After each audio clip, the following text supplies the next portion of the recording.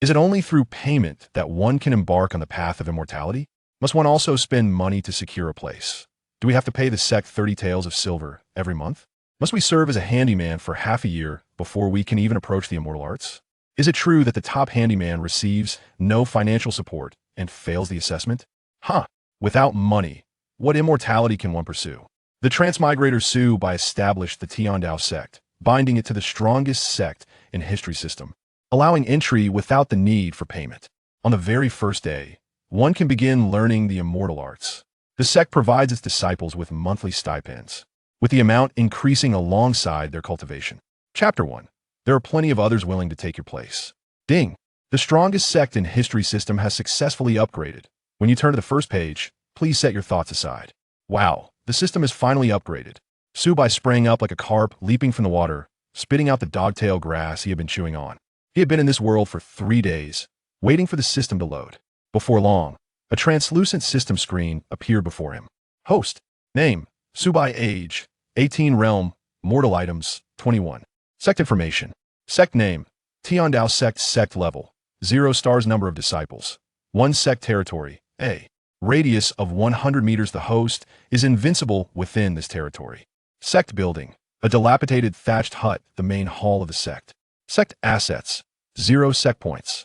Conditions for upgrading to a 1-star sect. Recruit 1 disciple must prostrate before the main hall to pay respects to the master.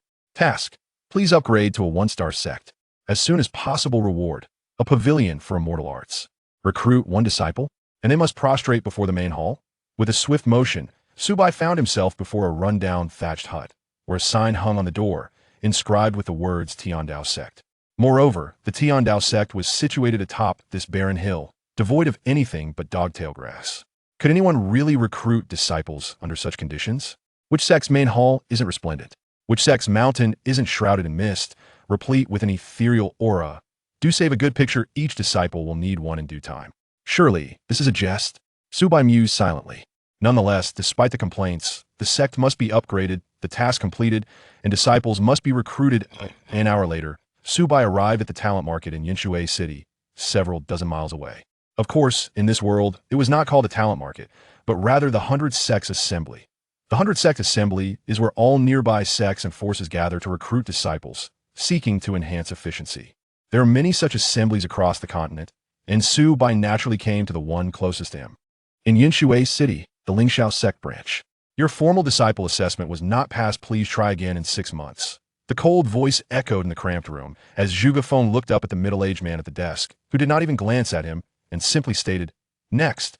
Deacon Wang, I ranked first in all 6 tests of the Lingxiao Sect. Why did I not pass?" Brother Gon failed all assessments. How did he pass? Zhuge Feng asked, filled with indignation.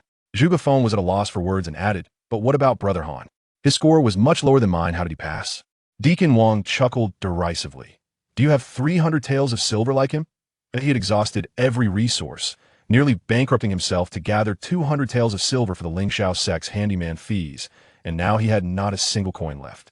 Deacon Wang, seeing this, shook his head mockingly, continuing, "Without money, you can either wait for the next assessment in 6 months or leave. But my talent and comprehension far exceed others even." Zhuge Feng attempted to argue. Deacon Wang's disdainful laughter interrupted him. "This world is not short of self-proclaimed geniuses like you. Forget about being a formal disciple even for a handyman position. There are at least 80 others vying for it. If you want, do it. There are plenty who will." Zhuge Feng fell silent at these words, his fists clenched, nails digging into his palms without him noticing. After a long pause, he released his fists and turned to leave. Just a nobody, thinking he's a genius? Deacon Wang's mutterings followed him out the door. Outside, a long line had formed, with anxious youths awaiting the results of their assessments. Becoming a formal disciple of the Lingxiao Sect grants one access to immortal arts, though it requires a considerable sum of silver to purchase them, yet they are immortal arts. If one cultivates successfully, they could become a being capable of summoning the wind and calling the rain. These were children from ordinary families, many having sacrificed everything for the chance to join the Lingxiao Sect. Thus, they were filled with anticipation, eager for the day they could become immortals, just as Zhuge Feng had once hoped. Zhuge Feng felt at a loss for words. Should he tell them it was impossible to pass the formal assessment? Should he reveal that the quotas had already been predetermined and the so-called assessment was merely a formality? Those who could pass the assessment were over there, watching the spectacle. Not far away, beneath a tree, several elegantly dressed youths lounged, casting mocking glances at the queue. Brother Gon, Brother Han, Sister Lu. They need not wait for their results, for they already knew them long before the assessment. Alas! Frustration, resentment, indignation, and helplessness, a myriad of emotions surged within Zhuge Feng, ultimately coalescing into a soft sigh. Could he demand that the peak-level Deacon Wang ensure his passage? He was merely an ordinary person, powerless and insignificant in this vast world. How could he contend with an immortal? How could he reason with a powerful sect? Chapter 2. A starting salary of 30,000. Upon entering the Grand Plaza of the 100 Sects Assembly, Su Bai was taken aback by the vibrant scene before him. The throngs of people filled the square to the brim. Was the fervor for cultivation in this world truly so overwhelming? As he surveyed the area, he counted approximately 107 signs, indicating that over 100 sects were recruiting disciples here. Each sign was more opulent than the last, particularly the one at the center, which exuded an extraordinary grandeur. The plaque bore the gilded characters of Xianxiao Sect, accompanied by several lines of text beneath it. Top 500 of the Immortal Alliance. Monthly base salary, 30 taels. Quota for Yushui City, 50 positions. At that moment, the area surrounding the Xianxiao sect was already teeming with people, all vying for a chance to secure a position. Su Bai glanced at the resplendent sign and then down at the shabby wooden board in his hand, feeling a pang of introspection. Truly, the top 500 sects were overflowing with wealth, offering a starting salary of 30 taels a month. In this world, the currency of ordinary folk primarily consisted of copper coins and silver, where 1 tael of silver equated to 1,000 copper coins. Based on his observations over the past few days, a single copper coin was roughly equivalent to 1 yuan. This meant that 30 taels of silver translated to a starting monthly salary of 30,000. The very notion of a starting salary conjured boundless possibilities. No wonder so many were eager to join. As Su Bai scanned his surroundings, he noted that the monthly salaries advertised by various sects ranged from 3 to 30 taels. He reached into his pocket and felt the meager 20 coins remaining, stirring a sense of frustration within him. How could he even afford to pay a disciple's salary? Moments later, he steeled himself and inscribed several lines on the wooden board. Heavenly Dao Sect, future number 1 sect. Monthly base salary, 30 taels. Quota, 1 position. After all, he was a man with a system. How could he bow down for a mere 3 taels of silver? Since salaries were paid at the end of the month, he could recruit disciples and upgrade the sect, and after a month, surely he would not be lacking in silver. With this thought, Su Bai found a spot, propped the wooden board up in front of him, and awaited disciples for interviews. The sheer number of attendees at the assembly was staggering. Although many aspired to join the Xianxiao sect, numerous individuals possessed limited strength and were unable to queue, forcing them to consider other sections. Thus, every sign was surrounded by crowds. Come and see. The future number 1 sect in the world. Don't miss out. Su Bai called out, a smile adorning his face, embodying the decorum of an interviewer. What? Future number 1 sect in the world? The crowd halted, curiosity piqued as they turned their gazes toward the source of the voice. As they hurried over and scrutinized the so-called sign up close, their eyes widened in disbelief, and their mouths gaped in astonishment. Laughter erupted. Is this a joke? This is a sign, someone exclaimed, pointing at the dilapidated wooden board before Su Bai, its edges uneven, as though gnawed by a dog. Without needing to look further, it was clear that this was yet another fraudulent sect attempting to deceive the eager cultivators. Another individual, with a serious demeanor, analyzed the situation, contempt etched across their face. With such a fraud, I must keep my child far away to avoid any negative influence. A middle-aged woman tightly grasped the hand of her child and hurried away. Oh dear, this child appears quite bright, yet he has resorted to such deceitful antics, an elderly man lamented, shaking his head in sorrow. Look here, the sign says 30 taels for the monthly salary. I thought it was 3 taels. I must have missed a zero. Someone shouted, incredulity written all over their face. Am I mad, or is this world mad? The Xianxiao sect, among the top 500, only offers 30 taels. Have they lost their minds over money? Initially assuming it was a scam, they now realized it was merely a fool. The crowd roared with laughter, drawing even more curious glances. When they saw a youth with a tattered wooden board recruiting disciples, claiming a salary of 30 taels, they couldn't help but find it amusing. Setting aside whether he was a fraud, one must wonder, what qualifications did he possess to demand 30 taels? Was he among the top 500 of the Immortal Alliance? Or did he have millions of disciples like the Xianxiao sect? Hearing the murmurs of the crowd, Su Bai furrowed his brow slightly. Why did it feel increasingly amiss? My sect offers excellent benefits, yet I am mocked? Must it be that the monthly salary of Dao Sect disciples must be lower than that of Xiao Sect? Hours turned into 3, and Su Bai had sat for 4 hours. Some sects filled their quotas and departed, while new ones arrived. The flow of people was unceasing, and many paused by his side. However, every individual who stopped to glance at his sign first appeared taken aback, followed by bursts of mocking laughter. Especially upon hearing or seeing the figure of 30 tails, their expressions mirrored that of someone witnessing a fool. Unperturbed, Su Bai remained seated, patiently waiting. Zhuge Feng trudged down the mountain with a stiff gait, akin to a wandering spirit, unwittingly arriving at the 100 sects assembly. Only 10 spots left. Hurry, seize the moment, shouted the stewards responsible for recruiting at Xiao Sect, causing the crowd to erupt in excitement as they rushed forward, anxious not to miss their chance. Immortal. Here are some local specialties. Please take a look. A middle-aged man squeezed through, respectfully offering an opaque burlap sack while pulling his son closer. Immortal. What do you think of my son? A steward took the sack, weighing it in his hand before probing inside, his face breaking into a grin. Haha. This lad seems promising. You've got yourself a disciple. The middle-aged man and his son were instantly overjoyed, kneeling in gratitude. Thank you, Immortal. Thank you. Such joy over a mere servant's position.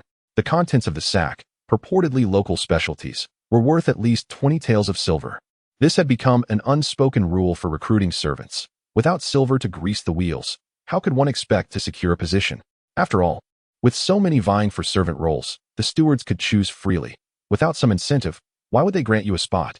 The middle-aged man's clothing bore patches, indicating a modest background. It was likely these silver coins were the result of years of frugality. Zhuge Feng observed silently, as if witnessing a reflection of his own past 6 months prior. Half a year ago, he had sold his only home and, after much effort, managed to gather 200 taels. 20 taels were spent to secure a servant's position, while 180 taels covered 6 months of servant fees. The most absurd part? Servants did not receive room and board. With no money to his name, he was forced to assist other seniors after completing his tasks, just to scrape together a few coins for sustenance. After 6 months of toil, he never anticipated such an outcome. The sect mandated that to officially join and cultivate immortal techniques, one had to serve as a servant for 6 months first. Servants faced a multitude of tasks daily, from sweeping stairs to fetching water to planting spirit herbs, with no breaks for 6 months. Furthermore, servant disciples were required to pay 30 taels monthly to the sect to remain, or they would be expelled. How could one occupy a spot without paying? While others sought entry. With a sigh, Zhuge Feng found himself at a loss about the path ahead. Having lost his home and failed his assessment, he found himself devoid of any currency to sustain himself for another 6 months of menial labor. How could he avenge his parents if he could not ascend to immortality? Perhaps, in this lifetime, he would never be able to seek retribution. Just as he prepared to depart, his gaze fell upon a sign, Heavenly Dao Sect, all meals and lodging provided. Join us to learn the ways of immortality. Monthly fee, 30 taels, limited to 1 disciple.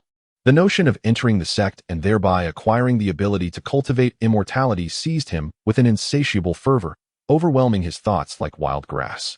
After a prolonged moment, he took a deep breath to quell the tumult within and approached the sign. Chapter 3. Set aside the desire to help, respect others' fates.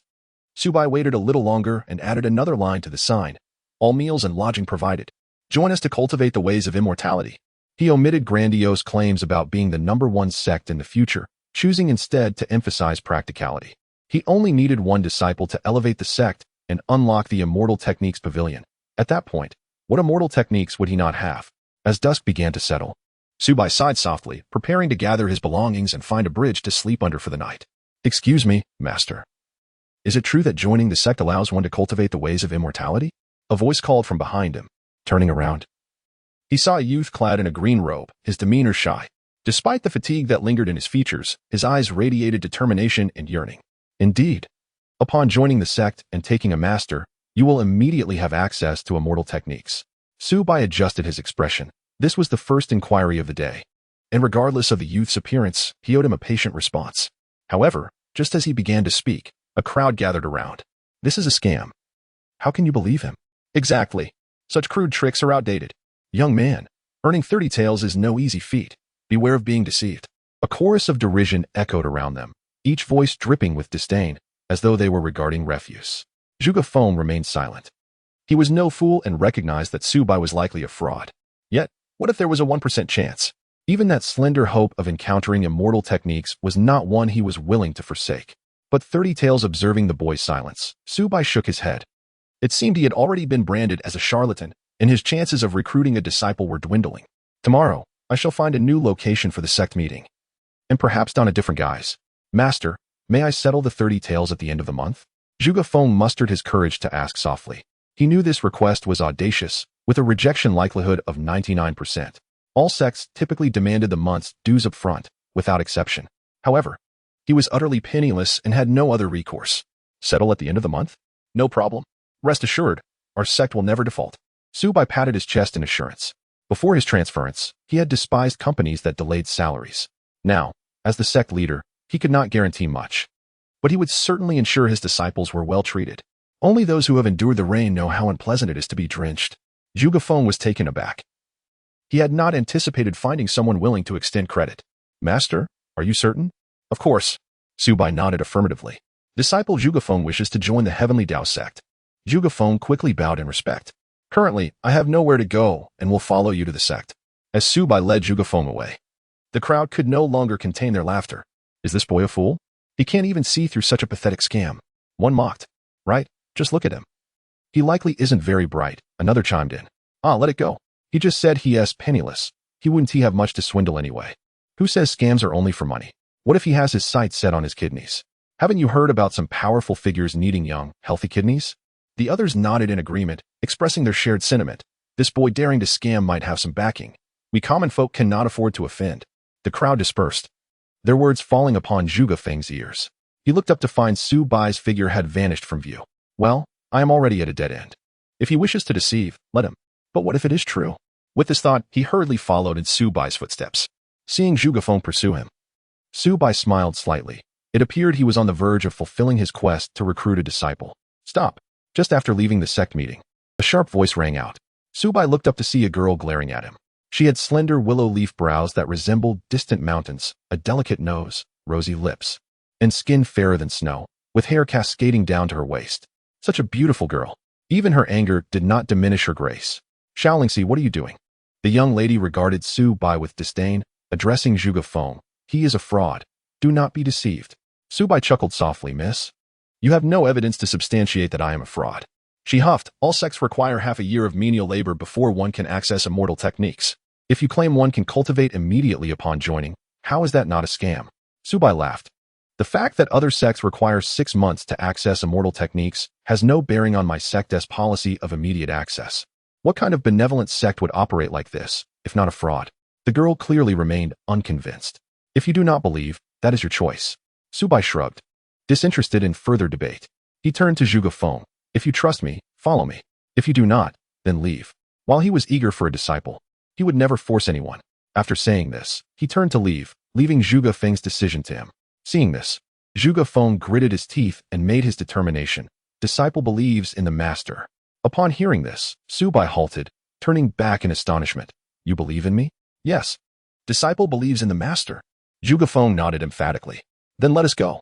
Su Bai smiled easily and proceeded onward. The feeling of being believed in was rather pleasant. While Su Bai reveled in this, Xianxia was nearing her breaking point. She could hardly fathom how someone like Zhuge Feng could exist in this world. How could he trust an obvious fraud? Damn it, the scoundrel. I must expose your true nature. Xianxia stomped her foot and chased after Su Bai. No, miss. Why are you following me again? Su Bai was exasperated. Was this girl like an adhesive plaster? Xianxia huffed, resolutely declaring, I will reveal you as a fraud. You need not worry, I can take care of myself. Xianxia proudly lifted her chin, revealing a sword at her waist. Chapter 4. The First Disciple, Sect Advancement. Beneath the night sky, a brilliant moon hung high, surrounded by twinkling stars that cast a gentle glow, bathing the entire expanse in a soft silver light. The peculiar trio traversed the moonlit path through a silent forest, where occasional chirps of insects and calls of birds could be heard. But no signs of human life were visible. Xianxia, walking at the rear, observed the increasingly desolate scenery around her, deepening her suspicions of Su Bai. One hand rested on the hilt of her sword, ready to draw at the slightest hint of danger. Moments later, a small hill emerged ahead, and Su Bai extended his hand, pointing. That is the Dao Sect. Upon hearing this, Xianxia quickly lifted her head and focused her gaze. The hill appeared rather modest in scale, with hardly any notable structures visible. Only a dilapidated thatched hut stood solitary upon it. Silence enveloped the surroundings. Not a single shadow of a person could be seen, nor even the flicker of a candle. What kind of shabby sect is this? Xianxia's doubts reached their peak as she muttered to herself, how could this not be a scam? Even the usually composed Zhuge Feng felt a twinge of uncertainty. For this place seemed utterly unworthy of being a legitimate sect. However, a faint smile crept upon Su Bai's lips. The moment his foot crossed into the territory of the sect, he was already invincible. In the blink of an eye, he vanished like a specter, only to reappear before the thatched hut at an astonishing speed. A technique to traverse distances in an instant. Both Xiaolingxi and Zhuge Feng's eyes widened in disbelief, their pupils constricting from sheer astonishment as tumultuous emotions surged within them, leaving them in a state of turmoil. The ability to traverse distances in an instant belonged not only to the realm of celestial arts but was also a formidable skill, usually requiring one to reach the foundational stage to learn it. In other words, the seemingly youthful trickster before them was indeed a powerful celestial master. Are you not coming to pay your respects? Su Bai called out to Zhuge Feng, who was still processing the revelation. Within moments, Zhuge Feng reached the summit, kneeling respectfully before Su Bai and earnestly bowing 3 times, exclaiming, "Disciple Zhuge Feng pays homage to master." Su Bai nodded slightly, a look of satisfaction gracing his face as he spoke softly, "Rise, from this moment forth, you shall be my eldest disciple and the senior brother of the Heavenly Dao Sect." Ding. Task completed. The sect is upgraded to 1 star, and the 1-star rewards have been issued. Please check the system information. Sect information, sect name, Heavenly Dao Sect sect level, 1 star, upgradable, number of disciples, 2. Disciple information can be checked at any time, sect territory, 1 mile radius. The host is absolutely invincible within the territory, sect buildings, 1 main hall, 1 celestial arts pavilion sect real estate, 1 acre of fertile land, 100 spirit seeds sect assets, 0 sect points, 0 2-star sect upgrade conditions, recruit 3 disciples, sect loyalty above 60, and sect points must exceed 100. Task. Please upgrade to a 2-star sect as soon as possible. Rewards include a martial arts pavilion and an alchemy pavilion. The system's prompt filled Su Bai with excitement. He had finally leveled up. Upgrade, he silently declared. The next moment, the ground trembled, and the entire hill began to transform. Boom. The once decrepit, thatched hut vanished in an instant, replaced by a magnificent palace radiating grandeur. Above the palace, a plaque soared, inscribed with the 3 bold characters of Heavenly Dao Sect. Simultaneously, not far from the main hall, a resplendent palace emerged, engraved with the words Celestial Arts Pavilion. The entire small hill expanded by more than double, now teeming with a touch of spiritual essence. The sudden spectacle left Zhuge Feng and Xiaolingxi in a state of shock, their mouths agape as they gazed at the transformation. What had they just witnessed? The conjuring of structures, the alteration of terrain. Was it a golden core master? Or perhaps an ancient yuaning? Or even the fabled transformation god? Master is incredibly powerful. Far beyond Steward Wang. Zhuge Feng thought to himself, grateful that he had chosen to trust his master. Zhuge Feng, that is the Celestial Arts Pavilion. Go select the most suitable technique for your cultivation, Su Bai instructed. Thank you, master. Zhuge Feng bowed again, excitement brimming in his expression as he entered the Celestial Arts Pavilion. Finally, he would have the opportunity to engage with celestial arts. Clenching his fists in exhilaration, he stepped into the pavilion, only to be awestruck by the sight before him. Countless celestial art scrolls floated throughout the pavilion. Even Zhuge Feng, typically composed, could not suppress a gasp of astonishment, his heart racing. Please place your hand on the stone platform before you. A melodious female voice suddenly resonated in his ear. Who is speaking? Zhuge Feng jolted, scanning his surroundings. However, apart from the myriad scrolls drifting about, he could find no one. I am the guardian spirit of the Celestial Arts Pavilion. There is no need to fear. If you wish to choose for yourself, feel free to select any celestial art scroll. If you would like me to select for you, please place your hand on the stone tablet in front of you. Upon hearing this, Zhuge Feng sighed in relief, realizing it was merely the guardian spirit. Please, esteemed guardian spirit, choose for me. Zhuge Feng respectfully clasped his hands, bowing to the stone platform before placing his hand upon it. He was unfamiliar with celestial arts. For him, having any celestial art to cultivate was sufficient, regardless of which one it was. Faced with such an abundance of options, he deemed it wiser to let the guardian spirit make the selection for him. You possess a steady temperament, neither arrogant nor hasty. Thus, the Dao Jing Lian Shi Pian is most suitable for your cultivation, providing a solid foundation.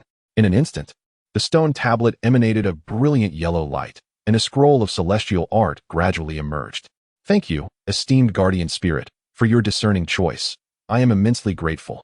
Zhuge Feng exclaimed in delight, cradling the scroll of celestial art with reverence as he bowed to the guardian spirit again before stepping back. Though he had mentally prepared himself, the moment he held the yellow scroll in his hands, he could not help but feel a surge of emotion and excitement. Was this the celestial art he had longed for? Chapter 5, Celestial Arts, Completely Free. While Zhuge Feng was selecting his celestial art, the two outside were exchanging incredulous glances. You. Xiaoxia's eyes widened in disbelief as she stared at Su Bai. Feeling that everything she had encountered that evening had shattered her understanding of reality. She had initially thought she could expose a fraud, but unexpectedly, she had stumbled upon the genuine article. With his hands clasped behind his back, Su Bai chuckled, "Little girl, do you still doubt my authenticity?" Xiaoxia found herself at a loss for words, her cheeks flushing as she muttered, "How was I to know you were genuinely capable?" Su Bai shook his head, not wishing to argue with a young girl. Just then, Zhuge Feng emerged from the Celestial Arts Pavilion, holding a yellow scroll with respect as he approached Su Bai. "Master, how much silver is required for this celestial art? And for the first level of the Xianxia technique, how much silver would that cost?" His voice trembled slightly, and Xiaoxia turned her gaze toward him as well. Celestial arts are the very foundation upon which a sect stands. Many sects cherish their celestial arts as treasures, the very source of their ability to attract disciples. Take the Xianxiao sect, for instance. Its foundational celestial art, the Xianxiao technique, is of high caliber. How does one learn the Xianxiao technique? First, one must become a servant disciple, spending half a year preparing before passing a formal assessment to become a formal disciple. Secondly, one must complete various sect tasks to earn points, and only with enough points can one qualify to exchange for the Xianxiao technique. Lastly, even after obtaining the qualification to exchange, it is not free. One must still spend money to purchase it.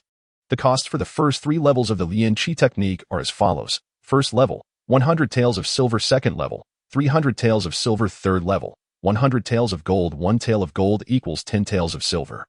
Meaning 100 taels of gold amounts to 1,000 taels of silver. And this is merely for the first 3 levels of the Xianxia realm. The prices for the subsequent levels soar even higher. Once again, the question arises, without wealth, how can one cultivate immortality? Is it not better to live as an ordinary mortal? The art of immortality is exceedingly precious. Why does Zhuge Feng not tremble? Even before he begins his training, he has an inkling that this scripture is far from ordinary, its value likely rivaling that of the Xianxiao technique. Yet, with such a technique before him, he currently possesses no funds to procure it. Money? What money? Su Bai was utterly bewildered. Prior to his transmigration, he had read countless novels where disciples joined sects and were granted free access to cultivation techniques. Why, in his own case, was there a demand for currency? Zhuge Feng paused, thinking Su Bai had not heard him clearly, and quickly asked, "Master, how much silver must I pay to cultivate this immortal technique?" "Silver is unnecessary. As you are a disciple of the Heavenly Dao Sect, you may freely cultivate our immortal techniques," Su Bai replied with a smile. Zhuge Feng was taken aback, feeling as though a bomb had detonated in his mind, buzzing incessantly. Such a precious technique, offered for free? "Master, does this mean that the techniques from the 1st to the 9th levels of Qi refinement require no payment at all?" He struggled to believe it, even suspecting he was hallucinating. The techniques for the first 3 levels alone were exorbitantly priced. How could all 9 levels be free? "Are you unwilling?" Su Bai raised an eyebrow, a smile dancing at the corners of his lips. "I grant you the opportunity to cultivate this immortal technique. Do not squander my expectations." Zhuge Feng looked up to see his master standing with hands clasped behind him, a smile gracing his face, radiating like the luminous moon of the evening. The moonlight cascaded down like a silken waterfall, casting him in an ethereal glow, as if he were a celestial being descended to save the world. His body trembled violently as a surge of fervent blood rushed to his heart, rising to his head. Suddenly, he found himself kneeling, bowing deeply, and declared with unwavering conviction, "Disciple Zhuge Feng, humbly thanks Master." Seeing this, Su Bai couldn't help but smile. Beside him, Xiaoxia was rendered speechless, her beautiful eyes wide with astonishment, her mouth opening and closing without uttering a sound. Her heart was overwhelmed with shock and disbelief. A complete immortal technique for the 9th level of Qi refinement, free? Surely, even her family would have to expend considerable resources to procure a complete set of such techniques. Could it truly not be a deception? "Master, what tasks must I complete each day?" Zhuge Feng inquired, lifting his gaze. In any sect, whether as a servant or a formal disciple, one must prioritize completing daily tasks, typically taking 6 to 7 hours. Failure to do so would result in severe penalties. What were the daily tasks at the Heavenly Dao Sect? Tasks. Your sole task is to cultivate diligently. The higher your cultivation, The greater your contribution to the sect, Su Bai replied nonchalantly. Upon hearing this, Zhuge Feng was momentarily stunned. The task was simply to cultivate. What did that equate to? It was akin to earning money while lying down. What are you still hesitating for? Hurry and seize the time to cultivate, Su Bai urged. Turning away, Zhuge Feng felt tears streaming down his face uncontrollably. He had not wept when his parents were brutally murdered, silently burying them and vowing vengeance. He had not shed tears while facing harsh treatment as a servant, due to his inability to pay for lighter work. Even when he was replaced in the assessment, he remained dry-eyed. Yet now, all his strength and grievances transformed into crystalline tears cascading down his cheeks. A man of fortitude seldom weeps, but when the heart is pained, it cannot be restrained. Master, such profound grace, I will surely repay it with my life, Zhuge Feng whispered to himself, wiping the traces of tears from his eyes.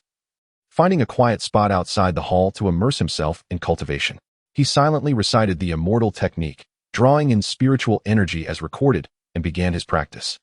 The spiritual energy gradually coalesced, transforming into a soft silver glow that enveloped Zhuge Feng, forming a circular halo that spun around him. 1, 2, 3, 4, 5, 6, 7, 8, 9, 10, completing a full cycle in only 20 breaths.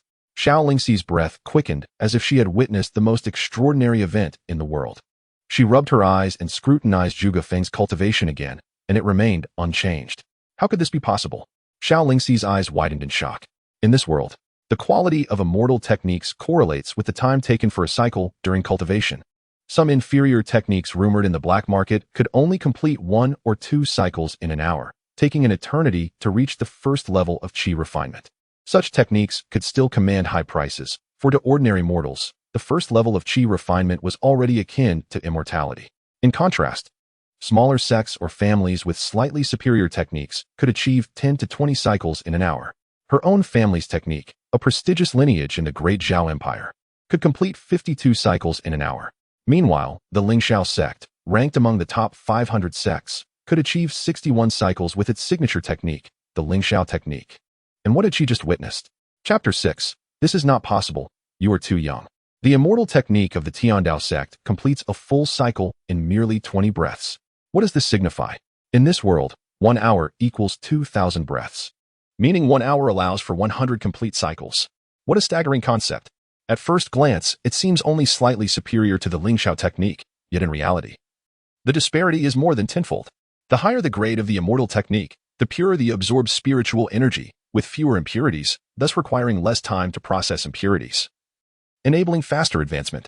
Processing impurities is far more challenging than merely cycling through cultivation. After all, one merely absorbs energy, while the other necessitates repeated refinement to ensure the energy remains pure, preventing harm to the meridians during circulation. Therefore, techniques that allow for more cycles per hour are of superior quality. Even a single additional cycle can lead to a massive difference in value. The Lingxiao technique, with 61 cycles per hour, could sustain a top 500 sect. What might a technique with 100 cycles per hour be capable of? What was once thought to be unrivaled in the Lingxiao technique now appeared trivial before the Dao Sect's immortal technique. For Xiaoxia, such an immortal technique was as alluring as the most exquisite gown in the world. Master, do you still need disciples? Xiaoxia approached Su Bai, her large, beautiful eyes sparkling with hope.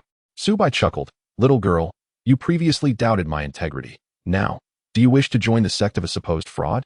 Xiaoxia's cheeks flushed with embarrassment, yet she quickly adopted a serious demeanor, sincerely stating, Master, Lingxi acknowledges her mistake and hopes for your forgiveness. Oh, pray tell, where did you err? Su Bai inquired, intrigued by Xiaoxia. This young girl was quite the spirited one, bold enough to challenge him and venture into the wilderness alone. Lingxi should not have doubted Master, nor should she have spoken disrespectfully, Xiaoxia replied, her head bowed in a contrite manner. This display elicited an amused smile from Su Bai. He held no malice towards her, merely seeking to tease the little girl. Such trifles are not worth my concern. There is no need for me to engage in a contest of wills with a young girl. Su Bai waved his hand, signaling that he bore no grudge. Master Xia, you are truly wonderful. Upon hearing Su Bai's words, Xiaoxia's beautiful eyes curved into crescent moons, a smile gracing her lips. Master, does this mean I can join the Heavenly Dao Sect? She blinked her large eyes, gazing at Su Bai with eager anticipation. Su Bai looked her over from head to toe, shaking his head as he replied, not for the time being. Ah, why? Xiaoxia pouted, a hint of grievance in her voice. Master, I can help you with laundry, serve tea, and even give you massages. I can do anything, so please accept me. No, you are too young, Su Bai reiterated after another appraisal of her. Too young? Xianxia lowered her head, following Su Bai's gaze to her chest. While it wasn't particularly prominent, it certainly wasn't small. Or do you prefer something larger? Where is it small? It's not small at all. Xianxia raised her head, proudly accentuating her curves, exuding a youthful confidence. Cough, cough. Su Bai cleared his throat, attempting to mask his embarrassment. I'm not referring to that. What I mean is your age. Our sect does not accept minors. Young? Xianxia murmured, momentarily dazed, before her cheeks flushed. It seemed she had misunderstood her master. Master, just to clarify, I completed my coming-of-age ceremony 3 days ago, so I am already of age. Is that so? Su Bai was taken aback. This little girl had come of age? Oh, I forgot. In this world, one becomes an adult at 16, not 18. Oh, Su Bai raised an eyebrow, seemingly intrigued. A rebellious girl who has run away from home? That makes it even less likely for me to accept you. If I take you in now, what will happen when your parents come looking for you in a few days? If you want to join the Heavenly Dao Sect, that's fine. But your parents must accompany you. Otherwise, I refuse to become an abductor. Su Bai's expression turned serious as he spoke. Then he swiftly entered the main hall and slammed the door shut behind him. Hey you. Xianxia stood there, stunned into silence. Rising early at dawn, Su Bai stretched and prepared to assess his disciple's progress overnight. However, as soon as he opened the door, he was taken aback by the sight before him. The entire mountain peak was impeccably clean, no dried grass or fallen leaves in sight, and the building sparkled as if reflecting light, with not a speck of dust present. Numerous pots of fresh flowers adorned various spots, filling the air with a fragrant aroma, mingled with an enticing scent, braised pork. Following the scent, Su Bai noticed a small wooden table laden with an array of delectable dishes, at least 7 or 8, each wafting an irresistible fragrance. In the center, a large bowl of braised pork caught his eye, glistening with rich juices and ample fat, instantly stirring his appetite. Master, you're awake. Xianxia appeared from nowhere, her face beaming as she rushed to Su Bai's side. I made this myself. Would you like to try it? What was it like to wake up to such a delightful meal? Before crossing over, as a reclusive man who relied on takeout, Su Bai felt an overwhelming sense of sudden happiness. He picked up his chopsticks and took a piece of braised pork into his mouth. Instantly, he was rendered motionless, as if bound. How is it? Is it delicious? Xianxia asked with a cheerful smile, faint dimples appearing on her cheeks. She was exceedingly confident in her culinary skills. Her mother often said that the best way to capture a man's heart was through his stomach. It's incredible, absolutely delicious. No need to cook again next time. Su Bai declared, swiftly making his escape. Where's the water? Where's the water? Had it truly been so delicious that he vanished in a heartbeat? Seeing Su Bai disappear, Xianxia scratched her head. Could it really be that good? With a hint of skepticism, Xianxia picked up a piece of meat and tasted it. Upon savoring it, her expression mirrored Su Bai's from earlier. The flavor hit her like a wave of salt, overwhelming her taste buds and leaving her momentarily speechless. Tears welled in her eyes. It was akin to a diner in the Northeast lamenting the small portions, or a Guangdong native unknowingly biting into a devilishly spicy pepper, or requesting a bubble tea without pearls but with extra salt. Chapter 7. Can the heavenly root pass the formal assessment? You've been away all night. Have you considered your family's feelings? Su Bai reprimanded sternly. Xianxia lowered her head, muttering, Did they ever consider my feelings? Every parent worries about their child. Su Bai replied helplessly. Xianxia was not his child, and he had no authority to interfere excessively. If his own child were this unruly, he would ensure they had a perfect childhood. Suddenly, a voice echoed in Su Bai's mind. Ding. Host S cultivation has broken through. Host name, Su Bai age, 18 realm. Qi refinement level 3 items. 20 coins Qi refinement level 3? Su Bai's gaze instinctively shifted to Zhuge Feng, who was still cultivating nearby. As the sect leader of the Heavenly Dao Sect, his cultivation was 10 times that of all the disciples combined. Presently, there was only Zhuge Feng as a disciple. Thus, his cultivation was directly tied to Zhuge Feng's. In other words, as Zhuge Feng advanced Ding, disciple S cultivation breakthrough. Reward, 10 sect points. A sharp sound resonated from Zhuge Feng's body, and the surrounding air surged dramatically, a powerful aura erupting forth. With a swish, he opened his eyes, radiating brilliance and vitality. Qi refinement level 1. Zhuge Feng exhaled a breath of stale air, slowly clenching his fist as a faint green glow enveloped his knuckles. Is this the power those immortals possess? He usually carved out time to strengthen his body, and his chores often involved heavy lifting, allowing him to lift hundreds of pounds.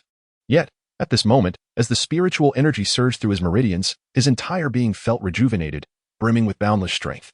At that moment, Zhuge Feng felt as if he had infinite energy. With my current strength, I should be able to avenge my parents, he thought, clenching his fist. Bloodlust flickering in his eyes. One night to reach Qi refinement level 1? Xianxia was dumbfounded. In the brief time since she met Su Bai, she had been astonished countless times. Even if the Heavenly Dao Sect's techniques were incredibly powerful, could one truly achieve Qi refinement in a single night? It was known that Lingxiao Sect's top genius, Ling Xiao, had taken half a month to reach Qi refinement level 1, and that had been celebrated to the heavens. Master, I have lived up to your expectations and successfully refined my Qi. Zhuge Feng exclaimed excitedly, bowing to Su Bai. Good. Very good, Su Bai praised. His heart swelling with joy. The stronger Zhuge Feng became, the stronger he would be. Have you cultivated before? Xianxia could not help but ask. I haven't even passed the official disciple assessment of the Lingxiao sect. How could I have cultivated any immortal techniques? Zhuge Feng chuckled bitterly. What does it matter if I was first in the assessment? The quota is controlled by those elders, if they don't approve. How would the sect leaders know that the top candidate was Zhuge Feng and not Han Feng? Your first time cultivating? Xiaoxia's eyes widened. She suddenly felt she had discovered an extraordinary prodigy. I'll look for it. With that thought, Xiaoxia quickly rummaged through her belongings. Moments later, she pulled out a crystal resembling a spiritual stone from her storage ring. This is the spiritual root testing stone. The higher your spiritual root, the brighter this stone will shine. Xiaoxia spoke as she placed the spiritual root testing stone before Zhuge Feng. Zhuge Feng rested his hand on the stone, and with a mere thought, spiritual energy gathered in his palm. In an instant, the crystal trembled slightly, followed by a dazzling golden light erupting from within, piercing the heavens. It was blinding, making it impossible to behold. The golden light shimmered, revealing the legendary heavenly spiritual root. Xiaoxia covered her mouth in disbelief, her expression one of incredulity. The Lingxiao sect had not acquired a single heavenly spiritual root in a millennium. Could it be that she was the one? Zhuge Feng was momentarily stunned as well. Nearby, Su Bai opened the system panel to check the disciple's information. Name, Zhuge Feng. Age, 18. Cultivation level, Qi refining first level spiritual root. Heavenly spiritual root sect loyalty, 80. Note, loyalty reaching 100 unlocks super rewards. Upon comprehending Zhuge Feng's details, Su Bai was left utterly astonished. Even as a transmigrator, he understood the extraordinary nature of the heavenly spiritual root. It was akin to a child of destiny. Was his first casually recruited disciple truly this formidable? The stronger the disciple, the stronger he himself would become. Wait, you possess a heavenly spiritual root, but did not pass the Lingxiao sect as formal disciple assessment? Am I hearing this correctly? Xiaoxia, realizing the implications, asked in disbelief. In this region, my assessment results were the best, yet I could not pass due to a lack of 300 taels of silver. Zhuge Feng replied with a shake of his head, a hint of resignation on his face. This world is rife with self-proclaimed geniuses. Xiaoxia nearly spat out the water she had drunk yesterday upon hearing this. A heavenly spiritual root failing the formal assessment? What a farce. Why can't one pass without 300 taels of silver? She exclaimed, her eyes wide in confusion. Because the assessment scores at the Yinshui city branch are controlled by a few deacons, who then report to the sect elders. Your excellent performance holds no value for them. But if you have silver, they can profit from it. It is not a difficult choice, Zhuge Feng explained with a wry smile. How can this be? Isn't the spiritual root tested during the assessment? Xiaoxia was taken aback. Test the spiritual roots? If they did, those pampered young masters and ladies with inferior roots could not pass. And how would the public accept it? Zhuge Feng sighed. Xiaoxia fell silent for a moment before suddenly saying, I apologize. Zhuge Feng smiled gently. No need to apologize. I have encountered such matters often and have long since come to terms with them. Xiaoxia shook her head. Half a year ago, my father arranged a disciple slot for me in the Lingxiao sect, and I only needed to report in 6 months to become an official disciple. If my memory serves me right, I believe we were in the same assessment batch. My slot was likely meant for you. As she spoke, Xiaoxia lightly bit her lip. Although it was merely a possibility, it filled her with guilt. Zhuge Feng was momentarily taken aback. Even someone like senior brother Gone, with a foundational cultivator father, was required to serve as a handyman for 6 months, merely for appearances. Yet this girl needed to do nothing and could directly report in 6 months. However, recalling something, Zhuge Feng smiled nonchalantly. Do not concern yourself, there are many slots, and the one you occupy is unlikely to be mine. Indeed, Xiaoxia nodded slightly. In truth, I never wished to join the Lingxiao sect, and after this incident, I am even less inclined. She then turned to Su Bai, her beautiful eyes sparkling. Master, tell me, what conditions must be met for me to join the Tiandao sect? Su Bai remained silent, casting his gaze toward the foot of the mountain. At that moment, a group was swiftly approaching. Xianxia followed Su Bai's gaze, and her expression shifted slightly. Before long, the group arrived at the Heavenly Dao Sect, standing before Su Bai and the others. Miss Xianxia, we have finally found you. Chapter 8. Su Bai strikes, instantaneously defeating Qi refining 9th level. Miss Xianxia, your departure yesterday had us quite worried. The group of 5 was led by a middle-aged man who appeared to be a deacon. He approached swiftly, his demeanor cold. By order of young Master Bao Xiao, we must safely escort you to the Xiao Sect. Miss Xianxia, please come with us. His tone was frigid, leaving no room for negotiation. I will not go. Xianxia firmly rejected. The middle-aged man cast a dismissive glance at Zhuge Feng and Su Bai, ignoring them entirely. Miss Xianxia, the young master's orders are absolute. Your status is special. Should you anger him, it would not bode well for the Xiao family. He paused momentarily before continuing. The young master is the prized disciple of Master Tian Xiao, with extraordinary talent and an immeasurable future. Hearing this, Zhuge Feng frowned. The individuals before him were all from the Xiao sect, particularly the leading man, who was a deacon. What troubled him was the mention of that young Master Bao Xiao. Bao Xiao was the foremost prodigy of the Xiao sect, a disciple of Xiao. Although he possessed some talent, he was notoriously debauched. He often relied on his status as the disciple of Master Tian Xiao to bully the virtuous, causing havoc in the neighborhood, even abducting maidens in broad daylight. In short, Bao Xiao was not only ill-tempered and violent, but had an extreme penchant for women, often indulging in the blood of virgins. Those chosen by him never left alive. Xianxia's face turned pale, and she felt utterly despondent. The mere thought of being brought before Bao Xiao sent shivers down her spine. Perhaps this was the inescapable fate of being born into a prominent family, sacrifices made for the greater good of the clan. She forced a bitter smile, turning to Su Bai and bowing. Master, I apologize for the disturbance. Farewell. With that, she turned to leave, her slender waist held straight. Sir, how shall we handle this? One of the men approached the Xiao sect deacon, glancing at Su Bai and Zhuge Feng, speaking softly. Kill them for abducting Miss Xianxia. The deacon's expression turned icy. His eyes filled with malice. They had already delayed a day escorting Xianxia. He was not sure how he would be punished. He could not vent his anger on Xianxia, so he would have to kill 2 insignificant ants to relieve his frustration. What are you doing? I will go with you. Must you still kill? Xianxia exclaimed, a mix of anger and fear. Please do not be anxious, Mississippi. We know how to handle this. The deacon waved his hand. The 4 men surrounded them, each radiating a wave of spiritual energy. These 4 were all cultivators, with levels not low, ranging from Qi refining 5th to 6th level. Master, be careful. Zhuge Feng stood protectively in front of Su Bai, refusing to budge even though he had just attained Qi refining. As the confrontation seemed imminent, Su Bai, who had remained silent, suddenly raised his head. His voice calm yet commanding. Kneel.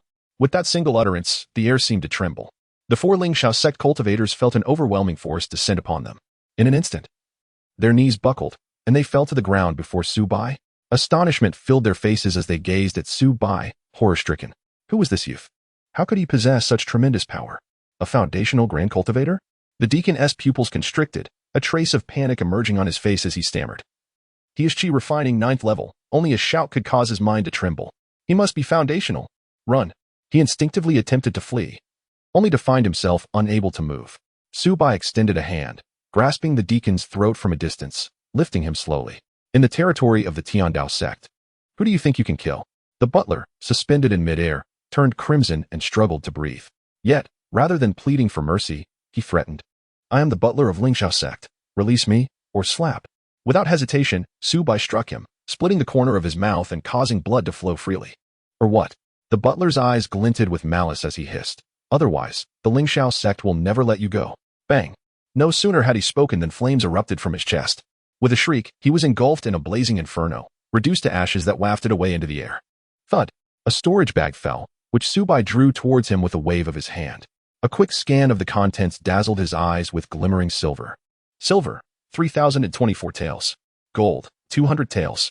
The disciple's salary is secure. He then gestured, and the other 4 were similarly consumed by flames, their lower cultivation levels rendering them devoid of storage bags or valuable possessions. However, the butler's bag was more than sufficient to annihilate a cultivator at the 9th level of Qi refinement with a single strike. Both Zhuge Feng and Xianxia were left dumbfounded, their eyes wide with profound shock and awe. While they suspected Su Bai's formidable strength, they never imagined it to be to such a degree. But then, Zhuge Feng recalled something and quickly spoke up. Master, with the butler of Lingxiao sect dead here, they will surely not let this go. Should we relocate the sect? Su Bai shook his head. No need. If they dare to come, we shall slay them all. Hearing Su Bai's nonchalant words, the two were utterly astonished, questioning whether they had misheard. After all, the Lingxiao sect was one of the top 500 in the Immortal Alliance. Master, what is your true strength? Xianxia could not help but inquire. Hiss. At her words, both were taken aback. The more casually Su Bai appeared, the more they felt he was unfathomable. However, they soon reconciled with it. The Dao Sect possessed a superlative immortal technique that cycled 100 times in an hour. Even the core technique of the top-ranked Tian men in the Immortal Alliance likely could not reach such heights. What are you still dawdling for? Why not pay your respects to your master? Su Bai smiled at Xianxia, teasingly. His intervention indicated his acknowledgement of the girl before him. Master, please allow your disciple Xianxia to bow before you. Xianxia was momentarily stunned. Then her face broke into a radiant smile as she bowed respectfully. Congratulations, Master. Zhuge Feng echoed. Name, Xianxia. Age, 16. Cultivation, mortal root. Superior in spiritual root. Yuan in body sect loyalty. 80. Note. Loyalty reaching 100 unlocks super rewards. The Yuan in body? Su Bai was somewhat taken aback. In this world, beyond spiritual roots, there were various physical constitutions. Some powerful physiques allowed for markedly faster cultivation and possessed unique attributes. For instance, the Battle Saint body, unparalleled in might, or the innate Dao body, which approached the Dao at an astonishing pace. The Yuan Yin body, if united in intimacy, could enhance both parties' cultivation potential and abilities, making it a coveted holy body for countless cultivators. In simpler terms, it was the strongest dual cultivation body. No wonder that so-called young Master Baoxiao sought to possess Xianxia. If one could truly cultivate through dual cultivation with such a physique, even the most mediocre individual could shatter their limitations and become an extraordinary genius. Go select an immortal technique. Refine your chi as soon as possible. Su Bai inclined his head slightly. Thank you, Master. Xianxia rejoiced, rushing towards the immortal technique pavilion. She could hardly wait to cultivate the immortal technique that cycled 100 times in an hour. Chapter 9. Xianxia's Immortal Technique. Upon entering the immortal technique pavilion, Xianxia resembled a curious kitten, gazing around in awe. When she beheld the myriad of floating immortal technique scrolls, her astonishment was palpable. Unlike Zhuge Feng, she hailed from a prominent family and had a broader understanding. The more techniques available, the higher their quality, reflecting the strength of a sect. Was Lingxiao sect strong? Yet even their collection did not exceed 100 tomes. But here, in this pavilion, the scrolls alone surpassed 10,000. This was no mere immortal technique pavilion. It resembled a magnificent treasure trove. Xianxia trembled with excitement, overwhelmed by the multitude of choices before her. Please place your hand on the stone pedestal before you. It seemed the spirit of the pavilion recognized her indecision. Who is speaking? Like Zhuge Feng before her, Xianxia jumped, scanning her surroundings. I am the guardian spirit of the immortal technique pavilion. There is no need for fear. The spirit's voice resonated, according to sect regulations. Every new disciple of our Dao sect may select one immortal technique. Should you wish to choose yourself, feel free to pick any scroll. If you would like me to select for you, please place your hand on the stone tablet before you. Guardian spirit? The legendary spirit of a divine artifact? Xianxia was momentarily speechless. In the continent, artifacts with spirits were undoubtedly among the most powerful entities, and those who possessed such spirits were certainly top-tier cultivators. She had never heard of any spirit existing within Lingxiao sect. Master did not deceive me. He truly does not fear Lingxiao sect. Xianxia pondered, then took a deep breath, suppressing her shock. With her emotion steadied, she cautiously approached the stone pedestal and placed her hand upon it. A gentle tremor coursed through the pedestal as it illuminated, and a scroll slowly materialized. The guardian spirit's voice echoed again. Your vibrant personality and lively disposition make this Jade Maiden Heart Sutra for chi refinement particularly suited to your physique, yielding enhanced cultivation effects. Jade Maiden Heart Sutra? Is this what Senior Brother Zhuge is cultivating? No. By its very name, it seems tailored for women. Xianxia murmured, lifting the scroll once more. Guardian spirit. Is this Jade Maiden Heart Sutra the strongest technique of Dao sect? Can one achieve 100 cycles in an hour with this?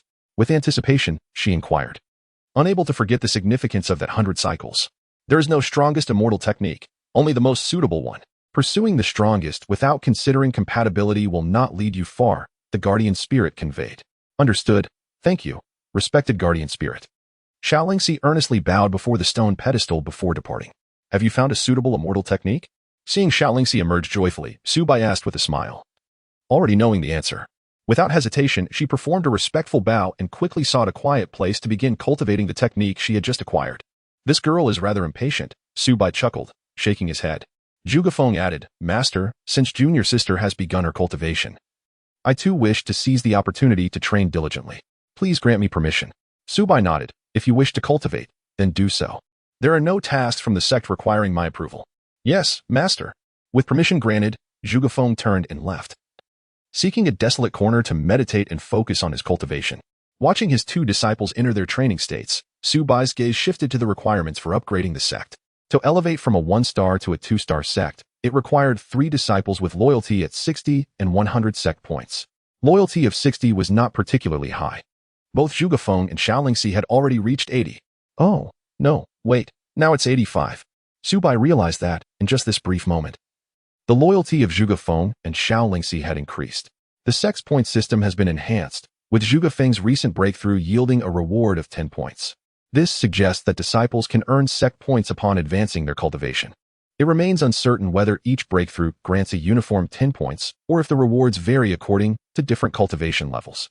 Hence, in order to elevate the sect to a 2-star status, he must recruit another disciple whose loyalty exceeds 60.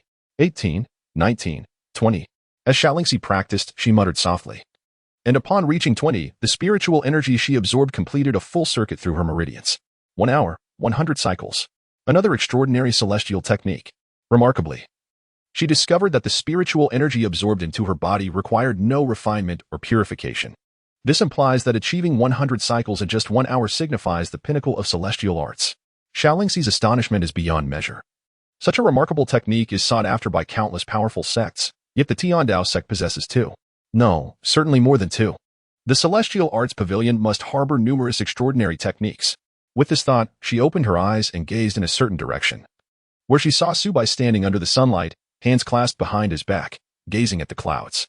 The sunlight cascaded upon him, enveloping him in a golden radiance that made him appear strikingly brilliant. In that moment, Xianxia's heart skipped a beat. Such precious celestial techniques should not be shared among outsiders. Her master is indeed magnificent. 3 days later, at the Xianxiao sect, in a certain chamber. Where are the others? I demand to know the whereabouts of Xianxia. A young man, pale and sickly, shouted in fury. Kneeling before him were several stewards, trembling and unable to meet his gaze. One steward, gathering courage, cautiously replied. Upon hearing this, the pale-faced youth erupted in rage. The reprimanded stewards trembled even more. They were acutely aware of this young lord's temperament. He could easily dispose of them without consequence. The pale youth barked an order. At this, the stewards quaked in fear. One steward, breaking the silence, replied, As you command. The others hastily rose and exited. Once they had all departed, a glint of malice flickered in the pale youth's eyes. Humph, the woman I desire will be found, no matter where she hides, and she shall become my plaything. No one can escape my grasp. No one. Chapter 10. Do not underestimate the young and poor. Time passed swiftly, and 5 days flew by. At the Heavenly Dao Sect, Xianxia gradually awakened from her training, exhaling a breath of stale air. At last, I have reached the 2nd level of qi refinement. Am I not a rare prodigy? She mused, her eyes sparkling with joy and excitement. 5 days to attain the 2nd level of qi refinement. This is a legendary achievement within the entire Dazhao Empire. Even Lingxiao, the sect's top prodigy with exceptional spiritual roots, took over a month to reach this level. My cultivation has caught up with Zhuge Xixiao. Just as Xianxia was about to express her thoughts, she noticed movement nearby. Zhuge Feng had once again broken through the 3rd level of qi refinement. Xianxia gasped in surprise, her delicate features contorting in disbelief. Remembering that those with heavenly roots could not pass the Lingxiao sect's assessment, she couldn't help but laugh. Oh, Lingxiao sect, you will never comprehend the genius you have missed. Moreover, Zhuge Xixiang is not only talented but also incredibly diligent, practicing for 12 hours a day, as if striving for 24. Host, name, Su Bai, age, 18, realm, 6th level of qi refinement items, 200 taels of gold, 30-20 taels of silver. This exemplifies the prodigious benefits of having disciples with tenfold cultivation. There is no need for training. One can simply advance while resting. However, this pace of advancement is still too slow, and the number of disciples is insufficient. I must recruit more. Su Bai rose, feeling discontent with his current level of cultivation. At present, the sect points had reached 90, just a step away from fulfilling the upgrade conditions. Xianxia's progression from the 1st to the 2nd level of qi refinement contributed 10 and 20 points, respectively, while Zhuge Feng's advancement from the second to the third level added 20 and 30 points. Thus, it seems each breakthrough enhances sect points, with higher levels yielding greater rewards. As for the current utility of the sect points, he was uncertain, but he anticipated their necessity after the next sect upgrade. Moments later, the three of them descended the mountain, heading towards Yinshui City. Suddenly, Xianxia turned around, her eyes sparkling with curiosity. Su Bai, upon hearing her, promptly retrieved a delicate violet veil from his storage bag. This was personally selected by me, he smiled gently. Xianxia accepted the veil, nodding in satisfaction. A faint smile gracing her lips. Sister, what prompted you to wear a veil today? Zhuge Feng queried, puzzled. Donning the veil, Xianxia replied. I suspect Zhao Baoxiao will not relent easily. His spies may already be scattered throughout Yinshui City. Zhuge Feng nodded in agreement. Indeed, Zhao Baoxiao's influence is beyond our current capacity to confront. Su Bai remained silent, though he was invincible within the Dao Sect. Outside of it, he was merely at the 6th level of qi refinement. Caution is advisable. Nurturing one's development is the way to success. Soon, the trio arrived at Yinshui City. At the entrance of the 100 Sects conference, Su Bai did not enter but instructed his 2 disciples, go and purchase some daily necessities for yourselves. Do not worry. This will not count against your monthly salary. The sect will reimburse the expenses. With that, he extracted 200 taels of silver from his storage bag, distributing 100 taels to each of Zhuge Feng and Xianxia. Thank you, master, but I already have my own funds. Xianxia giggled, waving her storage ring. The storage ring is 10 times more valuable than a storage bag, a luxury even the stewards of the Lingxiao sect could scarcely afford. However, Zhuge Feng hesitated. For 100 taels was a substantial sum to him. Master, I do not require so much. A few hundred copper coins will suffice, he quickly declined. What merit do I have to accept such a generous gift? Seeing that both disciples were reluctant to accept the silver, Su Bai adopted a stern expression. Are you disregarding my words? Lingxi, I know you possess funds, but this is yours from the sect. Accept it. Zhuge Feng, as the Dao Sect's eldest disciple, you must lead by example. Wearing those faded clothes is unacceptable. Understood, master. Xianxia pouted, appearing reluctant. Zhuge Feng's eyes glistened with moisture. He felt a wave of warmth wash over him. My master's kindness is as heavy as a mountain. I shall not disappoint your expectations. He silently clenched his fist, resolute to train diligently and become a strong force for the sect. Su Bai watched as the 2 departed, then turned his gaze toward another direction. Xiaoyan, I have become a disciple of the Yuntian sect, while you cannot even pass the entrance examination. I possess exceptional spiritual roots, whereas you are burdened with inferior ones. I am now at the 6th level of qi refinement, while you remain an ordinary mortal. The chasm between us is unfathomable. You are destined to be beneath my feet, forever looking up at me. Our engagement ends here. Our paths shall no longer intertwine. A delicately dressed young girl stood on the street, her beautiful visage marred by mockery and disdain. Before her, a somewhat slender boy hung his head low, his fists clenched tightly. Su Bai observed this scene quietly, and the name that came to mind reminded him of a protagonist from a novel he had read before his transmigration. One could only wonder what actions this boy would take next. Would he meet the standards to stir Su Bai's desire to take him as a disciple? At that moment, a crowd had gathered around, chattering incessantly. Isn't that the useless young master of the Xiao family? Still has he succeeded in cultivating qi? They remarked. I heard Lu Yanran has already become the junior master of the Yuntian sect, a super sect among the top 500 of the Immortal Alliance. Who doesn't he know of the Yuntian sect's reputation across the entire Zhao Empire? They pointed and laughed, their derision ringing in the air. Hearing their taunts, Xiaoyan lifted his gaze, only to find mockery etched on the faces surrounding him. His hands remained clenched into fists, his nails digging into his flesh. Yet he felt no pain. Finally, he exploded. Lu Yanran, 3 years from now, I will challenge you at the Yuntian sect to prove that I, Xiaoyan, am not useless. His voice boomed as he stormed away, leaving behind a crowd that erupted in laughter, as if mocking Xiaoyan's naivety and folly. No matter how much the ugly duckling wished to prove itself, it would forever remain a swan in disguise. The only ugly ducklings that transformed into swans were those that were swans from the very beginning. Xiaoyan walked deep into a dead-end alley before finally stopping. At this moment, tears streamed down his face. Why? Why has the heavens made it impossible for me to cultivate? I have worked hard. I have been diligent. I have sacrificed so much. Why can't I succeed in cultivating qi? Why? He cried out in anguish. Am I destined to be a waste? He pounded the wall in despair, venting his inner grievances and sorrow. Just then, a voice called out from behind him, accompanied by the sound of footsteps. Young man, have you ever heard this saying? Do not belittle the youth and poverty. Chapter 11. No one is born a waste. A handsome youth in a white robe was smiling gently at him, his gaze calm yet imbued with a hint of encouragement and warmth. Who are you?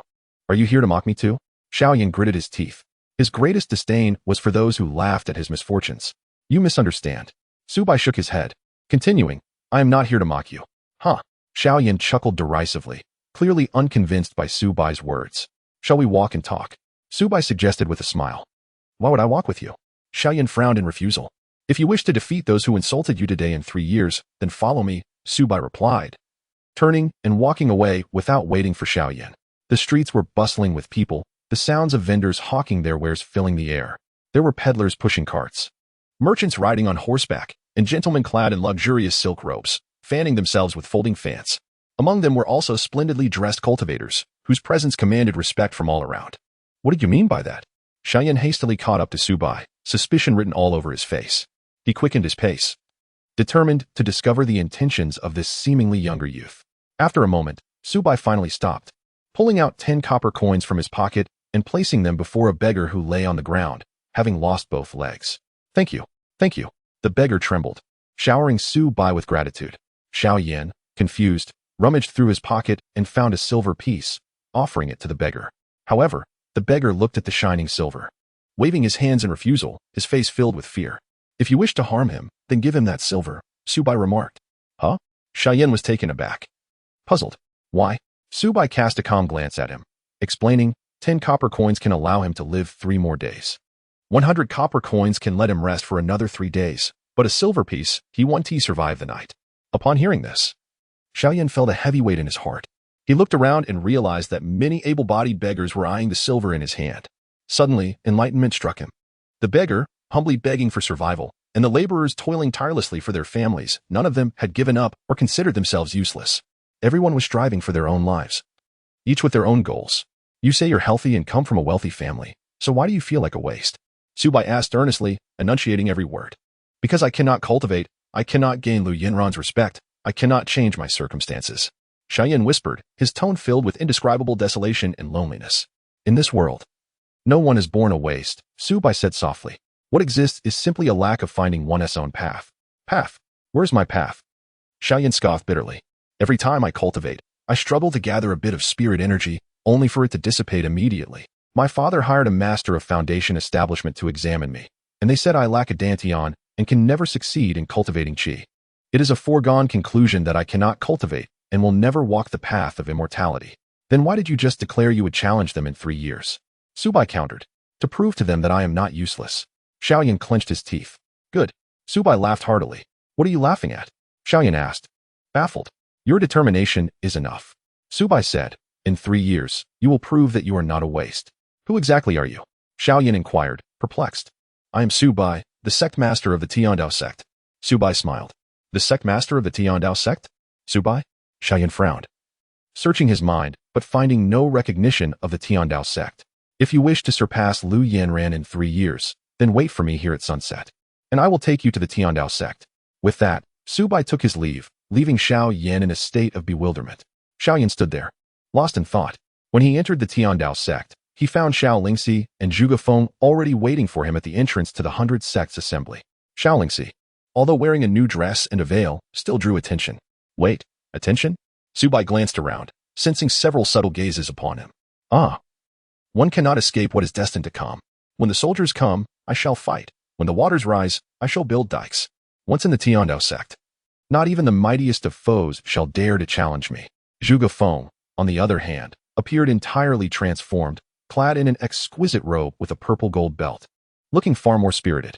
The words Dao Sect were engraved on his chest. Yet, he still bore an expression of discomfort, for such lavish clothing was extravagant beyond his imagination. Keep your head high and chest out. You are the eldest disciple of the Dao Sect. Do you want to be the subject of ridicule? Su Bai admonished him. Look at Lingxi. She exudes confidence. How can you shrink back like this? Learn to be self-assured. Otherwise, how can you become a strong cultivator in the future? Upon hearing this, Zhuge Feng immediately straightened up, his spirit soaring. Xiaolingxi smiled slightly, seemingly pleased by her master's praise. Soon, the group entered the vast square of the 100 Sects Assembly, which was still packed with people. The number of sects and forces represented having risen to over 120. However, this time, the recruitment sign of the Lingxiao sect was conspicuously absent. Instead, Another plaque hung in its place. A bounty notice. Rewards for information, 10 taels of silver. For capture, 100 taels of gold. The plaque also displayed a large, glaring portrait of Xianxia. Who could have painted such an unflattering image? Upon seeing it, Xianxia nearly flew into a rage, but fortunately, Su Bai intervened just in time. Otherwise, she might have torn it to shreds. Meanwhile, Zhuge Feng produced the new sign of the Tiandao sect and found a spot to sit down. To be fair, with the influx of silver, the new sign was quite impressive, far surpassing the previous one. Coupled with Zhuge Feng's attire, he exuded the essence of a true disciple of an immortal sect, instantly drawing the attention of many, unlike the ridicule Su Bai faced previously as a swindler. Yet, despite the crowd, when they noted that the monthly basic fee was 30 taels of silver, many shook their heads. An unheard of sect charging the same as the Xianxiao sect?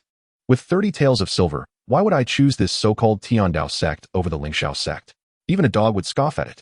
Chapter 12. When endurance reaches its limit, it is time to act. Ah, is that not Zhuge Feng, the one who topped the assessments? Why are you here instead of reporting to the Xianxiao sect? One of the onlookers sneered. I heard from the steward that you looked down upon the Xianxiao sect and mocked us as useless? The Tiandao sect? What a pathetic sect. Why abandon the Xianxiao sect for this pitiful one? Zhuge, your outfit is quite dashing. It must have cost a fortune, right? I recall you had trouble affording meals before. You wouldn't have gone to a pleasure-seeking sect to become a furnace for alchemy, would you? A group approached, hurling mockery at Zhuge Feng. Their expressions revealing their knowledge of his failure in the assessment, clearly there to deride him. Upon hearing their taunts, Zhuge Feng's expression shifted slightly. Gone, Lin, Han, Lu. He recognized the faces of those privileged heirs who had all passed the Xianxiao sect's assessment and become official disciples. Their scores paled in comparison to his. Yet they had succeeded where he had failed. Now, they were here to laugh at him. Stay calm, Zhuge Feng reminded himself, inhaling deeply to steady his racing heart. Zhuge, why the silence upon seeing us? Have you lost your voice? They taunted, laughter echoing. Could it be that the Tiandao sect truly practices pleasure-seeking arts?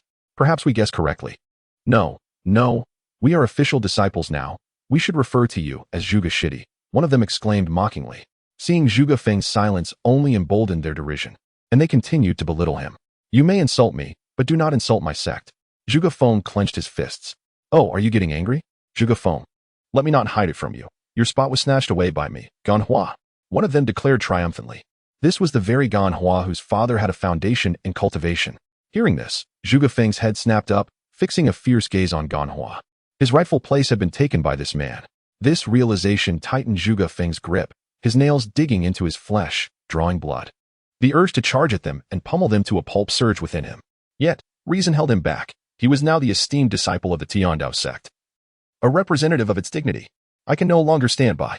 Xiaoxi's delicate face hardened as she prepared to confront the group, only to be restrained by Su Bai. This is your brother's affair. He can handle it himself. Su Bai's eyes glinted coldly. How could his disciple endure such humiliation? When endurance reaches its limit, it is time to act. If you strike, I will take responsibility for the consequences. He spoke directly to Zhuge Feng through a mental transmission, urging him to act decisively. For one may be poor in means but must never be impoverished in spirit. Upon hearing his master's words, Zhuge Feng felt a surge of warmth coursing through his entire being, filling him with boundless courage and motivation. Though you may insult me, to speak ill of my sect is unforgivable, he declared, his eyes flashing with determination. Ha ha ha, you truly believe yourself significant, Zhuge Feng? The Tiandao sect is unheard of. If it isn't a garbage sect, what is it? And a fee of 30 taels a month? It's a sect beneath trash. They all sneered, completely disregarding Zhuge Feng.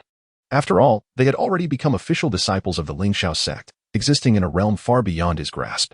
In an instant, Zhuge Feng struck, delivering a swift kick to Ganhua, who stood at the front, catching him completely off guard.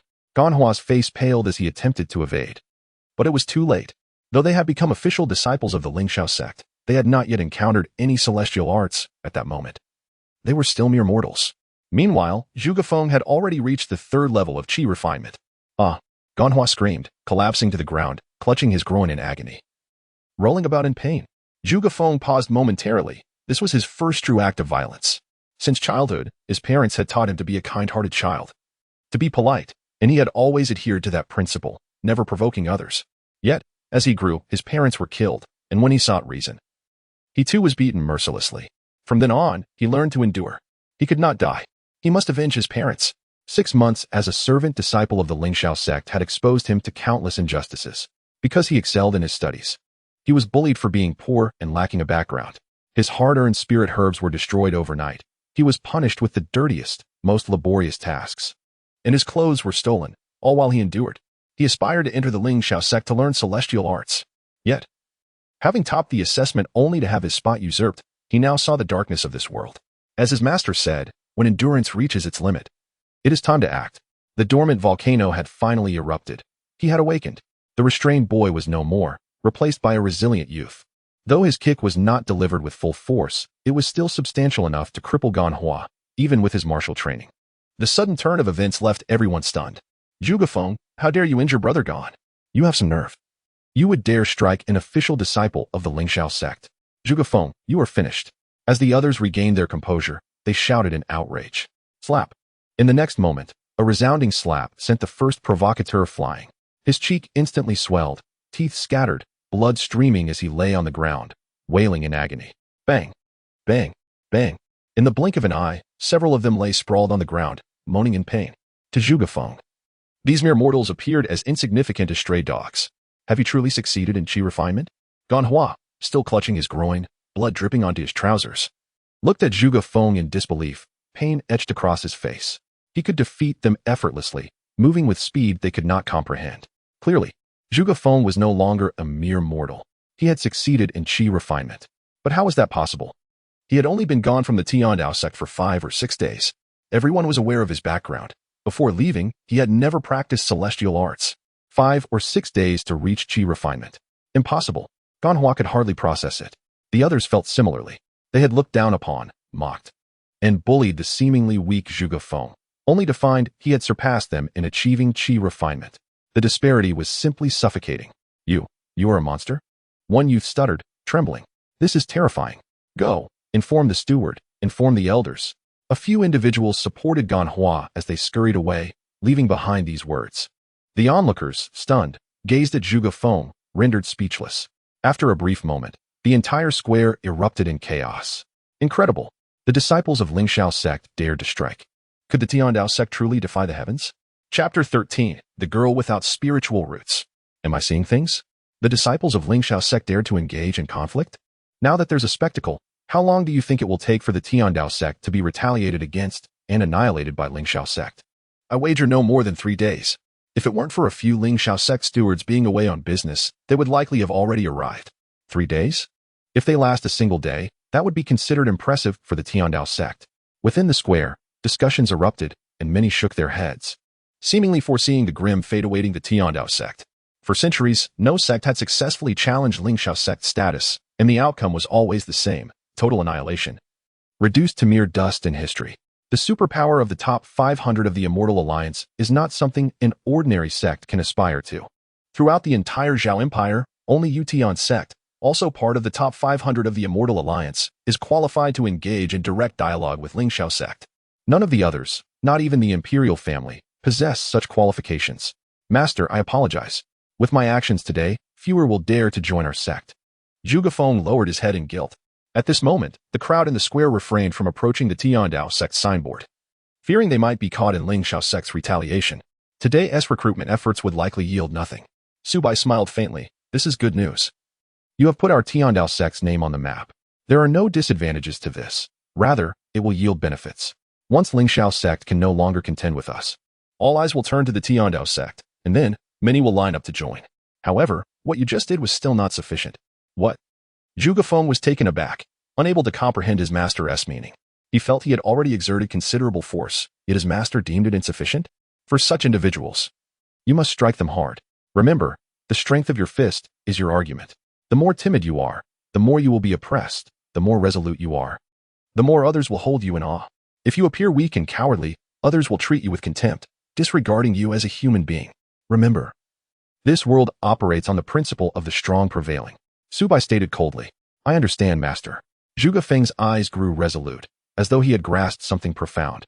It doesn't matter who the opponent is. As long as it is not your fault, I will handle it. Su Bai continued. Upon hearing this, Zhuge heart surged. If only he possessed his master's strength.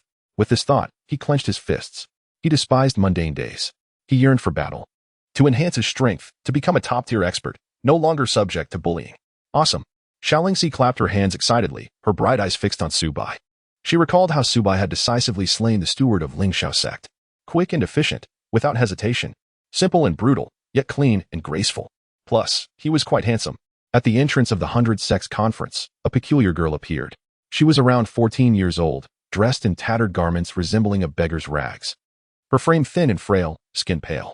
She stumbled, appearing somewhat disabled, as if she had been hungry for a long time, her complexion extremely weak.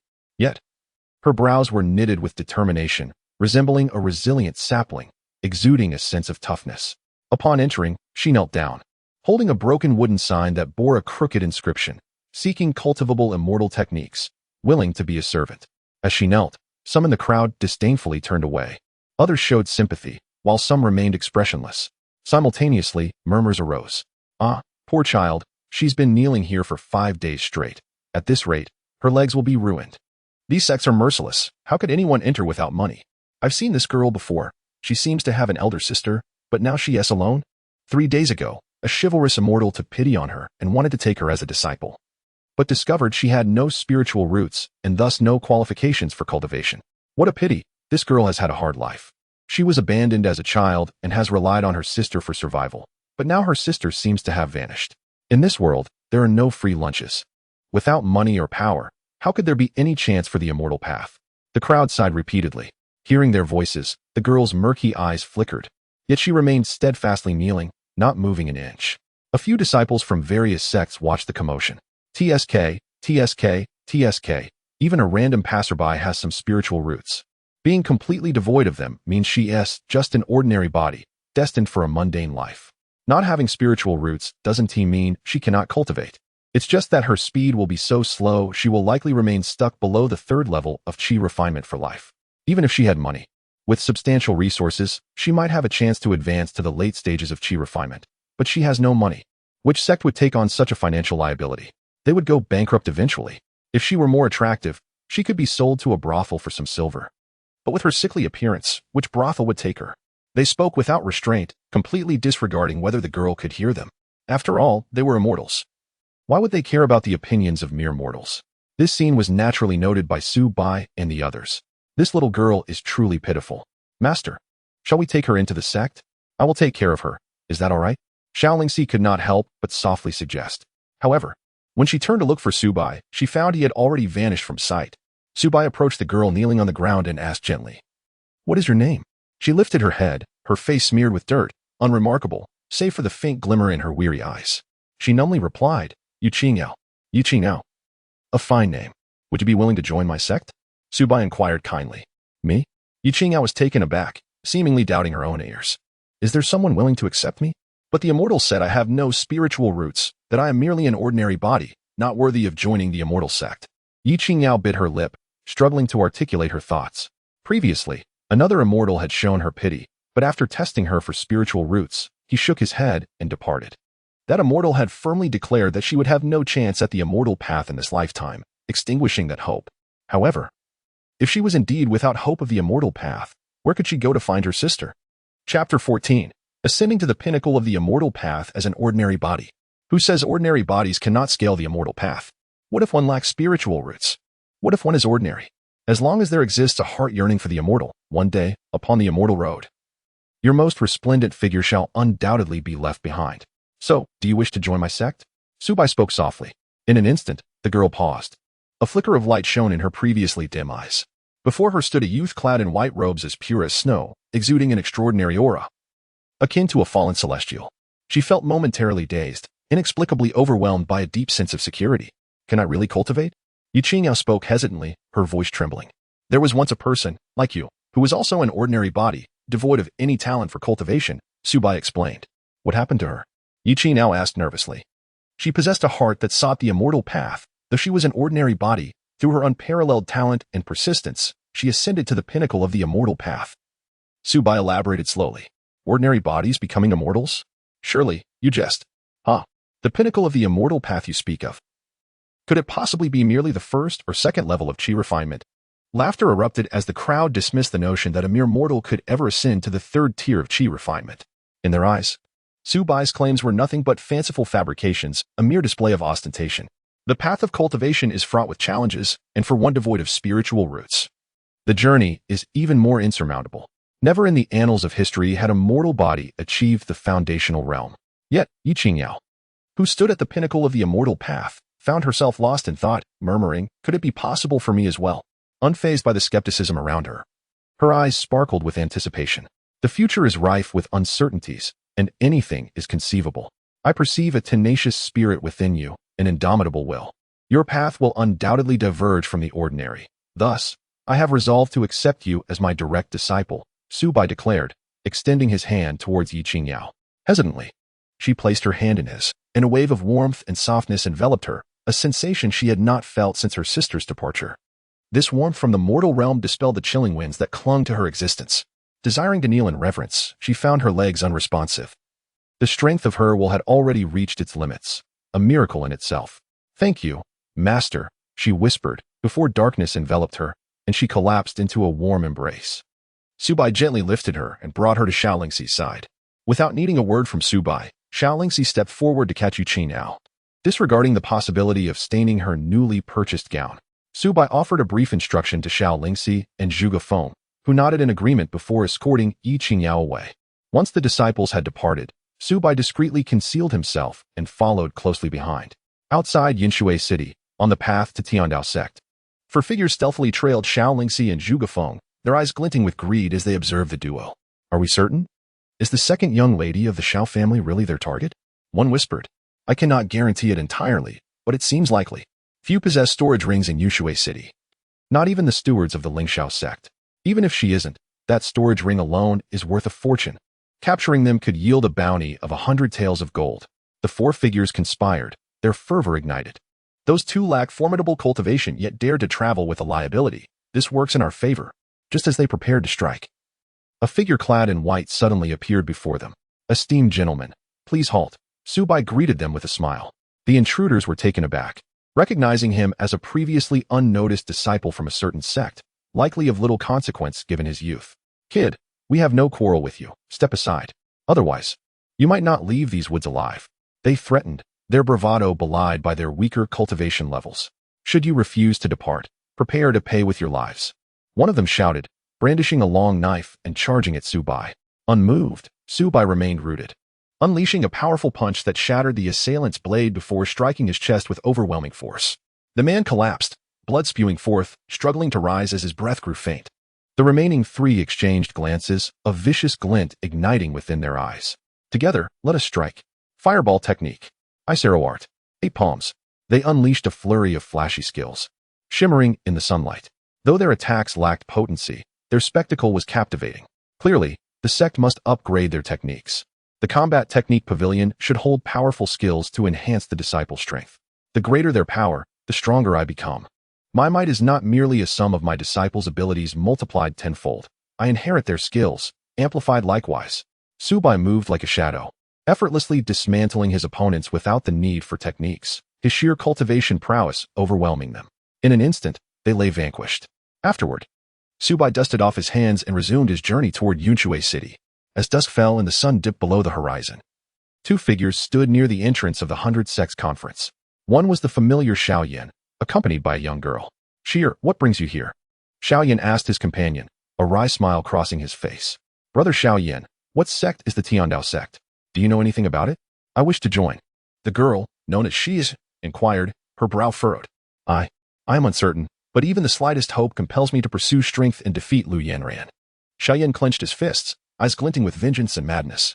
"This humiliation shall be etched in my memory for eternity." Xia sighed, observing his resolute expression. "Fine. Brother Xiaoyan, if you wish to go, I shall support you. However, to safeguard you from danger, I must accompany you," she stated earnestly. "Rest assured, Brother Xiaoyan, I shall not allow any harm to befall you," she promised solemnly. Chapter 15. The third disciple as Su Bai approached. He paused momentarily upon noticing the girl beside Xiaoyan. "This is becoming increasingly intriguing. Master, you have arrived?" Xiaoyan exclaimed joyfully upon spotting Su Bai, rushing forward. "I have come to see who it is." Xia followed suit, her gaze fixed on the striking figure of Su Bai, who stood a short distance away. He was a young man of extraordinary grace, clad in a moon-white robe, exuding an ethereal presence reminiscent of a celestial being. His smile was warm, and his eyes sparkled like stars against the night sky. What a remarkable young man. Uncle Ing, what is his cultivation level? She silently pondered, unsure to whom she was speaking. After a brief pause, a venerable voice echoed in her mind. Miss, I cannot discern his cultivation. What? You cannot see through him? She gasped, her eyes widening. She was well aware of Uncle Ying's prowess. Though not the strongest in her family, he stood at the pinnacle within the Zhao Empire. If even he could not gauge Su Bai's strength, what might the leader of the Dao Sect be capable of? Uncle Ing, have you uncovered any information about the Dao Sect? She continued her inquiry. I have investigated. Yet no records exist about the Dao Sect or Su Bai within the entire Immortal Alliance. Even among the hundreds of sects in the Zhao Empire, there are no references to Dao Sect. It appears to have materialized from thin air, Uncle Ing replied thoughtfully. Materialized from thin air? Xia was taken aback. Her suspicion towards Su Bai deepened, as she had previously asked Uncle Ing to investigate Xiao Yan's physical condition, yielding no conclusive results. If Uncle Ing was unaware, then no one in the Zhao Empire could possibly be informed. Master, this is my cousin, Xiaoxia. She also wishes to join the Dao Sect. What do you think? Xiao Yan cautiously proposed to Su Bai. Su Bai glanced at Xiaoxia, understanding dawning upon him, and he nodded slightly. If you wish to go, then go. Joy illuminated Xiao Yan's face as he hastily expressed his gratitude. Thank you, Master. Subsequently, a group of 3 set forth towards the Heavenly Dao Sect. No, to be precise, it was a party of 4. Along the way, Su Bai maintained a tranquil demeanor with his hands clasped behind his back, while Xiaoxia scrutinized him, yet could glean nothing from his countenance. Was this fellow truly capable, or merely feigning talent? Were it not for Xiao Yan's presence, Xiaoxia might have been tempted to test his prowess herself. The Heavenly Dao Sect was not far from Yushui City, and soon they found themselves at the foot of its mountains. Is this truly the Heavenly Dao Sect? Observing its scale, Xiaoxia's skepticism deepened. No matter how one looked at it, this sect appeared to be nothing more than a minor establishment, at best a ragtag assembly.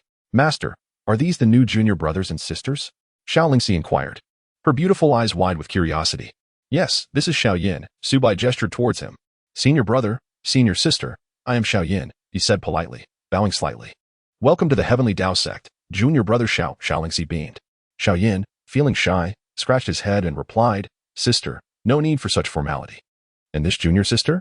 Xianxia's gaze shifted to Xiaoxia. I have no intention of joining your sect. I merely came to observe, Xiaoxia replied coolly, a hint of skepticism glimmering in her eyes. The 2 disciples of the Heavenly Dao Sect bore cultivation levels of the 2nd and 3rd stages of qi refinement. Could such strength signify a great sect? Noticing the doubt in Xiaoxia's expression, Xianxia wore a knowing smile. She understood that the girl before her questioned the sect's capabilities. Had she not once harbored similar doubts? Master, Yi Qingyao remains unconscious. We have placed her in the side chamber of the main hall, Zhu Gafeng reported. No matter. Let her rest well, Su Bai replied, his thoughts wandering. As the number of disciples in the Heavenly Dao Sect grew, the accommodations remained insufficient. This could not continue. During the next upgrade of the sect, they must construct a grand palace dedicated to disciple housing, lest rumors of mistreatment arise. Let us proceed with the formalities of apprenticeship. Only then will you truly be part of my Heavenly Dao Sect, Su Bai stated as he stepped into the main hall, leaving those words behind. Junior brother Xiao Yin. Hurry along, Xianxia urged. Xiao Yin, momentarily taken aback, quickly regained his composure, filled with excitement as he followed Su Bai into the hall. Xiaoxia, however, merely scoffed, her expression one of disdain. Inside the main hall, Su Bai sat at the head, flanked by Zhu Gafeng and Xianxia, who stood with utmost respect. Meanwhile, Xiao Yin knelt on the ground, bowing 3 times before stating, Disciple Xiao Yin pays respects to Master. Rise, Su Bai commanded with a slight nod, indicating for Xiao Yin to stand. Thank you, Master, Xiao Yin replied, then reached into his storage bag, retrieving a wooden box which he opened to reveal shimmering silver ingots. Master, I noticed the sect's fee is 30 taels of silver per month. This is 180 taels, my entrance fee for 6 months, he said, bowing respectfully. He was well aware of the rules for joining a sect, knowing that a fee for half a year of menial service was mandatory, with additional costs for any celestial techniques. The Heavenly Dao Sect provides all meals and accommodations free of charge, Su Bai explained with a gentle smile. Free meals and lodging? Xiao Yin was taken aback, astonished by the notion of a sect that did not charge. Xiaoxia also paused, momentarily at a loss, questioning the intentions behind such generosity. Master, what about my inability to cultivate? Xiao Yin asked anxiously, for this concerned him the most. That is the Celestial Techniques Pavilion. Once you enter, you will understand the reasons behind your inability to cultivate and discover techniques suitable for you. Su Bai waved his hand dismissively. Thank you for your guidance, Master. I understand. Xianxian exclaimed, elated at the prospect of resolving his cultivation issues. With excitement bubbling within him, Xianxian approached the Celestial Techniques Pavilion. Xianxia followed suit. But Su Bai's figure blocked her path as he smiled and said, "Only disciples of this sect may enter." Chapter 16. The Primordial Body Refinement Technique. This declaration momentarily stalled Xianxia, who huffed in annoyance, falling silent. Inside the Celestial Techniques Pavilion, the moment Xianxian entered, he was greeted by a myriad of floating celestial techniques, leaving him utterly astonished. So many techniques. Surely, there must be one that matches his constitution? Please place your hand upon the stone pedestal before you. A melodic voice echoed in his ears. Xianxian looked around, but saw no one. Yet years of experience had taught him to remain composed. I am the guardian spirit of the Celestial Techniques Pavilion. If you wish to choose for yourself, feel free to select any scroll. If you would like me to choose for you, please place your hand upon the stone tablet. Guardian spirit? Is this the legendary spirit of a sacred artifact that Sister Shir mentioned? Xianxian pondered, then asked, Guardian spirit, what is the reason for my inability to cultivate? After a moment of contemplation, he posed the question. Place your hand upon the stone tablet, and all will be revealed. The ethereal voice responded. Thank you, esteemed guardian. With that, Xianxian slowly placed his hand upon the stone tablet. Soon, a gentle wave of energy emanated from it, causing his body to tremble as a warm current coursed through him. Guardian spirit, what is the cause of my condition? He inquired cautiously, his anxiety palpable. Your constitution is the exceedingly rare heavenly abandoned body. The guardian spirit's voice resonated in Xianxian's mind. Boom. It was as if a thunderclap had struck, leaving Xianxian's mind in a haze, his face etched with sorrow. The heavenly abandoned body. He stood frozen, momentarily lost in thought. Though he did not fully comprehend what it entailed, the name alone suggested it was far from fortunate. Abandoned by the heavens, was he? The so-called heavenly abandoned body meant that the heavens had forgotten his existence, resulting in the absence of a dantian, rendering him unable to refine qi. The guardian spirit continued. Your dantian cannot be repaired unless you obtain a 9-transformation golden pill to be reborn, or have a Taoist sage reverse your fate and reconstruct your dantian. However, even then, your cultivation speed would lag 1,000 or 10,000 times behind others. Hearing this, despair crept across Xianxian's features. For both the 9-transformation golden pill and a Taoist sage were beyond his comprehension, realms he could scarcely imagine. Was he doomed to a life devoid of cultivation? To forever be trampled beneath Lu Yinran's feet? Xianxian lamented in frustration. No, the temporary inability to repair your dantian does not mean you cannot cultivate. It merely questions whether you can endure suffering beyond the capacity of ordinary men, the guardian spirit elucidated. Can I cultivate? A spark of hope flickered in Xianxian's eyes as he resolutely declared, as long as I can cultivate, as long as I can grow stronger, I will endure any torment. Very well, there exists a celestial technique most suited for your cultivation, the guardian spirit continued. Before Xianxian, a scroll materialized. What is the celestial technique? He inquired, puzzled. This is the body refinement technique, primordial body refinement technique, physical body edition, the guardian spirit replied. Primordial body refinement technique? Xianxian murmured in disbelief. Due to your lack of a dantian, you cannot refine qi. However, you possess the ideal physique for body refinement. Should you master this technique, it will sufficiently compensate for your dantian's deficiencies and may even elevate you above qi refining practitioners of the same tier, the guardian spirit explained. Is that true? Xianxian's eyes widened in astonishment as he exclaimed. Naturally, the practice of refining the body requires enduring the utmost physical torment, akin to suffering 1,000 cuts. In order to forge an unparalleled physique, can you withstand it? Guardian of the spirit path. Yes, I am willing to embrace any agony. Xianxian inhaled deeply and nodded earnestly. As long as it leads to cultivation, what is mere physical pain? Thank you, esteemed guardian. Xianxian expressed his sincere gratitude while grasping the scroll tightly. Lu Yinran, in 3 years, I shall surely defeat you. Outside the pavilion of celestial techniques, Xianxia fixed her gaze on Su Bai. If anything happens to my brother Xianxian, I will hold you accountable. Trust in my strength. This world is vast, and there are many powers more formidable than the Lingxiao sect and Yutian sect. Her eyes were filled with a profound warning, prompting Su Bai to nod in agreement. You are correct. Indeed, this world is immense, and the Lingxiao sect and Yutian sect are not of great significance. Then, Su Bai's tone shifted as he cheerfully added, however, I have yet to hear of any sect stronger than my Tiandao sect. What do you mean by that? Xianxia furrowed her brows and retorted coldly. What I mean is uncertain, yet a 16-year-old foundation establishment is unprecedented in the Great Zhao. I am curious as to your intentions for approaching my disciple. At this juncture, Su Bai abruptly raised his head, a teasing smile gracing his lips. Have you discerned my cultivation?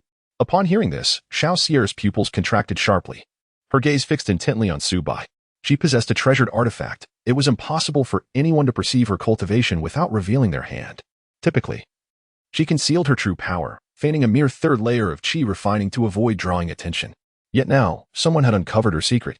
Not only have I seen through your cultivation, but I also have a question. Why does the heiress of an ancient clan have only a mere nascent soul realm bodyguard? Su Bai's gaze drifted to a point in the void, his expression a blend of amusement and intrigue. Deep within the clouds, a shadow stiffened under his watchful gaze. Discovered. Xiaoxia involuntarily stepped back, shock evident in her expression as she regarded Su Bai. Not only had he seen through her, but he had also discerned the presence of uncling. Furthermore, he knew she hailed from an ancient family. Who on earth was this individual? Was he perhaps a descendant of another ancient clan? Isn't a nascent soul realm enough? Xiaoxia lowered her voice. This person speaks with great audacity, merely a nascent soul. It is essential to note that a single nascent soul cultivator is a figure of ancestral stature in the realm of cultivation, capable of supporting a super sect. Even the most powerful figures within the Lingxiao sect and Yuntian sect, ranked among the top 500 celestial sects, are typically only at the nascent soul level. For now, it may suffice, but what of the future? I recall that the previous sect master of the Yuntian sect has been in seclusion for a century and has not passed away. It is entirely possible that he has since ascended to the transformation stage. When your brother Xiaoyan ventures to the Yuntian sect, do you believe your bodyguard will be adequate? Your family, whether it be mere nascent souls or a multitude of transformation stage cultivators, should not find it difficult to summon. Upon hearing this, Xiaoxia fell silent, as if there were merit in his words.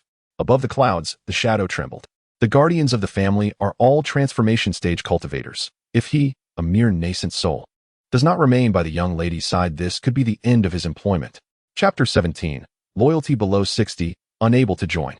Who exactly are you? Xiaoxia finally began to regard Su Bai with seriousness. He had seen through her, while she knew nothing of him. This realization sent a shiver down her spine. Could it be that this young man was truly one of those hidden ancient beings who had emerged to experience the world? I am the master of Xiaoyan. You should discern who I am, Su Bai chuckled lightly. Xiaoxia fell silent, and at that moment, Xiaoyan emerged from the pavilion of celestial techniques. Master, I have found the celestial technique that suits me. As he stepped out, he knelt before Su Bai, holding the scroll with an expression of uncontainable joy. Very well. Su Bai nodded, already aware of the happenings within the pavilion. Refining the body is indeed a path of immense potential. Brother Xiaoyan can cultivate? Xiaoxia was once again taken aback, her face reflecting disbelief.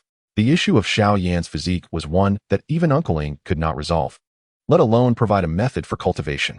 Master, how much silver is required to cultivate this celestial technique? Xiaoyan asked eagerly. Though he understood that the Hongming body refining method was precious and might demand an unmanageable amount of silver, he was willing to try anything to cultivate. Every disciple joining the sect may freely select a celestial technique. Thus no silver is necessary, Su Bai replied, shaking his head. Free? Xiaoyan was momentarily stunned before erupting with excitement, hastily kneeling before Su Bai once more. I bow to you, master. Enough. Go and cultivate. Strive to reach the body realm as soon as possible. Su Bai waved his hand. The realm of body refinement begins with the physical body, which has 9 levels corresponding to the 9 levels of qi refining. Thank you, master. Xiaoyan rose and departed respectfully. He then sat cross-legged, carefully studying the Hongming body refining method. However, upon seeing the first page, he gasped in astonishment. 1/4 of an hour carrying 100 pounds to run 10 miles. 100 consecutive push-ups with 100 pounds. 100 lashes with a whip. Only upon completing these tasks may one qualify to formally cultivate. Note, in the world of cultivation, the physique of ordinary people is slightly superior to that of normal individuals. After completing this sequence, even with Xiaoyan's willpower and endurance, beads of sweat began to form on his forehead. Xiaoxia also saw the training regimen and immediately felt a tremor throughout her body. Is this something an ordinary person without prior cultivation can achieve? Brother Xiaoyan, perhaps you should reconsider, she urged, her concern palpable. Undertaking this could cost you half your life. Even Xiaoyan felt a twinge of fear. He had never endured hardship beyond the scrutiny of others since childhood. And how could he withstand such torment? Su Bai cast a glance at the two of them, a faint smile on his lips. What? In 3 years? Do you wish to remain trampled underfoot by Lu Yanran? Xiaoyan gritted his teeth, his fists clenching tightly. At last, he resolutely grasped the scroll. Enunciating each word with determination, I will grow stronger. I will defeat Lu Yanran. I will prove that I, Xiaoyan, am not inferior to anyone. His eyes reddened, and his face turned a shade of purple as he mustered every ounce of strength to shout. With that, he leapt to his feet and began to run around the foot of the Dao Sect's mountain. He was determined to prove himself and become stronger. At that moment, Su Bai's attention shifted as he noticed Zhuge Feng and Xiao Lingxi observing from the side. He immediately remarked, "Go and cultivate. The strength of the sect will depend on your efforts." Zhuge Feng and Xiao Lingxi, upon hearing his words, did not prepare to cultivate, but rather turned their gazes to Xiaoxia. Clearly, their celestial techniques were so extraordinary that they felt the need to avoid scrutiny. No matter, our Dao Sect's celestial techniques are neither stolen nor seized, and we need not shy away from anyone. Su Bai smiled. Upon hearing Su Bai's words, Zhuge Feng and Xiao Lingxi finally breathed a sigh of relief and turned to leave. Xiaoxia stood there in a daze, unable to comprehend the situation. Do you need to avoid me while practicing celestial techniques? What? Could your celestial techniques surpass those of my family? It was essential to recognize that her family was an unimaginably colossal entity throughout the continent. Even the mere gatekeepers, upon arriving in the Great Zhao, would dominate all. She had little regard for the celestial techniques of the Lingxiao sect and Yutian sect, viewing them as worthless trash. Humph, how pretentious. I shall see just how impressive your Dao Sect's celestial techniques truly are. 1, 2, 3. Before she could count to 3, her expression shifted dramatically. Her perspective was far broader than Xiao Lingxi's, and her understanding of exceptional celestial techniques was deeper and more profound. Too fast. The circulation of spiritual energy is astonishingly rapid. Such swift circulation indicates an absence of impurities, elevating its quality to unimaginable heights. Furthermore, the colors and attributes of the spiritual energy wielded by the two individuals are distinctly different, clearly representing two entirely divergent celestial arts. A cycle of 2020, as spoken of by my father, refers to the legendary supreme technique. And there are two of them. How can this be? Xiaoxia felt utterly astounded. Her delicate face flushed with excitement. How extraordinary! Moreover, is it not the case that such transcendent celestial arts can only be cultivated by direct blood relatives? For instance, in her family, the highest celestial art can only be practiced by her father and herself. Others practice different celestial arts to prevent any leakage of secrets. Yet here, in the Dao sect, even an ordinary disciple can cultivate such an extraordinary celestial art? Is this sect so benevolent towards its disciples? May I join the Dao sect? She suddenly inquired, casting a somewhat anxious glance at Su Bai. Su Bai looked at her in mild surprise before shaking his head. Before him appeared a script. This was the first time he discovered such a limitation, for previously, the loyalty of Zhuge Feng, Xiao Lingxi, and Xiao Yin had all exceeded 60. Particularly, when Xiao Yin joined the sect, his loyalty was 70, and upon obtaining the celestial art, it immediately surged to 80, indicating that a loyalty of 60 is not particularly high. How could such an individual possibly join the sect? Sighing, Xiaoxia felt a profound disappointment. Yet she chose not to pursue the matter further, as her time here was limited. Family disputes awaited her attention. Meanwhile, Su Bai observed Xiao Yin running at the foot of the mountain, and Zhuge Feng and Xiao Lingxi engrossed in their cultivation, a smile unconsciously appearing on his lips. The quest to recruit 3 disciples had been completed, and only 10 more points were needed for the 100 sect points. The sect's upgrade was well prepared. It merely awaited the points. The following morning, Su Bai awoke to the sound of a whip cracking. Rising, he beheld Zhuge Feng wielding a small whip, striking a bare-chested youth. Crack, crack. Each lash landed on the youth's back, leaving behind red welts, some seeping with blood. Yet the youth appeared impervious to pain, gritting his teeth to endure. Brother Zhuge, hit harder. I can take it. The youth insisted through clenched teeth. Zhuge Feng frowned and asked, Xiao Yin, are you certain? Yes, absolutely. Xiao Yin nodded vigorously, bracing himself for more. After a brief pause, Zhuge Feng intensified his effort, delivering a fierce lash that left a vivid scar across the youth's spine. Ah! Xiao Yin screamed in agony, his face contorted with pain. But he stubbornly held back his cries, grinding his teeth. Lu Yin ran. The humiliation you have inflicted upon me is far more painful than this physical torment. 3 years from now, I shall prove that I, Xiao Yin, am no waste. He roared within. Su Bai watched this scene with satisfaction, nodding approvingly. With such diligent disciples, how could the sect not thrive? Master, Xiaoxia left last night. I sense her identity is quite extraordinary, Xiao Lingxi remarked as she approached. No need to concern yourself. I am well aware of her background, Su Bai replied nonchalantly. Suddenly, a faint voice echoed through the hall. Master, Sister Yi Qingyao has awakened. Xiao Lingxi exclaimed with joy. Upon hearing this, a smile graced Su Bai's face as he hastened toward the hall. Yi Qingyao slowly opened her eyes, taking in the sight of a refined room adorned with glazed tiles, the air filled with a refreshing aroma. Wasn't she in a shabby temple? Oh, it seems a celestial being wished to take her as a disciple. She had thought it merely a hallucination before death. Before her stood a handsome young celestial, clad in white robes, his striking appearance leaving a deep impression. I pay my respects to the celestial. Xianxiao struggled to rise, but Su Bai stopped her. How is your body feeling? He inquired. Thank you for your concern, master. I feel much better, Xianxiao replied promptly. Indeed, her condition had improved significantly since yesterday, presumably due to the celestial's healing methods. However, when she glanced down at her tattered clothing now replaced with a beautiful new dress, her cheeks flushed slightly.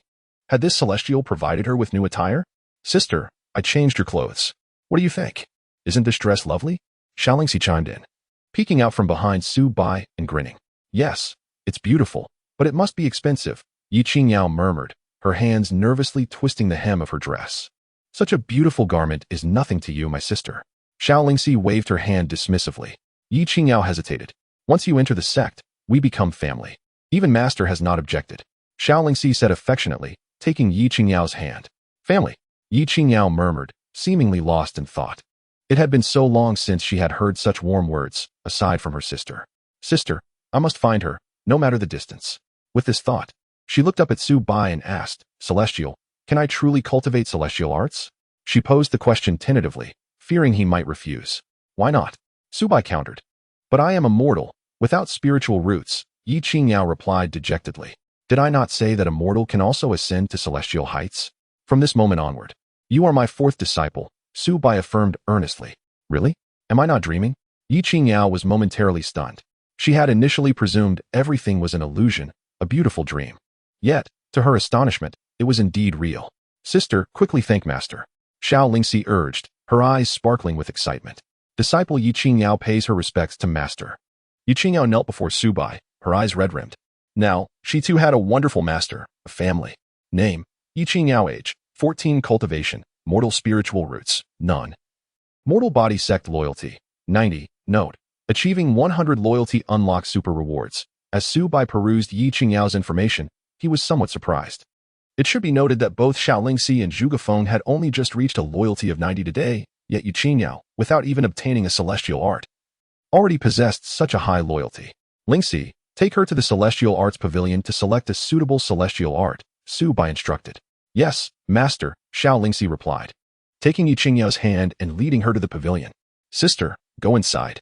There's a stone tablet and a guardian spirit. You may ask any questions you have. Xianxia said. Thank you, senior sister. Xianxiao nodded and entered. Please place your hand on the stone tablet. The guardian spirit's voice resonated. Thanks to Xianxia's reminder, Xianxiao felt no fear, even in the absence of others, and obediently placed her hand upon the tablet. Moments later, a brilliant light flickered, and the guardian spirit's voice echoed. Though you are immortal without spiritual roots, your heart is steadfast, and your dedication to cultivation is commendable. In the future, you may achieve great things. Xianxiao lifted her gaze and asked, Guardian Spirit, can I truly cultivate? The Guardian Spirit nodded, of course. She could cultivate. A scroll materialized upon the stone tablet. This is the mortal's path to celestial cultivation, refining Qi edition. The Tao has spirit. May you not forget your original intention and strive for ascendance, the Guardian Spirit declared. Thank you, Guardian Spirit. Xianxiao bowed respectfully. She then emerged from the Celestial Arts Pavilion, holding the scroll. Master, thank you for allowing me to see hope once more. Xianxiao knelt before Su Bai. Her voice choked with emotion. Rise, he replied. Su Bai assisted Xianxiao to her feet and smiled, saying, Now that you have taken me as your master, I cannot simply stand by and do nothing.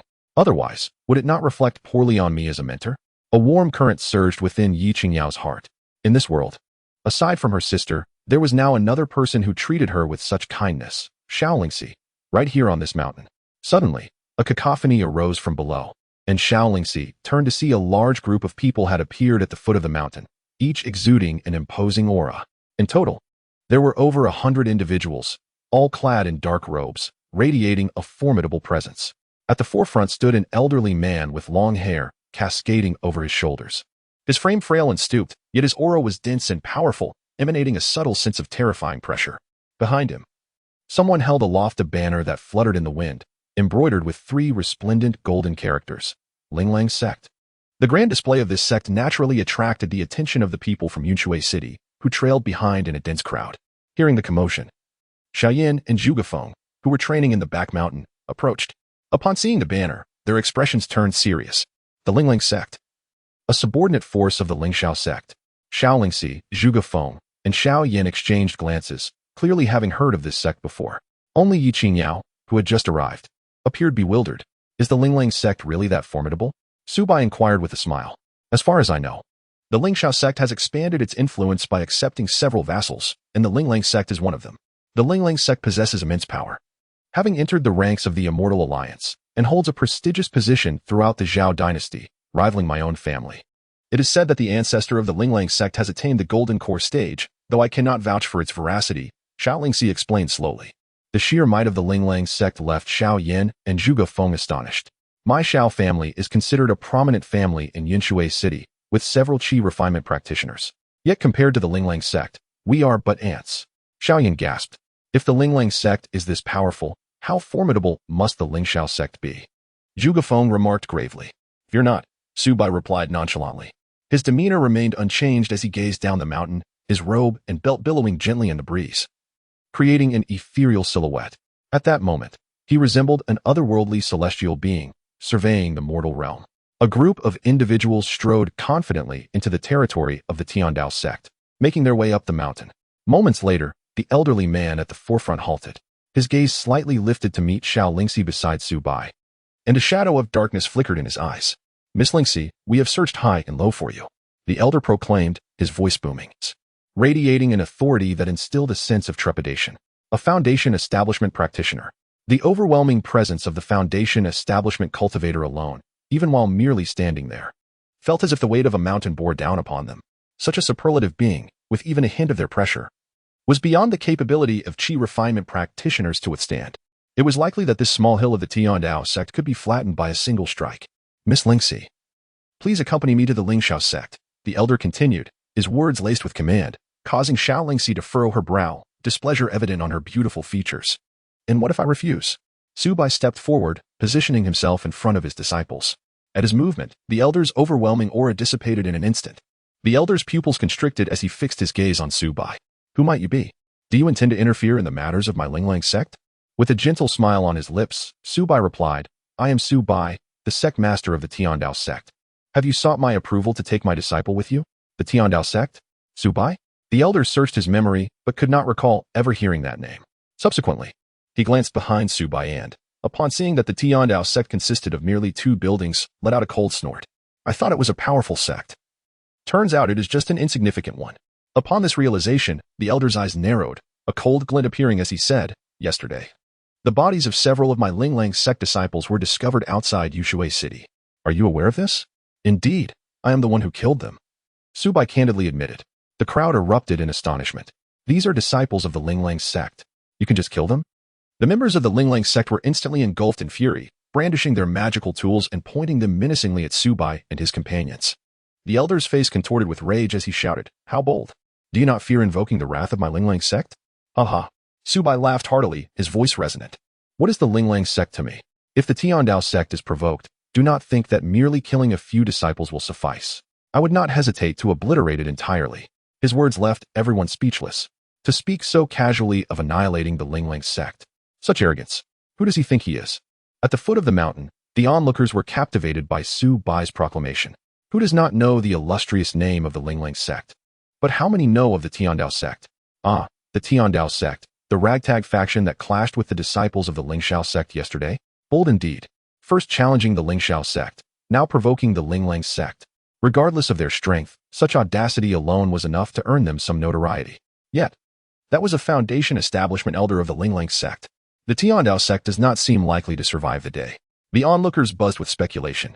You seek your own demise. The elder commanded. Release your auras, and let the world know that the Lingling sect is not to be trifled with. With a sweeping motion of his sleeve, a deep command echoed forth. In an instant, torrents of formidable energy surged upward. 1 Foundation Establishment elder. 2 9th-level Qi Refinement practitioners. 3 8th-level Qi Refinement practitioners. 5 7th-level Qi Refinement practitioners. Over 30 practitioners at the mid-level of Qi Refinement. The remaining members were all Qi Refinement cultivators. The collective aura of over 100 Qi Refinement practitioners erupted, tearing through the clouds and stirring the winds. The sky darkened with thunder, as if the apocalypse had arrived. Everyone felt a shiver run through them.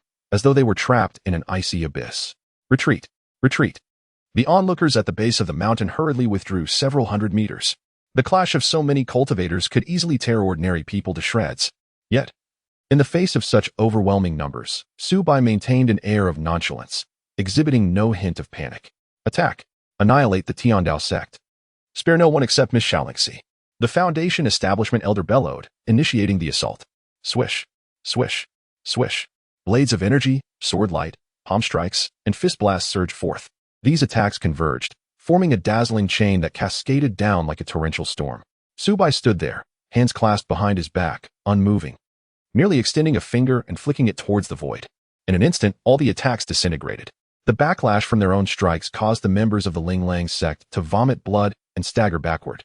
Then, Su Bai moved, raising a hand towards the members of the Ling sect. With a single gesture, an invisible force surged toward them. Crack! Crack! The disciples of the Ling sect felt an oppressive weight descend upon them, as if they bore the burden of a towering mountain. Suddenly, their knees buckled, and with a resounding thud, they all knelt upon the ground, including the Foundation Establishment Elder. With a mere gesture, he had suppressed the Foundation Establishment. Chapter 20. Those who offend the Heavenly Dao Sect shall be executed without mercy. Silence. An eerie stillness enveloped the scene. Everyone's eyes widened in disbelief as they beheld the unfolding spectacle. How is this possible? A Foundation Establishment practitioner, subdued with a mere hand gesture? At this moment, a tempest of emotions surged within the hearts of the onlookers. Originally, it was believed that the Heavenly Dao Sect would vanish under the wrath of the Foundation Establishment Elder from the Ling Sect. Yet the outcome was entirely contrary. The practitioners of Ling Sect appeared as fragile as children before Su Bai. Master is so handsome. Behind him, Xiaoxia's beautiful eyes glistened with tears, her heart racing uncontrollably. After all, everything Master did was for her. Master is so powerful. Zhuge Feng marveled, though he had long known of his master's might. Witnessing it firsthand was still profoundly shocking. He is incredibly strong. It seems my choice was indeed correct. Xiaoyan quietly clenched his fists. Lu Yinran, in 3 years, you will surely lose. When will I possess such strength as my masteress so that I can search for my sister? Yi Qingyao murmured, her eyes reddening, a single tear eventually sliding down her delicate face. The plight of her sister lingered in her heart, and Su Bai's appearance reignited her hope. Who are you? The elder struggled, his face filled with terror as he exclaimed. The pressure was overwhelming, rendering him immobile. He had once seen the ancestor. Yet even the ancestor did not exude such an immense aura. The leader of the Heavenly Dao Sect, Su Bai. Do I need to repeat it a third time? Su Bai replied nonchalantly. Why, you are a golden core true person? The elder's eyes widened in disbelief. A golden core true person could establish a sect, making it easy to join the Immortal Alliance and amass countless disciples, exerting influence over a vast region. Yet, this individual only occupied a small hill. The leader of the Heavenly Dao Sect is actually a golden core true person? My heavens! The Heavenly Dao Sect actually possesses a master of golden core caliber? This is astonishing. A golden core level sect should have a sect's immortal arts capable of 50 cycles in an hour. This Heavenly Dao Sect is indeed well concealed, harboring a golden core expert. Rumor has it that the ancestor of the Ling Sect also broke through to the golden core, which means the Heavenly Dao Sect is on par with the Ling Sect, which has a history of 300 years. The onlookers at the foot of the mountain gasped upon hearing the elder's address. After today, the name of the Heavenly Dao Sect will resound throughout Yinshui City. You young man, even if you are a golden core true person, you cannot kill me. The Ling Sect behind me also has golden core strongholds. Moreover, the Ling Sect has the Lingxiao Sect as its backing. The might of the Lingxiao Sect is not something you can provoke, the elder said with a fierce demeanor, his resolve bolstered by the strength of the Lingxiao Sect.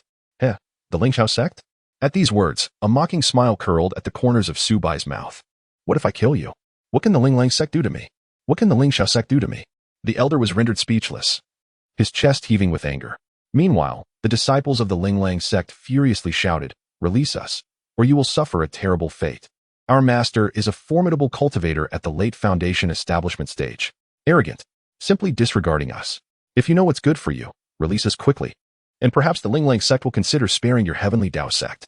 Furthermore, hand over Xianxia. Otherwise, the Lingxiao Sect will never forgive you. These disciples, accustomed to relying on the reputations of the Ling and Lingxiao sects, could not tolerate such humiliation. They began to clamor, attempting to intimidate Su Bai into hesitance. Previously, invoking the Lingxiao Sect was a surefire way to resolve any issue. Unfortunately, today, they encountered Su Bai. Ignoring their raucous outcry, Su Bai remained indifferent, his expression cold. Let the name of the Heavenly Dao Sect begin its establishment throughout the realm from this day forth. His words flowed like a chilling current from the mountainside to the valley below. Since you seek death, do not blame me. From this moment on, anyone who offends the Heavenly Dao Sect, regardless of who they are, shall be met with death without mercy. As he spoke, an overwhelming killing intent erupted, enveloping the entire sky. Kill. With Su Bai's voice echoing, flames ignited on all disciples, including the foundation establishment elder of the Linglang sect. In an instant, they were all consumed, and as the wind blew, countless ashes scattered towards the Linglang sect's domain.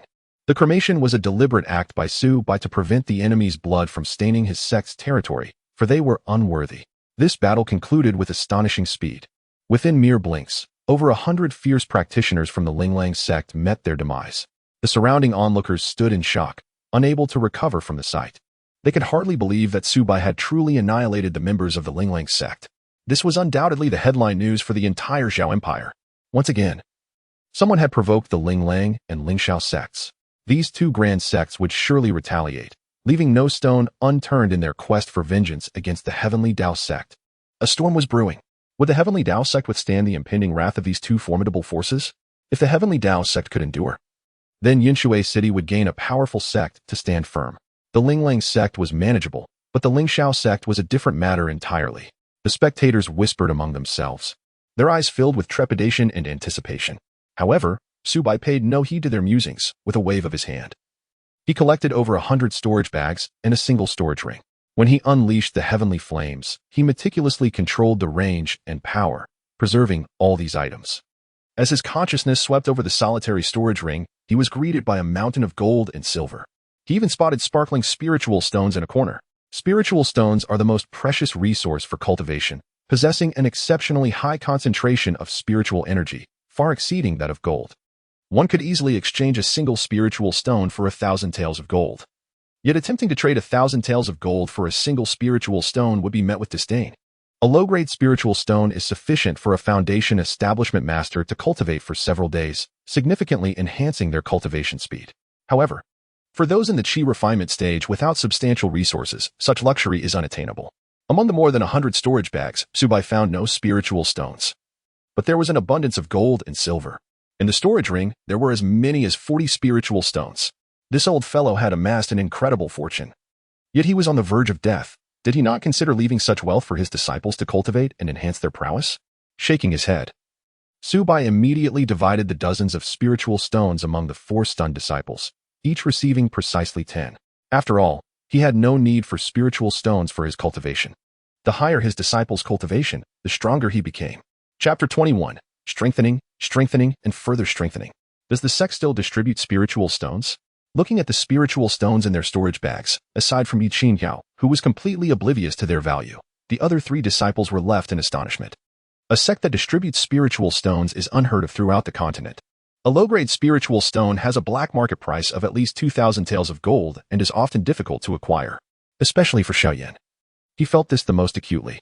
The entire Xiao family, after a year of hard work in Yinshui City's 6 markets, might not even reach a profit of 1,000 taels of gold. As for spiritual stones, they were beyond his wildest dreams. Xiaolingxi also displayed an expression of immense surprise. Although the Xiao family was a prominent clan, spiritual stones were still a scarce resource, and she had never received one. Master, how could we dare take such a precious item? Zhuge Feng hastily refused. This is far too valuable. It is worth more than 10,000 gold taels. This was an astronomical sum he could never aspire to attain. Even the Lingxiao sect could easily enter and could buy the entire set of Lingxiao's chi refinement techniques. As for other sects, they could even purchase foundational pills for cultivating in the foundation establishment stage. Master, we cannot accept this. Both Xiaoyan and Xiaolingxi shook their heads. This was simply too precious, far beyond their means. Seeing the 3 senior brothers and sisters in such a state, Yi Qingyao shook her head, hesitant to accept. Observing this, Su Bai smiled gently and inquired, "Do you know what the Tian Dao sect is most in need of at present?" The 4 disciples looked on in puzzled silence. Su Bai continued with a calm demeanor. "What we lack the most is exceptional disciples. Only when you are capable of traversing the world independently, elevating the name of the Tian Dao sect, will it be a moment of glory for us." He emphasized, "In this world, enemies will not engage in reason or righteousness with you. Only strength is the ultimate truth. Therefore, your singular task now is to cultivate, cultivate, and cultivate again. Become stronger, stronger, and even stronger. Remember, it is only through formidable power that you can protect yourselves and safeguard our sect. His serious words resonated deeply with the 4 disciples. Zhuge Feng and the others felt a surge of excitement, their faces flushing red, fists clenched, and bodies trembling with anticipation. The master spoke the truth. Only with great strength can one shield oneself and defend the sect. For Zhuge Feng, power was essential to avenge his parents. For Xiaolingxi, it was to escape her family and Zhao Baoxiao. For Xiaoyan, it was to defeat Lu Yanran and prove his worth. For Yi Qingyao, it was to search for her sister. Only with strength could they possess everything. Only with strength could they protect themselves. Only with strength could they defend the sect. We shall heed your command, master. In unison, the 4 declared. Their loyalty to the sect surged to 95, just a step away from perfection. Go forth and cultivate. More enemies await, Su Bai encouraged, patting their shoulders. We take our leave, master. The disciples bowed respectfully and turned to resume their training. At the foot of the mountain, a crowd still gathered, eagerly awaiting the arrival of the powerful from Linglang's sect and Lingxiao sect. 100 miles away, within the grand hall of Linglang's sect, the sound of objects crashing reverberated, shaking the ground. This is outrageous, utterly intolerable. How dare the Heavenly Dao Sect kill over 100 of our disciples, including an elder? They are courting death. More than 10 individuals were gathered within the hall, all seething with righteous indignation. Seated before them was a man in gray robes, his face a mask of fury, exuding an aura of lethal intent. This man, robust in stature with cold, piercing eyes, radiated a fierce energy. He was Linglang Xian, the sect leader, a cultivator at the peak of the foundation establishment stage. The assembly of elders, all in the foundation establishment stage, underscored the strength of Linglang's sect. What is this Heavenly Dao Sect? Linglang Xian coldly inquired. A new sect? Possibly Golden Core? Then it cannot be Golden Core. He scoffed, as a nascent sect.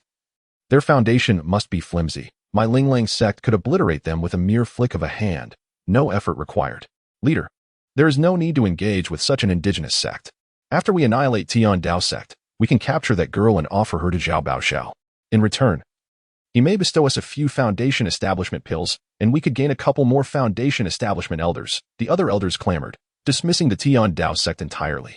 The fallen elder was merely at the first layer of foundation establishment, the weakest among them. His death did not signify any real threat from the Heavenly Dao Sect. After a moment of contemplation, Linglang Xian coldly declared, this matter cannot be delayed. Since they have declared war, we must respond. Additionally, spread the word of our sect's mobilization, so that the nearby cities may witness the dire consequences of provoking Linglang's sect. 1,000 miles away, at Lingxiao sect, within a certain chamber. What? That wretched Xiaolingxi has been found? Where? Zhao Baoxiao's face twisted in rage, roaring incessantly. Foundation establishment has vanished without a trace. What use are we, mere qi refiners? Even if we are at the 8th or 9th layer of qi refinement. He fumed, useless, good for nothings.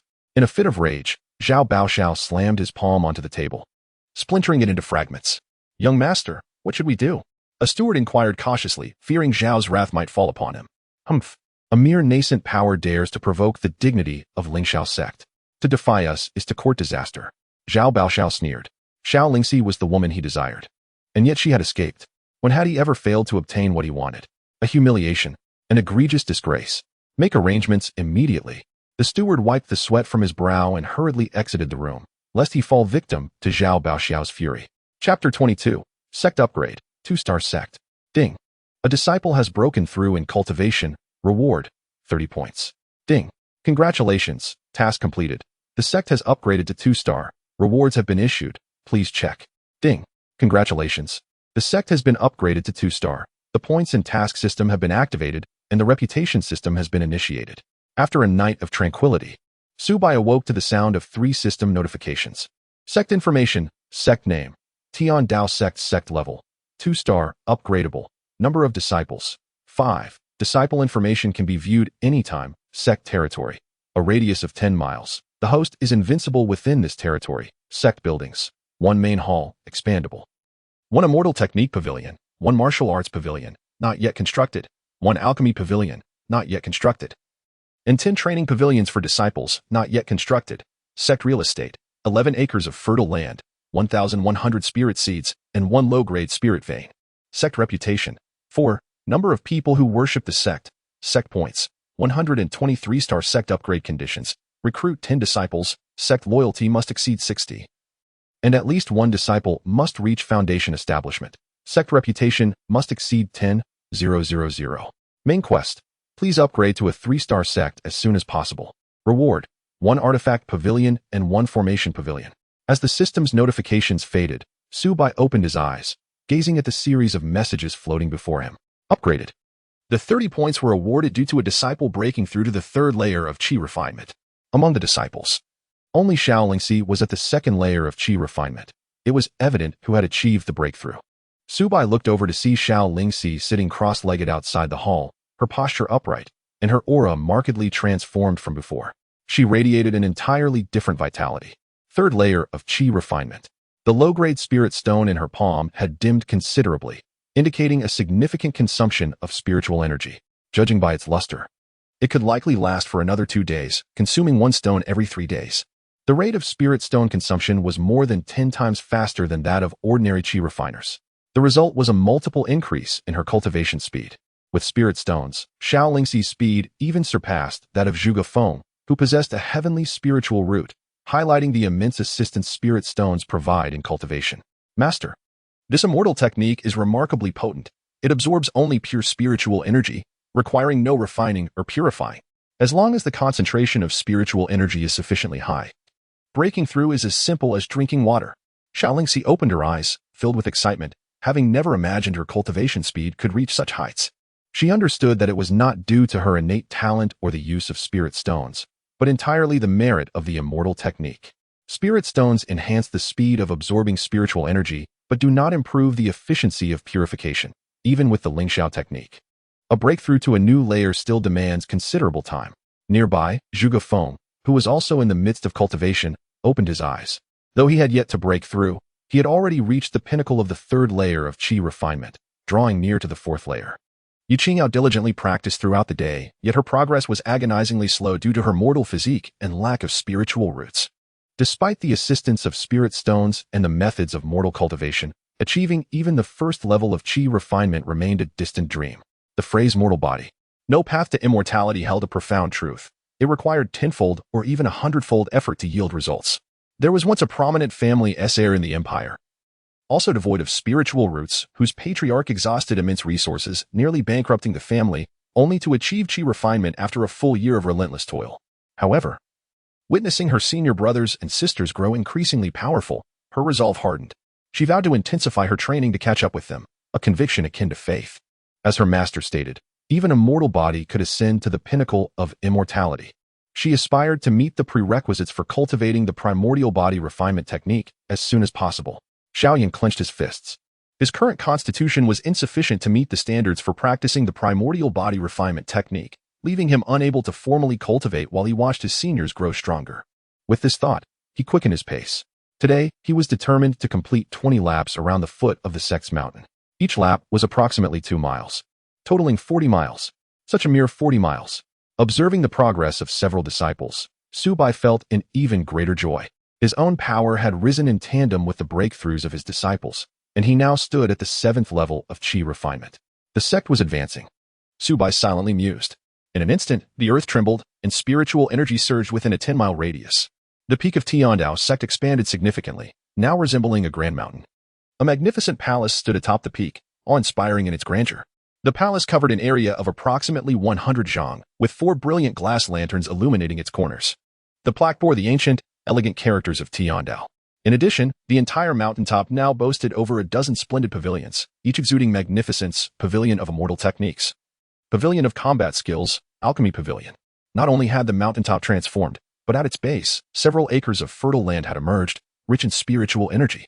Previously, the sect's territory was too confined to accommodate fertile fields, and the spiritual seeds required the nurturing of spiritual veins. Now, the territory had expanded to a 10-mile radius, nearing the borders of Yunshui City. This sudden commotion naturally captured the attention of countless onlookers eager to witness the spectacle. What had transpired? The concentration of spiritual energy had increased several-fold. Had spiritual veins emerged from the earth? Was this a celestial omen? The crowd stared in astonishment, their eyes wide as if witnessing a ghost. Look, the peak of Heavenly Dao Sect has expanded several times. Once a rather remote and desolate area with sparse spiritual energy, it now boasted a towering mountain that pierced the clouds, magnificent and commanding respect. I recall a powerful sect once considering this site, only to find it spiritually barren. Who would have thought such a transformation could occur? Murmured one observer. Could it be that spiritual veins have nourished the dragon energy of this place? Otherwise, how could such a change be explained? No wonder the sect master of Tiandao chose this location to establish the sect. It was clear he had discovered the presence of spiritual veins. Even a low-grade spiritual vein could sustain a large sect. It is worth noting that the Linglang sect lacked the qualification to occupy even a single spiritual vein. Tiandao sect was poised for takeoff. The crowd buzzed with excitement. Their gazes fixated on Tiandao sect, utterly astounded. Meanwhile, the expressions of several disciples atop the mountain reflected profound astonishment. The rising peak, the suddenly appearing splendid pavilions, the grand palace, the heightened concentration of spiritual energy. Xiaoyan stood in shock, his mouth slightly agape, nearly losing his composure. Wow, master, you are simply incredible, he gasped, swallowing hard, admiration gleaming in his eyes, deepening his reverence for Su Bai. In that moment, he felt as though he had a magnificent mountain as his support. In 3 years, Lu Yan ran. I shall show you who possesses true talent, and who is the genuine waste. With the expansion of the mountain, it seemed that a lap around the foot of the mountain now exceeded 10 miles. 20 laps would amount to 200 miles. Currently, the territory of Tiandao sect radiated 10 miles from the main hall, reaching the gates of Xianxia city. If it upgraded once more, it could encompass the entire city. Moreover, there was now an added points and task system. Just as Su Bai prepared to explore this new system, a chilling voice echoed from the sky. The Linglang sect is on the move. All unrelated personnel, retreat immediately. Today marks the demise of Tiandao sect. In the heavens, a dark mass of figures approached, their robes adorned with a stony emblem, each exuding an aura of lethal intent. Particularly the foremost group, who required no flying swords or other devices to soar through the air, moved with an imposing presence. The sky darkened, thunder and lightning clashed, and fierce winds howled, causing the trees to rustle ominously. That banner belongs to the Linglang sect. My heavens, they are flying in the air. Those are all Foundation establishment cultivators. The entire Linglang sect is mobilizing. Could Tiandao sect withstand such an overwhelming might? The crowd gazed skyward, their faces pale with fear, trembling, some collapsing to their knees. Is this Tiandao sect? The spiritual energy here is so dense. Linglang Xian, at the forefront of the Linglang sect, squinted his eyes, surveying the surroundings. The spiritual energy here was several times denser than that of their own sect. Cultivating here would yield extraordinary results. The richness of the spiritual energy was extraordinary. There must be spiritual veins nourishing this place. Beside Linglang Xian, an elder with sharp eyes scanned the area, revealing a fervent glint. Spiritual veins. This is an unimaginable treasure. Upon hearing this, Linglang Xian's eyes sparkled with greed as he fixated on the mountain of Tiandao sect. Haha, heaven is assisting me. He laughed, unable to contain his exhilaration. Should he seize the spiritual vein here, his power would surge, and he could even aspire to break through to the Golden Core stage. Reaching the Golden Core stage would elevate him to the ranks of true powerhouses on the continent. Even in the imperial palace of Zhao, he would be revered as a true master. Even among the top 500 sects of the Immortal Alliance, such as Lingxiao sect and Yuntian sect, he would be treated as a distinguished guest. A spiritual vein? It could underpin the formidable foundation of a large sect. If the Huangquan sect possessed such a vein, their rise would be imminent. Behind Linglang sect followed powerful figures from various sects within a radius of hundreds of miles, each gazing at Tiandao sect's mountain with eyes alight. Spiritual veins are elusive and rare. Spiritual veins, I must claim them for myself. Linglang Xian, the sect master of Linglang sect, whispered with a flash of cold light in his eyes. Sect master of Tiandao, come forth. In the next moment, he bellowed, his voice booming like thunder, echoing through the misty air, resonating across the heavens and earth. Linglang sect, Linglang Xian has arrived. Do not delay, come out and meet me. As his voice fell, a terrifying pressure descended from the sky, causing countless mortals to feel their eardrums burst, blood streaming from their orifices.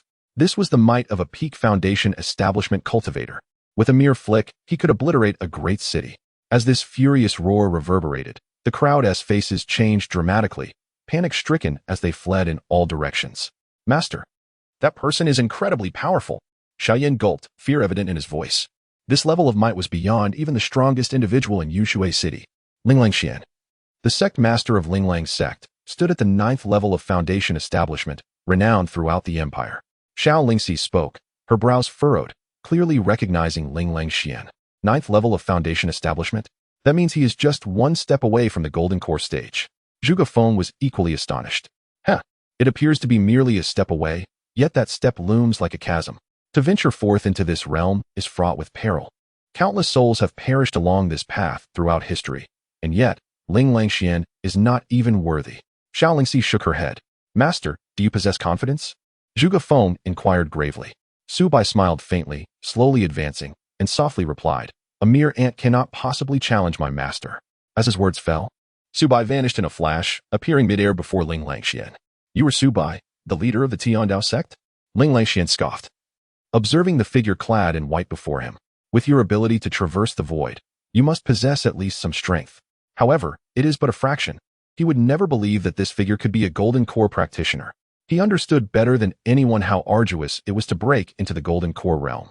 This young figure had barely begun his cultivation. Indeed, I do not change my name or my surname. I am Su Bai. As for you, the leader of the Linglang sect, what business do you have with me? Su Bai stood with hands clasped behind his back, his expression serene as he regarded Ling Langxian. Inquiring lightly, feigning ignorance. Did you not slay the elders and disciples of my Linglang sect? Ling Langxian retorted coldly, his gaze fixed intently upon Su Bai. If I killed them, then so be it. What is the issue? Su Bai raised an eyebrow, casting a nonchalant glance at Ling Langxian. Good. Since you admit it, all members of your Tian Dao sect shall perish today. I shall use your sect's demise to proclaim to the world that my Linglang sect is not to be trifled with. Ling Langxian laughed bitterly in fury. Elders and disciples, heed my command. Slay every last member of the Tian Dao sect, sparing only Xiaolingxi as per Ling Xiao sect's orders. As Ling Longshuan's words echoed, the members of Ling Lang sect shouted in unison, understood. In an instant, numerous elders and disciples of Ling Lang sect summoned their magical artifacts. The atmosphere around them surged with energy, and the spiritual essence of the entire realm began to boil. Su Bai, with his hands behind his back, smiled faintly. If the sect had yet to upgrade, my invincible range would extend only 2 miles, insufficient to encompass all. But now, things have changed. My dominion stretches 10 miles, including the skies above. At this moment, all members of Ling Lang sect found themselves within that 10-mile radius. I have stated before, those who offend the Tian Dao sect shall face death without mercy. If you do not advance, then let it be. But should you take another step forward, you shall die. Su Bai's gaze turned frigid, his indifferent words resonating across the heavens. Upon hearing this, the members of Ling Lang sect were momentarily stunned. What is this? Our Ling Lang sect has sent forth over 1,000 people, including several foundation-building elders, and yet you dare to speak so arrogantly? The members of Ling Lang sect exchanged glances, their faces betraying sarcasm and mockery. Little beast, annihilating you is as effortless as turning my hand. Ling Longshuan's lips curled into a cruel smile as he spoke with malice. Since you refused to drink the wine offered, do not blame me for my ruthlessness. With that, the elders and disciples of Ling Lang sect surged forward. Alas, watching the onslaught, Su Bai sighed softly. What is the point of risking my life for merely 30 taels of silver a month? Chapter 24. The Tian Dao sect invites everyone to witness a firework display. Miles away, numerous powerful figures observed the scene, shaking their heads in disbelief. The Tian Dao sect is finished. Who is this fool that dares to provoke Ling Lang sect? It is nothing but self-inflicted humiliation. Many lamented the impending doom of the Tian Dao sect, predicting that nothing would remain of it. What a pity for this spiritual vein. Now that it is claimed by Ling Lang sect, we have no chance of obtaining it. Many felt a twinge of regret, for the spiritual vein was a coveted prize. Yet, under Ling Lang sect's control, even those sects whose strength rivaled Ling Lang sect dared not seize it, for they had Ling Xiao sect as their backing. Su Bai perish. Ling Longshuan's expression twisted with rage as he bellowed, drawing his sword with ferocity. Buzz. The spiritual sword resonated, emitting a symphony of sword cries. A brilliant sword light spanning 100 feet, aimed directly at Su Bai. The strike was as swift as lightning, reaching Su Bai in the blink of an eye. Yet, to this, Su Bai appeared oblivious, seemingly too lethargic to move. Has this little one gone mad? To remain motionless in the face of such a fierce attack, could he be paralyzed by fear? Surrounding observers chattered among themselves, while the members of Ling Lang sect wore expressions of cold indifference. Suddenly, a twist of fate occurred. Su Bai raised his right hand, extending his index finger and lightly gesturing forward. His finger, crystalline and radiant, exuded a hazy celestial glow. With a mere point, Ling Longshuan's sword shattered like fragile tofu. Crack! The sword splintered into countless shards, cascading to the ground. The once mocking members of Ling Lang sect shifted their expressions, revealing shock. What kind of finger technique is this? Capable of shattering the sect leader's sword with a single point? This must be a jest. They realized that Ling Longshuan's weapon was a spiritual artifact, one that a foundation-building cultivator could never hope to destroy. How is this possible? Who are you truly? Ling Longshuan's face paled, his pupils constricting to the size of pinpricks as he stared at Su Bai, as if he had encountered a ghost, his voice trembling with disbelief. A single finger shattering a spiritual artifact. A chill coursed through him, sending shivers down his spine. He had never witnessed anyone capable of such an act. Some elders and disciples of Ling Lang's sect sensed the peril and attempted to flee, only to find their bodies immobilized. Dear guests who have traveled from afar, you must be weary. The Heavenly Dao Sect invites you to enjoy a display of fireworks. With a gentle snap of his fingers, the members of Ling Lang's sect, frozen in midair, included one foundation-building elder who was suddenly whisked into the sky by an invisible force. Boom. In the next instant, a massive fireball erupted, engulfing him within. As a storage ring fell, which Su Bai deftly caught. Subsequently, the second, third, and fourth. Boom, boom, boom. Strikingly beautiful fireworks ascended into the sky, dazzling and resplendent. Nearby, whether the inhabitants of Yinshui City or other sects drawn by Ling Lang's sect's actions, all who witnessed this spectacle gasped in astonishment. The Ling Lang sect, which had stood for 300 years, was finished. What prowess did the leader of the Heavenly Dao Sect possess? With a mere snap of the fingers, he subdued over 1,000 members of Ling Lang's sect, including formidable figures like Ling Lang Xian, an unfathomable feat. Ling Lang's sect had been a loyal hound to Ling Xiao sect, surely. This would incite their wrath. Ling Xiao sect, ranked among the top 500 of the Immortal Alliance. Would the Heavenly Dao Sect withstand the fury of Ling Xiao sect? Whispers of disbelief circulated among the crowd. Before Su Bai acted, no one had ever imagined that Ling Lang's sect would face such a devastating defeat. Master, you are simply magnificent. The disciples within the Heavenly Dao Sect were left in awe.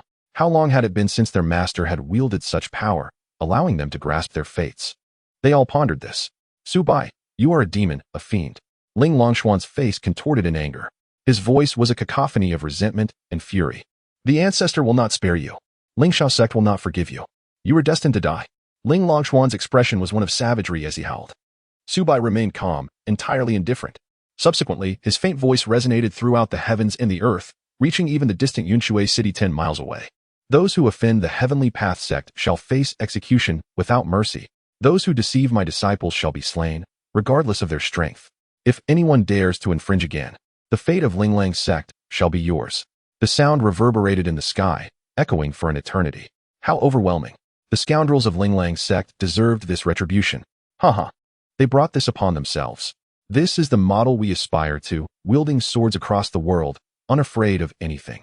For the ordinary citizens of Yinshui City, everything Su Bai did undoubtedly served as a breath of fresh air. The Ling Lang sect, a faction that devours its prey whole, allows even the most ordinary disciple to plunder the wealth of common folk and to take lives with impunity. In the past, no one could challenge Ling Lang's sect. The people would flee at the sight of its members. Today, they finally received their comeuppance. Meanwhile, the powerful figures from other sects remained silent. Behind those few words, they sensed the confidence and strength.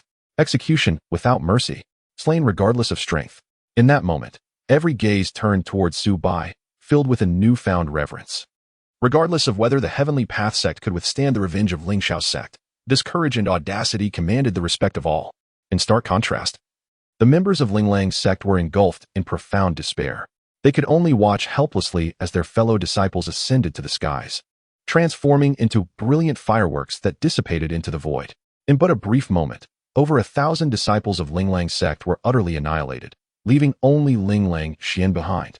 With a thud, Ling Lang Xian collapsed to his knees, devoid of color, his heart gripped by terror, utterly stripped of any arrogance. Spare me. I am willing to give everything. I will serve you as my master. I beg you, spare my life. At this moment, there was no trace of his previous hubris. He did not wish to die. As a master of the 9th level of Qi refinement, he was accustomed to reverence and accolades wherever he went. If he were to die, he would lose everything. Su Bai looked at him indifferently. Had you known this would be the outcome, why act so recklessly in the first place? Boom. Su Bai flicked his finger. Ling Lang Xian was immediately engulfed in flames, soaring into the sky, followed by a violent explosion. A dazzling display of fireworks erupted into the air. Ling Lang Xian was dead. Chapter 25, Tasks and Points System. Heavenly Path Sect Reputation, 1870-27-18-19. Before Su Bai's eyes, the numbers indicating increased reputation floated by incessantly. He had nearly obliterated Linglang's sect, and with numerous witnesses, even if only a fraction revered the Heavenly Path sect, his reputation would soar. You may each select a cultivation pavilion. This shall be your residence henceforth, Su Bai announced as he descended to his 4 disciples. Thank you, master, they exclaimed, brimming with excitement, especially Xianxia, who leaped for joy. At last, we have a place to live, and such a luxurious one, with each pavilion boasting 3 stories. Is this truly the residence of disciples from the Heavenly Path sect?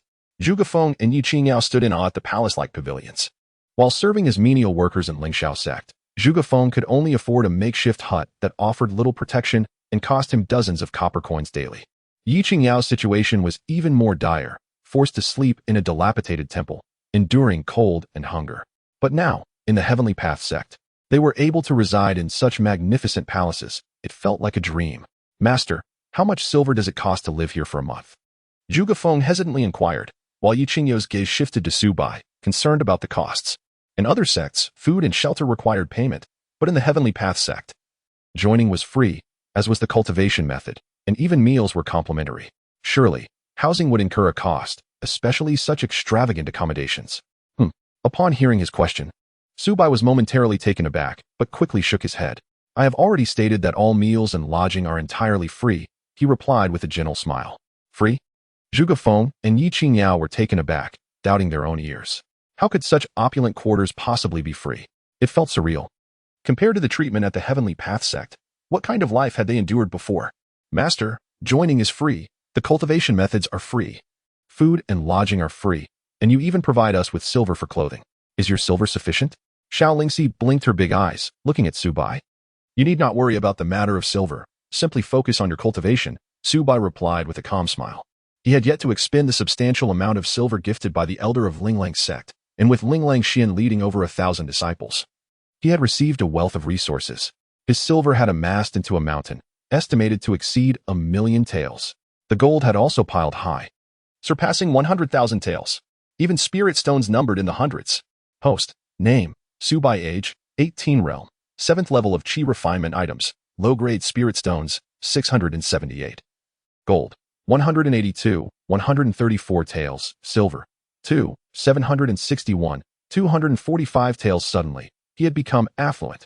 After sending a few disciples off to cultivate, Su Bai finally had time to explore the changes following the sect's upgrade, particularly the tasks and points system.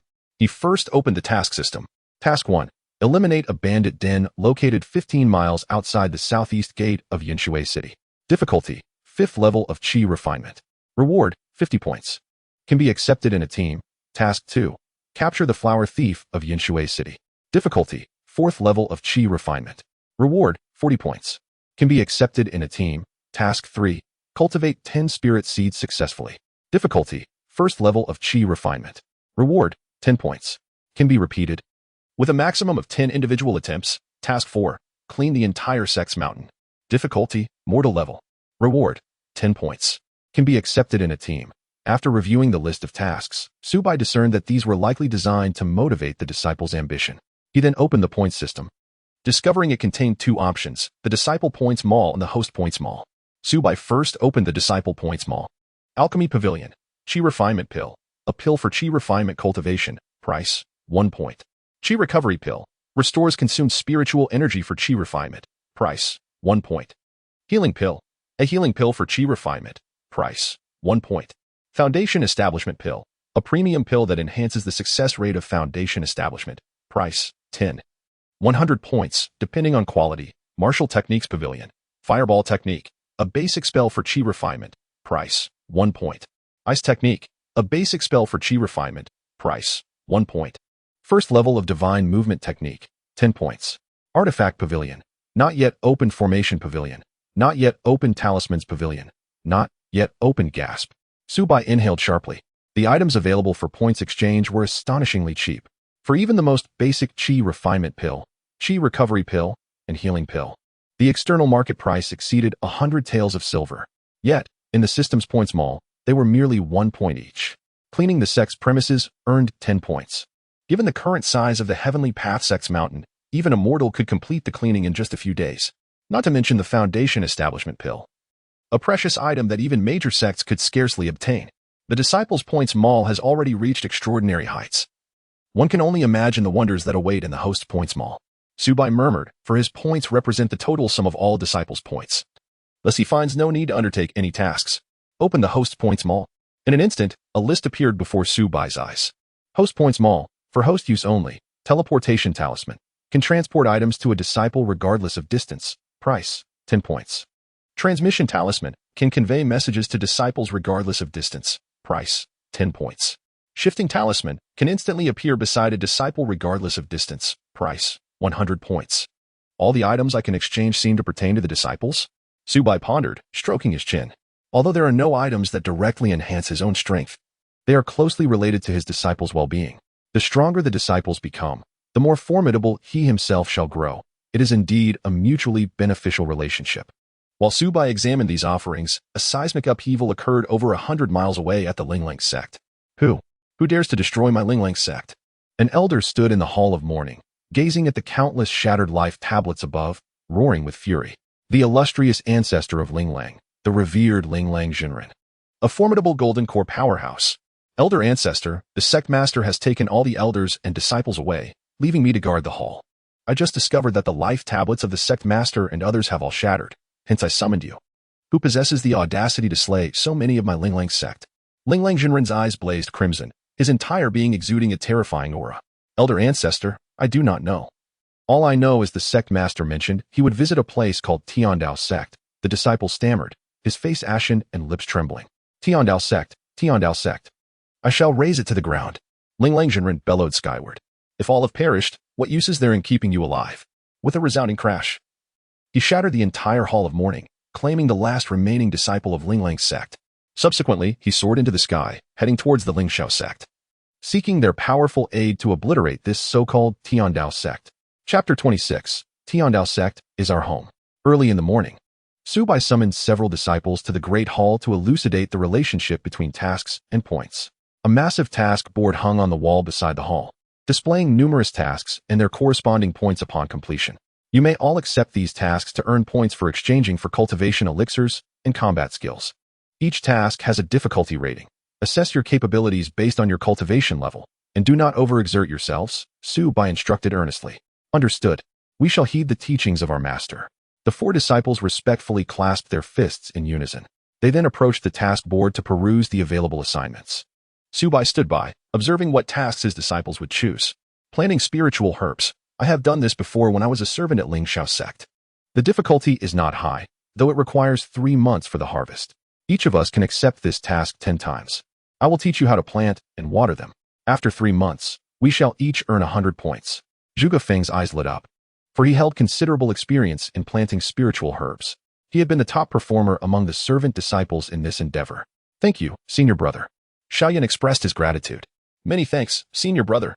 Xiaolingxi and Yi Qingyao also offered their thanks, each accepting 10 tasks related to planting spiritual herbs. No need for such formality, we are all comrades. Zhuge Feng chuckled. To embellish the sect's appearance and calculate points based on completion, leave that to me. Xiaolingxi giggled, selecting one of the tasks. Sister Lingxi has always had a keen eye. Our sect will undoubtedly look clean and beautiful. Xiaoyan commented. That is only natural. Xiaolingxi replied proudly, prompting hearty laughter from the group. Engraving a sect monument, worth 10 points. I'll take that. It will serve to temper my physique. Xiaoyan also chose a task. The others nodded in agreement, and while Xiaolingxi smiled, her gaze shifted to Yi Qingyao. Among these tasks, most were not suitable for a frail mortal girl to undertake. After a moment's contemplation, she grasped Yi Qingyao's hand, saying, Sister Qingyao, let us team up to accept the task of cleaning the sect. We can split the points evenly. Yi Qingyao hesitated, looking up to see Xiaolingxi's cheerful countenance. Sister, I fear I may hold you back, Yi Qingyao whispered, biting her lip, for she was merely a mortal and had long suffered from malnutrition, leaving her slender and weak. Foolish girl, what are you thinking? Heavenly Dao Sect is our home. You are my junior sister, which makes you my family. Xiaolingxi replied with a bright smile. Hearing this endearing term, Yi Qingyao felt a lump in her throat. Since her sister had been taken, this was the first time someone had called her sister. Heavenly Dao Sect is our home. Yes. Yi Qingyao nodded vigorously, her face blossoming into a radiant smile. Su Bai observed the harmonious interaction among the disciples with a slight nod. Such an atmosphere within the sect truly resembled that of a family. He then executed a swift teleportation and appeared outside the city gates of Yinshui City. The borders of Heavenly Dao Sect now extended to the city entrance. As long as he did not enter the city, he would be invincible. Heavenly Dao Sect enrolls disciples on a first-come, first-served basis, and the slots are limited. Times have changed. Previously, Su Bai had been ridiculed for wanting to recruit disciples, but now the situation was entirely different. As soon as he spoke, a long queue formed at the city gates. Immortal Master, these are some local specialties. I hope you will accept them. A young man at the front of the line handed a cloth bag to Su Bai, without needing to open it. Su Bai surmised it contained dozens of taels of silver. Is this a test? He mused. Who would falter under such a trial? Am I, Su Bai, in need of such trifling money? Do we not consider aptitude? Can even mortals cultivate? Someone queried. Generally, sects assess aptitude when recruiting disciples. While it need not be exceptional, it must not be poor. A disciple with poor aptitude would yield no fruitful results even with abundant resources, a futile endeavor. Join my Heavenly Dao Sect, and even a mortal can achieve great accomplishments. Su Bai replied nonchalantly. His words astonished those around him. In Su Bai's eyes, nurturing a genius to become an unparalleled powerhouse did not hold much merit. However, transforming a mortal into an extraordinary force would truly demonstrate the capabilities of Heavenly Dao Sect's teachings. This was precisely why he sought to recruit Yu Qingyao. Immortal Master, if that is the case, I wish to join Heavenly Dao Sect. Voices rang out as many expressed their desire to join. Queue up, one at a time, Su Bai instructed, initiating the assessment of the first individual's fate. Ding, loyalty to the sect. 10, unable to join. Su Bai's lips twitched slightly as he regarded the young man who had just presented the local specialties. Not only is your loyalty 0, but you also present a negative value? What on earth is this? Do you harbor animosity towards Heavenly Dao Sect? Immortal Master, may I enter the sect? The young man inquired eagerly. Su Bai immediately spent a point to examine the young man's information, curious as to how he had garnered a negative value. Name, Ma Xiaohu, age, 22, cultivation level, mortal background, servant disciple of Huiman. Sent by an elder to investigate the reality of Heavenly Dao Sect. Looking at the displayed information, Su Bai was struck with disbelief. No wonder it was negative. He was an undercover agent. Ding, loyalty to the sect. 8, unable to join. Ding, loyalty to the sect. 19, unable to join. Ding, loyalty to the sect. 11, unable to join. A continuous stream of 10 individuals, all with negative loyalty scores. Su Bai shook his head in exasperation. He ruthlessly annihilated the Linglang sect, and naturally, many powerful figures from surrounding factions sought to discern the true nature of the Heavenly Dao Sect, sending their disciples to investigate. However, to their astonishment, all were traitors. Where were the normal individuals? Not a single one? I heard that all the disciples of the Lingxiao sect in Yunshui City have departed. It appears the Lingxiao sect is poised for a significant move. Certainly, the Heavenly Dao Sect has nearly obliterated the Linglang sect, which is but a subordinate to the Lingxiao sect. Would the Lingxiao sect remain indifferent? Hiss. Does that mean that the strong from the Lingxiao sect will soon retaliate against the Heavenly Dao Sect? I had considered joining the Heavenly Dao Sect, but the thought of their deep-seated enmity with the Lingxiao sect sends chills down my spine. Indeed. The last to provoke the Lingxiao sect saw their entire sect of over 8,000 members annihilated. I heard even passing dogs were affected. Listening to the discussions of bystanders, Su Bai understood clearly. Merely exterminating the Linglang sect was far from sufficient, until the looming presence of the Lingxiao sect was dispelled. No sane individual would dare join the Heavenly Dao Sect. After all, when the strong from the Lingxiao sect arrive, they would not concern themselves with whether one is a latecomer. They would eradicate all without hesitation. The formidable reputation of the top 500 in the Immortal Alliance is indeed deeply entrenched. Chapter 27, Master. Allow me to strive once more. Ding. Sect points increased by 40. Ding. Sect points increased by 20. Ding. Sect points increased by 10. 3 days later. Su Bai's mind echoed with 3 notification chimes. Exiting the Grand Hall, the entire sect had transformed remarkably. Xiao Lingxi and Yi Qingyao had thoroughly cleaned the sect and adorned it with numerous flowers and plants, rendering it even more elegant. The tasks of decorating and cleaning the sect were completed, yielding 20 and 10 points, respectively. A slight smile graced Su Bai's lips. He had just heard the notification of a 40-point increase. The task that granted 40 points had not yet been claimed, indicating that a disciple had broken through to the 4th level of Qi refinement. Among the disciples at the 3rd level of Qi refinement were Zhuge Feng and Xiao Lingxi.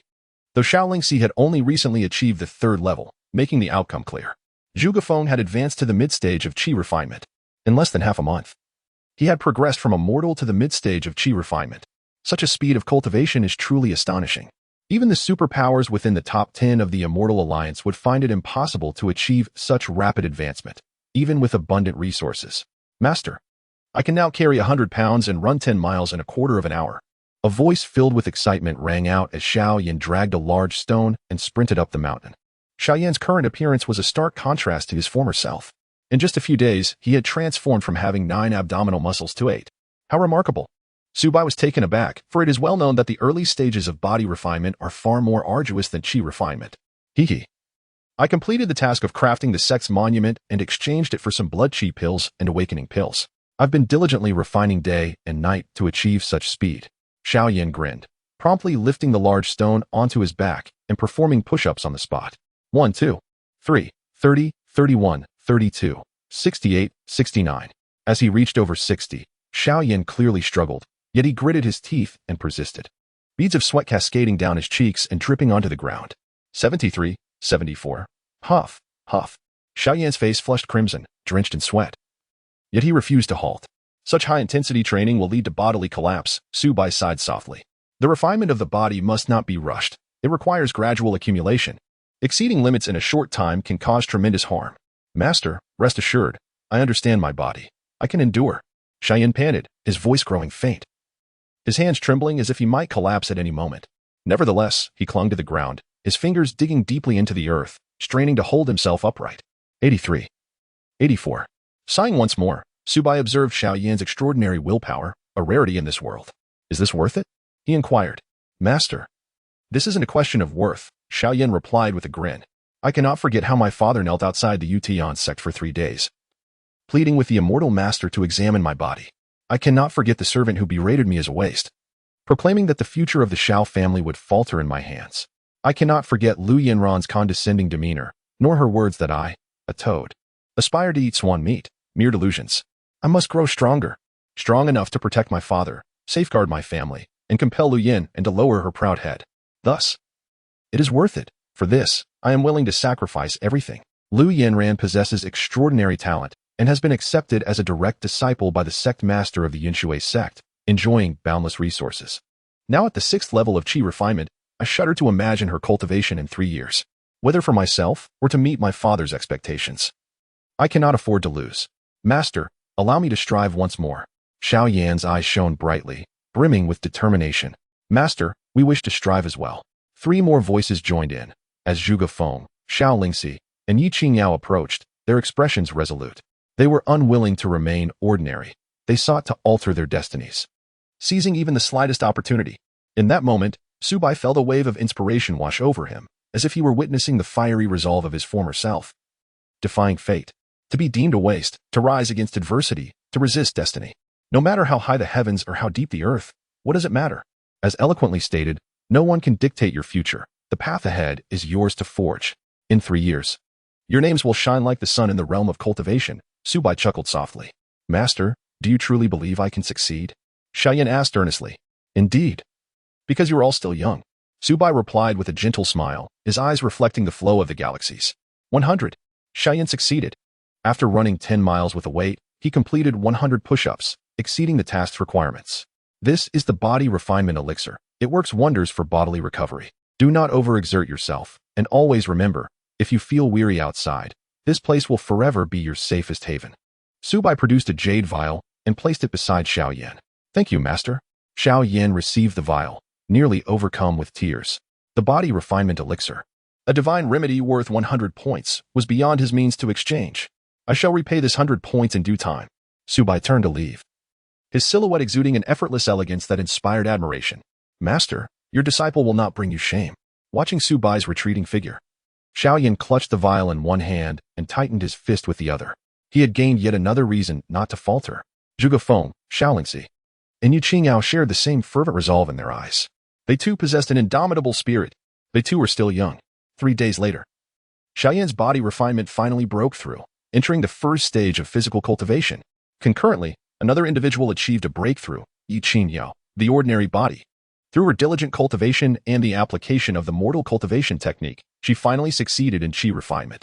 The widely held belief that ordinary bodies cannot cultivate seemed to become a mere joke, as Yi Qingyao's cultivation speed was not only rapid but astonishingly so.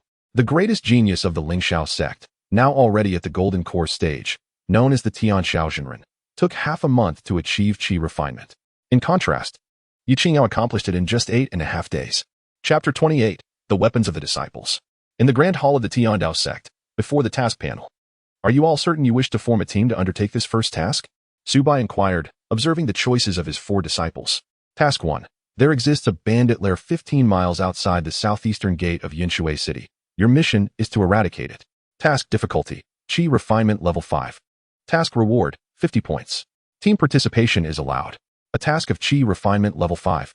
This implies that one must attain such a level to dare undertake the challenge. Master, I have reached the pinnacle of Qi refinement level 4, and I have exchanged for a set of staff techniques. I am confident in my ability to challenge Qi refinement level 5. Zhuge Feng declared, his tone steady and brimming with self-assurance. With a heavenly spiritual root, fighting beyond 1's rank is not difficult. Master, I am on the verge of breaking into the mid-level of Qi refinement and wish to find someone to challenge. Perhaps I will achieve my breakthrough. Moreover, I have exchanged for a set of sword techniques that I am eager to test. Xianxia chimed in cheerfully. Master, this bandit lair frequently harasses my Xiao family's caravans, committing acts of murder and arson. I have long desired to eradicate them. Xiaoyan added with indignation. Yiqingyao remained silent, yet her expression revealed her wish to fight alongside her fellow disciples. Rest assured, Master, I will ensure the safety of junior sister Qingyao. Xiao Lingxi promised, patting her chest confidently. Since you are determined to go, then proceed. Su Bai pondered for a moment before ultimately nodding. The fledglings must learn to spread their wings and soar. Furthermore, I hope that my disciples can grow swiftly.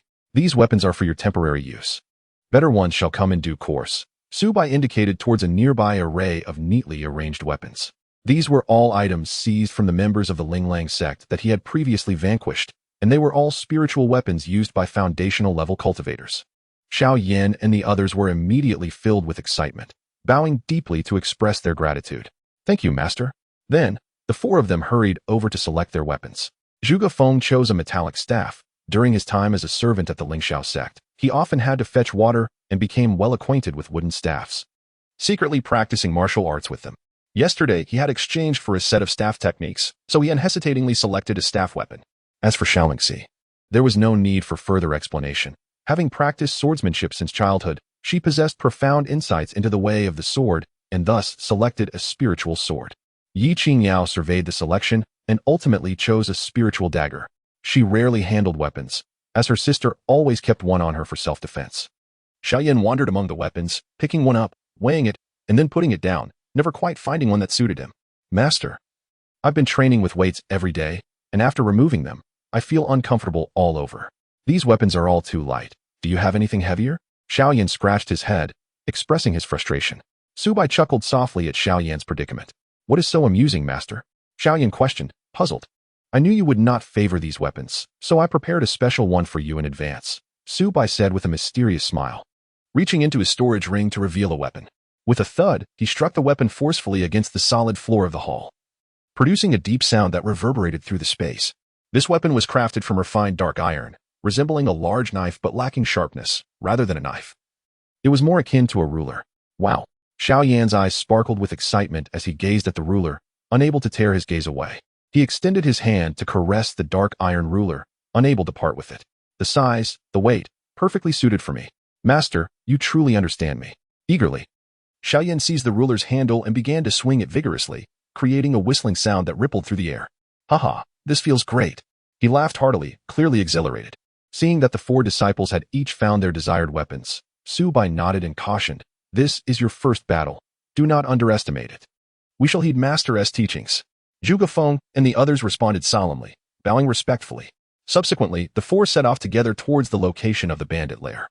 Su Bai watched as their figures gradually disappeared, then swiftly followed them, keeping his presence concealed. Chapter 29. The Disciples' First Battle. 15 miles outside the southeastern gate of Yinshui City. A group of burly men on horseback returned, dust rising around them, armed with various weapons and clad in fine gear, clearly resembling bandits. The stench of blood clung to them, evident that they had recently engaged in slaughter. Their horses bore numerous bags, likely filled with the plundered riches. Brother, we've struck it rich again this time, exclaimed a scarred man, licking his lips with a glint of greed in his eyes. This time luck was on our side. We raided quite a substantial merchant convoy, hehehe. The leader, a bearded giant, wore a broad grin, with an unconscious woman resting upon his mount. Indeed, we've slaughtered and feasted, indulging in all the pleasures of the beautiful women from the surrounding villages. I hear the beauties of Xianxiaaudiobooks city are far superior to those in our impoverished region. Haha, having seized so much wealth, we can enjoy a splendid time in Xianxiaaudiobooks city. The group spoke with brazen disregard, their words dripping with lewdness. The girls in Xianxiaaudiobooks are indeed attractive, but they are too expensive. This one brother has captured is truly a gem. Yes, her skin is as smooth as silk. She must be the daughter of a wealthy family. The bearded man grinned, his gaze fixated on the unconscious girl's face. With delicate features, fair skin, and a slender figure, she was undeniably alluring, stirring an irresistible desire within them. I'll be the first, one declared, while others eagerly chimed in. I'll be second. Ha ha ha. Who are you to claim third? Get in line, I'm third. This beautiful little lady will surely be delightful. Brothers, let us enjoy her tonight. Laughter erupted among them, their eyes gleaming with depravity.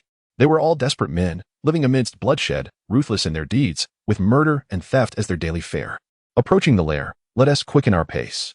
The bearded leader barked, urging his mount onward. The red horse galloped fiercely, kicking up clouds of dust. Sixth, seventh, come out to greet us. The fierce bandits soon entered their mountain hideout, but as they did, the bearded leader's expression shifted. Something feels amiss.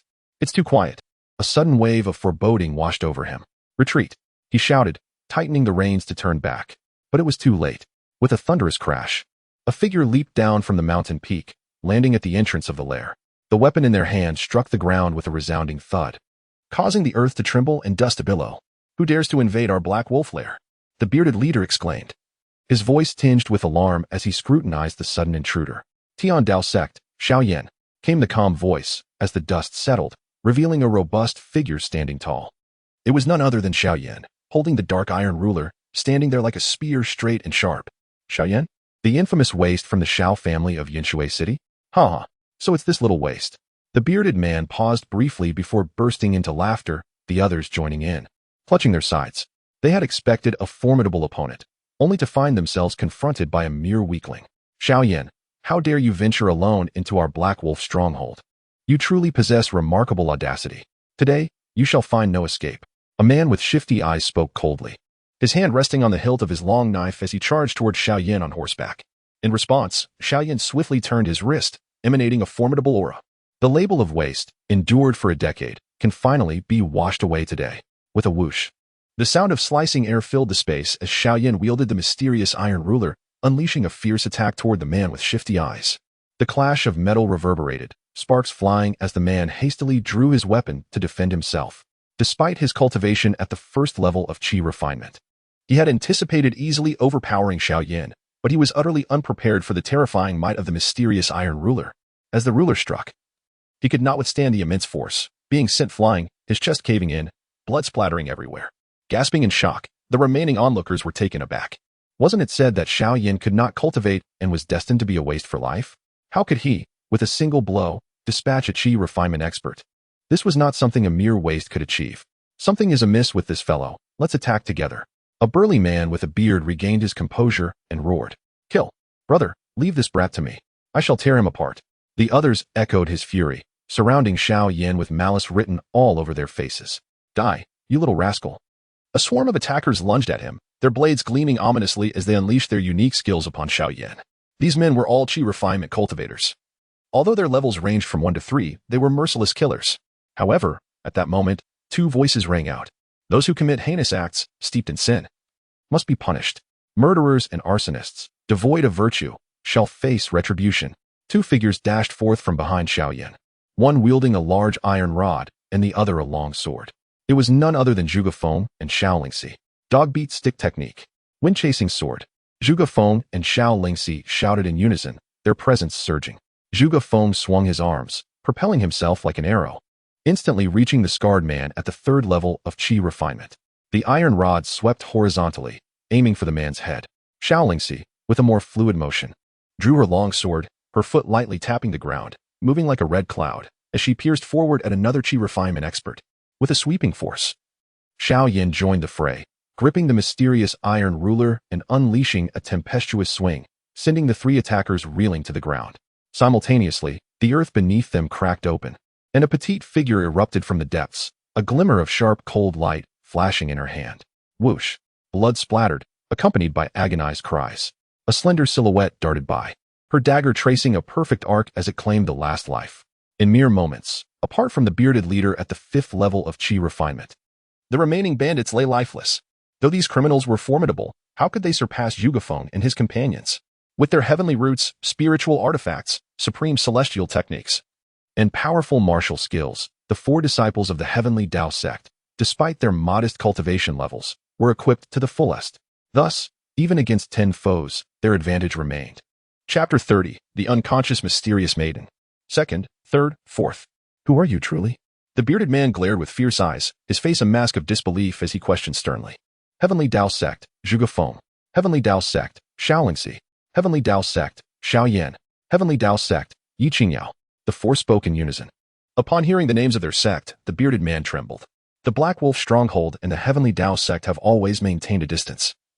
Why then do you seek to eradicate my Black Wolf gang? His teeth clenched as he inquired, realizing he had struck a nerve. Although he was the most powerful at the 5th level of Qi refinement, just Zhugafeng alone made him feel an overwhelming sense of danger. The Black Wolf gang robs merchants and slaughters villagers, inciting the wrath of heaven and man alike. Zhugafeng rebuked vehemently. We, the Heavenly Dao Sect, stand for justice, eliminating demons and upholding righteousness, rooting out tyrants. Xiaolingxi echoed, her voice resolute. Justice? Huh. You self-righteous cultivators, cloaked in the guise of righteousness, yet indulge in the filthiest deeds behind closed doors. The bearded man sneered. I assure you, the Black Wolf Stronghold has survived here for years not merely by our own strength. Speaking thus, he produced a harmonica and blew forcefully, a peculiar melody resonating throughout the stronghold. Not good. Stop him. Zhugafeng and Xiaolingxi dashed forward, though they were uncertain of the bearded man's intentions. They knew it was likely nothing good. If you dare approach, I will kill her. The bearded man seized the captured maiden, gripping her throat menacingly. Seeing this, Zhugafeng and the others halted, refraining from any reckless movement. That girl is still alive. Xiaolingxi noticed the maiden's faint breaths. What now? At this distance, I cannot guarantee a fatal strike before he acts. Zhugafeng frowned, speaking in a low tone. Kiki. The bearded man laughed at their hesitation, a cruel glint in his eyes, his lips curling into a sinister grin. There exists a sect nearby called the White Wolf Sect. The reason my Black Wolf Stronghold has remained for so long is entirely due to their protection. The so-called righteous sects shy away from certain deeds, leaving them to us. And we protect the White Wolf Sect in return, sharing the spoils of plunder 80-20. Now, I have summoned the strongmen of the White Wolf Sect. They will arrive shortly. And you little brats shall all perish. The bearded man erupted into maniacal laughter, feeling assured of his victory. What? The White Wolf Sect? Xiaoyan was taken aback, realizing the gravity of the situation, as this man was indeed allied with the White Wolf Sect. He glanced at Zhugafeng and Xiaolingxi, saying, the White Wolf Sect is a small sect outside Yinshui City. Though not large, it boasts a considerable number of members. Their leader is at the peak of Qi refinement, and should we confront them directly, we might not stand a chance. Xiaolingxi frowned slightly. So the White Wolf Sect also protects the Black Wolf Stronghold. It seems they are of the same ilk. What shall we do? Zhugafeng pondered deeply. The bearded man before them was within their capabilities, but what about the girl? Rumbling. In the distance, dust rose as someone approached on horseback. Above, a streak of light soared, suggesting a powerful figure was flying in on a sword. A cultivator flying on a sword is at least in the late stages of Qi refinement. The White Wolf Sect strongmen are on their way. You are not permitted to follow. Otherwise, I will strangle her. The bearded man laughed maniacally, retreating slowly on horseback in the direction of the approaching White Wolf Sect strongman. We cannot let him escape. Capturing him later will be an arduous task. Xiaoyan urged anxiously. But what about the girl? Xiaolingxi voiced her concern. Zhugafeng's brow furrowed tightly as he sighed in resignation. It seems we must continue fighting. In the shadows, Su Bai shook his head slightly. Although his 4 disciples demonstrated commendable coordination and exceeded their peers in strength, their plan still lacked finesse. To capture the leader first is a fundamental principle they evidently failed to grasp. Now, with the bearded man on guard and using a hostage as leverage, unless they far surpass him in cultivation, rescuing the girl will be exceedingly difficult. Perhaps I should take the lead myself. Otherwise, when the strong men from the White Wolf Sect arrive, it will spell trouble. Su Bai muttered to himself. Having ventured beyond the territory of the Celestial Path sect, he found himself unable to wield the invincibility he possessed within its borders. The White Wolf Sect boasted formidable practitioners at the pinnacle of Qi cultivation, and he was not yet their match. However, just as he prepared to take action, an unexpected turn of events unfolded.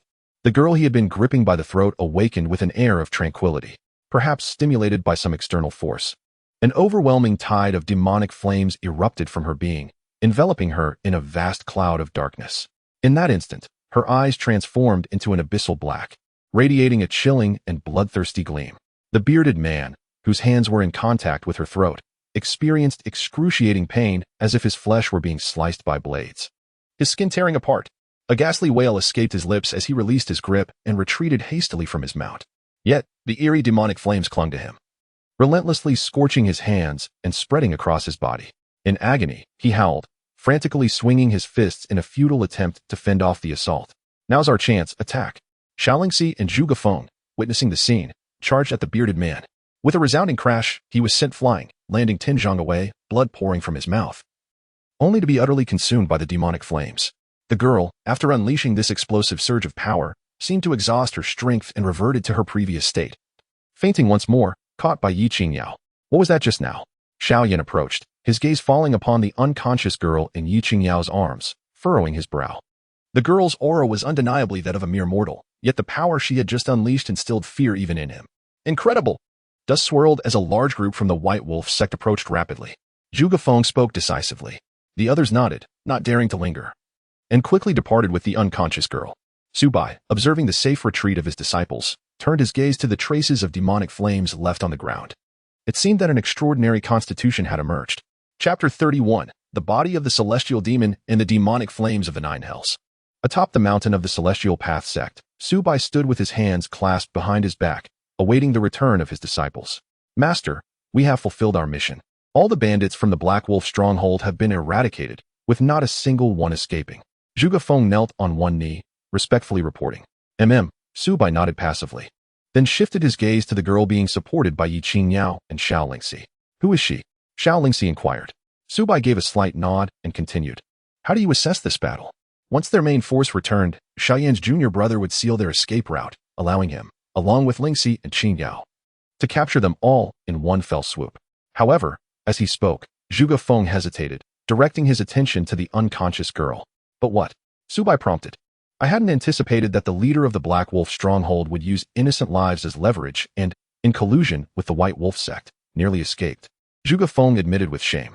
Master, we had devised our plan in advance, but we didn't foresee that they had taken hostages. Otherwise, we would have executed it flawlessly. Xiaoyan added.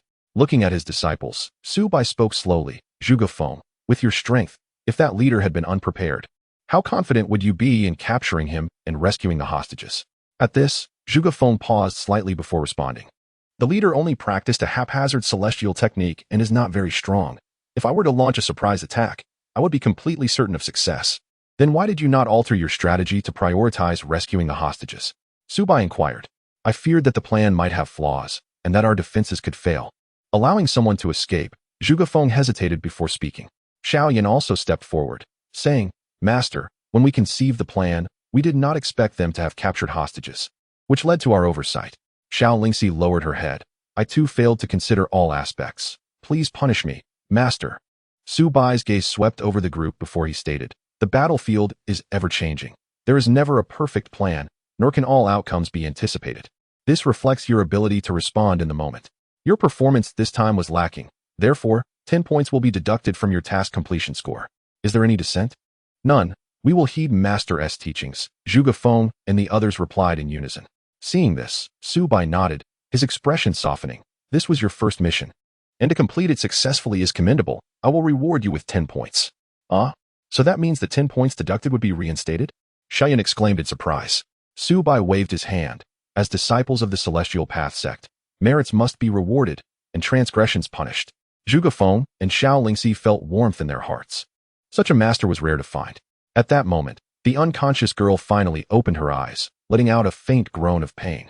The instant she awoke, the peculiar demonic flames surrounding her surged upward. These flames were immensely powerful. Even a single spark would incinerate the surrounding vegetation, leaving behind charred pits in the earth. Stop. Su Bai traced a talisman with his hand, directly channeling it into the girl to suppress the demonic flames. Otherwise, those nearest to her, Yi Qingyao and Xiaolingxi, would likely not escape unharmed. Despite her being merely immortal, the potency of these flames could easily reduce Qi practitioners to ashes. Master, what kind of flames are these? They are utterly terrifying. The leader of the fifth-layer Qi practitioner was burned to death by these flames. Otherwise, our mission might have failed. Xiao Yan and the others gazed in shock at the recently unleashed demonic flames, their expressions filled with confusion. Truly formidable. If these flames could be controlled, they would be incredibly formidable. These are the demonic flames of the nine hells, Su Bai explained. What? The demonic flames of the nine hells? Xiaoyan's eyes widened in astonishment. What are the demonic flames of the nine hells? Zhuge Feng and Yi Qingyao exchanged puzzled glances, clearly unfamiliar with the term. I know. It is said that some of the most powerful flames in existence manifest in the world, and among the 10 most potent, they are labeled as the primordial flames. The primordial flames are capable of incinerating the heavens and are awe-inspiring. Consequently, many powerful cultivators have unleashed bloodshed to obtain them.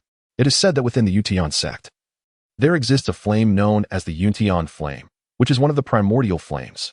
And the demonic flames of the nine hells are one of the top 10 primordial flames. Xianxia spoke, her eyes displaying shock. To think they are primordial flames. Zhuge Feng was equally taken aback. He had heard of the primordial flames but was unaware of the specifics. Yet, for them to rival the Yuntian flame of the Yuntian sect speaks volumes of their extraordinary nature. However, the conditions for the birth of primordial flames are exceedingly stringent. How could they manifest within a mortal's body? Xianxia furrowed her brow. Indeed, the conditions for the birth of primordial flames are quite severe. Yet there is an exception, special constitutions. Su Bai elaborated. Special constitutions? Zhuge Feng and the others were taken aback. In this vast world, there are countless wonders. Certain powerful constitutions possess the ability to alter the very fabric of reality and unleash devastating power. For instance, the legendary chaos body is said to be able to control the chaos flames, rendering it extraordinarily formidable. If my conjecture is correct, her constitution is likely the exceedingly rare celestial demon body. Otherwise, it would be impossible for such terrifying flames to be birthed. Su Bai contemplated. Master? The celestial demon body sounds incredibly powerful. Does that mean she could become immensely strong in the future? Xiaoyan looked again at the girl, who, at that moment, was gradually regaining consciousness as the flames within her were subdued. Uncertain of what she had perceived, the young girl crouched in a corner, clutching her head and repeatedly imploring for them not to approach her.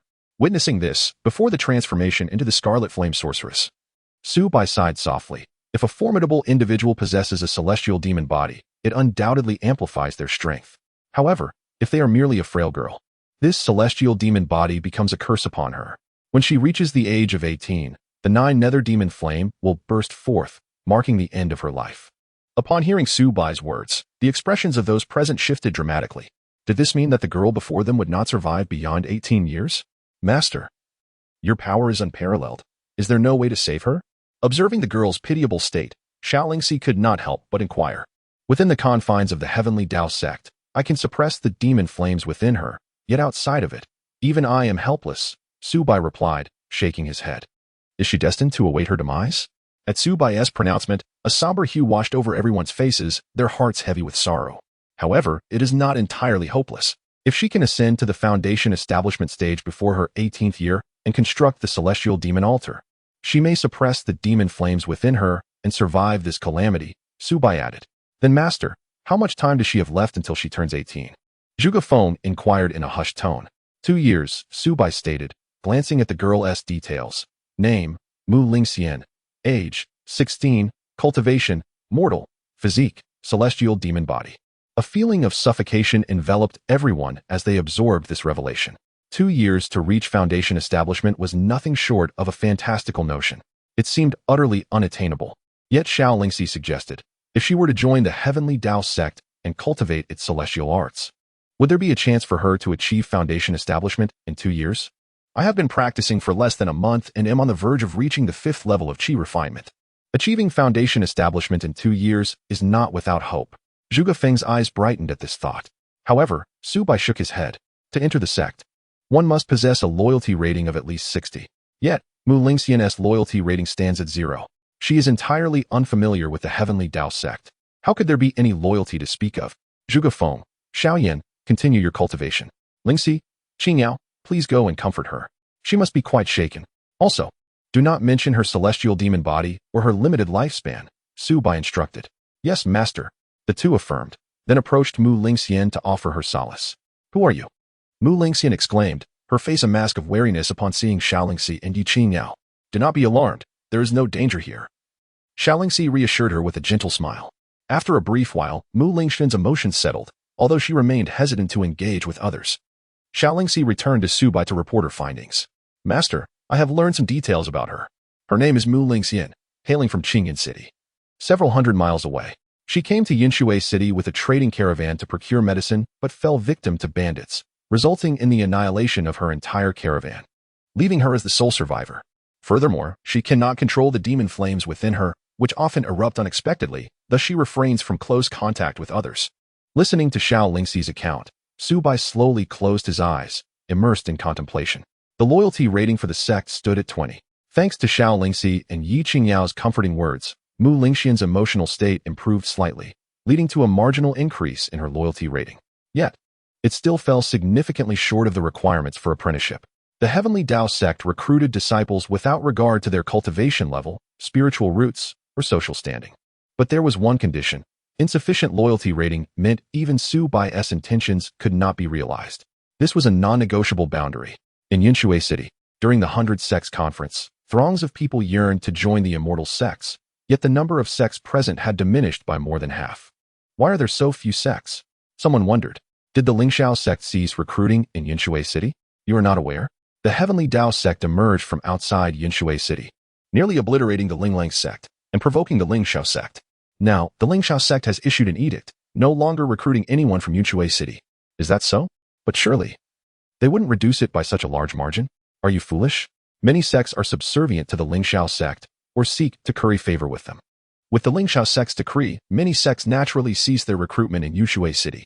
I painstakingly saved a few hundred taels of silver, hoping to join the Lingxiao sect. This Heavenly Dao Sect leader is formidable, yet it is because of his enmity with the Lingxiao sect that we, in Yinshui City, suffer the consequences. The crowd buzzed with discussions, clearly expressing their pessimism about the situation in Yinshui City. At that moment, the sunlight was abruptly obscured, and an overwhelming aura descended from the heavens. The ground trembled as a colossal shadow enveloped the entire square, causing everyone to gasp in shock. An ancient war chariot loomed in the sky, exuding a menacing presence that instilled terror in all who beheld it. Upon this chariot stood 3 figures, their formidable presence causing the very heavens to tremble. Following the chariot were several massive flying vessels, each brimming with countless cultivators, their spirits soaring high. Both the chariot and the vessels bore a grand banner, fluttering in the wind, emblazoned with a red dot and inscribed with the words Lingxiao. These are the people of the Lingxiao sect. My heavens, thousands of immortal masters. What a grand display. How terrifying. What are the Lingxiao sect planning? The inhabitants of Yinshui City gazed upward, their hearts racing as they stood in stunned silence. The sheer magnitude of this show of force was sufficient to intimidate the vast majority of worldly factions, rendering them hesitant to act recklessly. This was the might of the top 500 in the Immortal Alliance. Just then, an elder atop the ancient war chariot suddenly opened his eyes, causing the void to quiver. Rise. He waved his hand, and a mountain outside Yinshui City lifted from the ground, ultimately hovering in the heavens, supported by a single hand. A collective gasp arose as countless observers witnessed this spectacle. To lift a mountain, what a magnificent display of power. Heavens! That elder is the Enforcement Hall elder of the Lingxiao sect, Yuan Zhenren. It is said that all Lingxiao sect elders possess golden core cultivation. How terrifying. Rumors say that golden core true beings can move mountains and fill seas. It seems the tales are indeed true. The crowd was awestruck as they inhaled sharply, their faces reflecting sheer astonishment and boundless reverence. By the decree of the sect master, I have come to eradicate the Heavenly Dao Sect. Those who offend the Lingxiao sect shall leave no trace behind. Yuan Zhenren's voice resonated across the sky, booming like thunder, reverberating in all directions. He then gestured, and the mountain hovering in the sky began to descend towards the Heavenly Dao Sect's mountain. As the mountain plummeted, its terrifying force sent chills down the spines of all who witnessed this moment. The people of Yinshui City stared in the direction of the mountain's descent, murmuring in disbelief. The Heavenly Dao Sect is finished. In the ensuing chapter, should you take another step forward, the heavens and earth shall be turned upside down. The colossal mountain descended with a thunderous roar, shrouded in a cloud of dust, crashing down with tremendous force. Such overwhelming might would, without any protection, bury the entire Yinshui City. The million inhabitants of Yinshui City would vanish without a trace. This was the power of a golden core true being. This was the might of the Lingxiao sect's immortals. With the Lingxiao sect's presence, the Heavenly Dao Sect's aspirations for growth were destined to be thwarted. Thank heavens I did not join the Heavenly Dao Sect. Otherwise, I would surely be doomed today. Indeed, how fortunate. Although the Heavenly Dao Sect is formidable, how could it possibly compare to the Lingxiao Sect? Many lamented, believing the Heavenly Dao Sect's demise to be inevitable. The strength of the Lingxiao Sect is undeniable, rendering the Tian Dao Sect utterly incapable of resistance. As the mountain looms ever closer, its descent accelerates, and even the Yuan Jinren reveals a smirk. One might have thought the Tian Dao Sect formidable, but it is, in truth, rather inconsequential.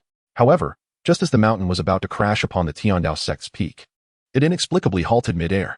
The Yuan Jinren frowned slightly, extending an arm to inscribe a talisman from afar. Be restrained. The talisman was cast into the mountain. Yet, curiously, the mountain remained unyielding, suspended in the air. Swish! A beam of light shot forth from the summit of the Tian Dao Sect, instantly piercing the mountain and cleaving it in twain. Swish, swish, swish. Subsequently, flashes of light flickered, relentlessly slicing through the mountain. Boom! In the end, the towering mountain shattered, disintegrating into a cloud of dust that scattered in the air. At that moment, the inhabitants of Yunshui City stood dumbfounded, expressions of astonishment etched upon their faces, as if even their breaths had ceased. Hiss! How is this possible? Everyone was struck with disbelief, utterly at a loss for words. Each time they presumed the Tian Dao Sect was doomed, they were met with the unexpected. The formidable assault of the Lingxiao Sect's Jin Dan Jinren had been effortlessly obliterated. The leader of the Tian Dao Sect, it turns out, is also a Jin Dan Jinren. No wonder he possesses the strength to slay Ling Langxian and others. The Yuan Jinren narrowed his eyes, his gaze sharp as a blade, piercing through the layers of mist, locking onto the entrance of the Tian Dao Sect. There, a figure could be discerned stepping forth, standing with hands clasped behind, exuding an air of leisurely confidence. The leader of the Tian Dao Sect, Su Bai, emerges to meet his demise. He bellowed, his resonant voice shaking the heavens, causing the very void to tremble. In an instant, a tempest swept through, engulfing a 10-mile radius, causing garments to billow and hair to sway wildly. Under such a formidable presence, the people of Yunshui City felt as though their chests were constricted, nearly unable to breathe. Is this the might of a Jin Dan Jinren? Terrifying indeed. Everyone trembled, fully aware that the Jin Dan Jinren was on an entirely different level from the foundational cultivators. No sooner had the Yuan Jinren finished speaking than a young man clad in white emerged from within the Tian Dao Sect. He possessed striking features, with sword-like brows and starry eyes, his stature upright as a spear. Notably, his eyes sparkled like the stars, captivating and radiant. A playful smile graced his lips as he stepped into the air outside Yunshui City. From the Lingxiao Sect? He inquired, a hint of amusement in his tone. Seeing this, the Yuan Jinren could not help but scoff, looking down at Su Bai with disdain. Su Bai, the leader of the Tian Dao Sect, you have finally decided to show yourself. I, as the elder of the Lingxiao Sect's law enforcement hall, have come here today to escort you to the afterlife. With a cold snort, the Yuan Jinren's gaze turned frigid, exuding an aura of lethal intent. At that moment, an elder emerged from the ancient war chariot, his gaze fixed intently on Su Bai. Su Bai, you have slain my disciples and annihilated over 1,000 of my sect's members. Today, you cannot escape death. The elder, frail and white-haired, bore a gaze that was both sinister and piercing as he stood at the edge of the ancient chariot, looking down at Su Bai. His aura was formidable, revealing that he too was a Jin Dan Jinren, powerful beyond measure. Ancestor of the Linglang sect, Linglang Jinren? Su Bai remarked coolly upon seeing him. Indeed, that is I. Today, I shall claim your life. Linglang Jinren sneered, his eyes ablaze with murderous intent. And I am Lu Ha, a guest elder of the Lingxiao sect, known to the world as the White Crane Jinren. The last figure stepped forth from the war chariot, a middle-aged man wielding a feathered fan, his gaze cold and fierce. The Lingxiao Sect's law enforcement hall had nearly all assembled, ready to eliminate any and all obstacles. Behind the Yuan Jinren, on the dozens of flying vessels, thousands of Lingxiao Sect disciples ascended into the sky. In an instant, the entire area was filled with 5,000 to 6,000 figures, densely packed like a swarm of locusts, blotting out the sky. Among them were over 100 foundational cultivators, with the rest all above the 7th level of qi refining. The Lingxiao Sect's law enforcement hall was virtually complete. 3 Jin Dan Jinren, over 100 formidable foundational cultivators, and thousands of late-stage qi refiners. This display was truly awe-inspiring. The people of Yunshui City watched in horror, their faces pale as paper. Sigh. Many could not help but close their eyes, shaking their heads in despair. With 3 Jin Dan Jinren assembled, the Tian Dao Sect was indeed in grave peril. Indeed, the Lingxiao Sect was resolute in its intent to eradicate the Tian Dao Sect, and no one could stand in their way. Many in Yunshui City privately shook their heads in regret. Though they were not members of the Dao Sect, it was, after all, a sect situated near Yinshui City. The stronger the Dao Sect, the more the status of Yinshui City would rise, attracting more visitors and greatly enhancing the city's strength. Moreover, the stronger the Dao Sect, the safer Yinshui City would be. Regardless of whether the Dao Sect was truly benevolent or not, they at least superficially maintained order. The rampant bandit strongholds surrounding Yinshui City would diminish significantly. Unlike the present situation where no powerful sects were nearby, allowing the bandits to run rampant. Such lawlessness made it exceedingly unsafe for foreign merchant caravans to venture to Yinshui City, as they were frequently beset by bandit attacks, suffering severe losses. Consequently, the economy of Yinshui City had been in a steady decline over the years. Yet, the Dao Sect had provoked one of the two hegemonic powers of the empire, the Xiao Sect. Su Bai, surrender willingly, lest we be forced to act ourselves.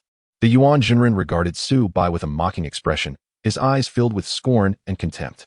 3 against 1, the advantage is mine.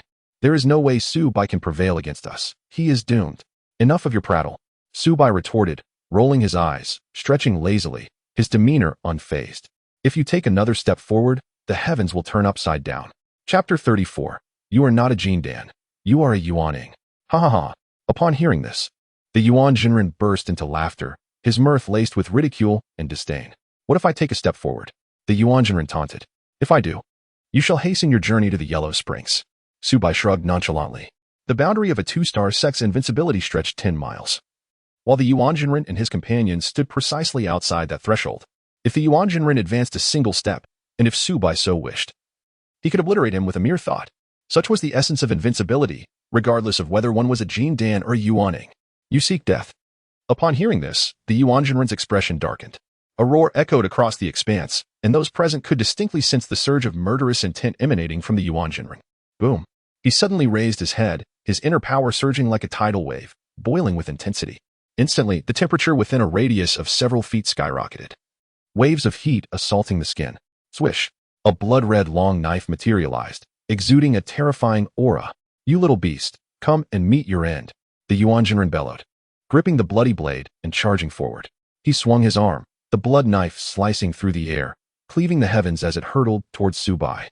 This strike was incredibly fierce, capable of cleaving mountains and shattering peaks. Now, the Yuan Jinren had crossed the 10-mile threshold, with a mere thought from Su Bai. He could easily obliterate him. However, observing the other 2 Jin Dan Jinren in the chariot, along with the thousands of cultivators behind them, Su Bai refrained from making a move. Capturing the leader first was no longer a viable strategy. After all, his domain of invincibility extended only 10 miles. Currently, all except the Yuan Jinren resided beyond that boundary. As long as he can swiftly eliminate the Yuan Jinren, the remaining individuals will inevitably be struck with fear, or even retreat, thus preventing him from annihilating them entirely. Moreover, if he only targets the Yuan Jinren while allowing others to escape, it is likely that some astute observers may discern the underlying truth. The Dao Sect and the Xiao Sect have long been at odds, possessing the power to swiftly vanquish a golden core Jinren, while allow the others to flee. Su Bai slightly closed his eyes, already formulating a plan to eradicate these individuals. As the art of war states, feign retreat to lure the enemy deeper. Boom. The Yuan Jinren swung down with a blade, which Su Bai intercepted, albeit causing him to retreat 2 steps. Quite impressive, Su Bai mused with a subtle smile directed at the Yuan Jinren. I am a mid-stage golden core. How could you possibly contend with me? The Yuan Jinren sneered, his face brimming with arrogance. Little brat, receive another blow. He bellowed, launching another strike with augmented power. This time, he commanded all his strength. If Su Bai could not withstand it, he would eliminate him in one fell swoop. A trap. Observing this scene, Su Bai's lips curled into a slight grin, then feigned weakness, retreating to the summit of the Dao Sect. With a wave of his hand, a massive protective barrier enveloped the entire mountain. Buzz. In the next moment, the Yuan Jinren's blade struck the barrier with immense force. Clang. A deafening sound echoed, resembling thunder. As the shockwave rolled forth, the barrier quivered, teetering on the brink of collapse. This turtle shell is surprisingly resilient. Fellow Taoists, assist me in breaching this formation. The Yuan Jinren brow furrowed. Rest assured, Yuan Taoist, this mere defensive formation can be dismantled with a flick of the finger, replied Lu Hia and Ling Lang Jinren, exchanging glances that revealed sinister smiles. They leaped from their war chariot, their forms flickering as they transformed into shadows, jointly assaulting the barrier. Thunderous roars. The attacks of the 3 golden core Jinren struck the barrier simultaneously, unleashing earth-shattering explosions. Yet, Despite such formidable onslaughts and the barrier appearing to teeter on the edge of destruction, it remained unbroken. Just a little more. The Yuan Jinren's face darkened as he turned to his thousands of disciples behind him. Where are the law enforcement hall disciples? Present. Numerous voices echoed from afar. All together now. Assist this elder in breaking the formation.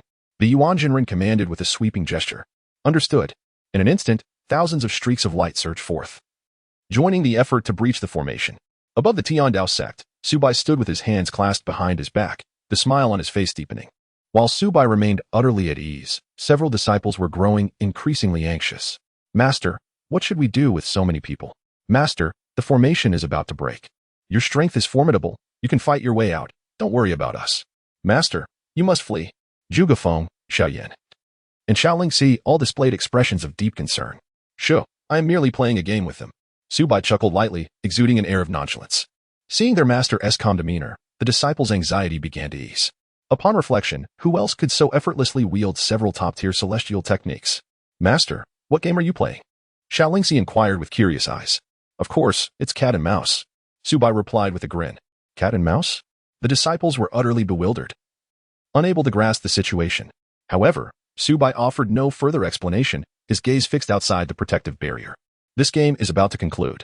As he observed the last disciple of the Lingxiao sect enter within a 10-mile radius, Su Bai smiled faintly. He stepped forward, reappearing in midair, while simultaneously retracting the protective barrier. Su Bai, are you so aware of your defeat that you surrender? The Yuan Jinren scoffed at this sight.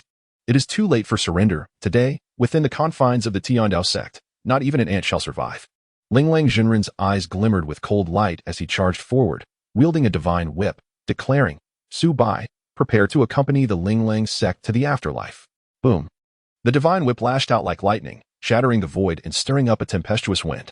Linglang Jinren initiated his lethal move, aiming to slay Su Bai in one strike. Su Bai merely smiled gently, extending his hand to snap his fingers lightly. In an instant, time and space froze, everything coming to a standstill. Linglang Jinren's expression shifted dramatically as he found himself immobilized, unable to move. Do you see the inscription upon that stone tablet? Those who offend the Heavenly Dao Sect shall be met with no mercy. Su Bai spoke slowly. I offered you a chance, yet you chose to seek death. Ah. Linglang Jinren shouted with all his might, attempting to break free from the confinement. However, no matter how he struggled, he remained utterly still, as if ensnared by a binding spell. His face turned pale, beads of sweat trickling down his forehead. At this moment, he finally comprehended the terror of Su Bai.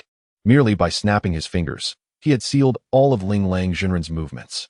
He was a golden core, yet he had been bound by a mere finger snap. Who would dare believe it if they hadn't witnessed it firsthand? This revelation sent chills down Linglang Jinren's spine. Not only him, but all around, including the Yuan Jinren, were rendered speechless, their expressions filled with horror. This is bad. I've been deceived. Lu Ha's face paled as he attempted to flee, only to discover that his body too had become unresponsive. The Yuan Jinren, his countenance turning ghastly, felt himself immobilized, his gaze fixed on Su Bai. You're not just a golden core. You're a Yuaning. Chapter 35. The snap of a finger annihilates the golden core, a great harvest. You are a Yuaning. The Yuan Jinren's words left the other two golden core Jinren, all disciples from the Lingxiao sect, and countless individuals within Yunshui city in stunned silence. A Yuaning elder.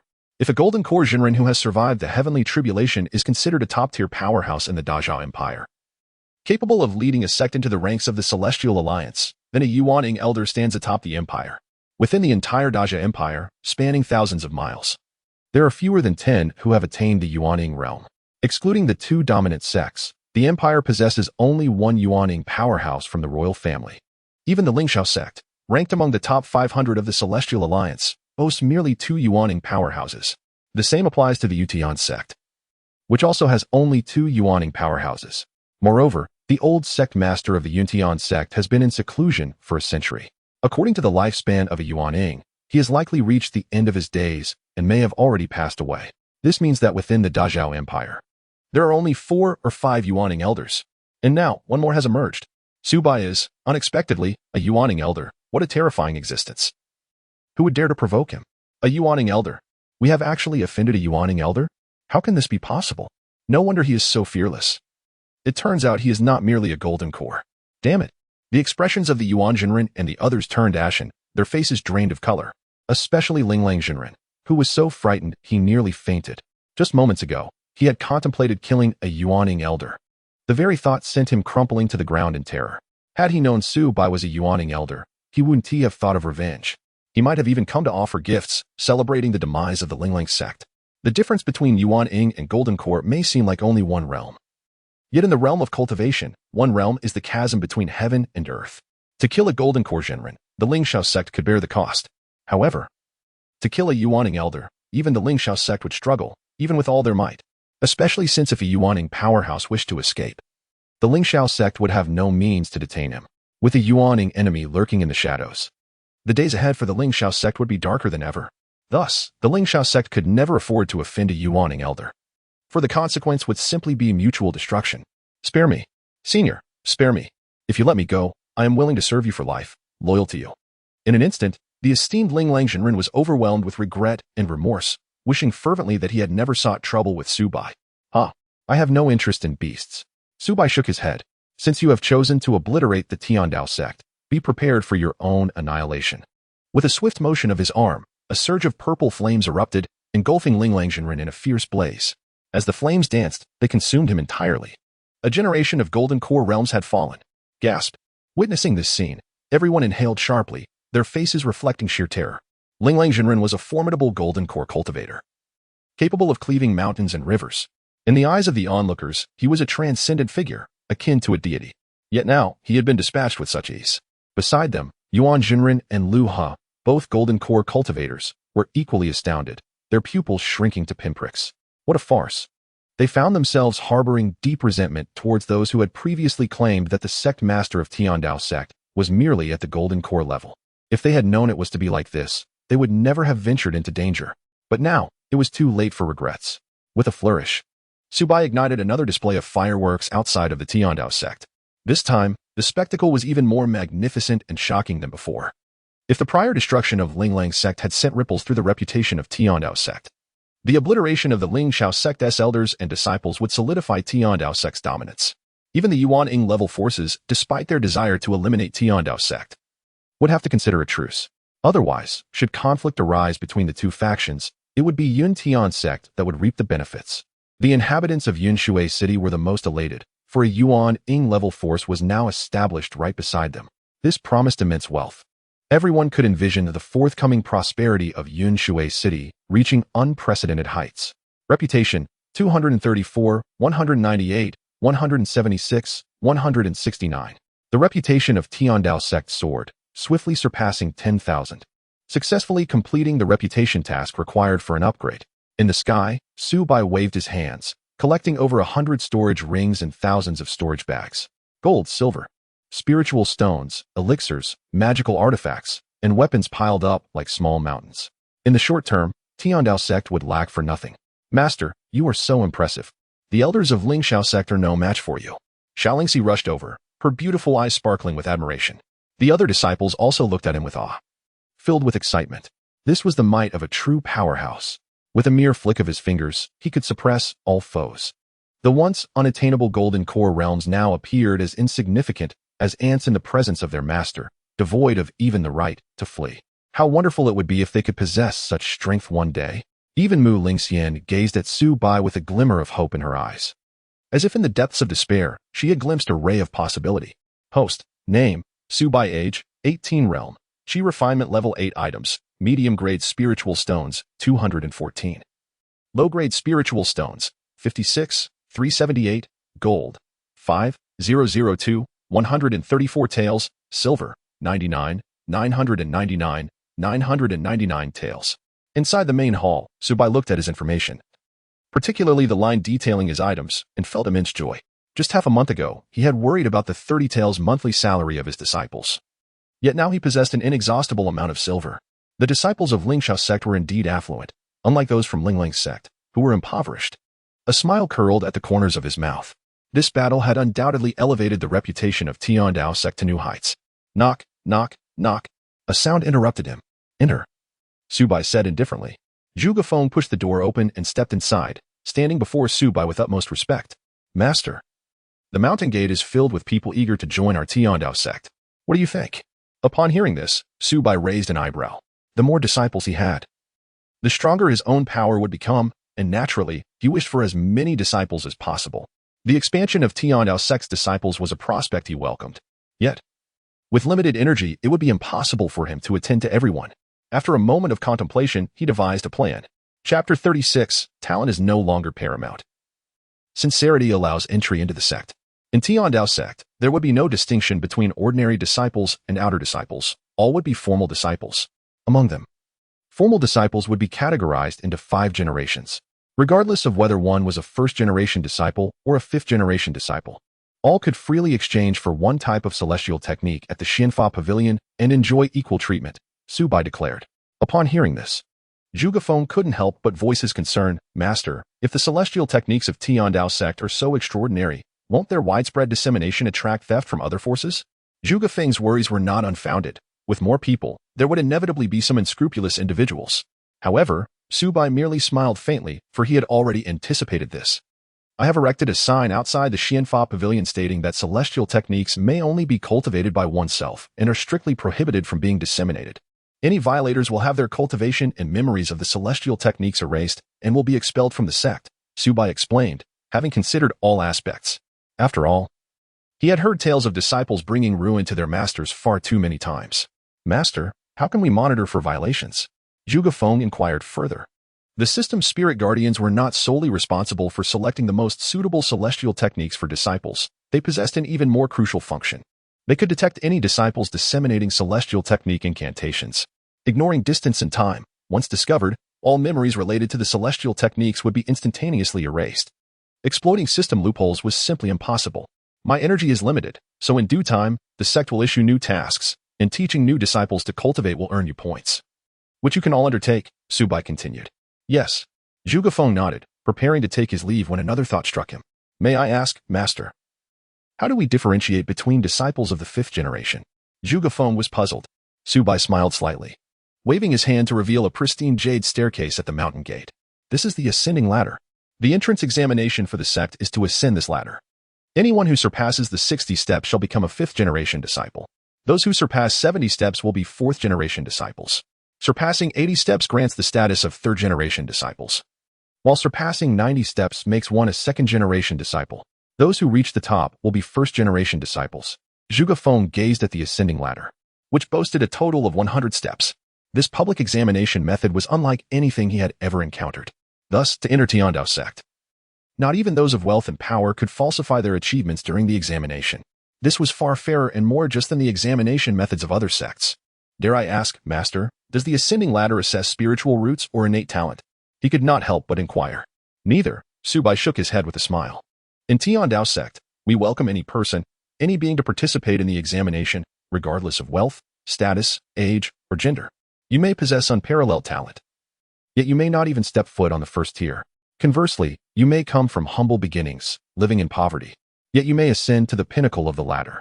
In Tiandao Sect, innate talent is no longer the deciding factor. Sincerity is the key to entering the sect.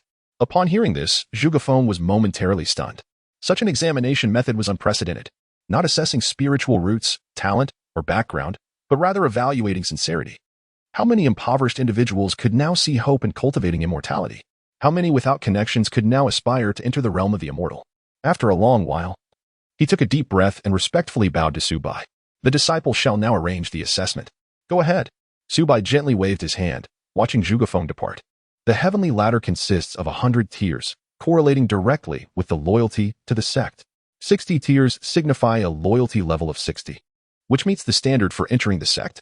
Distinguishing disciples of various generations based on their loyalty to the sect is undoubtedly the most fitting for the Heavenly Dao Sect. Disciple loyalty Zhuge Feng, 97 xiaolingxi, 97 xiaoyan, 97 yu qingyao, 97. Once loyalty exceeds 90, it becomes exceedingly difficult to improve further. Thus, even individuals like Zhuge Feng remain classified as 2nd-generation disciples. However, Su Bai is confident that it won't be long before they all surpass 100, ascending to 1st-generation disciples. What extraordinary reward awaits those whose loyalty reaches 100? An hour later, Su Bai appeared atop the mountain, his gaze fixed upon the heavenly ladder outside the sect's gate. The ladder is vast, capable of accommodating thousands of climbers simultaneously. Yet, even with such capacity, it remains insufficient, as the queue extends all the way to Yunshui City. Of course, despite the throngs of people, the vast majority cannot even ascend the 1st tier. After all, most have come simply because they heard of the Heavenly Dao Sect's emergence of a nascent soul powerhouse, and their loyalty to the sect is practically non-existent. Even those who admire the sect possess loyalty scores in the single digits. Fewer than 1% can ascend to the 10th tier. Fewer than 10 have reached the 20th tier. Above the 30th tier, not a single individual has succeeded. How is it that I, possessing superior spiritual roots, cannot even ascend the first tier of this pathetic heavenly ladder? What a farcical Heavenly Dao Sect. Even if no sect accepts me, I shall never join this one. There must be ulterior motives at play. What are they truly assessing? Increasingly, resentment brewed among the crowd. Failing to ascend even one tier left many feeling humiliated. At that moment, however, a petite figure swiftly scaled the 60th tier. Moreover, she did so with remarkable speed, showing no signs of slowing down. 70 tiers, 80 tiers, 90 tiers. In that instant, all those who had been cursing came to a halt, gazing at the figure standing atop the 90th tier. It was none other than the girl who had knelt for 5 days during the 100 Sects conference. Deemed by a celestial master to be devoid of a path to immortality due to her lack of spiritual roots. Someone recognized her and gasped, their eyes filled with astonishment. A girl without spiritual roots? This is undeniably the epitome of failure, yet this so-called failure has ascended to the 90th tier. The 90th tier, where the second-generation disciples of the Heavenly Dao Sect reside. If we were to categorize disciples as in conventional sects, outer disciples, inner disciples, and core disciples, second-generation disciples are at the very least core disciples. This is the core of a nascent soul-level force. How can a worthless individual without spiritual roots achieve such a feat? It is unprecedented, utterly unheard of. The master once said that the assessment of the heavenly ladder only considers sincerity, as long as one possesses a sincere heart. Even someone like me, without spiritual roots, can succeed. Ask yourselves, are you truly sincere? Yi Qingyao looked down at the crowd, her expression resolute. With her words, the previously raucous scene fell into instant silence. This statement struck hard at the hearts of many who could not ascend even the first tier, leaving them feeling deeply ashamed. Yet, some remained unconvinced, including the previously boastful genius with superior spiritual roots, who coldly retorted, "What nonsense about sincerity? I possess superior spiritual roots. I would easily enter Lingxiao sect. I have no need for your Heavenly Dao Sect. You worthless mortals, even if you join the Heavenly Dao Sect, what difference does it make? You will always remain inferior." He looked down upon the crowd with disdain, exuding an air of arrogance. His superior spiritual roots were his source of pride. The onlookers fell silent. What he said held a semblance of truth. In any sect, weak spiritual roots ultimately render one insignificant, despised, regardless of the resources poured into them. However, Yi Qingyao could not help but smile. She recalled the words of her master. Raising her hand, a large fireball materialized in her palm, and her melodious voice echoed throughout the venue. Who says mortals cannot cultivate? Who says mortals cannot cultivate? Just over 10 days ago. This was what Su Bai had told Yi Qingyao, igniting her passion for cultivation. And now, it was she who conveyed this conviction to the crowd. What of lacking spiritual roots? What of being immortal? With a heart of immortality, how can one be bound by mortal limitations? Fireball technique? Has she truly succeeded in the chi refinement stage? How is this possible? I remember she was clearly deemed incapable of cultivation by a celestial master, being without spiritual roots. All of this has transpired in less than half a month, right? Even a prodigy with exceptional spiritual roots cannot claim to achieve chi refinement in such a short time. Am I mad? Or has the world gone mad? The crowd below erupted into astonishment. Countless eyes widened in disbelief. The record for the fastest chi refinement, previously set by Lingxiao sect, had been shattered, and the one who broke it was not some unparalleled genius with exceptional spiritual roots, but rather a mortal without any.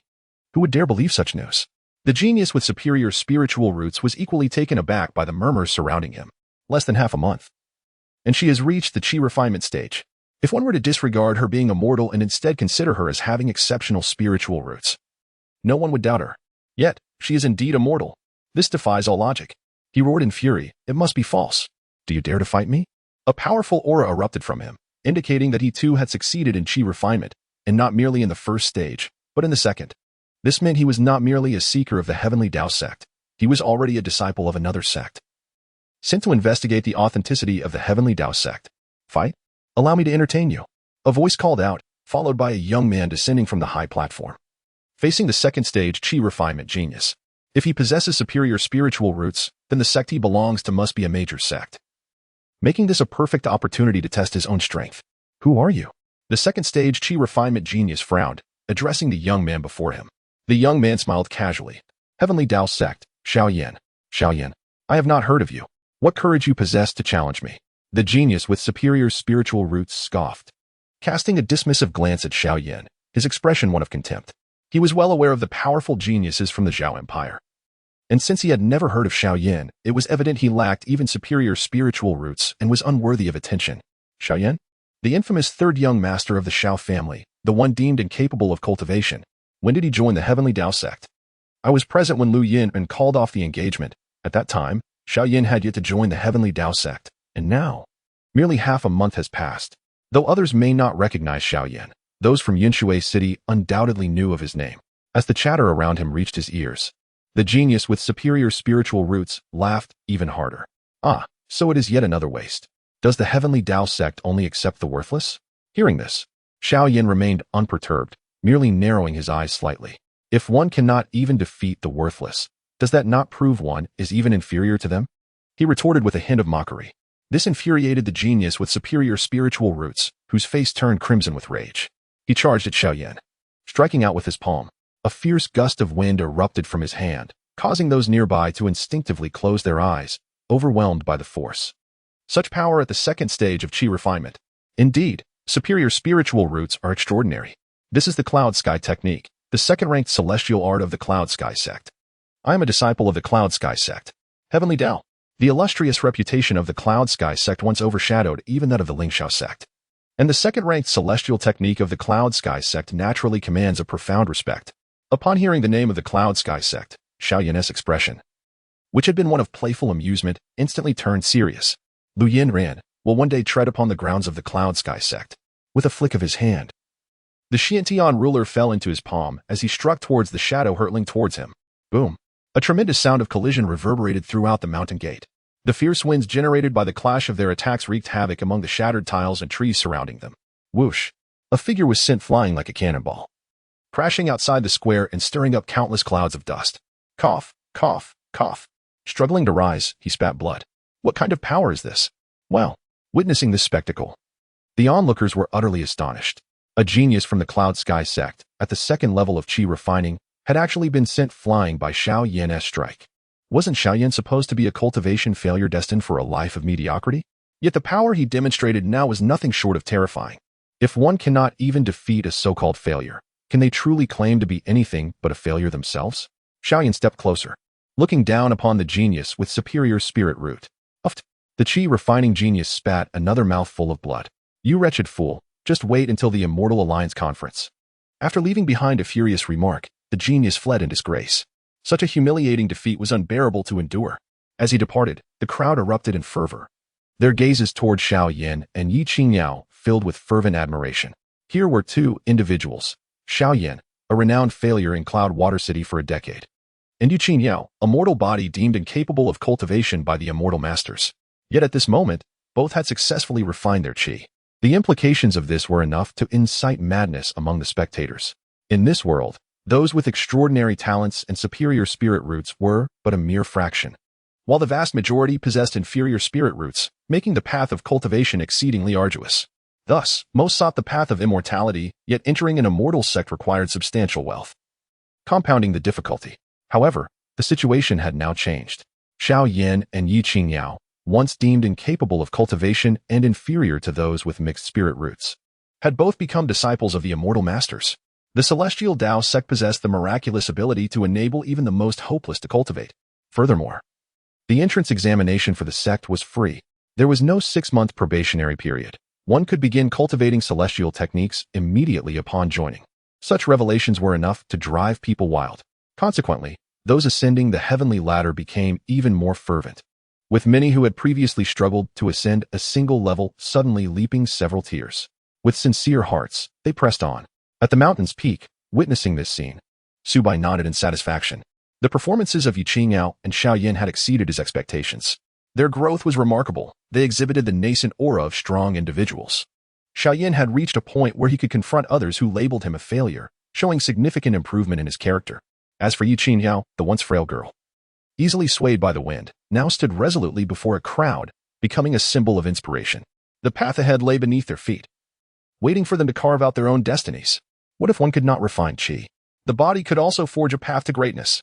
What if one possessed no spirit root? With persistence and effort, one could still ascend the path of immortality. Chapter 38. The Spiritual World of Mu Lingxian. An increasing number of individuals climbed the heavenly ladder, advancing to higher tiers. The number of those reaching the 10th tier multiplied, with many even ascending to the 20th or 30th tiers. Should this trend continue, the first individual to reach the 60th tier would soon emerge. Once the first appeared, the second and third would surely follow. Su Bai nodded knowingly, envisioning a future where disciples of the Celestial Dao Sect flourished across the land, and his own strength grew with their increasing numbers. Just as he prepared to turn away, a figure suddenly surpassed everyone, reaching the 40th tier of the heavenly ladder. Who is this remarkable individual? My goodness, the 40th tier already. Only 20 tiers remain to join the Celestial Dao Sect. Can they continue to advance? Disciples of the nascent soul-level forces are held in high regard no matter where they are. Everyone gazed in shock at the individual on the 40th tier, engaging in hushed discussions, excitement and admiration palpable in the air. Su Bai turned his gaze, a subtle smile gracing his lips.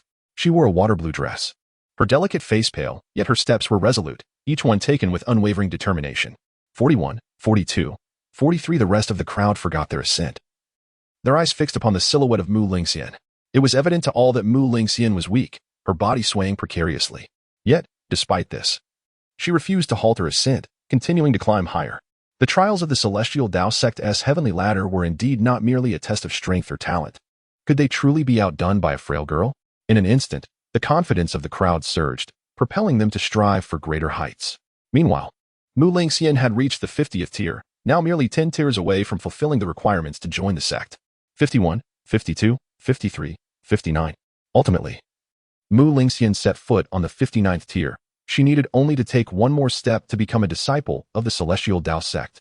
Just as everyone anticipated her final stride, Mu Lingxian came to a halt, gazing up at the mountain's summit, motionless.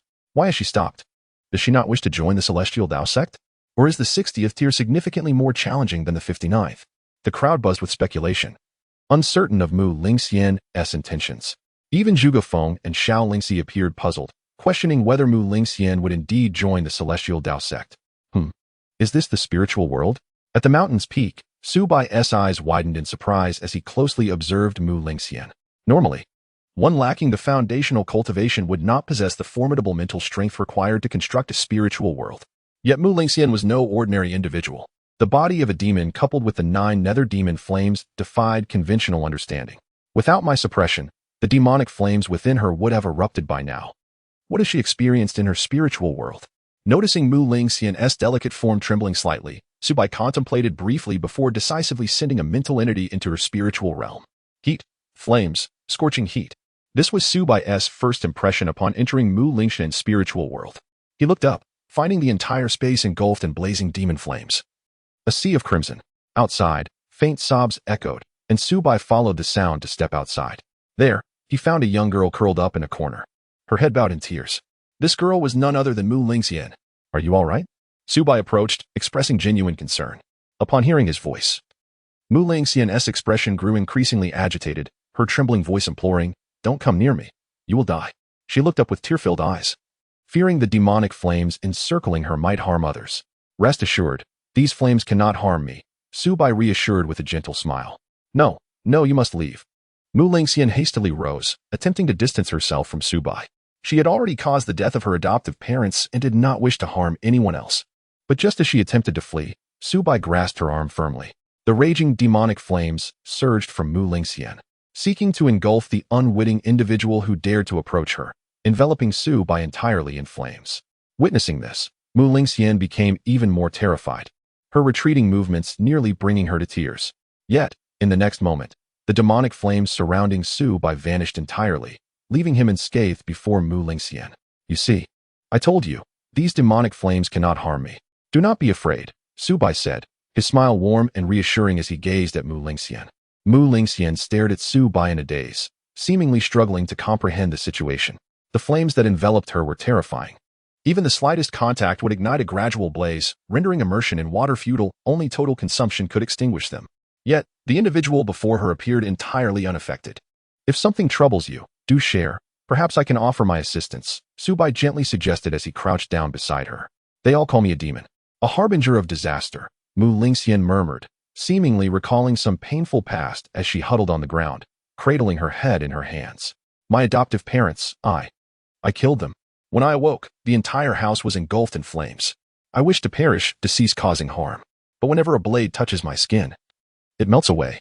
I cannot even end my own life. I am engulfed in despair. Why must I bear such flames? Why? Her voice trembled with despair, and an aura of profound sorrow radiated from her being. This was despair against fate. To witness her parents perish by her own hand, what profound hopelessness that entailed. Su Bai reached out, gently stroking Mu Lingxian's head. It's all over now. It has come to an end. His words were imbued with warmth, and as he spoke, the surrounding demonic flames began to dissipate rapidly until the last remnants vanished entirely. Mu Lingxian was momentarily stunned. The celestial figure before her not only showed no fear of her flames, but could also absorb them. Do you wish to gain control over the flames within you, so they no longer harm anyone? Su Bai inquired. Is that truly possible? Can I really achieve that? Mu Lingxian whispered. Believe in yourself. You can do it. Su Bai replied earnestly. Lowering her gaze, Mu Lingxian fell into silence. Su Bai did not intrude upon her thoughts, standing quietly beside her in anticipation. At that moment, her mental landscape began to shift once more. The flames vanished entirely, yet the temperature plummeted. In the biting cold, a small child, around 6 years of age, curled up outside a household. The child bore a striking resemblance to young Mu Lingxian. Su Bai observed silently, allowing this mental tapestry to unfold without interruption. Alas, whose child is this? Where are her parents? A woman, upon seeing the little girl lying outside, gasped in fright and hurriedly scooped her up. She is burning hot. As the woman cradled her, her hands were scalded. A middle-aged man approached, placing a hand on the child's forehead and gasping, "She has a high fever. If this continues, she won't survive long." The woman rushed inside with the child, the embroidered curtains fluttering in the cold wind. The man retrieved silver needles from his medical kit, only to find the needle tip turning red upon contact with her skin. Not a fever, but the demonic flames surging from her very bloodline. "Sir," the woman exclaimed, but before she could finish, the needle melted into a puddle of molten metal. Fortunately, perhaps sensing the warmth of their embrace, the child's temperature gradually subsided. Ultimately, as no one came to claim her, the couple adopted her, naming her Mu Lingxian. Her adoptive father was a renowned physician in the city, providing free medical care for the impoverished, earning great respect. He taught her to read, and with her adoptive mother, their family thrived harmoniously. Had she been an ordinary child, this happiness might have endured indefinitely. Yet, as the fragments of memory twisted and time elongated, little Mu Lingxian unknowingly approached her 10th year. Su Bai beheld her chasing butterflies in the courtyard, inadvertently brushing against the locust tree. The dry, yellow leaves ignited in crimson flames, the fire racing up the trunk. By the time her adoptive parents rushed over with buckets of water, the ancient tree had been reduced to a charred skeleton. This was the first instance of her inner flames spiraling out of control, but fortunately, no one was harmed. That event left her visibly shaken, leading to a reclusive demeanor. She withdrew from others, even her adoptive parents, fearing her own powers. She wished to cause no harm. After that initial loss of control, her inner flames became increasingly unmanageable. The second, third, and fourth episodes followed, each more frequent and potent than the last. "You are a monster. You will bring ruin to us all. Get out." Each instance of her flames erupting incited chaos around her, and the townsfolk grew increasingly terrified, even banding together to drive her away. Yet her adoptive parents, enduring the pressure, chose to keep her, though she could no longer venture outside, confined to solitude. She would climb the walls, gazing longingly at the world beyond, observing the laughter and joy of others while she remained in the shadows, nursing her own wounds. She yearned to be among them, yet it felt utterly impossible. She was a harbinger of disaster, a demon, destined to languish in darkness, forever deprived of light. As her adoptive parents spent long hours tending to their patients, often returning home late at night, their time with her grew increasingly scarce. Yet, fate would ultimately catch up with her. At the age of 16, a great fire consumed everything, her home. Reality and illusion converged as Mu Lingxian beheld the inferno. Her face pale, tears streaming down her cheeks, as she cried out, "No, do not fear," Su Bai reassured, extending his hand towards the flames of her memory. Golden runes swirling within his palm. The inferno that should have obliterated the house suddenly became as gentle as silk, entwining around his fingers. At that moment, the mental landscape shattered, and Mu Lingxian remained on the 59th step, while Su Bai appeared, unbeknownst to her, on the 60th. "I understand your past. Join my Celestial Path sect, and I shall teach you how to control that flame so it no longer harms anyone, transforming it into your strength." Su Bai's voice resonated. Mu Lingxian lifted her gaze to Su Bai. His every action left her in awe, revealing an unparalleled power she had never witnessed before. In those years, her adoptive father had sought out celestial beings to suppress the flames within her, but each had merely shaken their heads. Yet, at the moment her parents perished, she too had felt as if she had died, for the world held no one she cherished. However, witnessing Su Bai's divine abilities ignited a flicker of hope within her. She stepped forward, truly entering the 60th step. This step signified not only her passage through the celestial path sect's trials, but also her willingness to join their ranks. Moreover, she did not halt there, ascending to greater heights. 61st, 62nd, 63rd steps. Memories of her childhood flooded her mind. Father, what are you reading? I am studying medical texts. Mother says that learning medicine can save many lives. Is that true? Indeed, it is a noble profession, just as your father has saved many. Do you wish to learn as well? Yes, I aspire to become a respected physician like you when I grow up. 71st, 72nd, 73rd steps, Mother. They all say I am a disaster. Am I truly one? How could little Lingxian be a disaster? Do not heed their words. But I bear strange flames. And everyone fears to play with me. Yet, I am here to play with you, am I not? But they are scared of me. Little Lingxian is the sweetest child. Do not cry. At the 80-step mark, Mu Lingxian reached the 81st level. This indicated her loyalty to the Celestial Path sect had soared to an impressive height. Yet, this still seemed far from her limit. As she merely paused here, unable to ascend further, Mu Lingxian turned to Su Bai, inquiring about the legendary immortals who could resurrect the dead. Su Bai nodded slightly, affirming, indeed, once one reaches a certain level of power, there exists nothing beyond imagination that cannot be achieved. He neither confirmed nor denied but gazed towards the heavens. To bring back the deceased transcends ordinary logic. At least within the realms of Yuanying and Huashan, it remains unattainable. However, this does not imply that higher realms cannot accomplish such feats. Should one achieve immortality, there might exist methods to reverse life and death, at which point even time and space would be powerless to impede you. Su Bai spoke slowly. A smile graced Mu Lingxian's face as she murmured, Father, Mother, little Lingxian will surely revive you. Subsequently, she ascended the 81st step and knelt before Su Bai, saying, Master, please accept your disciple's bow. Chapter 40. The Transformation of the Celestial Demon, a Mysterious Visitor. The fifth disciple of Heavenly Dao Sect successfully received her teachings. Moreover, after becoming a disciple, Mu Lingxian was still eager to challenge her limits. The 81st step was not the pinnacle. In this moment, her gaze was resolute, and her conviction reached its zenith. Master, I wish to attempt the 90 steps of the heavenly ladder. She lifted her eyes towards the 91st step, her gaze shimmering with hope and determination. The 90 steps of the heavenly ladder, the second-generation disciples of Heavenly Dao Sect. Are you certain? Su Bai asked, neither accepting nor rejecting her ambition. At that moment when she pledged her allegiance, Mu Lingxian's loyalty surpassed 90. Without hesitation, she affirmed, I am certain. 82, 83, 84. Ultimately, she successfully stepped onto the 91st step. Congratulations, Sister Lingxian. Xianxia and Yi Qingyao stepped forward to greet her, their expressions filled with pride. Mu Lingxian smiled gently and bowed. Thank you, senior sisters, for your previous life-saving grace.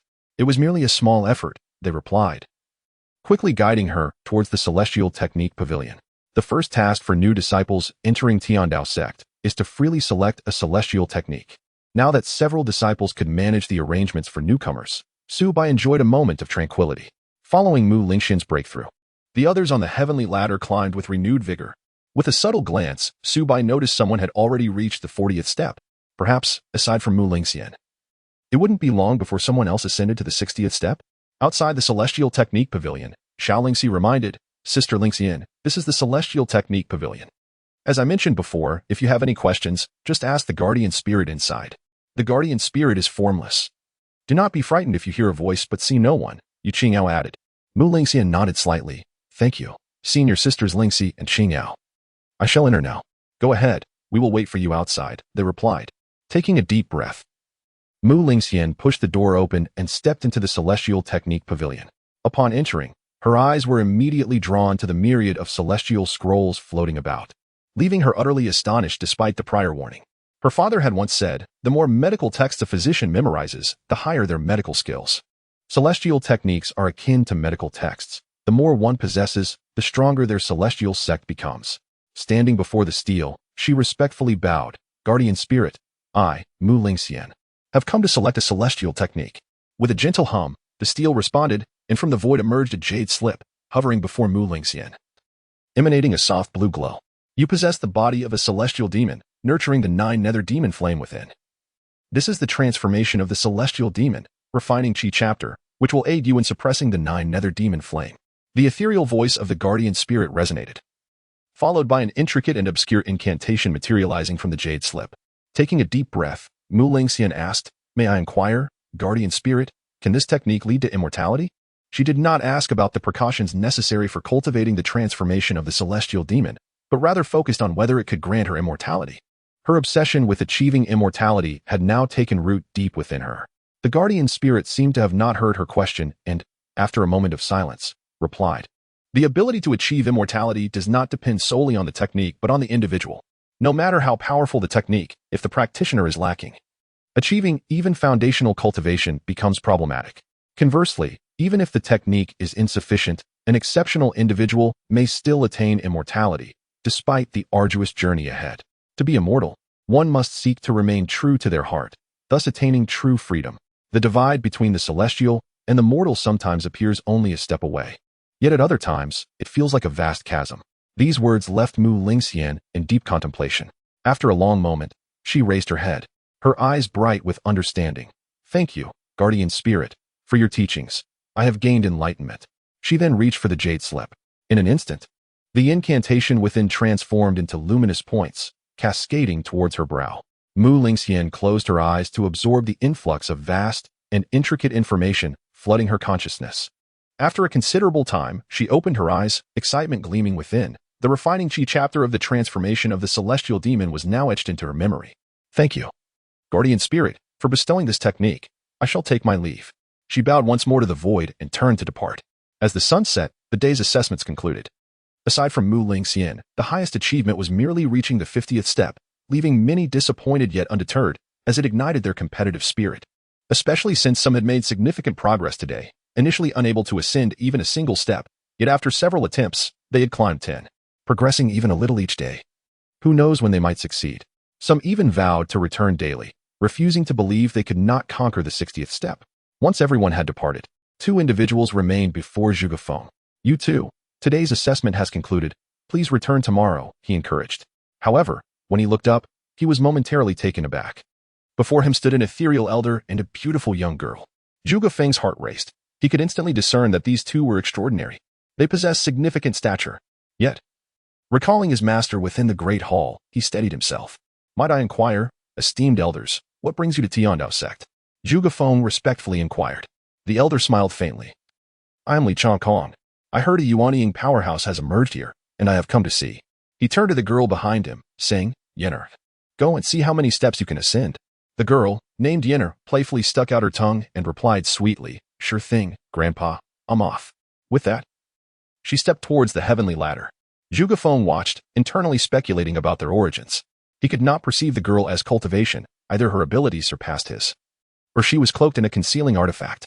As for the elder, based on his words, he was aware of his master being a yuanying powerhouse and remained unruffled, indicating that he too was at least a yuanying powerhouse, and not an ordinary one at that. Realizing this, he felt a jolt of surprise and was about to report to his master when a voice suddenly echoed in his ear. "I have arrived. You may step down." Su Bai had appeared before him without him noticing. "Yes, master." Zhuge Feng complied and stepped back. "You are Su Bai?" A formidable youth. The elder regarded Su Bai with a hint of admiration. His eyes sparkled with genuine appreciation, devoid of jealousy or any negative sentiments. "Indeed, who might you be?" Su Bai asked, scrutinizing the elder before him. The elder radiated no malice, suggesting he was not an enemy. Otherwise, Su Bai would have acted long before. "I am Li Changkong. You may not be familiar with my name, but I hold another title you surely recognize, Elder of the Celestial Alliance," the elder said, stroking his beard with a smile. Meanwhile, a stir arose from the heavenly ladder, prompting Su Bai and Li Changkong to glance over. The young lady, known as Yin Er, had ascended to the 10th level. Chapter 41, Heavenly Dao Sect, not joining the Immortal Alliance. The elders of the Immortal Alliance, throughout the entire continent. Anyone who has ventured into the path of immortality would be well aware of them. They represent the unparalleled powerhouses at the pinnacle of the cultivation world. What constitutes an elder of the Immortal Alliance? It is formed by one representative from each of the top 32 powers, managing the myriad factions under the Immortal Alliance. Thus, The elders are at least of the elder rank among the top 32 powers. Such beings are exceedingly rare, even for a formidable sect like Ling Xiao, which ranks among the top 500 of the Immortal Alliance, making them a peak existence on the continent. Grandfather, I can't go any higher. The girl descended from the 10th tier and trotted to the old man's side, pouting in discontent. Haha. Now you understand that there are greater heights beyond the heavens and more formidable individuals beyond mere mortals, do you? The old man laughed heartily, ruffling his granddaughter's hair. The girl huffed, turning her head aside and muttering, impossible. I have always ranked first in every assessment. I've never performed this poorly. Then, her gaze shifted to Su Bai. By the way, what exactly does the entrance examination for your Dao Sect entail? This time, she restrained her previous mischievous demeanor and instead regarded Su Bai with earnestness. The fact that she stumbled here, having always been the best, left her somewhat disgruntled. It is unrelated to talent. It tests affinity, specifically the affinity with our Dao Sect. Su Bai replied calmly. Affinity? What a peculiar method of evaluation. The girl expressed her bewilderment, having traversed many sects with her grandfather throughout the years. She had never encountered such an examination method before. If a genius with a heavenly spirit root lacks enough affinity, would you still refuse to accept them into your sect? She curiously inquired. Indeed, if they cannot ascend to the 60th tier, regardless of possessing a heavenly spirit root, or even a chaotic body, I would not accept them. Su Bai stated indifferently. The girl blinked, looking at Su Bai. What if someone without a spirit root, perhaps old and impoverished, manages to pass? Would you still accept them? Our Dao Sect values character and affinity over qualifications. Beyond that, any external considerations can be disregarded, even if one lacks a spirit root. As long as they possess affinity and integrity, they are still welcome in our Dao Sect. Su Bai continued to speak softly. What a refreshing perspective on qualifications. The old man interjected, gazing at Su Bai with admiration. At such a young age, to possess such thoughts, your future achievements will undoubtedly surpass those of us old fellows. I am truly impressed. Your praise is unwarranted, Su Bai humbly replied. There is no need for modesty. I have roamed the world for over a millennium, encountering sects and forces as numerous as grains of sand. Yet, all factions typically recruit disciples based on talent, wealth, and background. Only your Dao Sect recruits disciples solely based on affinity, and admission is free, allowing for a complimentary selection of immortal arts. Such open-mindedness is indeed rare across the land. The old man continued. The girl nodded in agreement. This is my first encounter with such a practice, and I find it quite appealing. Su Bai chuckled. You did not come here merely to discuss these matters with me, did you? Haha, indeed not. The old man, stroking his beard, replied with a smile. My primary purpose here is to invite your Dao Sect to join the Immortal Alliance. Oh, the Immortal Alliance? Su Bai furrowed his brow. What benefits would joining the Immortal Alliance bring to our Dao Sect? The old man smiled mysteriously. Any force at the Golden Core level can apply to join the Immortal Alliance, yet few succeed unless they have the backing of a top 500 power. However, among the nascent soul-level forces, nearly none are without membership in the Immortal Alliance. Once you join, whether purchasing immortal arts, elixirs, or spiritual tools, or gathering spiritual herbs and trading resources, you can utilize the Immortal Alliance's channels. Most importantly, joining signifies the Alliance's recognition, ensuring that your Dao Sect's territorial expansion will face no restrictions in the future. Upon hearing this, Su Bai remained composed, pondering. In this world of cultivation, where the weak are devoured by the strong, the myriad benefits of joining the Immortal Alliance seemed almost counterintuitive. If joining the Immortal Alliance comes with so many advantages, I must inquire, do the sects that join not have to pay a price? Su Bai questioned. The old man paused, then nodded, naturally. Joining the Immortal Alliance requires a cost, assessed by the sect's rating. Each year, a certain percentage of spirit stones and resources must be paid. For instance, Golden Core level forces must pay 50% of their annual total income. Nascent soul level forces only need to pay 40%, while those at the transformation stage pay 30%. If one ascends to the top 32 of the Immortal Alliance, they only pay 10%. Upon hearing this, Su Bai nearly laughed in disbelief. 50 to 40% of total income? This was a far cry from joining the Immortal Alliance. It was more akin to being exploited. Noticing Su Bai's discontent, the old man added, do not let the high resource payments deter you. The benefits are substantial. For example, if you have enemies, you can pay a stronger sect to intervene on your behalf. If you seek a specific spiritual tool, you can purchase it directly from a powerful sect at a discounted rate. You can also align with a formidable sect for protection and secure the future of your own sect. Moreover, you can send your most gifted disciples to better sects for deeper cultivation. In summary, once you join the Immortal Alliance, you can secure your place in the cultivation world. The wealth spent is not merely for position, but rather a safeguard for your existence. After a moment of silence, Su Bai suddenly lifted his gaze. What if I refuse? Refuse? The old man was momentarily taken aback, clearly not anticipating Su Bai's rejection. Across the realm, various factions take pride in joining the Immortal Alliance, flaunting their membership to attract more candidates for assessment. Joining the Immortal Alliance has become a symbol of strength. If a sect is still weak or insignificant, nobody may care if they refuse. However, I foresee that your Dao sect will inevitably grow strong. At that point, many powerful factions will have justifiable reasons to eradicate you under the guise of eliminating outliers. Thus, I propose that your Dao sect join the Immortal Alliance. Although the gains may be modest, it will certainly safeguard your foundation. The old man advised earnestly. Su Bai smiled slightly. Thank you for your counsel.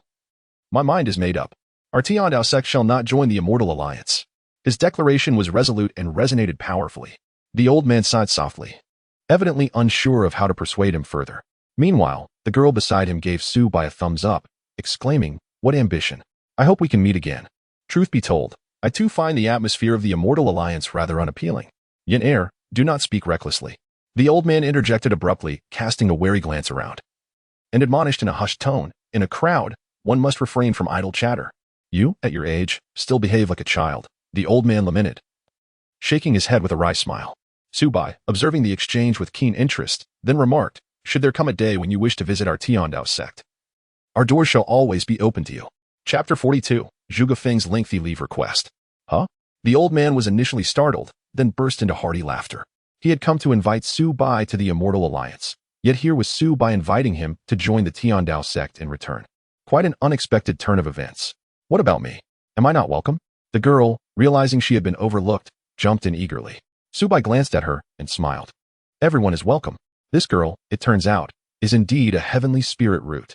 Name: Li Shiyan. Age: 16. Cultivation level: Qi refinement 9th layer spiritual root. Celestial spiritual root constitution. Innate spiritual body sect loyalty. Affinity 20 at just 16 years of age. Possessing the Qi refinement 9th layer is enough to surpass all prodigies of the Zhao Empire. Even the current young master of the Yuntian sect, Lu Yanran, has only reached the Qi refinement 6th layer. Remarkably, Shiyan's affinity for the Dao sect had only been 10, limiting her to the 10th level of the heavenly ladder. After a mere conversation, it unexpectedly rose to 20. Such potential. In light of this, the elder took his leave with a beaming smile. Bowing to Su Bai and expressing his hope for another encounter, he turned and departed alongside Li Shiyan. I have journeyed across the world and happened upon your Dao sect. Having heard of its deeds, thus I extended an invitation.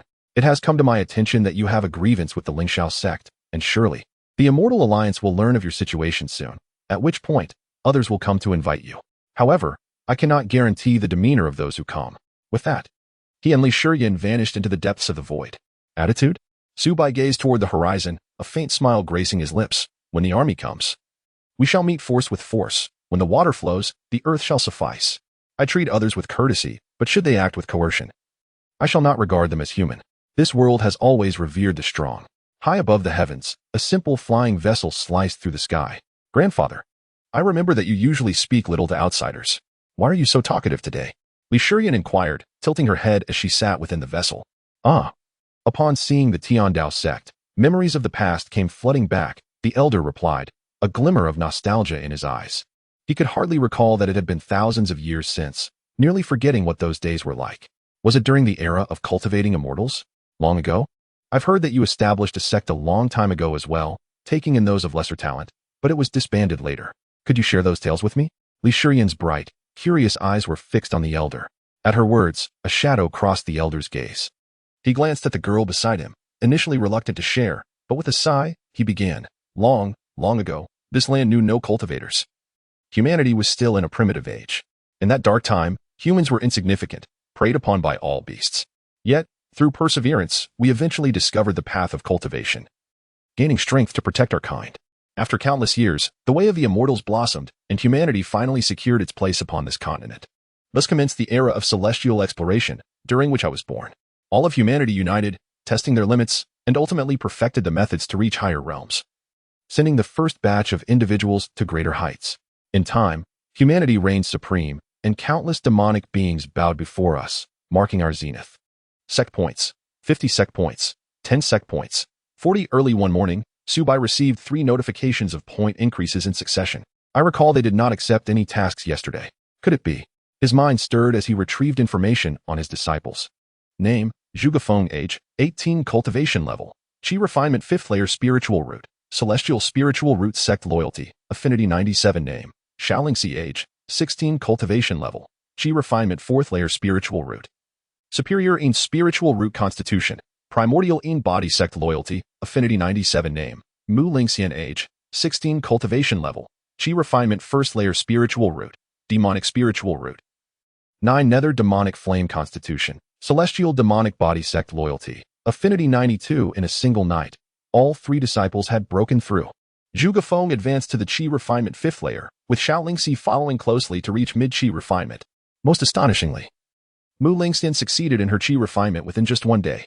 Her speed rivaled that of the celestial spiritual root Zhugafeng. Such is the power of the celestial demonic body. Knock, knock, knock. A sound echoed at the door. Enter, Su Bai called. The door creaked open, and Zhugafeng walked in. Upon entering, he respectfully knelt, presenting a stack of papers with both hands. Confused, Su Bai reached out to take the papers. Leave of absence application.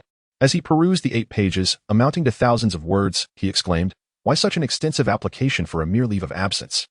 Zhugafeng nodded. "Master, you may not be aware, but according to Lingxiao sect's rules, disciples must write at least 10,000 words for a leave of absence application. And approval is not guaranteed. Rest assured, although I have requested leave, I have delegated all responsibilities. Today, my task of recruiting disciples will be handled by junior brother Xiaoyan. The 100 spirit herbs entrusted to me are now under the care of junior sister Lingxi, ensuring no disruption to the sect." He bowed deeply, forehead touching the ground in earnest supplication. Su Bai raised an eyebrow. Is it truly necessary to be so formal for a simple leave of absence? This application could easily form a book. The Tiandao sect is not like the Lingxiao sect. We have no such rigid rules, nor are we a prison that restricts the freedom of disciples. If you wish to take leave, simply inform me. In urgent situations, you need not even seek my approval." He waved his hand dismissively. "Master?" Zhugafeng looked up, astonished. Leave of absence can be this simple? He had been apprehensive that his master would refuse. He had prepared countless words in his mind to beseech his master's consent, yet before he uttered a single word, his master had agreed. "What's the matter? Do you no longer wish to take leave?" Su Bai teased. "And no, I am deeply grateful for Master's grace," Zhugafeng replied, excitement bubbling within him. "Before you leave, please ensure to add the leave of absence rules to the sect's regulations for future reference. Next time anyone wishes to take leave, they need only to inform me." "Understood." Zhugafeng bowed as he exited, filled with gratitude, and his sect loyalty increased slightly to 98 points. A moment later, Zhugafeng descended the mountain, gazing into the distance, his fist clenched tightly, revealing a deep-seated hatred in his eyes. "Father, Mother, I thank Master for his guidance. I now possess sufficient strength to avenge you." Chapter 43. Celebrating the grand birthday of the Ouyang family, Zhugafeng arrives with gifts. "Hehe, Master. Someone has already ascended to the 59th level of the heavenly ladder today. It seems that tomorrow we shall welcome new disciples." Another day passed, and Xiaoyan approached Su Bai with a hint of excitement. Su Bai nodded, not surprised. It was indeed time according to his calculations. "How is your physical training progressing? Do you have confidence in surpassing Lu Yanran in 3 years?" Su Bai inquired further.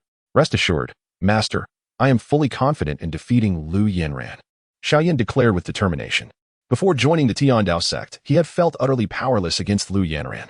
Yet now, within the Tiandao sect, having witnessed the extraordinary celestial techniques and observing his seniors effortlessly breaking through, his mindset had naturally transformed. Is the Tian sect truly formidable? Though part of the Immortal Alliance's top 500, they still pale in comparison to the Tiandao sect. "Master, I shall take my leave now to focus on my training, striving to catch up with my seniors as soon as possible." Xiaoyan performed a courteous bow and turned to sprint down the mountain. His silhouette was tall and resolute, brimming with vigor. Su Bai nodded in satisfaction. Xiaoyan possessed extraordinary talent and remarkable insight, akin to an unpolished gem. If sculpted with care, his future would be boundless. Not only Xiaoyan, but all 5 disciples of Tiandao sect were equally promising. He turned his gaze to observe Xiaolingxi, who was practicing her swordsmanship nearby. Her technique becoming increasingly fierce, the momentum of her strikes surging like a tide into the void. Meanwhile, Xianxiao was preparing dinner. Ever since Xiaolingxi had mistaken salt for sugar, Su Bai had barred her from the kitchen. He had no desire to endure that flavor again. To his surprise, Xianxiao's culinary skills rivaled those of a master chef. The aroma had already wafted throughout the entire mountain. Moreover, She earned a point for each day she cooked, which she could exchange for cultivation elixirs to enhance her training speed and compensate for her foundational shortcomings. Mu Lingxian was assisting nearby, utilizing her magical flames in place of firewood, honing her ability to control fire with precision. First, she practiced with ordinary flames, then she would attempt to manipulate demonic flames. The disciples were all working diligently, which brought great comfort to Su Bai. With such dedication, how could Heavenly Dao Sect not thrive? 86 miles southeast of Yunshui City lies a small town named Huangtu Town. In the back mountains of Huangtu Town, Zhuge Feng knelt before two gravestones, tears streaming down his face. Father, mother, your son has been unfilial. I have not been able to provide you with a joyful life. I have encountered fortune and joined Heavenly Dao Sect, and I have now become a cultivator. A year ago, you passed without peace, and I could not avenge you immediately, not out of fear for my own life, but because I lacked the strength and had to endure. If I were to perish, your vengeance would remain unfulfilled forever. Now that I possess sufficient power, I will ensure that the Ouyang family pays a heavy price for your revenge. Ouyang family, just wait for me. Zhuge Feng's eyes turned bloodshot, his fists clenched tightly. He knelt at the graves for an entire night, only rising at dawn. A powerful aura of murderous intent and malice erupted from him, causing the surrounding flora to sway. Father, mother, I go to avenge you. Zhuge Feng wiped away his tears and bowed deeply before his parents' graves, then resolutely departed. At this moment, the Ouyang residence was adorned with festive decorations, bustling with activity. Inside, the sounds of gongs and drums resonated, accompanied by the crackle of firecrackers. A grand birthday banquet was underway, with numerous guests in attendance. In an opulently decorated courtyard, dozens of brightly dressed men and women gathered, surrounded by various rare treasures, exuding an air of grandeur. The elderly Ouyang patriarch sat at the head of the table, his face radiant with joy. Today marks my 60th birthday, and I am truly honored to have so many distinguished guests grace us with their presence. He stroked his beard, beaming as he surveyed the attendees. May the Ouyang patriarch enjoy blessings as vast as the Eastern Sea and live a long life. The crowd offered their congratulations with cupped hands. Excellent, excellent. The patriarch nodded repeatedly. Then, he shifted his tone and proclaimed, to have such esteemed guests celebrate my 60th birthday is indeed a stroke of fortune. The future of the Ouyang family depends on your support. Today, I have prepared exquisite wines and dishes, hoping you all enjoy yourselves. The Ouyang family was the wealthiest landowner in Huangtu Town, with considerable assets, ranking among the prominent merchants and cultivators even in Yunshui City. Thus, it was no surprise that many influential figures attended his birthday celebration. Suddenly, a wine cup fell, shattering with a crisp sound that carried an ominous chill. The Ouyang patriarch's expression darkened as he glanced toward the source of the noise. I am truly sorry, old master. It was not my intention. I will compensate you, pleaded a modestly dressed woman, evidently a servant of the estate. She trembled, her legs shaking uncontrollably. Everyone knew the patriarch had a volatile temper and was quick to punish the servants. Last year, a servant who accidentally broke a teacup had been beaten to death on the spot.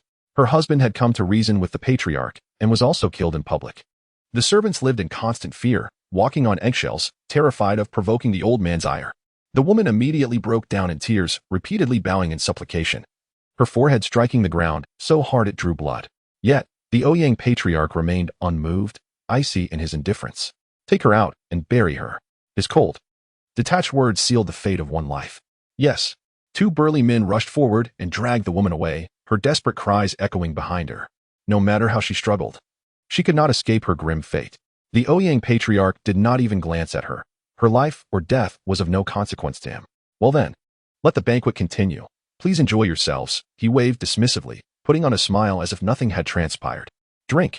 The guests raised their glasses, laughter and merriment filling the air. For these individuals, the lives of servants held no value, merely the squashing of an ant. In this world, the strong could act with impunity. Suddenly, two loud thuds resonated from outside, followed by a tremendous crash. The two burly men who had dragged the woman away were sent flying back into the courtyard, spitting blood. The guests, who had been laughing moments ago, fell silent, turning to the entrance in surprise. The Ouyang patriarch furrowed his brow, his expression darkening. A figure emerged at the entrance, holding aloft a massive object wrapped in black cloth, striding confidently into the courtyard. At the same time, a cold, emotionless voice echoed throughout the space. Zhuge Feng has come to present a gift for the Ouyang patriarch's birthday. Chapter 44. It seems that now you have invited death upon yourselves. Bang! Zhuge Feng slammed the heavy object onto the ground, causing the courtyard to reverberate. This spectacle captured the attention of countless onlookers, and whispers filled the air. Zhuge Feng, who is that? What is concealed beneath that black cloth? It must weigh at least 1,000 pounds. Over 1,000 pounds? Did he lift that with one hand? Gasps of astonishment rippled through the crowd. Judging by his demeanor, he does not come in peace. You insolent wretch! The Ouyang patriarch roared in fury, pointing at Zhuge Feng. What do you think you are doing, daring to cause a ruckus in my Ouyang residence? You seek death. Kill him. The 4 guards beside him immediately drew their swords and stepped forward. Clang. The sound of metal clashing reverberated through the courtyard as the 4 guards swung their weapons at Zhuge Feng, yet they could not even scratch his skin. Bang, bang, bang. Zhuge Feng raised his hand and struck each of them down, leaving them bloodied and unconscious. The guests gasped in shock, instinctively taking a few steps back. Humph. The Ouyang patriarch's expression turned grave as he rose to his feet, regarding Zhuge Feng with a serious demeanor. The power Zhuge Feng had displayed was clearly not that of an ordinary person. The newcomer was undoubtedly a cultivator. Only a cultivator could disregard mortal weapons and possess the overwhelming strength to crush them. Nevertheless, the patriarch remained unafraid. The Ouyang residence had stood for decades. It surely possessed its own depth of strength. Not to mention, he himself was a cultivator. Who are you to dare run rampant in my Ouyang residence? The Ouyang patriarch barked, his body slightly bent in a stance ready for combat. Heh? Zhuge Feng smirked, a glint of malice flickering in his eyes. I am the one who will kill you. Arrogant youth. Old Master Ouyang bellowed with fury, stamping his foot on the ground before leaping into the air, executing a whip kick aimed at Zhuge Feng's head. The energy surged forth, transforming the very air into a razor-sharp force capable of tearing through space. This move, known as the whip leg of soul severing, was the signature martial art of Old Master Ouyang. Although he had merely reached the entry-level realm, its power was formidable, far beyond the capacity of an ordinary cultivator to withstand. However, in Zhuge Feng's eyes, it remained utterly insignificant. With a swift motion, Zhuge Feng simply reached out and seized the attack, flinging it aside with great force. A dull thud echoed as Old Master Ouyang was sent flying. Crashing heavily onto his seat, his expression one of sheer astonishment as he stared blankly at Zhuge Feng, as if witnessing a ghost.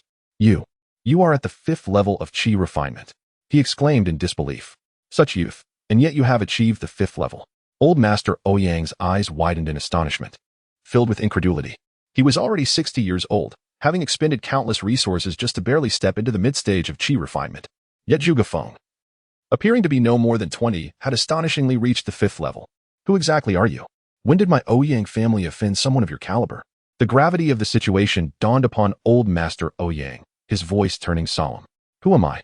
Ouyang Shuai, have you forgotten so soon? Zhuge Feng scoffed, striding to the center of the room. What did you say? I can't comprehend, Old Master Ouyang stammered, confusion etching his features.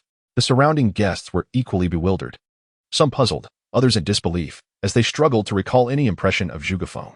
My parents were killed at your command. Zhuge Feng's voice was slow, chilling and frosty. Your parents? Old Master Ouyang furrowed his brow, unable to recall who they might be. He had taken many lives, too many to count. He would kill a servant for a minor mistake, for a fleeting whim. Even on a good day, he would not hesitate to kill. However, he had a principle. He only targeted those of lower status, believing they could never seek vengeance against him. A year ago, at your 59th birthday banquet, a woman accidentally shattered your teacup. Do you remember? That was my mother. When my father sought you for justice, you killed him in the street. I was merely an ant in your eyes, unworthy of your concern. Zhuge Feng's voice turned icy, each word dripping with venom. Slap. Old Master Ouyang trembled violently, as if struck by lightning, suddenly recalling something, and he exclaimed, It was you. Impossible. A year ago, you were but a frail mortal. How could you have cultivated to the 5th level of Qi refinement in such a short span? He could not fathom or accept this reality, for it was simply too absurd. A mortal to the 5th level of Qi refinement in just a year? What a jest. You never imagined that the ant you looked down upon a year ago would come seeking vengeance today. Zhuge Feng's tone was cold, his eyes blazing with a terrifying cold light, a palpable aura of murderous intent filling the air. Today, you, Ouyang Shuai, shall receive this grand gift, whether you wish to or not. With a flourish, he lifted the black cloth, revealing the contents within. The sight of the gift caused the faces of the onlookers to pale in shock. It was an iron coffin, presenting a coffin at a birthday celebration. This was a declaration of an unending grudge. Those of lesser status quickly scurried away, for within 3 breaths, any remaining guest in the courtyard would meet their doom. Zhuge Feng's voice dropped to a low, menacing tone, as if emerging from the depths of the abyss, filled with murderous intent. As his words faded, the entire Ouyang residence fell into an eerie silence. Run. Some maids and servants trembled in fear, hastily bowing their heads and fleeing. While Zhuge Feng showed them no malice. After all, they were innocent bystanders. Grievances have their roots, and though his heart was filled with wrath, he was not one to indiscriminately slay the innocent. Yet, one wealthy merchant, attempting to leave, was suddenly struck in the thigh by a stone. Collapsing to the ground in agony. Crack! Thud! He cried out, clutching his leg, writhing in pain. A year ago, when my parents were killed, you laughed beside me. How could I forget? Zhuge Feng's gaze was as frigid as the depths of winter, radiating a chilling aura that instilled terror. Witnessing this scene, some attendees trembled, for they too had been present a year prior, reveling in the spectacle. They had watched with glee as those servants were slain, akin to enjoying a farcical performance. Now, was it their turn? Are you all going to flee? Old Master Ouyang suddenly spoke, narrowing his eyes as he scrutinized the guests. This young man had cultivated to the 5th level of qi refinement in just 1 year. He must have obtained some extraordinary fortune or unparalleled methods. You all are esteemed figures, either possessing remarkable skills or accompanied by formidable guardians. With so many of us, should we fear a single person? Once we eliminate him, his fortune and methods can be shared among us. Would that not be splendid? Old Master Ouyang's voice turned cold as he tempted them. Esteemed guests, you are all heroes in your own right. Why fear just one individual? Upon hearing his words, the guests hesitated momentarily before their expression shifted. Indeed, no matter how strong Zhuge Feng was, he was still but one man. If he possessed an extraordinary method, then they would be the ones to gain. Men kill for wealth, birds die for food. While the 5th level of qi refinement was formidable, there were still several cultivators present. He was not invincible. What old Master Ouyang suggested resonated with them, and they voiced their agreement. Yes, if we unite, he cannot possibly survive. With these words, the remaining guests echoed their sentiments, their eyes gleaming with greed. Observing their intentions, Zhuge Feng's expression grew increasingly frigid.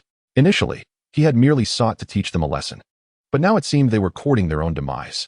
Chapter 45. Those who stand in my way shall perish without mercy. They shouted, let us kill him. No matter how strong he is still but one man. We can overwhelm him. Let us kill him and seize his methods, gaining fame and fortune. The shouts echoed as they surged toward Zhuge Feng, surrounding him. Boom, boom. The air crackled with terrifying energy, sweeping through the venue. In an instant, wood splinters flew, and dust swirled. In the world of cultivation, strength reigned supreme, and these affluent merchants understood that while wealth was vital, it must be safeguarded by power. Many had dabbled in cultivation, even if their methods were of inferior quality purchased from the black market. However, their riches allowed them to buy pills to accelerate their training, and they had also invested considerable time in their cultivation. Thus, amongst the throng, many possessed some degree of power, with a few reaching the 4th level of qi refinement, akin to old Master Ouyang. Others, with lower cultivation, had hired disciples from sects to serve as their bodyguards. This resulted in a situation where nearly all of the dozens present had some level of cultivation. Even some guards who had not entered the hall rushed in upon hearing the commotion. Bang! Bang! A series of violent impacts erupted as Zhuge Feng moved, becoming a blur as he charged into the throng. With every punch he threw, someone cried out in anguish, sent flying from the force. In mere moments, 3 guards lay sprawled on the ground, blood pooling around them. He stepped onto the chest of the nearest foe, his voice cold and resolute. If no one seeks vengeance for my parents, then I shall take it upon myself. With that, he unleashed another punch, striking another individual in the chest, shattering their ribs and causing them to spew blood, unconscious. Those who stand in my way shall perish without mercy. Zhuge Feng's gaze swept across the crowd, and he spoke calmly. Kill? A thunderous roar erupted as everyone surged towards Zhuge Feng. Their eyes, now bloodshot, reflected a wild frenzy. The more powerful Zhuge Feng became, the more extraordinary his celestial techniques appeared, and consequently, the greater the rewards for them. At this juncture, notions of grudges and enmities were rendered irrelevant. All that remained was a frenzied glint in their eyes. Kill him. Seize the celestial techniques. Kill. This singular thought proliferated wildly in each person's mind, escalating in intensity. So much so that they all forgot to think, oblivious to the orchestrator who was quietly hiding in the corner of the crowd, avoiding the fray. Ouyang Shui lingered at the back of the throng, observing the chaotic scene with a sinister smile curling at the corners of his mouth. Kill, kill. The more joyfully you do it, the better. If you truly slay this lad, do you think you can obtain the celestial techniques? If he vanquishes you, then all your assets shall be devoured by me. Ouyang Shui's heart raced with excitement, his gaze growing increasingly venomous. In his eyes, regardless of the outcome, he would emerge as the sole victor. All he needed to do now was wait. Wait for Zhuge Feng to be killed by these people, or for these people to be slain by Zhuge Feng. At this moment, he was utterly exhilarated, feeling that he was inching closer to the pinnacle he had longed for. All that was required was a little push. At the Dao Sect, a long line had formed early at the mountain gate, as people awaited the commencement of the assessments.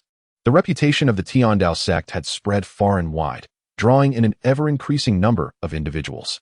A newly established nascent soul-level power. If one joined early, they could become a foundational disciple.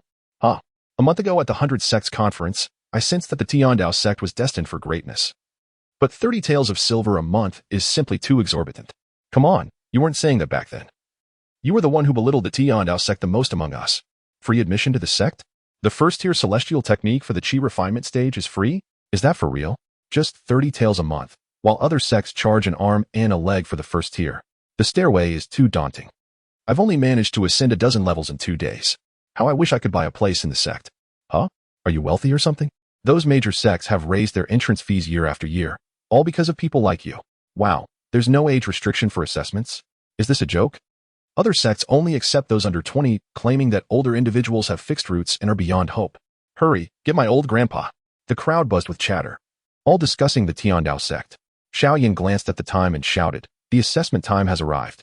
As his words echoed, the throng at the mountain gate ceased their discussions and rushed up the steps, akin to hungry diners dashing to the cafeteria at mealtime. At the summit, Su Bai, with nothing to do, opened the points exchange and inquired about the items redeemed by the disciples over the past few days. Muling Xian, fire control technique. Chi refinement pill Yi Qing Yao. Chi refinement pill Xiao Yan. Body refinement pill, blood chi pill Xiaolingxi. Wine pursuit sword technique. Chi refinement pill Zhuge Feng. Dog beating stick technique. Chi refinement pill, blood chi pill. Chi recovery pill, burst chi pill. As he scrolled down, Su Bai's expression subtly shifted. Fixating on the burst chi pill. Burst chi pill temporarily unleashes potential, enhancing chi refinement strength tenfold. Price, 10 points. This lad, taking a leave of absence. Why would he redeem such a pill that consumes potential to boost strength? It seems there must be some adversary or crisis looming. Su Bai pondered, his gaze drifting towards his own points exchange. Teleportation talisman allows instantaneous travel to one's disciple, regardless of distance, priced at 100 points. In the Ouyang residence, chaos reigned, with the sounds of battle, explosions, anguished cries, and curses intertwining. Outside, a multitude watched from afar, none daring to approach, fearful of being caught in the fray. Within, Zhuge Feng resembled a war god, wielding a massive iron rod, knocking one assailant after another to the ground. Bang, bang, with each swing of his arms.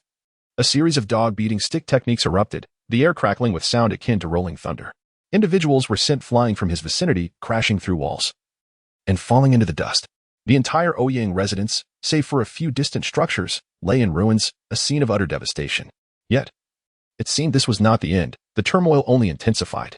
In Zhuge Feng's mind, images of his parents being slain replayed endlessly. This ignited a boiling hatred within him. The aura of slaughter saturating his thoughts.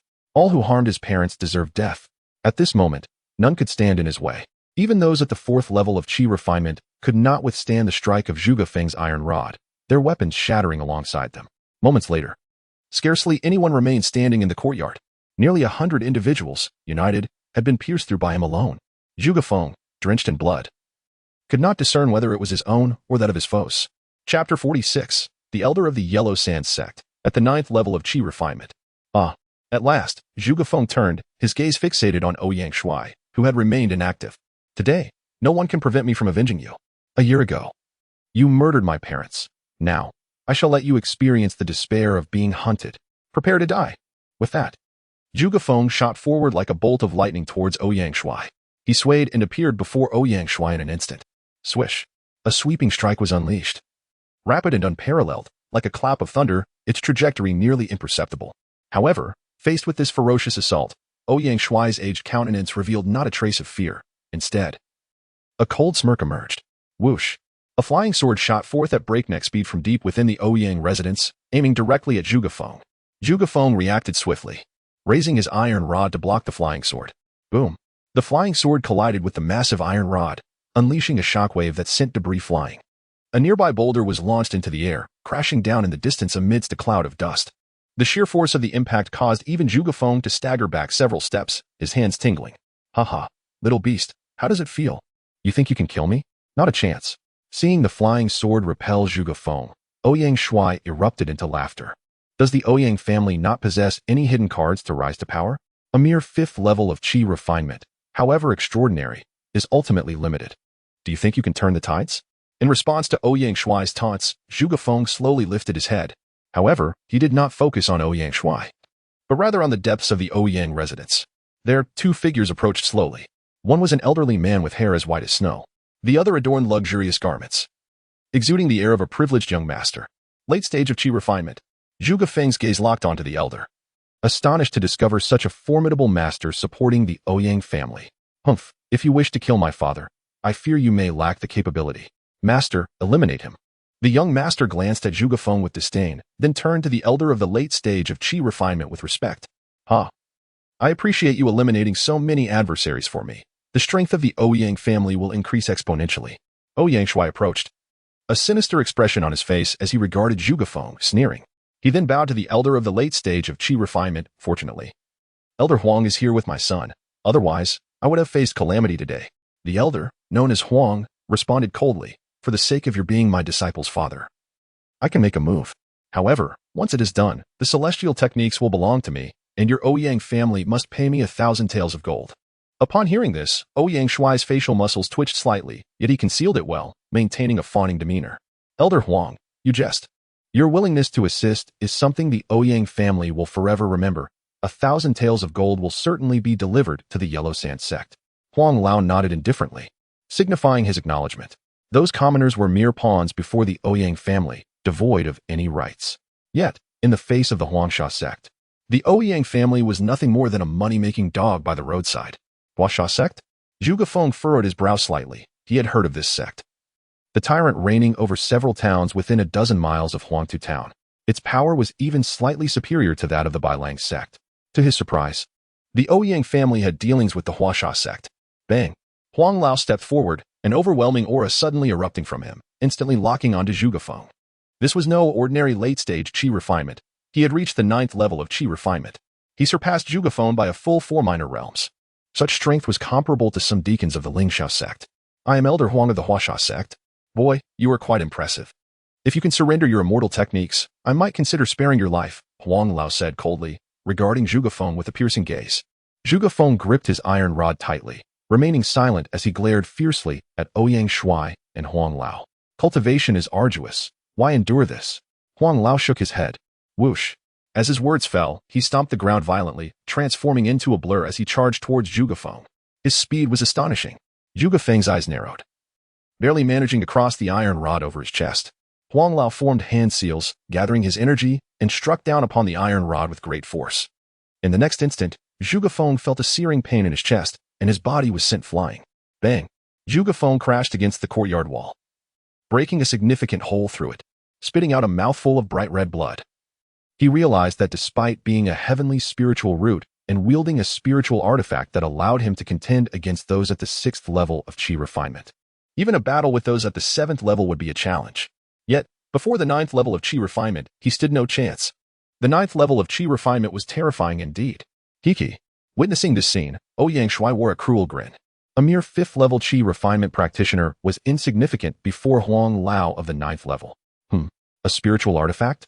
Huang Lao, after his strike, noticed the iron rod in Zhuge Feng's hands was unscathed, his eyes revealing a flicker of astonishment, quickly followed by greed. A spiritual artifact was a foundational treasure that even the sect leader of Huangsha sect did not possess. With such an artifact, his power could increase by 30%. Its worth was beyond measure. He would stop at nothing to obtain it. Brat obediently hand over the spiritual artifact. In the next moment, Huang Lao lunged forward, reaching Zhuge Feng in the blink of an eye, his right hand extending to seize him, intent on claiming victory. Buzz. At that moment, a hint of madness flickered in Zhuge Feng's eyes as he swept the iron rod outward. Clang. The next instant, Huang Lao's right hand was struck by the iron rod, producing a crisp sound. He grunted, swiftly retreating, his expression filled with uncertainty as he regarded Zhuge Feng. The young man's strength had surged dramatically in an instant. Zhuge Feng slowly rose, fixing his steely gaze upon Huang Lao, and spoke in a chilling tone. Will you also obstruct my path to vengeance? His voice was icy, as if the very air around him had turned to frost. Huang Lao's pupils constricted. He sensed that Zhuge Feng was now exceedingly dangerous. 7th level of qi refinement? That aura was the result of a potential exploding pill. No wonder his strength had surged so much. A glimmer of wariness crossed Huang Lao's eyes. But it was overshadowed by greed. While the potential exploding pill was powerful, it was merely a drug with a limited duration. And what if he was at the 7th level? He was still at the 9th level, firmly holding the upper hand. I require 5,000 taels of gold, Huang Lao stated grimly, proposing a new price. Chapter 47. My life is of no concern, I only desire your death. 5,000 taels. Ouyang Shuai's face contorted. This nearly demanded all of the Ouyang family's wealth. But now, Huang Lao was their last hope. With no gold, they could start anew. Without a life, they would have nothing. Very well. As long as Huang Lao can eliminate this youth, the Ouyang family will undoubtedly provide the 5,000 taels within a month. Ouyang Shuai gritted his teeth, realizing he had no other choice. Agreed. Huang Lao nodded, turning his gaze back to Zhuge Feng. Boy, if you wish to seek vengeance, no one will stop you. It is simply unfortunate that you have encountered me today. Prepare to meet your end. In the next moment, his aura surged violently, his fingers weaving intricate seals as he struck out towards Zhuge Feng with a palm, fire dragon palm. In an instant, a burst of flames materialized out of thin air. Whoosh! The flames coalesced into a dragon, engulfing Zhuge Feng in a torrent of fire. Roar! As the fire dragon passed, the very air ignited. Crash! At that moment, Zhuge Feng bellowed furiously. With a sweeping motion of his iron rod, he tore the fire dragon to shreds. Swish! The next instant, Zhuge Feng leapt into the air, wielding the iron rod with fierce momentum, aiming it at Huang Lao. Boom! The iron rod collided with Huang Lao, producing a deafening roar that sent a terrifying shockwave rippling outward. Staggering back several steps, Huang Lao's expression grew serious. This youth possessed remarkable strength. He had initially thought that even with Zhuge Feng's advancement to the 7th level of qi refinement, he could easily suppress him, but this had exceeded his expectations. However, that was all there was to it. As an elder of the Strongest Sect and a 9th level qi refinement expert, how could he possibly be bested by a mere youth? Huang Lao, kill him. Ouyang Shuai shouted from a distance. Rest assured, he won't survive much longer. Huang Lao sneered, spitting forth a flying sword that shot forth like a meteor, aimed directly at Zhuge Feng. Swish! The flying sword sliced through the air with a sharp, piercing sound. Zhuge Feng hesitated, his arm moving to evade the sword's assault. At that moment, Huang Lao closed in on him, one hand grasping the end of the iron rod while the other reached for his neck. After decades of battle, how could a mere youth like you stand against me?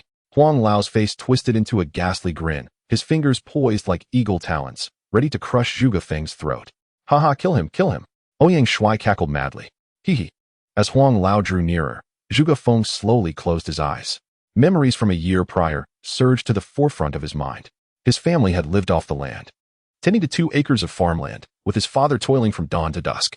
Yet, as the largest landlord in Huangtu town, the Ouyang family demanded 80% of the harvest from all farmers annually. Failure to comply meant punishment, and even those who resisted would find themselves sold off along with their goods. With such a meager plot of land, it was impossible to sustain a family of 3. His mother, desperate, had to work as a servant for the Ouyang family, earning a pittance to help make ends meet while saving for the hope that her child might one day enter the immortal sect. Tragically, she was murdered at the hands of Ouyang Shuai. Even in death, she clutched a few pieces of silver, her hopes for her child's ascension to immortality. His father had gone mad, seeking justice from Ouyang Shuai, only to be killed before his eyes in the street. No one stood up for them. No one dared to offend the Ouyang family. In this world, there was no law, only the fist. Had he acted impulsively back then, he surely would have met the same fate. Yet, for the sake of vengeance, he endured the pain, crawling on the ground like a dog to quell Ouyang Shuai's murderous intent. That night, amidst torrential rain, he dug a grave with his bare hands, ignoring his bloodied palms, to bury his parents and erect a tombstone. He vowed that a gentleman's revenge is not too late, even after 10 years. Ouyang Shuai must die. The Ouyang family must perish. Until Ouyang Shuai was dead and the Ouyang family annihilated, he could not die. In an instant, he opened his eyes, and an overwhelming aura erupted from his being, sending the old man Huang staggering back. Old fool, perish. At that moment, Zhuge Feng was engulfed in flames, resembling a demonic deity. He raised the iron rod and brought it crashing down towards Huang. How is this possible? Your aura. Huang trembled with disbelief as he witnessed the scene unfold.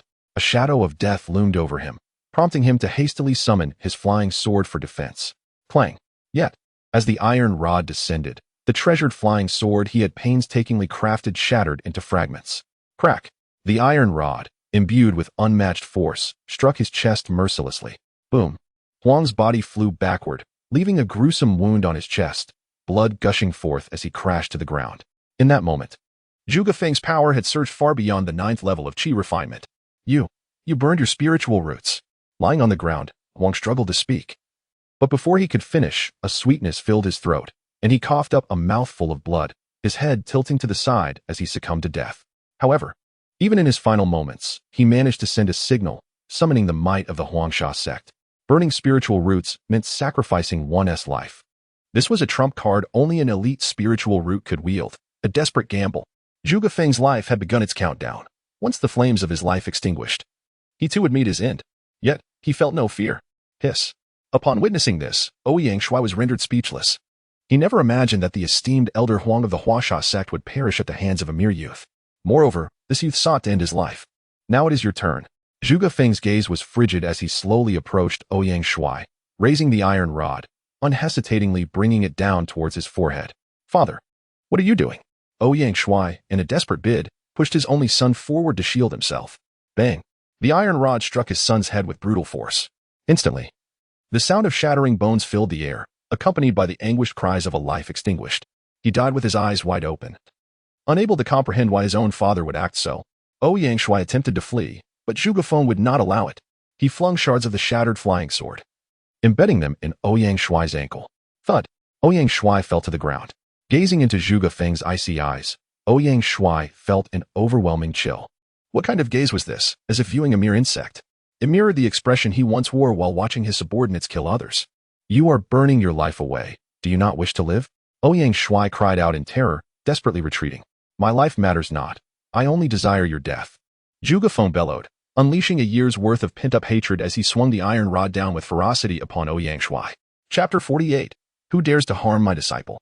At that moment, the flames of vengeance burned fiercely, consuming all, including himself. The youthful blood surged within him, igniting the brightest of flames. No, you cannot kill me. Xianxia's pupils constricted as he screamed in a frenzy. Bang! Yet, his words held no weight. Neither threats nor pleas could prevent Zhuge Feng's actions. The iron rod continued its relentless descent, striking Xianxia's head with all its might. This blow is for my mother. Bang! This blow is for my father. Crash! This blow is for the oppressed people of Huda Town. Crash! And this blow is for myself. One strike after another. Each blow encapsulated boundless fury and Zhuge Feng's unrelenting hatred, undiminished in the slightest. Xianxia was mercilessly reduced to a puddle of flesh, his death grotesquely tragic, with shattered bones, splattered blood, and ruptured organs, rendering his body unrecognizable. Splatter, splatter, splatter. After several blows, Zhuge Feng staggered, his body swaying as cracks appeared in his skin, threatening to unravel. He gasped for breath, drenched in sweat, fully aware that his life had entered its final countdown. Yet, he felt not an ounce of fear. Thunder rumbled ominously as dark clouds gathered, and raindrops the size of beans began to pour down, reminiscent of the torrential rain from a year ago. Zhuge Feng, barely standing, looked up at the darkened sky, a faint smile gracing his lips. Father, mother, I have finally avenged you, he murmured, tears shimmering in his eyes. Swish, swish, swish. Figures appeared through the rain, emerging amidst the ruins of the Ouyang residence, both on the ground and in the sky. A banner revealed two large characters amidst the lightning. Huasha. You little beast, you have slain Elder Huang and destroyed the Ouyang residence. The leader was a towering, muscular man, the deputy sect master of Huangsha sect, whose cultivation had reached the threshold of foundation establishment. Accompanying him were several disciples, each with profound auras, wielding at least mid-level qi refinement combat power. Just moments ago, Elder Huang, who had been celebrating Xianxia's birthday in Huda Town, had transmitted a weak message. Uttering only 2 words, immortal technique, he immediately summoned the disciples and hastened to Huda Town, culminating in this scene. Hand over the immortal technique, and we shall spare your life. The burly man's gaze burned intensely as he fixed his eyes on Zhuge Feng. The immortal technique was the foundation of cultivation. If it were powerful, even a flawed version would possess unfathomable might. The Huangsha sect's technique only cycled 20 times in an hour.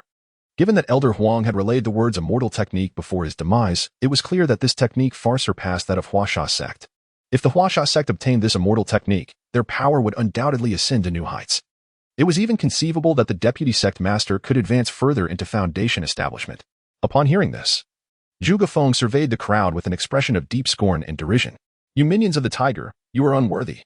Standing tall despite his trembling form and the impending end of his life, he remained resolute and unwavering, refusing a toast only to be forced to drink a punishment. If so, do not blame us for our ruthlessness. The deputy sect master's expression shifted slightly, and he barked, "Everyone, follow my command. Capture him alive if possible. If not, extract his soul and let the sect master scan the fragments of his memories." "Yes, deputy sect master." A throng of Xianxia sect disciples answered, brandishing various magical instruments as they charged menacingly toward Zhugafeng. Aha! Zhugafeng laughed heartily. Having avenged his great grievance, he felt no regret in this life. With the vengeance for his parents fulfilled, he, Zhugafeng, stood proud before his ancestors. Yet, Zhugafeng's gaze turned toward the direction of Heavenly Dao Sect. What was promised as a few days' leave now seems to be a broken vow. A gentleman avenges his parents. 10 years is not too late. Yet to allow that old scoundrel Ouyang Shui to live another decade was simply intolerable. Why should villains live to an old age? The long-awaited revenge held little significance if delayed for years. Fortunately, he had encountered a mentor who understood him deeply, the most pivotal figure in his life. It was his mentor who had expedited his revenge, compressing the waiting time by more than tenfold. It was his mentor who had bestowed upon him the strength to seek vengeance. The grace of his mentor was something Zhugafeng could never repay in this life. If there is a next life, I shall again be a disciple of Heavenly Dao Sect. Dream on if you seek my soul. In the next moment, Zhugafeng's eyes suddenly widened, radiating brilliance as his body trembled. Buzz, buzz, buzz. His dantian began to shake violently, as if a dormant volcano, asleep for millennia, was awakening. Not good, he is going to self-destruct. Retreat quickly. The Huaxia sect disciples cried out in alarm, hastily withdrawing. Zhugafeng's ability to vanquish Elder Huang, who had attained the 9th level of qi refinement, clearly indicates that his prowess surpasses that of the ordinary practitioners at the same level. The explosive power of such a formidable being is beyond the capacity of these mid-stage disciples of qi refinement to contend with. At this critical juncture, a rift in the void appeared behind Zhugafeng, and a figure stepped forth, placing a hand upon his shoulder. In an instant, the tumultuous spiritual energy within Zhugafeng stilled, subsequently returning to tranquility. Why engage in such reckless endeavors alone? Did I not convey that the Heavenly Dao Sect will always be your strongest ally? The voice carried a hint of reproach. Yet it was imbued with a warmth akin to sunlight. Master? Zhugafeng gazed up in astonishment, meeting the gaze of a strikingly handsome visage. Su Bai, having sensed Zhugafeng's imminent peril, had utilized a teleportation talisman to arrive at his side. His decision proved fortuitously correct. Had he delayed even a moment longer, his beloved disciple would have perished. Contemplating this, Su Bai's expression turned frosty, his piercing gaze sweeping over the members of the Huaxia sect. Who dares to lay a hand on my disciple?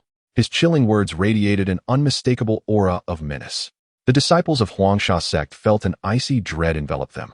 As if they had plunged into a frigid abyss, they looked upon Su Bai with a mixture of horror and disbelief, for they could not discern the true extent of his power. Furthermore, how had he materialized so suddenly?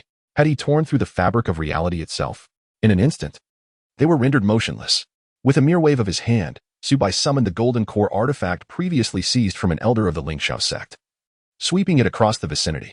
Its overwhelming force decimated the already paralyzed disciples of Huaxia sect, including the vice sect master who had only just stepped into the realm of foundation establishment. Outside of the Heavenly Dao Sect, Su Bai's strength was tenfold that of all others within the sect combined. Under normal circumstances, he should merely be at the 9th level of qi refinement.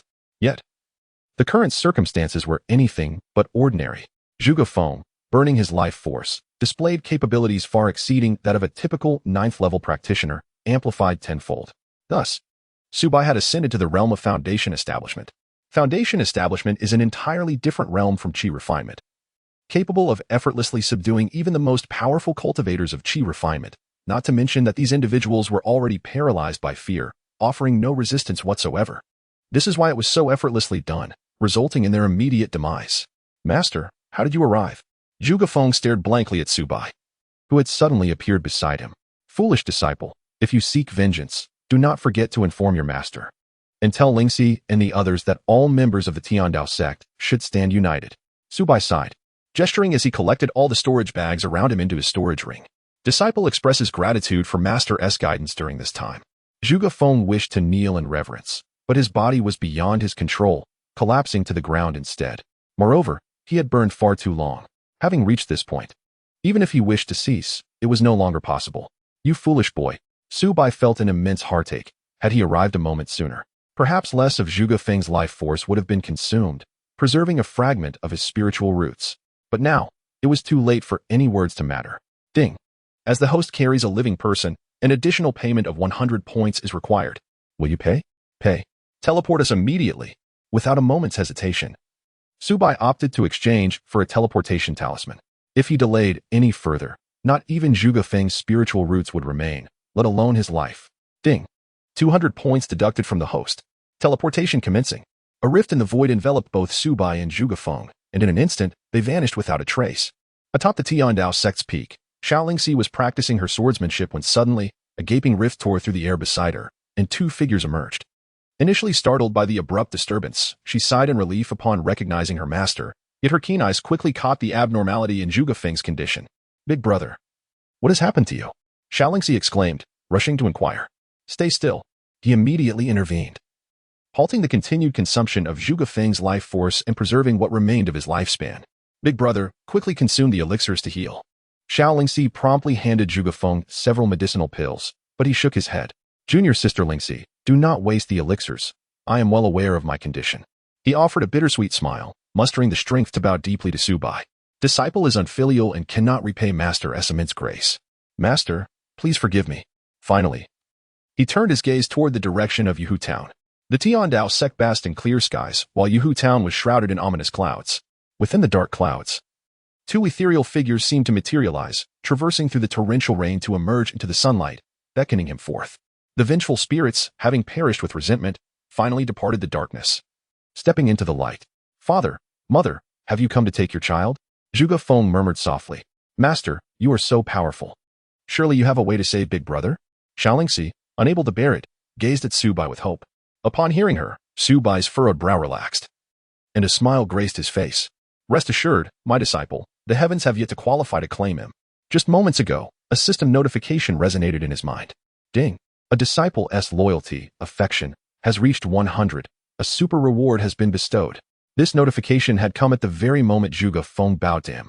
Thus, it was evident that at that time, Zhuge Feng had relinquished all worldly concerns, with only the Heavenly Dao Sect occupying his heart. Super reward for the disciple, 19 transformations rebirth elixir, limited to Zhuge Feng's use. Super reward for the host, 1 future elixir, limited to host's use. 9 transformations rebirth elixir, an unparalleled elixir capable of reshaping the physical body, resurrecting the dead, restoring youth, and unlocking one potential to its utmost limit, encompassing, but not limited to, physique, spiritual roots, and comprehension. Future elixir. Upon consumption by the host, they may temporarily draw upon their disciple, Zhuge Feng's power from a century hence, including future learned combat techniques and mystical abilities. 2 super rewards, 1 for Zhuge Feng and 1 for himself. Undoubtedly, these super rewards did not disappoint Su Bai. They were treasures of the highest order. The 9 transformations rebirth elixir, a supreme elixir with the power to reverse fate, would effortlessly resolve Zhuge Feng's current plight. Moreover, the reborn Zhuge Feng would emerge even more formidable. The future elixir was also an extraordinary trump card. Outside the Heavenly Dao Sect, his power was constrained. But with this future elixir, he would possess a powerful advantage. After Zhuge Feng consumes the 9 transformations rebirth elixir and becomes even stronger, what level of power will he attain after a century of cultivation? Golden core? Nascent soul? Or perhaps divine transformation? Disciple, consume it, all shall be healed. Su Bai presented the 9 transformations rebirth elixir to Zhuge Feng. Master, what is this? Zhuge Feng inquired, gazing perplexedly at the jade vial. Though he was unaware of the vial's contents, its mere presence exuded an extraordinary aura. Even the lifeless essence within him seemed to slowly revive upon mere contact. Do not question, simply consume it.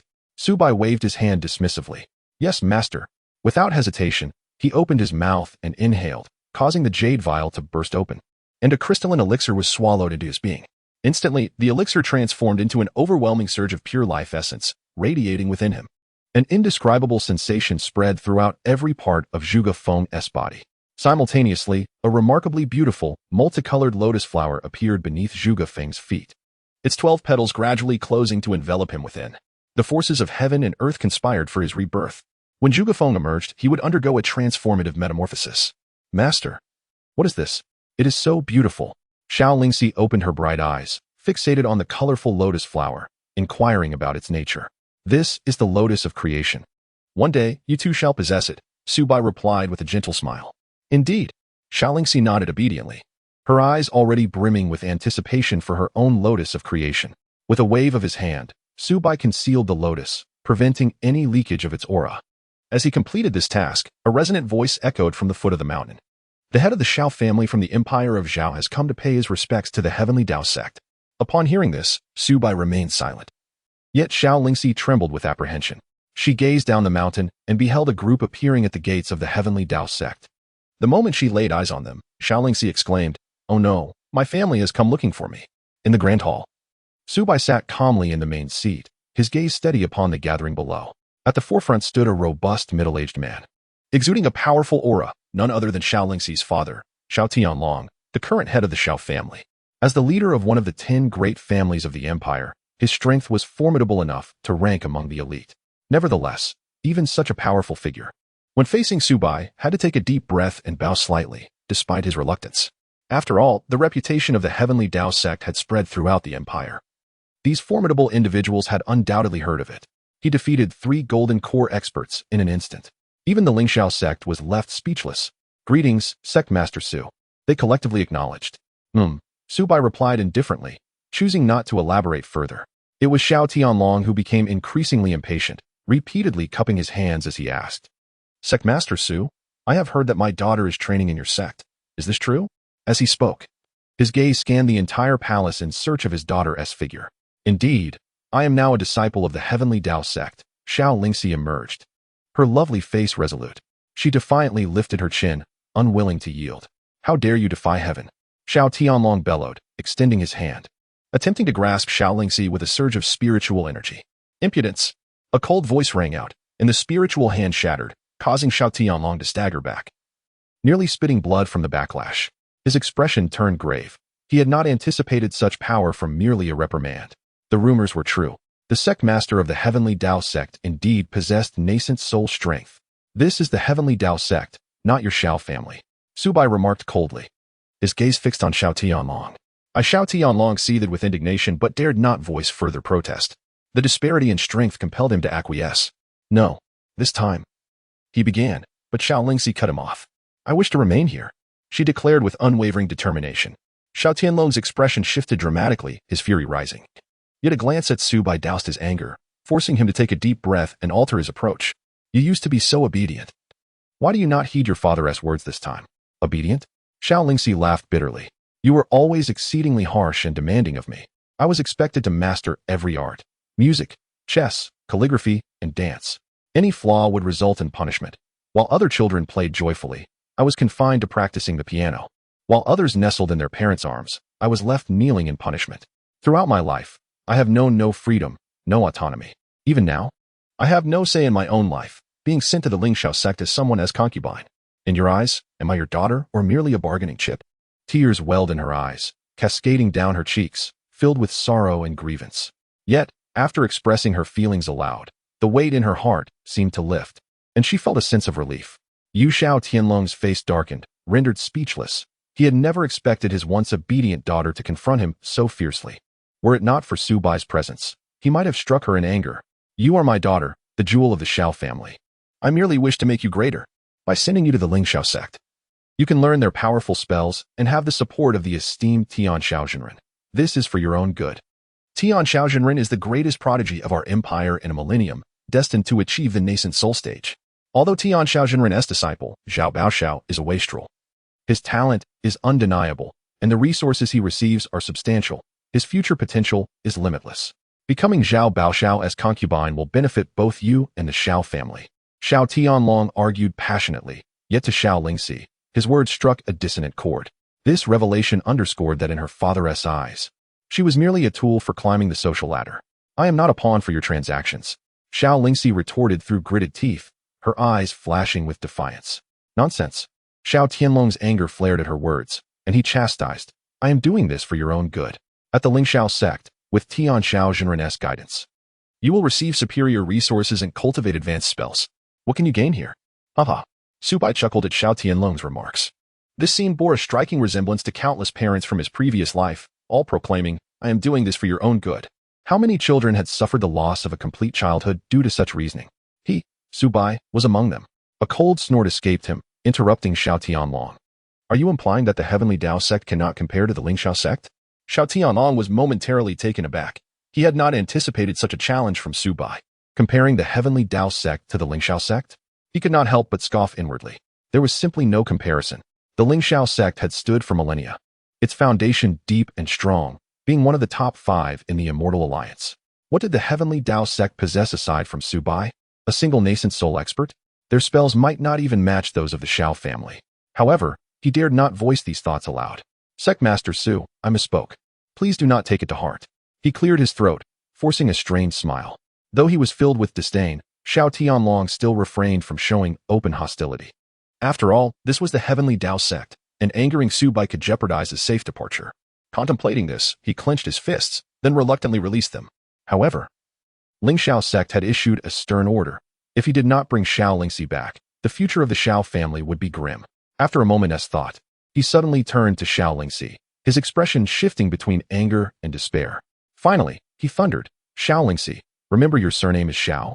Do not forget that the blood flowing in your veins belongs to the Xiao family. Hearing this, Xianxia felt as though struck by lightning, her body trembling. The severing of ties was an attempt to coerce her. In that instant, her heart sank into despair. She had harbored a glimmer of hope, believing that, after all, he was her father and might show her some compassion, allowing her a taste of paternal love. Yet all of that had turned to dust, leaving only the cold, harsh reality. No matter how hard she struggled, she could not escape her fate. If there were blame to be laid, it was for being born a daughter. If there were resentment, it was for being born into a prominent family. If there were hatred, it was for having a father who saw only family interests. Xianxia bit her lip until it bled, her beautiful eyes reflecting desolation. She could not fathom that the one who ultimately caused her pain was her own father. Father. Do not call me father. I have no daughter like you. Xiao Tianlong spat venomously, his face contorted with rage. He then turned and strode out of the grand hall, followed closely by the members of the Xiao family. However, within, he was smirking. Given his understanding of his daughter, this tactic was bound to be effective. Indeed, as he took his first step outside, the voice of Xianxia echoed from behind him. Well, since you have never regarded me as your daughter, from this day forth, I, Xianxia, shall have no further ties with you, Xiao Tianlong. With this proclamation, Xiao Tianlong trembled violently, spinning around to fix his gaze upon Xianxia. His voice cold as he demanded, What did you say? A hint of murderous intent flickered in his eyes. How dare his own daughter speak to him in such a manner, so brazenly undermining his authority? Had this been within the confines of their home, he would have ensured she received a severe beating. I said, we sever our father-daughter relationship.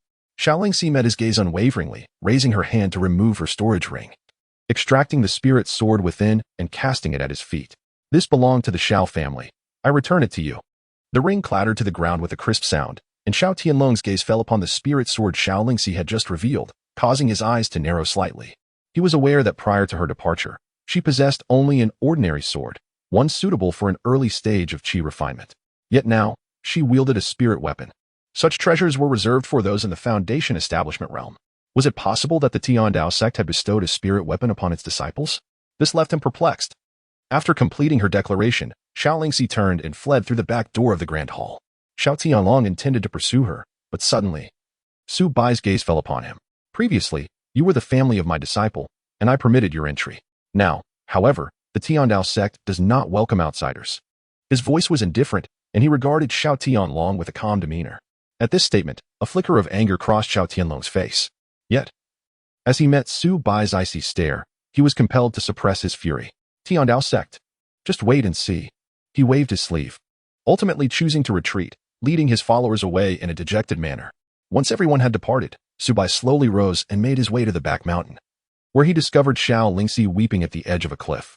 The outwardly strong and righteous maiden concealed a fragile heart within. In that moment, she curled up, her shoulders trembling, crying like a child. Su Bai stood beside her, waiting for her to regain some composure. After an indeterminate time, Xianxia lifted her head and spotted Su Bai nearby. Master, no matter how I look at it, he is still my father. Have I done wrong? She wiped her tears, her face etched with confusion and sorrow as she murmured to herself. From the education she had received since childhood, such behavior was deemed deeply unfilial. No, you have not erred. Had you truly chosen to walk away with him today, then that would have been a disappointment to me. Su Bai shook his head. Do you support me as well, master? A glimmer of hope appeared on Xianxia's face, prompting her to ask. People often find themselves bound by desires unfulfilled in their youth and are haunted by choices they could not make. throughout your life. You have been unable to choose what you truly desire, forced to follow a path dictated by others. He has never regarded you as a daughter, but rather as a pawn to elevate himself within the Tiangong sect. Why should you feel guilty in the face of such a person? Su Bai spoke slowly, shaking his head. Master Xiaoxi's emotions were tumultuous, but she clenched her teeth, her gaze gradually clearing. Indeed, my life has been dictated by my father or manipulated by him. I have long lost my destiny. A year ago, during my father's grand birthday celebration, Zhao Baoshao of the Tiangong sect visited the Xiao family and became relentless in his pursuit of me. Such a person, whom I found repugnant even upon a mere meeting. How could I ever consider becoming his concubine? Just the thought of such a future is suffocating. No, it is not suffocating. It is a future devoid of hope. From this moment forth, your life shall be your own to govern. No one shall interfere with your future again. Remember, the essence of living is not in what one possesses, but in living freely, joyfully, and wonderfully. As long as I am here, and as long as the Tian Dao sect endures, neither the Xiao family nor the Tiangong sect can dictate your fate. Su Bai's gaze was profound and distant, as if he spoke not only to Xiaolingxi but also to himself. Presently, his own life, too, was free from interference. Yes, master, I shall remember. Xiaolingxi nodded, a newfound determination gracing her features, her sorrow dissipating somewhat. Taking a deep breath, she reinvigorated her spirit. Indeed, from this moment on, she, Xiaolingxi, would no longer live for the Xiao family. She would live for herself, for the Tian Dao sect. Loyalty to the sect, favorability 979,899. At that moment, free from familial constraints, Xiaolingxi's loyalty surged to 99, just a step away from 100. Ding. The disciple's cultivation has broken through, granting 60 sect points. Ding. Congratulations to the host for breaking through and entering the foundation establishment realm. Suddenly, the system's voice rang in Su Bai's ears, causing his expression to shift slightly. He had just gained 60 points, indicating that a disciple had advanced from the 5th to the 6th stage of qi refinement. This breakthrough could only be attributed to Zhuge Feng consuming the 9-turn transformation elixir. Su Bai's strength was 10 times that of all the members of the sect combined.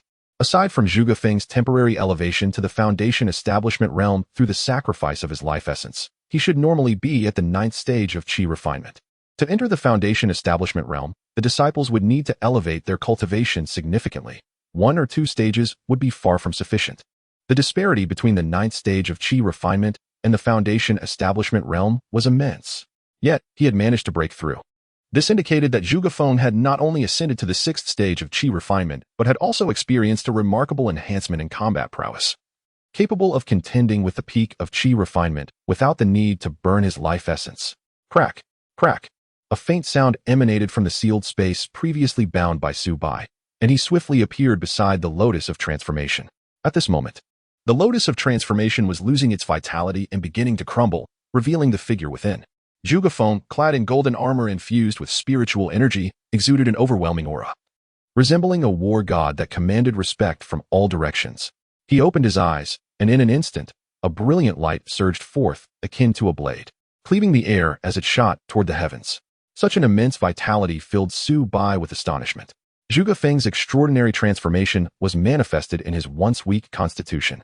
His physique had now elevated to the pinnacle, becoming an unparalleled and formidable constitution. With such boundless vitality and a powerful combat will, Su Bai required no further contemplation to discern the nature of this constitution, the legendary battle saint body, renowned across countless realms. Chapter 52, A Surge in Disciple Numbers.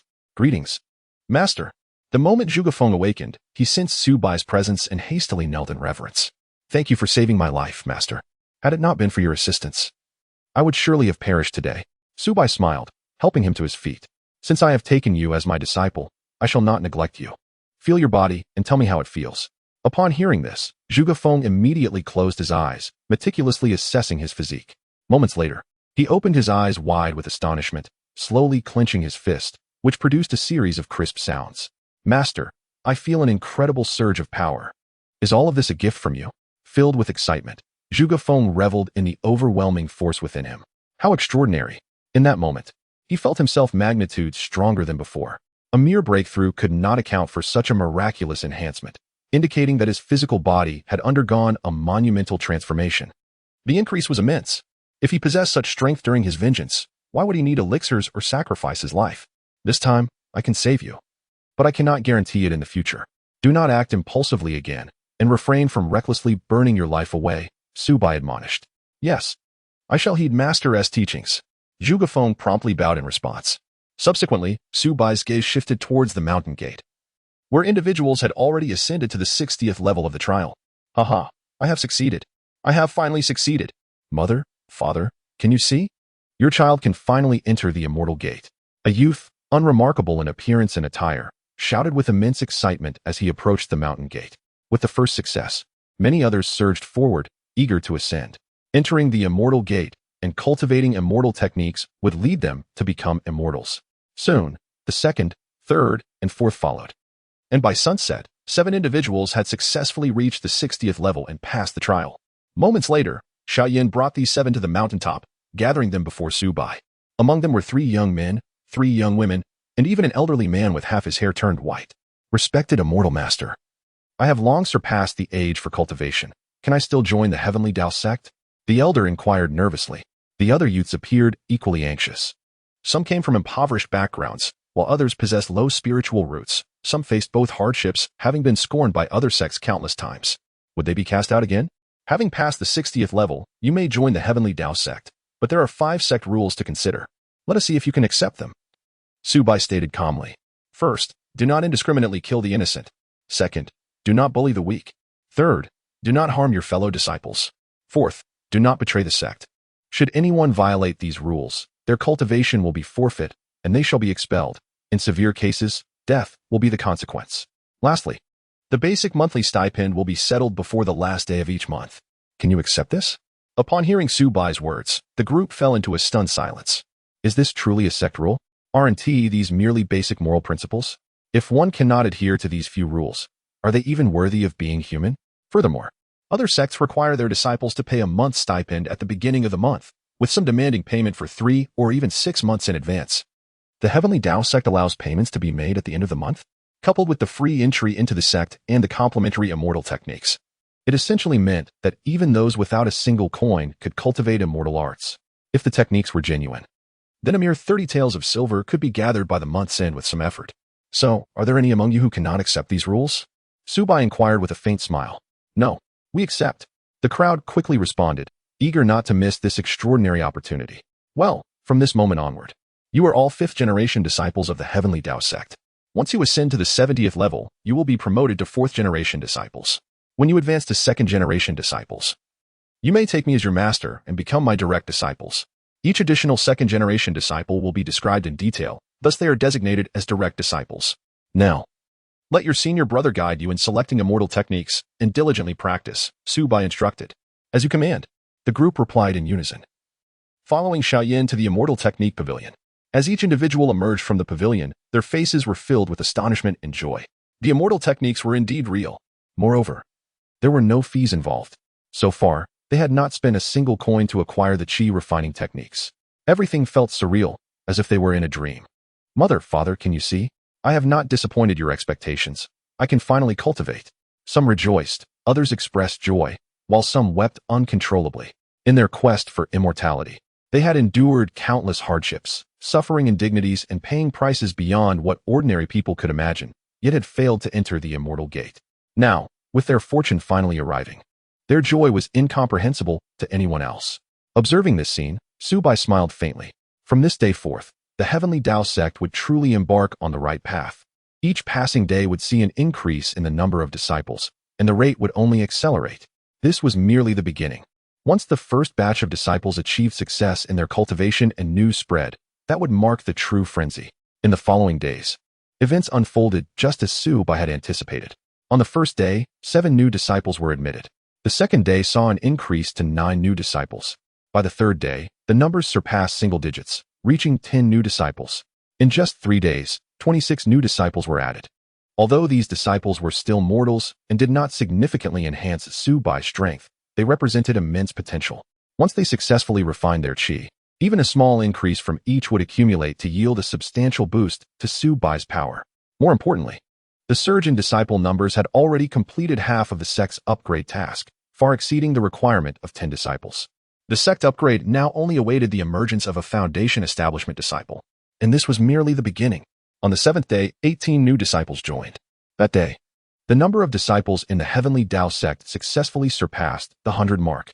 More importantly, among the disciples recruited in the past few days, some had already succeeded in refining their qi.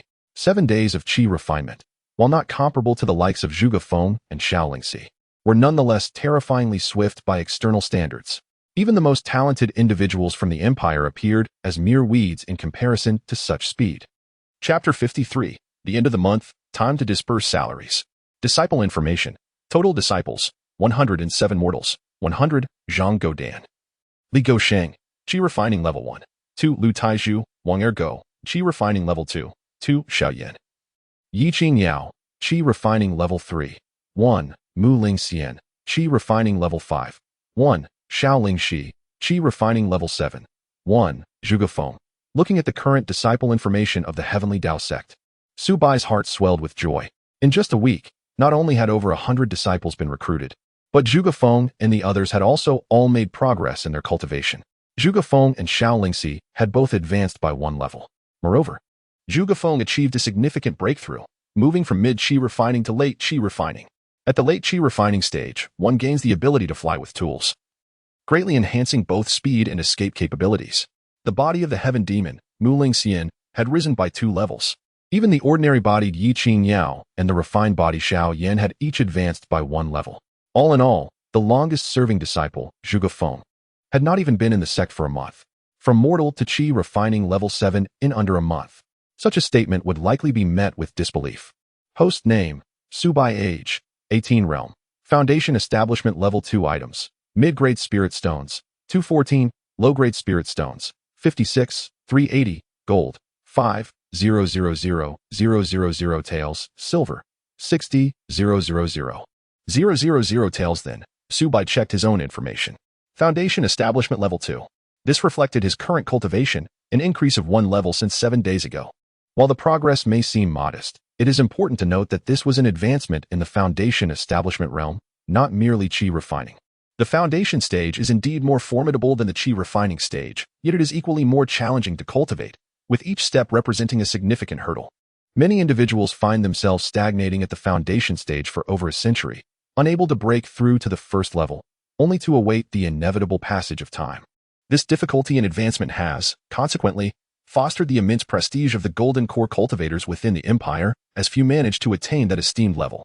Soon after, Su Bai directed his gaze towards the items within his storage ring. He stroked his chin, lost in contemplation. As the end of the month approached, it was time to distribute salaries. This inaugural distribution of salaries posed a question: how should it be allocated? Su Bai pondered, feeling a surge of excitement. This was a momentous occasion for the Dao Sect, and he certainly did not wish to disappoint his disciples. With 30 taels of basic silver at hand, should those of higher cultivation receive a more substantial share? After all, he currently possessed more gold and silver than he could ever utilize. Moments later, he had formulated a plan for the distribution.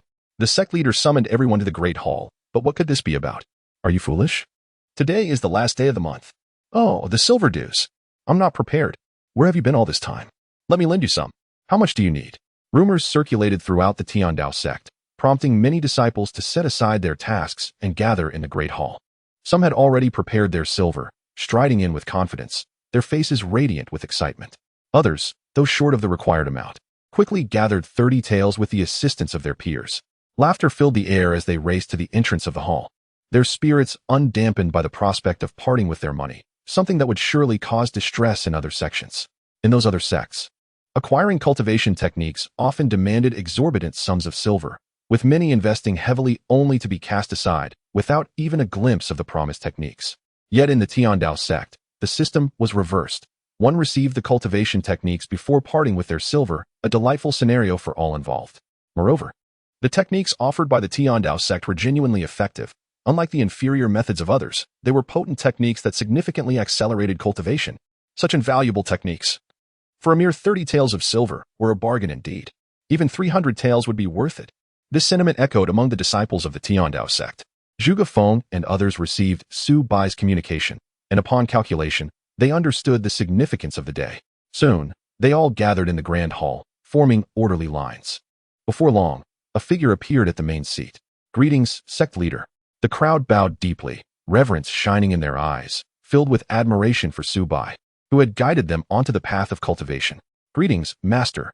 Zhuge Feng, Xiao Lingxi, and others also bowed respectfully.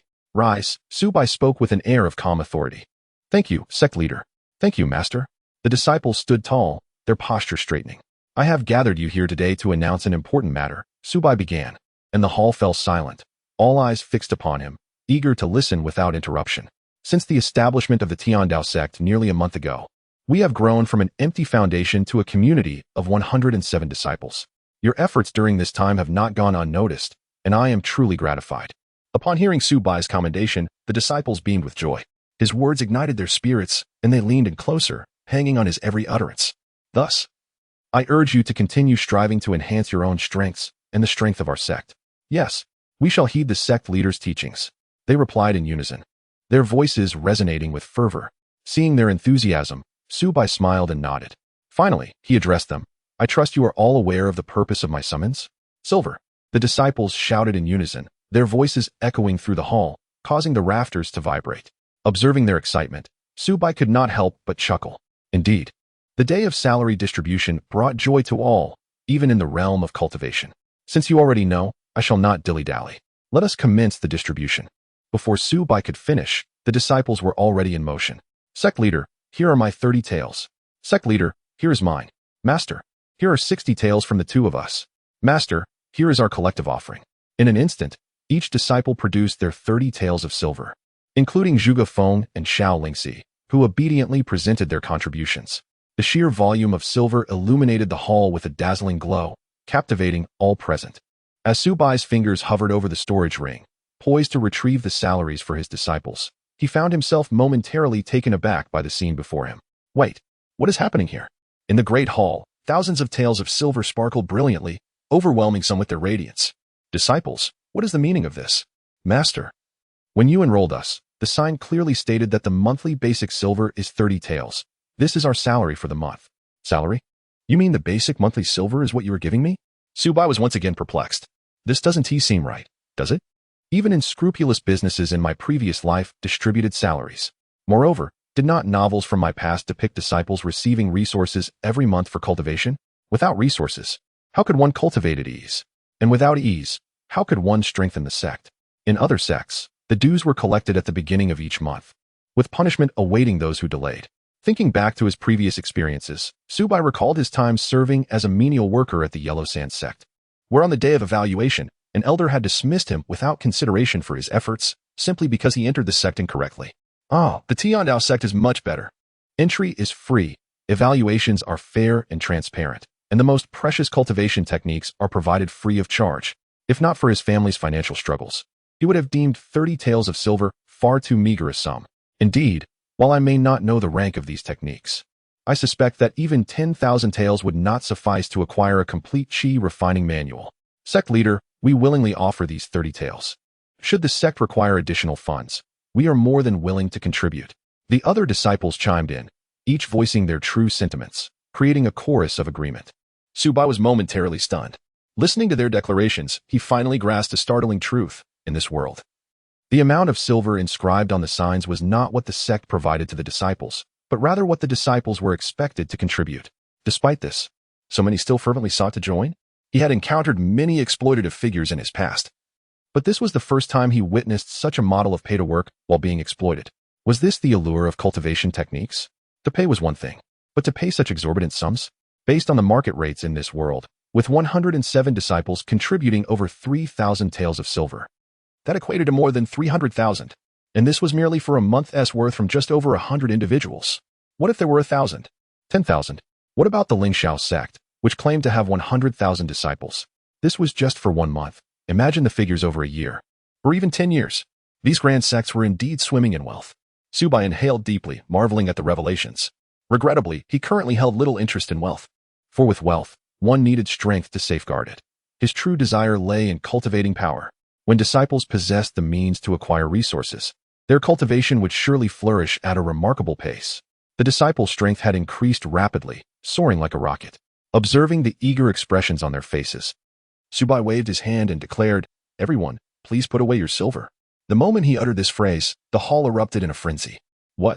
The sect leader isn't collecting silver? Does he want gold instead?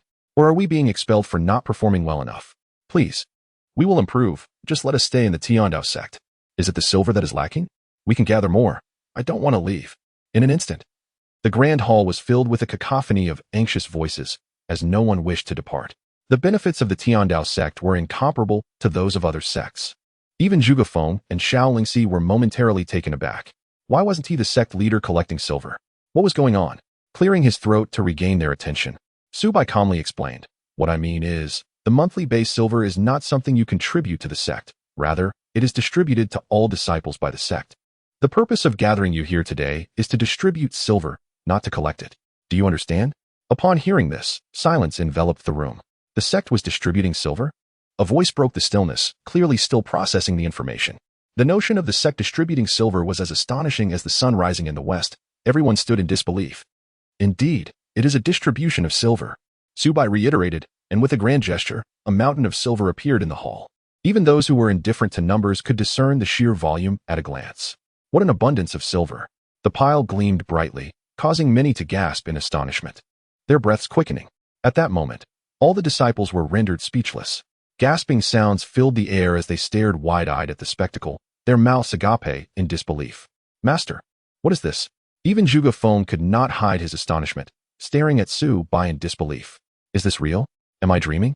One disciple asked another beside him. With a swift slap, the other disciple cried out in pain, "I'm awake. This is truly a distribution of silver."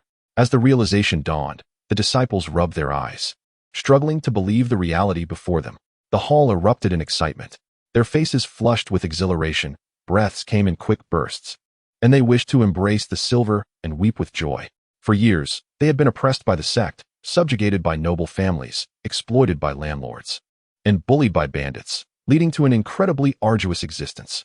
The world had taught them that they were mere lowly beings, forever destined to be treated as cattle. Yet, here in the Dao Sect, they felt for the first time the respect they deserved. They were not mere beasts. They possessed intrinsic value. They were human beings, not slaves. They had never experienced such happiness before. But in the Dao Sect, they felt an unprecedented sense of dignity and honor. In that moment, their hearts swelled with gratitude. They were grateful to their leader. Born of the Dao Sect, they would die with its spirit. They vowed to follow their leader to the ends of the earth, never to betray. In an instant, the disciples knelt in reverence, chanting their vows. At that moment, an invisible aura seemed to coalesce in the grand hall of the Dao Sect. This was destiny. When hearts unite, fortunes flourish. Amidst the gathering of their collective fortune, a faint aura of heavenly mandate lingered, subtle yet undeniably present. Having completed the distribution of base silver, Su Bai nodded and continued, "Next, we shall distribute additional rewards." Additional rewards? The disciples' eyes widened in shock and delight. "Is there more?" they exclaimed. "Fantastic! Every disciple who successfully cultivates their qi will receive an additional 100 taels of silver. Furthermore, with each advancement in cultivation, the monthly base silver will increase manifold." With another flourish of his hand, another pile of silver appeared before Zhuge Feng and the other 6 disciples. The higher their cultivation, the greater the amount of silver received. "Thank you, Master," the 7 qi cultivating disciples exclaimed, bowing deeply in gratitude. The other disciples watched with envy. 100 silver for successfully cultivating qi, plus an additional 30. That's a total of 130 taels. My family's annual income is only a few dozen taels. I nearly succeeded in cultivating qi myself. Had I known there would be additional rewards, I would have stayed up all night to succeed. I must strive to cultivate diligently and aim to reach the 3rd level of qi cultivation next month to earn even more silver. The hall buzzed with excited chatter, their eyes alight with fervor. In that moment, each disciple felt a renewed determination to cultivate harder, motivated by the prospect of greater rewards. Their hunger for cultivation intensified, particularly with the added incentive of silver. Zhuge Feng, moved by the disciples' cheers, reminisced about his time in Lingxiao sect. He had once delivered goods there and witnessed the plight of the official disciples, who struggled immensely even with their status. The daily tasks were overwhelming, leaving no time for cultivation. But the Dao sect was entirely different. Here, the daily task was cultivation. The sect's missions could even be exchanged for points to acquire elixirs. Unlike other sects that imposed mandatory tasks without additional rewards, such a sect was poised for greatness. Zhuge Feng envisioned a future where their leader would rally millions of disciples in unison. What a magnificent sight that would be. In addition, there were the diligence awards, task awards. Achievement Awards, and Excellent Disciple Awards, among others. Su Bai waved his hand again, distributing another pile of silver, ensuring nearly half the disciples received rewards. Moreover, disciples at the Qi cultivation stage would receive free allocation of low-grade spirit stones monthly, 1 for the first level, 2 for the second, and so on. He then produced 21 low-grade spirit stones, distributing them to the 7 Qi cultivating disciples. This spectacle left everyone in awe, more shocking than the silver itself. Spirit stones. This is unbelievable, they gasped. Each one is worth tens of thousands of taels. They are precious objects that can significantly enhance cultivation. Thank you, sect leader. Thank you, master. The entire hall erupted into fervent bows, even from those who had not yet succeeded in cultivating qi. The treatment they received was enough to drive anyone to madness. Cultivation had never been more imperative. If you perform well, there will be an annual bonus, and the amount of the bonus will be at least equivalent to 3 months of additional rewards. Su Bai continued, and as soon as these words fell, they ignited a fervor among everyone. What? There's an annual bonus? Upon hearing Su Bai's words, the crowd, previously immersed in excitement, instantly snapped to attention. Their exhilaration heightened. Long live the sect master! Long live the sect master! In that moment, Su Bai's figure loomed large in the eyes of the disciples, akin to a deity, evoking their adoration. Had Su Bai inspected the disciples' loyalty metrics, he would have discovered that nearly every disciple's loyalty to the sect leader was surging. Following this announcement, among the 102 new disciples, virtually none had a loyalty rating below 70. However, with rewards come penalties. Each month, every individual must ascend the heavenly ladder once more. Should any of you regress in your position, all rewards will be forfeited.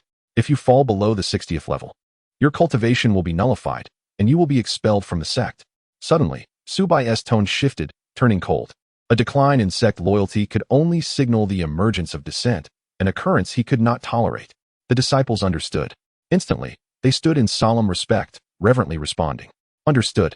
Very well, you may disperse. Su Bai nodded slightly, then waved his hand, signaling that they could leave. Disciple takes leave. The crowd bowed in deference, gradually departing. These disciples, in groups of 3 or 5, wore expressions brimming with happiness and excitement. How fortunate I am to join the Heavenly Dao Sect in this lifetime. They marveled. I never expected the sect to offer silver. I am so moved. In the future, upon a single command from the sect master, I would willingly traverse mountains of blades and seas of fire. The disciples chattered animatedly, smiles adorning their faces as they walked toward the horizon. All these words reached Su Bai's ears, and observing the departing figures of his disciples, he smiled faintly. This news would spread from Yinshui City, swiftly reaching all corners, ultimately sweeping across the entire empire. Those impoverished youths who could not enter the sect, the long-oppressed common folk, those bound by rules, and those unfortunate souls wandering the path of immortality would traverse thousands of mountains and rivers, embarking on a long journey to reach the Heavenly Dao Sect. At that time, the scale of the sect would expand to a terrifying extent. In a word, Su Bai recalled a saying from the world he had traversed before. A single spark can ignite a prairie fire. Chapter 56. The Sect that Dispenses Silver, the Empire Shaken. When the first batch of disciples descended into the city, the news of the Heavenly Dao Sect dispensing silver began to circulate gradually. Initially, few were aware, and the spread was slow, but once this explosive news reached a larger audience, its dissemination spiraled out of control. As Su Bai had predicted, in the following days, the reputation of the Heavenly Dao Sect skyrocketed. What? Joining the Heavenly Dao Sect is free? They not only don't charge silver each month, but also dispense it? No way. Is this real? Don't tease me. Can there really be a sect that gives out silver? Free cultivation methods? 30 taels a month? 100 taels for successful qi refinement? The more advanced your cultivation, the more you receive. There are no age restrictions for assessments. No preference for looks. Even the poor and ugly can join. This is not a sect. This is like having my own father. The citizens of Yinshui City were initially taken aback. Soon, joy and excitement illuminated their faces, a wave of immense elation flooding through them. What luck it would be to join such a sect. Consequently, throngs of people flocked to the gates of the Heavenly Dao Sect, all eager to pass the assessment and enter, creating a bustling scene. With the news of silver distribution, not only did the number of participants multiply several times, but significantly, the favorability of the sect among these individuals soared as well. Previously, on the best of days, only a handful of new disciples would pass the assessments. Now, that number had multiplied several-fold. In an instant, this matter spread like wildfire within Yinshui City, swiftly reaching surrounding counties. Moreover, it continued to extend even further. The Heavenly Dao Sect had firmly established its name throughout the empire.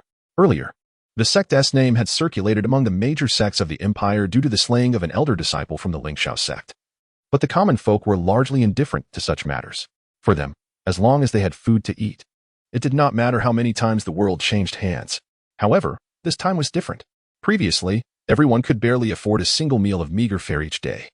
With a year passing without a morsel of meat, life was a constant struggle. Now, there existed a sect that provided food and shelter, offered free admission, free cultivation methods, and even dispensed 30 taels of silver each month. 30 taels. In a world dominated by sects and wealthy families, where even basic meals were a challenge, earning 30 taels seemed an insurmountable task. Yet, as a disciple of the Heavenly Dao Sect, one could receive 30 taels every month. It was madness, absolute madness. In a grand city, 1,000 miles away, in a secluded corner of a street, a beggar sat against the wall, his eyes devoid of life as he gazed into the distance. This beggar was unkempt, his face filthy, his clothes in tatters, hair matted, rendering his features indistinguishable. He remained fixated on a single direction, motionless, as if caught between life and death. Hey, have you heard about the Heavenly Dao Sect? The Heavenly Dao Sect? You mean the new sect that's been the talk of the town, boasting a nascent soul expert? Yes. I heard the Heavenly Dao Sect has free admission and dispenses dozens of taels of silver each month. I've heard that too, but it can't be true, right? Those sects can't wait to charge more. How could they offer free admission and give out silver? I don't know, but we're barely scraping by here. Should we go check it out? What if it's real? A few passers-by chatted excitedly about the Heavenly Dao Sect, their words animated. Upon hearing their conversation, the beggar's previously vacant gaze abruptly shifted. A glimmer of light slowly focused in his murky eyes. Free admission, monthly silver, he murmured, and the light in his eyes gradually sharpened. With that thought, he slowly rose and stepped into the middle of the street. Damn it, I'm already in a foul mood, and now I see these filthy beggars. Get rid of him. A well-dressed young man, evidently agitated, shouted angrily. Instantly, a group of sycophants behind him lunged toward the beggar. Humph, even if the king of hell himself came today, he couldn't save you. Dare to block my path? You'll be sorry in your next life, the young man boasted, a cruel smirk curling his lips. Bang! Several wooden sticks struck the beggar's head. Yet he remained unscathed. The sticks shattered instead. Simultaneously, the beggar slowly turned his head, his profound gaze sweeping over the young man and his thugs with a calm demeanor. In an instant, both the young man and his lackeys appeared as though frozen in time, standing still. Terror flickered in their wide eyes. Yet the brilliance within began to dim. In the next moment, the space beside the beggar was rent asunder, and his figure vanished in an instant. Slap! With the beggar's departure, the young man and his lackeys collapsed to the ground, devoid of any trace of life. 1,000 miles away, atop the towering Xianxiao mountain, stood a colossal entity known as the Xianxiao sect. At this moment, on the highest peak of the Xianxiao sect, two figures stood. One was a young man clad in black robes, wielding dual swords, emanating an overwhelming sword intent, as if capable of cleaving the heavens and parting the seas. The other was an elderly man, his hair white, yet youthful in appearance. The elder stood at the edge of the mountain peak, hands clasped behind his back, gazing down upon the vast expanse of the earth below. Xiao, what are your thoughts on the Celestial Dao Sect? His voice was low and resonant, imbued with an air of profound authority. This was an unimaginable, unparalleled powerhouse. Master, that Celestial Dao Sect's leader, Su Bai, has slain our Xianxiao sect's elder and killed our disciples. Such transgressions are unforgivable. The young man in a black robe scoffed, his eyes glinting with a cold light. That is not what I inquire about. I am referring to the Celestial Dao Sect distributing silver to its disciples. The elder waved his hand dismissively. Distributing silver? I cannot believe such a naive yuaning powerhouse exists, handing out silver to those insignificant ants. In my opinion, this is merely the Celestial Dao Sect's scheme. Master, allow me to take action and let the Celestial Dao Sect pay for their deeds. The young man in the black robe shook his head in derision, his gaze filled with contempt. Observing this, the elder furrowed his brow slightly and sighed. Xiao, though your talent is remarkable, your ease of success over the past century has fostered a sense of arrogance. Remember, until the day you step into the yuaning realm, do not underestimate such formidable beings. The young man retorted with dissatisfaction. Isn't Master here? Can the leader of the Celestial Dao Sect truly defy the heavens? The elder shook his head. Though I possess great strength, no yuaning in this world is to be taken lightly. Without three peers joining forces, it will not be easy to detain him. If we fail to eliminate such a strong opponent in one blow and allow him to escape, We will not find peace in our slumber until he meets his end. The young man huffed. Shall we sit idly by and watch the celestial Dao sect grow, threatening our position? Fear not, for I have a plan. A cold smile crept upon the elder's lips. To offend our Xiao sect. How could they expect to go unpunished? I have reported to the Immortal Alliance. Soon, they shall send powerful allies our way. Chapter 57. Strengthening again. Fortune transformed into a golden dragon. Unbeknownst to Su Bai, the Xiao sect's response mattered little to him. He had no intention of heeding it. What he knew was that the celestial Dao sect had rapidly developed. 7 days had passed since the beginning of the month, marking a week since the last distribution of silver. Atop the mountain, Su Bai observed his disciples as they practiced diligently, a look of satisfaction upon his face. With nearly 1,000 disciples, the celestial Dao mountain could no longer accommodate them. The vicinity had been transformed with new homes built by the disciples. For now, it sufficed, but as the number of disciples continued to swell, even a 10-mile radius may soon prove insufficient. Su Bai murmured, shaking his head. The celestial Dao sect required expansion. However, for the sect's upgrade, a foundational disciple must emerge.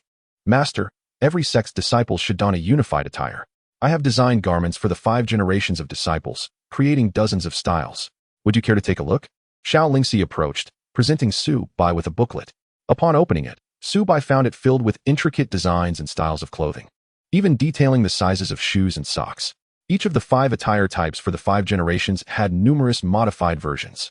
Seeing this, Su Bai could not help but admire Xianxia.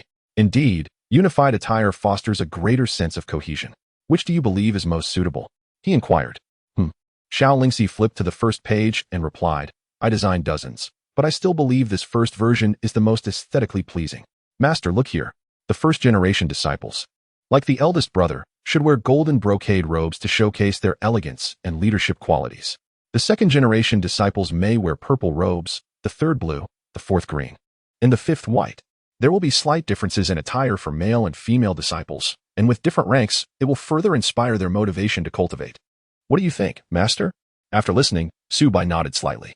He had to admit that Xianxia had indeed considered these matters comprehensively. Very well. We shall proceed according to your design.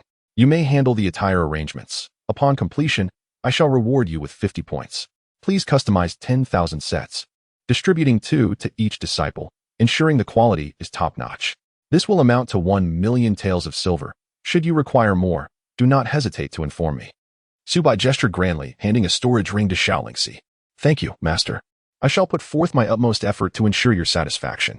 Xianxia's face lit up with joy as she respectfully expressed her gratitude and turned to leave with the storage ring. Watching her excited retreat, Su Bai's lips curled into a faint smile. The celestial Dao sect was increasingly taking shape. Remarkably, in just 7 days, the scale of the celestial Dao sect had expanded exponentially. The number of disciples had surged from 107 to nearly 1,000. On the first day of the month, 20 new disciples were recruited. The second day saw 22. The first 2 days may have experienced delays in news, resulting in a slight increase. But as the news spread throughout Yanshui City, it exploded. On the third day, 68 new disciples joined. The fourth day marked the first time the number surpassed 3 digits, reaching 102. The fifth day saw a further rise to 172. On the sixth day, it broke 200, reaching 218. The seventh day proved to be the most astonishing, with an incredible 289 new disciples. In total, over the initial 7 days, 102 new disciples joined. With the news of silver distribution, an additional 80 to 91 new disciples arrived over the past week, including the previous disciples and Zhuge and others. The celestial Dao sect now boasted a disciple count of 998. Only 2 are needed to reach 1,000. Over these 7 days, the cultivation levels of the disciples also soared, further enhancing Su Bai's own strength. Disciple information: total disciples, 998 mortal, 883, too many. Please review individually. Qi refinement first level, 108, Zhang Goden, Li Goshen. Qi refinement second level, 2 Lu Taizhu, Wang Ergu. Qi refinement third level, 2 Xiaoyan. Yi Qingyao. Qi refinement fifth level, 1 Mu Lingxian. Qi refinement sixth level, 1 Xiaolingxi. Qi refinement eighth level, 1 Zhuge. In the past 7 days, over 100 disciples successfully refined their qi. Almost every disciple who succeeded in refining qi 7 days prior had increased their level by 1. The fastest among them was still Mu Lingxian, who broke through 2 levels in 7 days, nearing Xiaolingxi's cultivation. With so many new disciples and significant advancements in their cultivation, Su Bai's strength had risen correspondingly. Host. Name. Su Bai. Age. 18. Realm. Foundation establishment 4th level items. Medium-grade spirit stones. 214. Low-grade spirit stones. 56. 348. Gold. 5. 000. Tails. Silver. 60. 000. Tails Foundation Establishment 4th level. A qualitative change stemming from quantitative changes. With nearly 1,000 disciples, their combined strength multiplied tenfold. Not only breaking through the foundation establishment barrier, but also reaching the mid-stage of foundation establishment. If this trend continues, how far can he be from the pinnacle of foundation establishment? The Golden Core realm, is it still beyond reach? As Su Bai surveyed his disciples, in a corner of Yinshui City, a rift in the void appeared, and a beggar emerged. After appearing, the beggar's gaze turned towards the direction of the Celestial Dao Sect. Before him, numerous buildings obstructed his view, making it impossible for ordinary people to catch a glimpse of the Celestial Dao Sect. Yet, in his eyes, it was as though he disregarded these structures and beheld the Celestial Dao Mountain, a dozen miles away. Upon seeing it, the beggar stood transfixed. Above the hall of the Celestial Dao Sect, a magnificent golden dragon spiraled. The golden dragon was vividly lifelike, exuding an aura of divine majesty. Wisps of mist swirled around its body, resembling auspicious clouds. The golden dragon is not a tangible entity, but rather an ephemeral illusion, faint yet imbued with an indescribable aura of fortune. Ordinary individuals are entirely oblivious to this golden dragon. Only those of his caliber, who have comprehended the profound truths of the universe, can perceive its true form. The beggar is taken aback that, in this era, he is still able to witness such a phenomenon. He has long forgotten how many years this entity has been absent from the world. This auspicious golden dragon had graced him with its presence many years ago, during his days as an impassioned youth, before he succumbed to the hardships of life. However, when faith crumbled under insurmountable forces, that fortune dissipated without a trace. He murmurs softly, his voice hoarse. Only when faith reaches its zenith can such pure fortune manifest as a golden dragon. Yet, amidst the relentless tide of fate, how long can your sect endure? As the new term commenced, there was a noticeable decline in readers. Dear readers, might you kindly click to support the author with your love? Chapter 58, The Ascension of Celestial Beings. Xianxia Sect at the Teleportation Array. Whoosh. The teleportation array shimmered brilliantly, its great commotion capturing the attention of those nearby. The continent is vast, with some regions stretching millions of miles. Even the formidable speed of a nascent soul would struggle to traverse such distances swiftly. Thus, the teleportation array has become an essential means of long-distance travel. However, due to its exorbitant construction costs, only elite sects like Xianxiao, among the top 500 of the Celestial Alliance, can afford to possess one. At this moment, the array's brilliance intensified, and the commotion grew louder. Generally, the greater the noise, the farther the traveler has come. This implies that the being emerging from the Xianxiao Sect's teleportation array likely hails from thousands of miles away. In such distant lands, the arrival of a visitor to the modest Zhao Empire is all but predictable. The venerable elder of Xianxiao Sect, with his flowing white hair yet youthful visage, adjusted his robes and led a group of formidable sword-wielding youths to the array's exit. With a flash of dazzling light, a radiant arc shot forth, hovering mid-air, refusing to descend. Xianxiao Sect pays homage to the celestial beings of the Alliance. The elder of Xianxiao bowed deeply in reverence to the figure suspended in the sky. The black-robed youth and the others followed suit, kneeling on one knee in respectful salute. As the brilliance subsided, a rotund figure clad in opulent attire appeared, one hand clutching a colossal chicken leg while the other held a piece of roasted meat from an unknown demonic beast, oil glistening on his lips as he devoured it with abandon.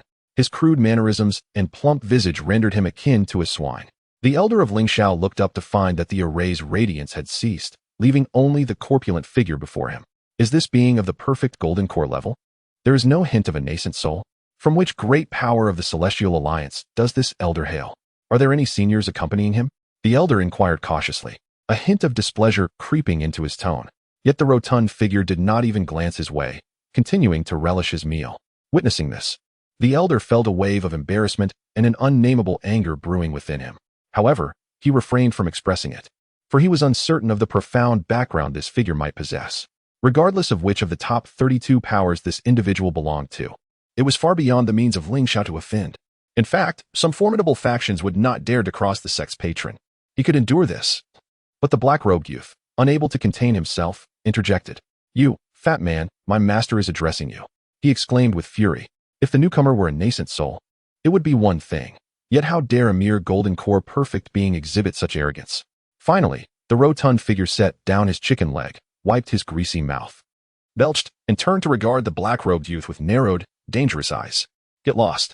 The word struck the youth like a thunderbolt, causing his chest to cave in. Spitting blood. The once arrogant demeanor vanished, replaced by sheer terror. How could this be? You are at the perfect golden core level, as am I. Yet why? The black-robed youth clutched his chest, his face contorted with disbelief and dread. The rotund figure, seemingly languid and indifferent, had instilled in him the sensation of being preyed upon by a primal beast, capable of tearing him apart with a mere thought. Remember, he is the Empire's foremost prodigy. His ascension to the nascent soul realm is practically a foregone conclusion, rendering him virtually invincible within the golden core realm. Calm your wrath, esteemed elder. My disciple is merely ignorant. Please do not hold it against him. The elder of Ling Xiao quickly interceded, seeking to appease the rotund figure. Although he too was astonished by the figure's overwhelming power, he understood that this seemingly nonchalant individual was anything but ordinary. A golden core cultivator with strength rivaling that of a nascent soul. Is this the caliber of disciples from the top-tier celestial sects? The elder felt a chill in his heart, beads of cold sweat forming on his brow as he repeatedly affirmed this. Ling Xiao's complexion darkened ominously. How could the Empire's greatest prodigy endure such humiliation? Yet in the presence of this grotesquely unattractive figure, he dared not retort. I am a core disciple of the Heavenly Palace. May I inquire what business you have with Ling Xiao sect? The rotund figure asked nonchalantly after casting a glance at Ling Xiao. What? A disciple of the Heavenly Palace? The elder's eyes widened in shock, his breath quickening. He had speculated on numerous powerful factions but had never anticipated this one. The Heavenly Palace, the epitome of supremacy. He trembled with excitement, his mind racing. Ling Xiao sect, your time is up. At the same time, Su Bai quietly observed as one newcomer after another ascended the 60th level of the heavenly ladder. In just half a day, the number of new disciples reaching this height had already surpassed the total from the previous day. If this pace continues, today's intake could very well exceed 500. With such recruitment rates, a mere 10,000 sets of robes would only suffice for a few days. It seems he must prepare at least 100,000 next time. Su Bai mused, stroking his chin. It was then that an inconspicuous figure quietly entered the domain of the Heavenly Dao Sect. A beggar, emerging from the city of Yinshui, had followed the throngs of people to the foot of the heavenly ladder, ready to partake in the assessment. The beggar gazed up at the bustling scene of the heavenly ladder and the surrounding murmurs. The assessment is open to all, regardless of age or identity. Even those without spiritual roots may join, he muttered to himself. Such an inclusive assessment method astonished even him. For in his time, even sects blessed with the golden dragon of fortune imposed restrictions based on spiritual roots when enrolling disciples. After all, sect resources are finite, and those without spiritual roots cannot be nurtured. Yet this Heavenly Dao Sect treats even those without spiritual roots with the same regard. Such magnanimity and resolve left him in awe, for the Heavenly Dao Sect accomplished what they had failed to achieve in the past. Contemplating this, he fell silent, his gaze growing complex. For such a sect, I shall strive to ensure its existence for as long as possible, hoping that regret does not come too swiftly. Moments later, he began to ascend the heavenly ladder. Chapter 59. The beggar reaches the 90th level. On the 60th level of the heavenly ladder, Yi Qingyao stood, congratulating every new disciple who reached this point. The recruitment of new disciples is conducted in rotation by the second-generation disciples, and today, it happens to be Yi Qingyao's turn. Haha, I've made it up here. A young boy exclaimed, having successfully climbed to the 60th level after 7 arduous days. Below, the crowd gazed at him with envy, spurring them to strive even harder. Congratulations, junior brother, on reaching the 60th level. Please wait to the side. I will escort you to the main hall once the assessment concludes. Yi Qingyao nodded, offering a gentle smile. All right, thank you, senior sister. The boy grinned widely and walked to stand alongside others who had passed the assessment. Soon, more individuals ascended, with an increasing number surpassing the 60th level. Congratulations, junior brother. On reaching the 60th level, please wait to the side. I will escort you to the main hall once the assessment concludes. Yi Qingyao instinctively repeated as another person climbed up. Ordinary body. 3rd level of qi refinement. A hoarse voice emerged, startling Yi Qingyao as she looked up to see a beggar standing before her. Despite his appearance, she felt no disdain. Rather, she was filled with curiosity. How could this man perceive her cultivation? If that were true, he must possess greater strength than she, yet how could a cultivator be a beggar? This doubt swiftly dissipated, and she smiled. You have passed the assessment. Please follow me. The beggar remained still, his gaze sweeping over the others who had already passed, noting many clad in tattered, patched garments. Among the 300 or so, few possessed strong spiritual roots, most being of mixed lineage. Talents were rare, mediocrity was the norm. He even spotted other beggars amongst them. The rumors were not unfounded. The Heavenly Dao Sect truly treated everyone equally. His gaze returned to Xianxiao, the girl of ordinary origin, now at the 3rd level of qi refinement. She looked at him with no trace of contempt. Can a beggar also enter the sect? He inquired. Can a beggar enjoy the same treatment within the sect as others? He pressed further. Xianxiao smiled gently, responding in the Heavenly Dao Sect. All disciples are equal. The harder you cultivate, the higher your rank, and naturally, the better your treatment. She added, before my master brought me in, I was also a beggar. She spoke openly about her humble beginnings, feeling no shame compared to others. Her master once told her, you cannot choose your birth, but your future is determined by your choices. The beggar paused, studying Xianxiao intently before stepping forward, ascending to the 61st level. Xianxiao was taken aback. The beggar intended to continue climbing? She chose not to intervene, following quietly behind to see how far he would go. 62, 63, 64, soon. The beggar had reached the 70th level. If reaching the 60th level was a common feat, the 70th was exclusive. Instantly, more gazes turned toward the beggar on the 70th level, and upon realizing his identity, a wave of astonishment rippled through the crowd. Wow! If a beggar can reach such heights, how can I lag behind? Am I even inferior to a beggar? Frustrated, they rushed forward, feeling compelled to prove themselves worthy of ascending to the 60th level. At that moment, the beggar had already reached the 80th level and was still climbing. When he stepped onto the 80th level, Xianxiao paused, her eyes wide with surprise. Currently, aside from the 6 original disciples her master had accepted, no one had surpassed the 70th level. She had yet to preside over the 4th-generation disciples, but reaching the 80th level required her to report to her master. With determination, she hurried to the mountain summit to find Su Bai. Master, someone has reached the 80th level of the heavenly ladder. As she spoke, her voice faltered. Su Bai stood with his hands clasped behind his back, gazing at the beggar now at the 80th level. No, it wasn't just the 80th level. He had ascended to the 90th. 90 levels, just like her, as a 2nd-generation disciple. And this was his first time entering the sect. She gasped, covering her mouth in disbelief. Not just her, but the beggar's ascent to the 90th level had drawn countless astonished gazes. This is insane. Su Bai remained impassive. The moment the beggar stepped into the Heavenly Dao Sect's domain, he felt a connection. Despite the beggar's unremarkable appearance, demeanor, and aura, Su Bai saw beyond the ordinary. Within the confines of the Heavenly Dao Sect, he was unequivocally invincible. Not even the slightest trace would escape his perception. If the beggar were truly an ordinary person, he might have remained unnoticed, but he was not. He deliberately suppressed his cultivation, posing as a mere mortal. Yet, even so, a faint aura of Dao surrounded him. This subtle essence might elude the eyes of others, even those of ancient beings, but Su Bai could see it. This man was not an ordinary beggar, but a highly skilled individual. Nevertheless, Su Bai remained unperturbed because reaching the 90th level indicated that this person had an affinity for the Heavenly Dao Sect, scoring a remarkable 90 points. Such high regard signified he was not a threat to the sect, prompting Su Bai to consider what position to offer him. Disciple no longer seemed fitting. After a brief moment, Xianxiao returned with the beggar who had reached the 90th level before Su Bai. This is our sect leader, she introduced, then stepped back to continue overseeing the disciples' assessments. The beggar slightly raised his head to meet Su Bai's gaze. Clad in white robes like snow, with starry eyes, he emanated the vigor of youth. Through Su Bai, the beggar glimpsed a distant reflection of his past self. What is your name? Su Bai inquired. The beggar hesitated, then slowly replied, I cannot remember. Once, he had borne a brilliant name, but that name had vanished amidst the smoke of battle, lost to time. Few, if any, in this world would recall his name. If that were the case, what significance did a name hold? Then I shall call you Nameless, Su Bai mused. Thank you for bestowing a name, sect leader. Nameless bowed in gratitude. Su Bai nodded. You refer to me as sect leader, which means you wish to join the Heavenly Dao Sect. Nameless nodded slightly, appearing like an ordinary beggar without an ounce of arrogance. According to our rules, reaching the 90th level allows you to become my direct disciple, but your age makes it inappropriate for you to be my disciple, Su Bai stated. What a joke. The beggar before him had lived for untold years. Even his ancestral lineage could not rival his age.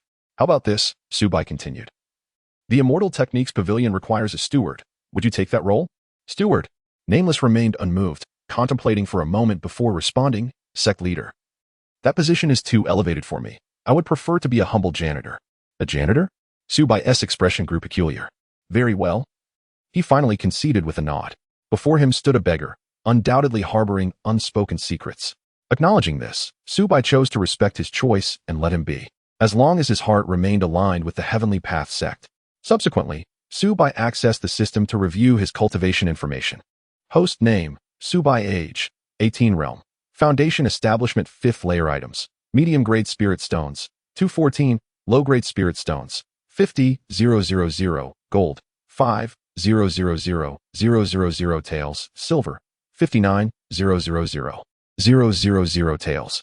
Foundation establishment 5th layer? Su Bai furrowed his brow. Logically, the beggar should have experienced a monumental transformation after joining the sect, yet his progress seemed so minimal. Moreover, it appeared that this modest enhancement was not solely due to the beggar, but rather a collective improvement spurred by the breakthroughs of numerous disciples today. Ding. The host's strength is 10 times that of all sect disciples combined, and the unnamed individual is not a disciple of the sect. Damn, had I known, I would have shamelessly taken him as a disciple. Ding. A master must be stronger than their disciples. And those with higher cultivation than the host cannot be accepted as disciples. It seemed the system had heard Su Bai's internal complaints as its voice continued. Isn't it true that a master need not be superior to their disciples? Why have you altered this? Indeed, a master need not surpass their disciples. But they must be stronger. Su Bai sighed. Well, that essay failed card. Yet, it made sense. If anyone could casually join, with 10 times the unnamed one's strength, how many could possibly rival him in this realm? The Heavenly Path sect would be exceedingly fortunate to acquire such a top-tier powerhouse. Suddenly, a shout echoed from outside the mountain gate. Heavenly Path sect's master, come forth. Su Bai raised an eyebrow.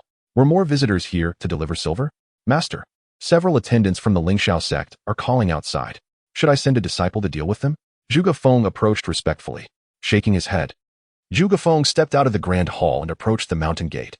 At that moment, a few attendants from the Xianxiao sect were strutting confidently outside the gate, exuding an air of arrogance. Moments later, Su Bai appeared before them with Zhuge Feng. Oh, is that not Zhuge Feng? Failed the assessment? Have you come here? One attendant immediately recognized Zhuge Feng and taunted him.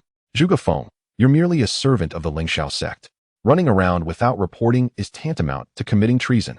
Another chimed in, reveling in the situation. Treason is a capital offense. The last attendant sneered. Zhuge Feng looked up at the Xianxiao sect attendants before him, his eyes narrowing slightly. Wang, Su, Han attendants. Unpleasant memories surged in his mind. Wang was the one who had declared him unqualified, insulting him as if he were cattle. Su had often looked down upon him for lacking connections and deliberately assigned him the most arduous tasks to target him. Han had mercilessly punished him during a dispute with another servant disciple, having accepted bribes without listening to his explanations. All 3 attendants were the overseers of the Xianxiao sect stationed in Yinshui City, and now they had come to his doorstep. No, they had come to deliver themselves. As this realization dawned, a surge of anger built within him. What business did the Xianxiao sect have in approaching him? Su Bai, catching a glimpse of Zhuge Feng's expression, turned to the Xianxiao sect attendants and chuckled. Ah, while you are indeed attendants of the Xianxiao sect, this time, it is not your sect seeking the Heavenly Path sect. Wang attendant laughed heartily, his demeanor exceedingly haughty. We are merely here as guides. Su attendant added with a cold smirk, appearing to relish the unfolding drama. Then, the attendants turned and respectfully knelt on the ground. Esteemed one from the Immortal Alliance, this is the Heavenly Path sect. As their reverent voices echoed, a figure descended from the 9 skies, riding a majestic fire qilin. The qilin radiated immense power, and a wave of heat swept through, causing the surrounding disciples to involuntarily take a few steps back. Upon the fire qilin sat a corpulent figure, surveying the Heavenly Path sect with a look of disdain. In such a small locale, where spiritual energy was scarce and strong practitioners were few, he would not have bothered to come if not for a task from his sect. The Immortal Alliance holds dominion over the world. When an esteemed one from the Immortal Alliance travels, all sects bow in reverence. The attendants from the Xianxiao sect fervently proclaimed, bowing heavily. What? An important figure from the Immortal Alliance? Upon hearing this, the disciples of the Heavenly Path sect grew anxious. After all, the reputation of the Immortal Alliance was overwhelmingly formidable. Yet, seeing Su Bai remain nonchalant, arms crossed, gazing indifferently at the sky, they felt slightly reassured. Meanwhile, the figure atop the fire qilin scanned the crowd, ultimately fixing his gaze on Su Bai. I am Gao Keping, a core disciple of the Heavenly Palace. Under the tutelage of the Venerable Xinjiang of the Immortal Alliance, I am here on a mission to investigate your Heavenly Path sect's entry into the Immortal Alliance. Comply promptly, or it shall be the day of your sect's annihilation. Gao Keping spoke bluntly, his tone brimming with arrogance. As his words fell, everyone present, including Zhuge Feng, who understood the influence of the Heavenly Palace, felt their eyes narrow in alarm. Among the top 500 sects of the Immortal Alliance, the most renowned were the Lingxiao Sect and the Yuntian Sect. Few outside these had taken the initiative to learn about the others. Even among the 32 strongest sects of the Immortal Alliance, most were scarcely recognized. Yet, even ordinary folk were well aware of the name of the Heavenly Palace. For the Heavenly Palace was the pinnacle of the Immortal Alliance. He actually hailed from the legendary Heavenly Palace. Many were rendered speechless upon hearing Gao Keping's proclamation. Though they were unsure of the Heavenly Palace's true strength, the thought that the Lingxiao Sect, ranked among the top 500, had reached such extraordinary heights made them ponder the might of the Heavenly Palace. They had heard that the halls of the Lingxiao Sect were made of gold. Could it be that the floors of the Heavenly Palace were crafted from gold as well? Perhaps even their lavatories were made of gold. Well, did the disciples of the Heavenly Palace use golden hoes for farming? Some bolder disciples whispered amongst themselves. Within the Heavenly Path sect, an unnamed disciple who had just entered the sect and was sweeping the floor paused, the mention of the Heavenly Palace causing him to lift his gaze slightly. The Heavenly Palace. He gripped the broom tightly, causing fine cracks to appear on the new handle. Amidst everyone, only Su Bai remained unfazed. The Heavenly Palace? Is it truly that formidable? Ha ha. Gao Keping erupted into a fit of laughter, as if he had heard the most ludicrous joke in existence. The Immortal Alliance instills fear throughout the world, and all must comply. The Heavenly Palace stands as the supreme leader, reigning over all. How could you question its strength? Gao Keping laughed boisterously, his smile laced with mockery and disdain. Oh, is that so? A hint of amusement danced at the corners of Su Bai's mouth as he replied. Then may I inquire as to your purpose here? Humph. Under the heavens, any force at the nascent soul level must join the Immortal Alliance. Otherwise, it shall be condemned to destruction. Gao Keping retorted coldly, without a trace of politeness. In that case, I would like to know what the requirements for joining the Immortal Alliance are. Su Bai replied, his tone a mix of amusement and curiosity. Requirements? Upon hearing Su Bai's question, Gao Keping scoffed, speaking arrogantly. A nascent soul force must pay 50% of their annual income, plus an additional fee of 100 million taels of silver, 10 million taels of gold, 1,000 low-grade spirit stones, and 100 medium-grade spirit stones to join. Once the fees are paid, your sect will enjoy the protection of the Immortal Alliance. If the fees are not paid, well, at this point, a sinister smile crept onto Gao Keping's face. Then you can only blame your misfortune for provoking the Immortal Alliance, destined for annihilation. Hearing this, Su Bai could not help but chuckle. In addition to a fixed profit share of 50%, there is an additional requirement of 100 million taels of silver, 10 million taels of gold, 10,000 inferior spirit stones, and 100 medium-grade spirit stones. Considering the Lingxiao sect, which possesses 2 nascent soul powers, how much can it earn in a year? With 100,000 disciples, each contributing 30 taels of silver monthly, the annual revenue would merely amount to 36 million taels of silver. Naturally, the income of the Lingxiao sect cannot be limited to this. The disciples require celestial techniques, weapons, elixirs, and more, all of which necessitate additional expenditures that far surpass the basic monthly silver contribution. Furthermore, there are tasks undertaken by the sect, such as escort missions, the cultivation of spirit herbs, and offerings submitted annually by affiliated powers. Thus, the Lingxiao sect could potentially earn several 100 million taels of silver each year. The sect possesses an inferior spirit vein, which yields around 20 to 30,000 inferior spirit stones annually, while 100 medium-grade spirit stones are equivalent to 10,000 inferior spirit stones. Therefore, given the scale of the Lingxiao sect, the dues to be submitted exceed 50%, approaching nearly 70 or 80%. This is the case for a prominent sect ranked among the top 500 in the Celestial Alliance. What if it were an ordinary sect with only 1 nascent soul power? Such a burden would be utterly unbearable. Su Bai chuckled softly and remarked, not long ago, an elder from the Celestial Alliance sought me out. Upon hearing this, Gao Keping's expression shifted slightly, revealing an air of discomfort. The elder informed me that nascent soul-level powers are required to submit 40% annually, with no additional dues. I am curious to know where this surplus ends up. Surely you lack the audacity to claim that it goes into your own pocket, so it must be filling the coffers of that esteemed Yangzun behind you, correct? Su Bai said with a knowing smile. Upon hearing this, a flicker of panic flashed in Gao Keping's eyes, though he quickly regained his composure. Nonsense. What 40%? The rules are as such. Will your Tian Dao sect comply or not? After saying this, Gao Keping's gaze grew increasingly frigid. Apologies, but my Tiandao sect will not comply. Su Bai replied, shaking his head and delivering those words with a calm demeanor. A flicker of rage crossed Gao Keping's brow. How dare you, a myriad, defy the mandates of the Celestial Alliance? Boom. In an instant, the entire realm erupted in tumultuous winds, and the very fabric of the void trembled violently. The surrounding area shuddered as a powerful aura emanated from Gao Keping and the fire Qilin beneath him. That fire Qilin was, astonishingly, a nascent soul-level great demon. Nascent soul? What immense power that entails. A practitioner at the nascent soul stage could sever mountains and rivers with a mere thought, turn rivers upside down with a flick of the wrist, and effortlessly annihilate a city with a casual gesture. This left the onlookers in awe. There were only 5 nascent soul powers in the entire empire. Yet, this formidable great demon, comparable to the empire's pinnacle 5, was merely the mount of a core disciple from the Heavenly Palace. Does this imply that the Heavenly Palace requires no elders, as a handful of core disciples are sufficient to sweep away an entire empire? With his foot upon the fire Qilin, Gao Keping's gaze was frigid, laced with a deadly intent. The Celestial Alliance dominates the world. Dependence on the strong is the sole path forward.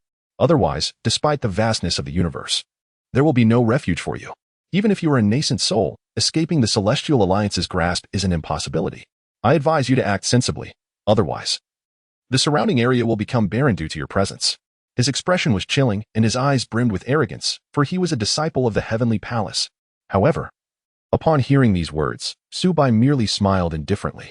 Rotund fellow, as a core disciple of the Heavenly Palace, you must possess numerous treasures, correct? Su Bai's gaze fell upon Gao Keping's hands, each adorned with a storage ring. 10 storage rings. What did you just call me? Gao Keping was momentarily taken aback, only to erupt in furious wrath, his eyes blazing with fury. I detest being referred to as fatty, especially when preceded by dead. Today, your Tiandao sect will be obliterated, I assure you. No one can alter my decree. With that proclamation, Gao Keping unleashed a terrifying aura that swept across the scene. It was an oppressive force so immense it rendered one breathless. The fire Qilin was commanded to annihilate all living beings within a 100-mile radius. With a roar, the fire Qilin surged forth, its flames radiating intense heat, blinding like the sun. Roar! It opened its mouth, unleashing a blood-red pillar of flame that shot skyward, cleaving through the heavens and hurtling towards Su Bai. Chapter 62. Suppressing the fire Qilin, slaying the Heavenly Palace disciple. The fire Qilin, a divine beast, is far more formidable than ordinary practitioners at the same level. This single fire Qilin alone was sufficient to instill fear in the Xianxiao sect. With just this strike, it could level the entire Tiandao mountain. This is the power of a nascent soul divine beast. Within the Tiandao sect, an unnamed figure stealthily approached the mountain gate, a slender wooden stick appearing in his hand unbeknownst to him. He positioned the stick between his thumb and middle finger, ready to flick it at a moment's notice. As the overwhelming flames bore down, Su Bai finally spoke. Beast, kneel before me. His voice resonated through the sky, thunderous as it erupted, causing the winds and clouds above to shift dramatically. The torrent of flames rapidly dissipated, even the flames engulfing the fire Qilin extinguished. Bang! The fire Qilin fell from the sky, its hooves curling as it knelt heavily upon the ground. The once mighty fire Qilin now lay in a pitiful state, immobilized beneath the suppression. Hiss! Witnessing this scene, the surrounding crowd could not help but gasp in astonishment. A nascent soul fire Qilin, subdued with a single command. Our sect leader is formidable. Our sect leader is invincible. Seeing this, the members of the Tiandao sect erupted in cheers, gazing at the serene figure in white robes above, their eyes brimming with admiration. At the mountain gate, the unnamed figure stowed away the stick, glancing at Su Bai with unexpected surprise. The strength of this young man seemed far beyond his initial expectations. No wonder he dared to confront the mandates of the Celestial Alliance directly. While the Tiandao sect rejoiced, Gao Keping stood in a state of utter shock, his expression one of disbelief. How could this be? The nascent soul fire Qilin was subdued so effortlessly? If my master were to learn that the fire Qilin had been lost, I would undoubtedly plummet in his esteem. Damn it! Damn it! Damn it! Gao Keping's face twisted in rage. What sorcery did you employ? He could not fathom how Su Bai could so easily suppress the fire Qilin. Even a peak nascent soul would find it impossible. Su Bai lazily lifted his head, casting a nonchalant glance at Gao Keping, and replied, "What do you think?" Seeing Su Bai regarding him with casual indifference, as if he were merely a buffoon, Gao Keping's frustration reached its peak. Humph! Pretending to be mysterious. Gao Keping gritted his teeth. You little wretch, prepare to die? He abruptly raised his right hand, manifesting a black spear. This spear was as dark as ink, its blade razor-sharp, exuding a chilling aura. It was unmistakably a high-grade spirit weapon. Runes swirled along the spear, a fierce malevolence radiating from it. Dragon-slaying spear technique. Killing God style, Gao Keping bellowed, stepping forward and hurling the spear towards Su Bai. This thrust, imbued with boundless malice, reduced all that it touched to ash. The air was torn asunder, emitting a wailing sound. Gao Keping, a prodigy of the heavenly palace, possessed the strength to battle beyond his level. Thus, even as a perfected golden core, he could contend with nascent soul practitioners. Coupled with the exceptional quality of the spear, it would be challenging for an ordinary nascent soul to withstand. Su Bai remained rooted in place, merely raising his right hand and effortlessly waving it. The spear, like a mere toy, lost all its sharpness and was instantly retrieved by him. A nascent soul-grade high-grade spirit weapon should fetch several tens of thousands of spirit stones. Su Bai mused as he weighed the spear in his hand, a smile gracing his lips. What? Upon witnessing this scene, Gao Keping's eyes widened in shock as he fixated on the long spear held by Su Bai. My spear. He could acutely sense that he had completely severed his connection with it. In that moment, even the most foolish among him recognized that something was amiss. To subdue the fire Qilin was not a matter of mere sorcery. The leader of the Heavenly Dao Sect before him was not merely at the nascent soul stage as claimed by the Xiao Sect. He was a transcendent. Cursed be the Xiao Sect for falsely reporting the strength of the Heavenly Dao Sect, leading to his demise. A chill rushed to his head as he hastily summoned the boundary-breaking talisman to flee 100,000 miles away. Yet, no matter how he summoned it, the talisman did not appear. To his horror, he discovered that the storage rings on his fingers had vanished. All 10 of them, gone without a trace. Caught completely off guard, he turned to Su Bai only to see that all his storage rings were now adorning the long spear. Gao Keping's face was a mask of terror. He wanted to flee, but found that the void beside him had been sealed. What kind of existence have I provoked? One that opposes the immortal alliance. An overwhelming sense of regret surged within him, but it was too late for remorse. Now, the best strategy for survival was to preserve his life. Thud. He immediately knelt, bowing his head thrice to Su Bai. Senior, spare my life. I am willing to serve you faithfully. He pleaded, I only ask for your mercy. As these words left his lips, a profound silence enveloped the surroundings, leaving everyone in a state of disbelief. The esteemed core disciple of the Tiangong was actually kneeling and begging for mercy? Many rubbed their eyes in disbelief. Yet, the scene before them was undeniably real. Gao Keping was indeed on the ground, a pitiful sight, imploring Su Bai for pity. This was a stark contrast to his earlier arrogance, significantly diminishing the fear many held towards the Tiangong. It turned out that even those from the Tiangong feared death. Today I endure such humiliation. I shall repay it 100-fold in the future, if I survive to report to my master. Be you at the nascent soul or transcendent stage, you shall all perish. I will strip you of your cultivation and personally subject you to 100 torturous deaths. Gao Keping's inner thoughts were crystal clear to Su Bai. Within the realm of invincibility, there was nothing Su Bai could not accomplish. He smiled faintly. I preferred you when you were still defiant. To spare a tiger is not in Su Bai's nature. Seeing Su Bai's expression, Gao Keping trembled, fully aware of his impending fate. No, you cannot kill me. I am a core disciple of the Tiangong. You will never comprehend the true power of the Tiangong. He shrieked desperately, trying to use the Tiangong to intimidate Su Bai. Unfortunately, he had chosen the wrong person to threaten. Su Bai waved his hand, releasing the bindings on the fire Qilin. Upon rising, the fire Qilin, realizing that Gao Keping was now a captive, was instantly filled with rage. In its memory, the fire Qilin had witnessed Gao Keping abuse it multiple times, and due to the blood oath, it had been unable to resist. But now, Su Bai had severed that bond. Roar. The fire Qilin let out a mighty roar, leaping high and bringing its enormous hoof crashing down upon Gao Keping's head. No, Gao Keping's wretched cries were abruptly silenced. The esteemed core disciple of the Tiangong, at the peak of the golden core stage, met his end beneath the hooves of his own steed. However, at the moment of Gao Keping's death, the sky darkened with ominous clouds. Crack! The void was torn open, revealing a chaotic abyss within. Simultaneously, a chilling voice echoed from within. Who dares to kill my disciple? Chapter 63, Wealth Awaits. Seeking death? The voice resonated with intense murderous intent and boundless fury, causing the temperature around to plummet. Thunder rumbled as the entire fissure in the void trembled. The crowd looked up, as if they could see stars shining within the depths of the tier, radiating an infinite glow. Sitting cross-legged upon one of those stars was a colossal figure, seemingly emerging from the primordial chaos of the universe, exuding an aura of ancient and savage power. Hiss! At this sight, everyone collectively gasped, as if beholding a deity. This figure was terrifying beyond comprehension. Even from countless miles away, it instilled an overwhelming sense of pressure. It was unfathomable just how formidable this being was. Boom. The figure took action, extending a gigantic hand, and with a single finger, pierced through the void, descending upon the heavens. Instantly, the entire fissure began to twist violently, shifting unpredictably. Then, an ancient finger appeared out of thin air, obscuring the entire sky, descending to suppress those below. Everyone was left in shock. A single finger could shake the heavens. This power was so terrifying, it transcended their understanding. Such ancient and formidable strength was akin to that of a deity. A single finger could shatter mountains and rivers. However, when that giant finger approached the Heavenly Dao Sect's territory, Su Bai smiled. Regardless of what realm this ancient being belonged to, once it entered the Heavenly Dao Sect's domain, even a god must kneel. Su Bai reached out and seized that enormous finger, a smile gracing his face. Old fool. Cease your theatrics and come down. With that, Su Bai tightened his grip, pulling with a force that was simply irresistible, yanking the figure from the rift in space. Who are you? What is this power? Release me. The voice was filled with rage, but it was clear that escaping Su Bai was impossible. In a mere instant, half of the arm had already been dragged into the Heavenly Dao Sect. The mysterious figure, realizing it could not resist, displayed a ruthless resolve and without hesitation, severed its own arm. Blood gushed forth. A severed limb is preferable to death. Kid, you are formidable. We shall meet again.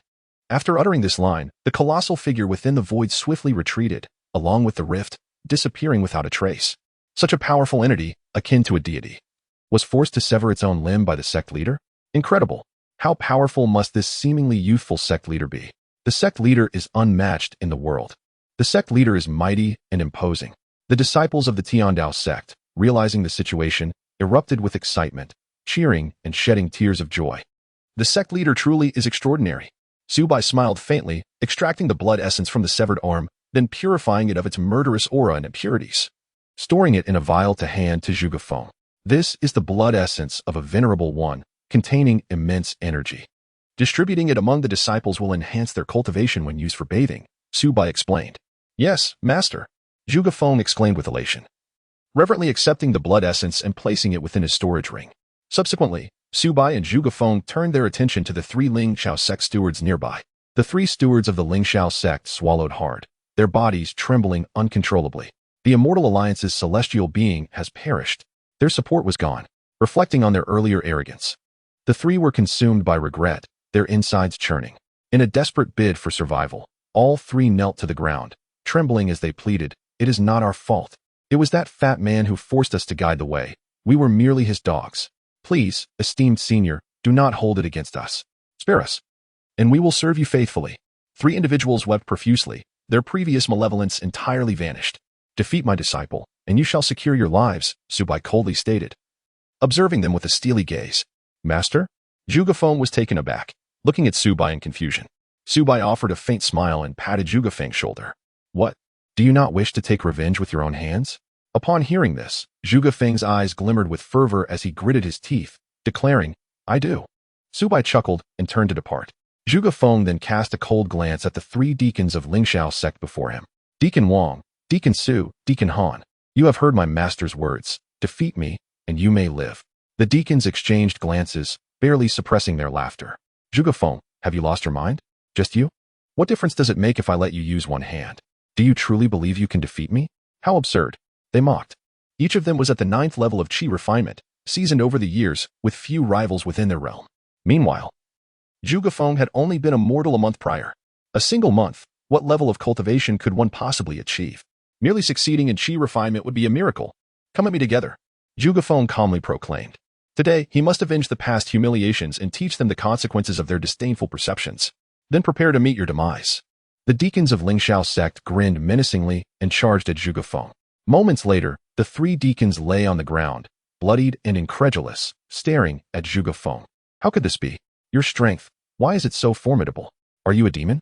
The deacons were filled with terror and disbelief. Just a month ago, he had been immortal, yet now he overwhelmingly suppressed them. What a prodigy. Was he not the reincarnation of an immortal? Zhuge Feng shook his head. Although he remained at the 8th level of qi refinement, he possessed unparalleled celestial techniques and a superior physique, his true combat prowess having long surpassed the qi refinement stage. He could be deemed invincible within that realm. "Let this end." Zhuge Feng raised the iron rod in his hand, his voice icy. inside the grand hall. After closing the doors, Su Bai laughed heartily, slapping his thigh. With a wave of his hand, 10 storage rings, towering high, materialized before him. I am rich. I am incredibly rich. Chapter 64. A windfall, the golden core emerges. In the grand hall, Su Bai's eyes sparkled as he gazed at the 10 storage rings before him. He had merely glanced at them outside, but upon closer inspection, he realized the vast resources contained within. The first storage ring contained 100 million taels of silver, 10 million taels of gold, 10,000 low-grade spirit stones, and 100 middle-grade spirit stones.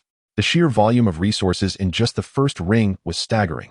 It equated to several months' income of a major nascent soul power. Wait, what is this? Suddenly, Su Bai noticed 2 small characters engraved on the back of the storage ring. Lingxiao, he murmured, and his expression became peculiar. This storage ring appeared to belong to Lingxiao Sect. The amount was a tribute to Gao Keping from the sect. Lingxiao Sect. Did you ever imagine these resources would end up in my hands? Regardless, I must thank you for such a generous offering. Su Bai laughed heartily, his spirits soaring.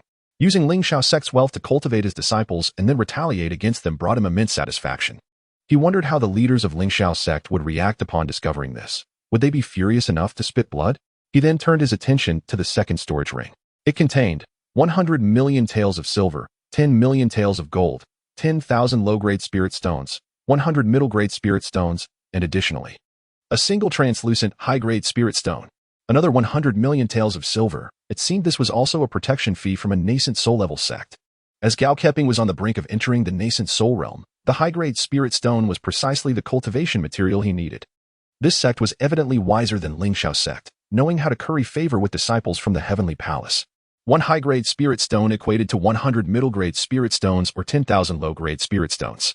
Although their values were equal, very few would willingly exchange a single high-grade spirit stone for 100 middle-grade spirit stones. Rare commodities command high prices. High-grade spirit stones are only produced annually in limited quantities from high-grade or core middle-grade spirit veins. The Great Zhao Empire had yet to discover any middle-grade spirit veins.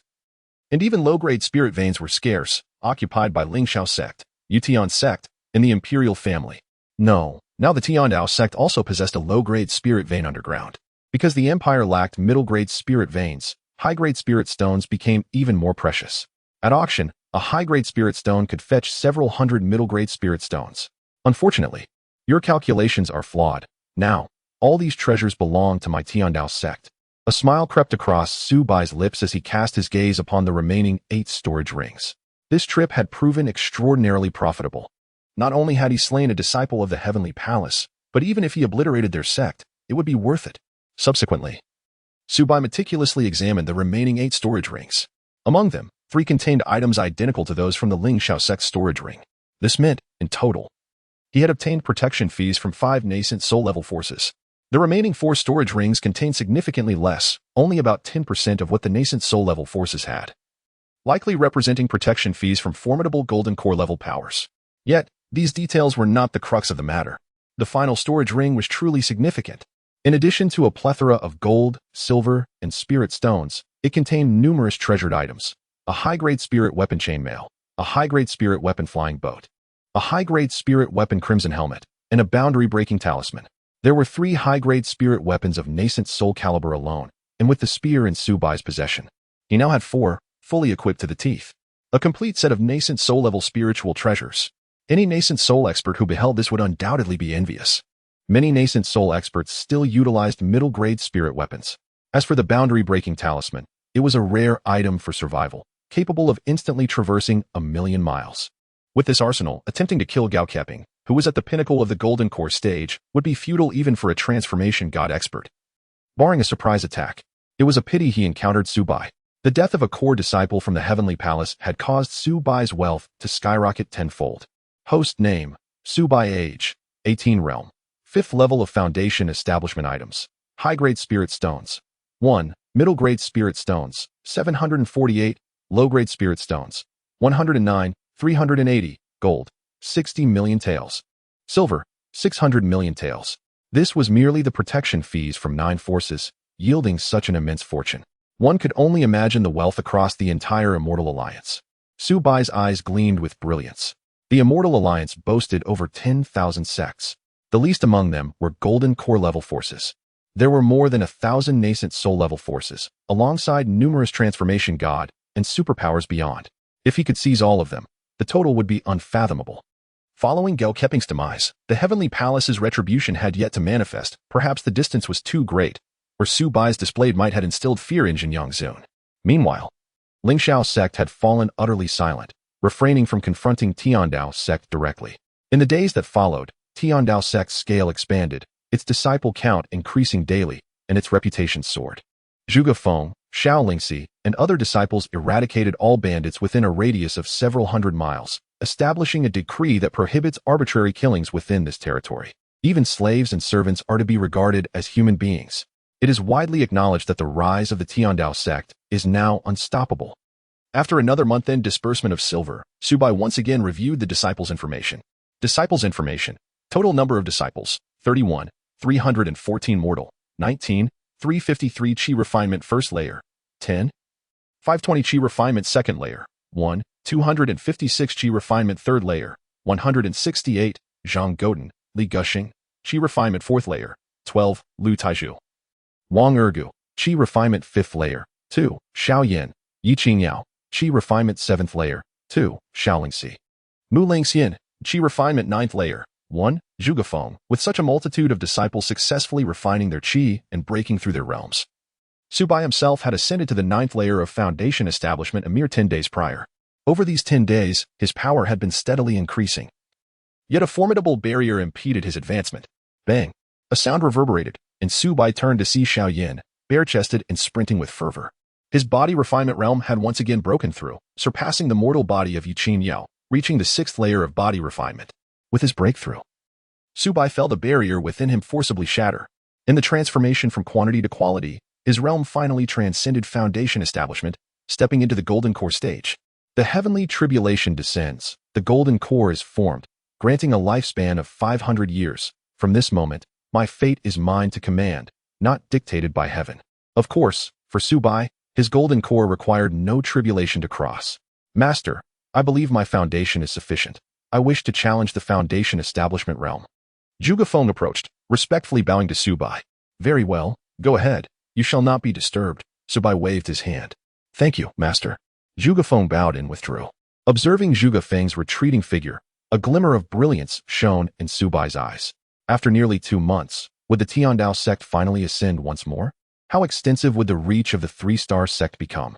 Chapter 65, Dao Foundation Establishment, Sect Upgrade. Foundation Establishment, the second major realm of cultivation. After achieving perfection in Qi refinement, one must open the spirit sea within to accommodate more spiritual energy, further condensing spiritual power to reach a qualitative transformation level. Subsequently, one must construct a foundational platform for the future path of immortality within the spirit sea, known as the Foundation Establishment Dao Platform. Only upon completing both steps can one enter the Foundation Establishment realm. This process requires time and must not be interrupted. Otherwise, one risks falling into madness, which could lead to a decline in cultivation or even death. Upon entering Foundation Establishment, one's lifespan is elevated, surpassing the limits of longevity to 200 years. Additionally, one gains sufficient spiritual energy to perform various supernatural feats, enabling flight, distinctly separating the Foundation Establishment realm from the Qi refinement realm. It can be said that entering Foundation Establishment signifies the true commencement of one's journey on the path of immortality, embarking on the road to power. As Zhuge Feng entered seclusion, time passed, tick by tick. On the 3rd day, a beam of golden light surged into the sky, capturing the attention of all disciples. In the heavens, that golden light was dazzling. Within it stood a figure clad in golden robes, walking through the air. There was no supporting object beneath his feet. Only streams of pure spiritual energy converging below him, allowing him to hover steadily in the sky. The source of the golden light emanated from a golden Dao platform behind him. The golden Dao platform, the legendary Dao Foundation Establishment. An unprecedented feat in the great Zhao Empire. Moreover, Zhuge Feng achieved foundation establishment from a mortal in merely 2 months. Previously, the record holder for rapid foundation establishment was Ling Xiao, the greatest genius of the Xianxiao sect, who took 3 years. Over a century ago, Ling Xiao's 3-year foundation establishment stunned the empire and was heralded as an unparalleled talent destined for the nascent soul stage. Now, Zhuge Feng not only shattered Ling Xiao's record, but elevated it to an extraordinary level. Furthermore, Ling Zhao's foundation establishment was merely of superior standard. He had not even reached the legendary Tiandao foundation establishment, let alone the perfect foundation establishment beneath the Dao. Naturally, within the great Zhao Empire, a superior foundation establishment is already deemed invincible, sweeping away all in the same realm. Congratulations to the senior brother for entering the foundation establishment realm.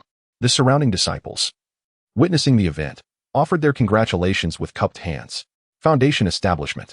In Yunshui City and its surroundings, there are only 3 such strong individuals among a million. Ding. Disciple S cultivation has broken through. Reward, 110 points. Ding. Host S cultivation has broken through to the 3rd layer of golden core. Ding. Disciple has entered foundation establishment. All upgrade tasks are complete. The sect may now upgrade. Ding. Congratulations, task completed. The sect has upgraded to 3 stars. 3-star rewards have been issued. Please check, host. Ding.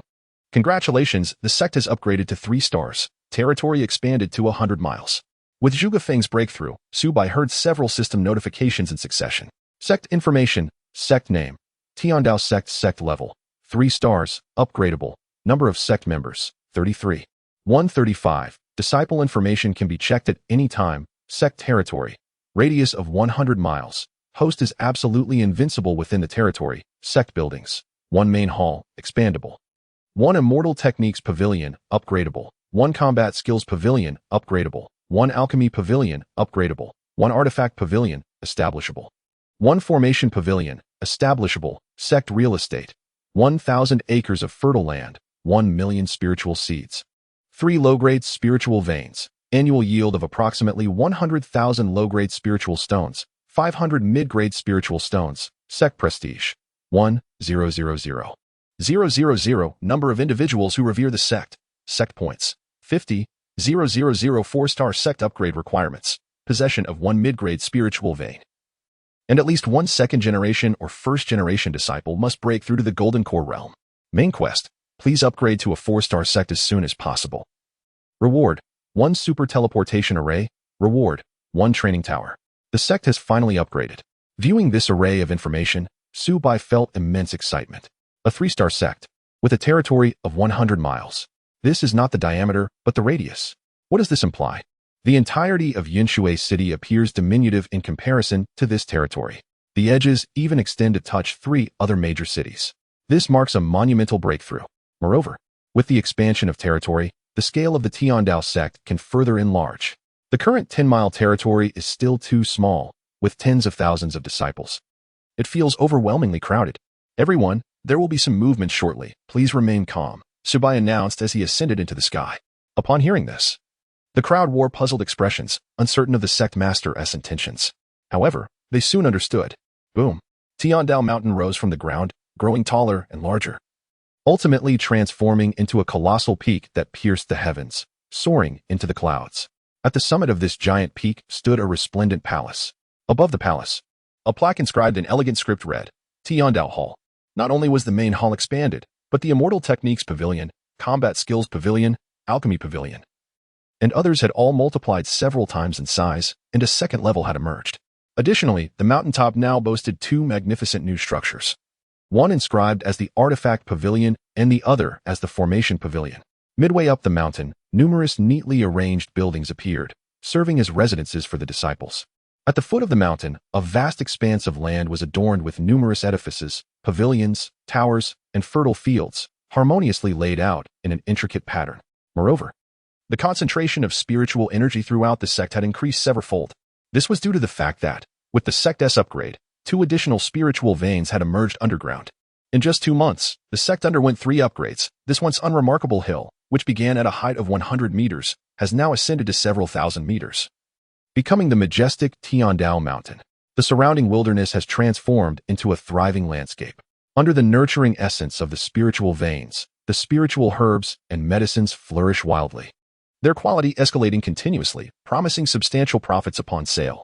The current Heavenly Dao Sect has undeniably established a grand stature. What a miracle! The sect leader has indeed created such a marvel. This is precisely the cultivation sanctuary I have longed for. Perhaps even Lingxiao Mountain pales in comparison.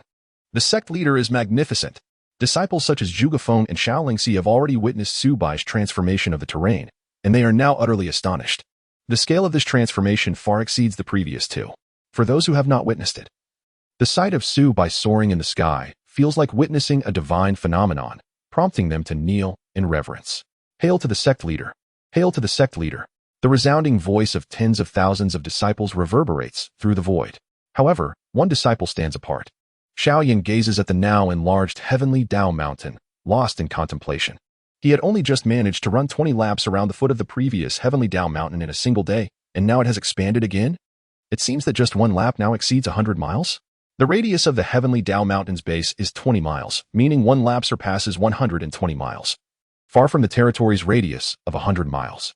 Chapter 66. The Sect's Grand Formation, the Emergence of the Spirit Spring. At the foot of the mountain, the unnamed disciple slowly raises his head, captivated by the dazzling light at the summit.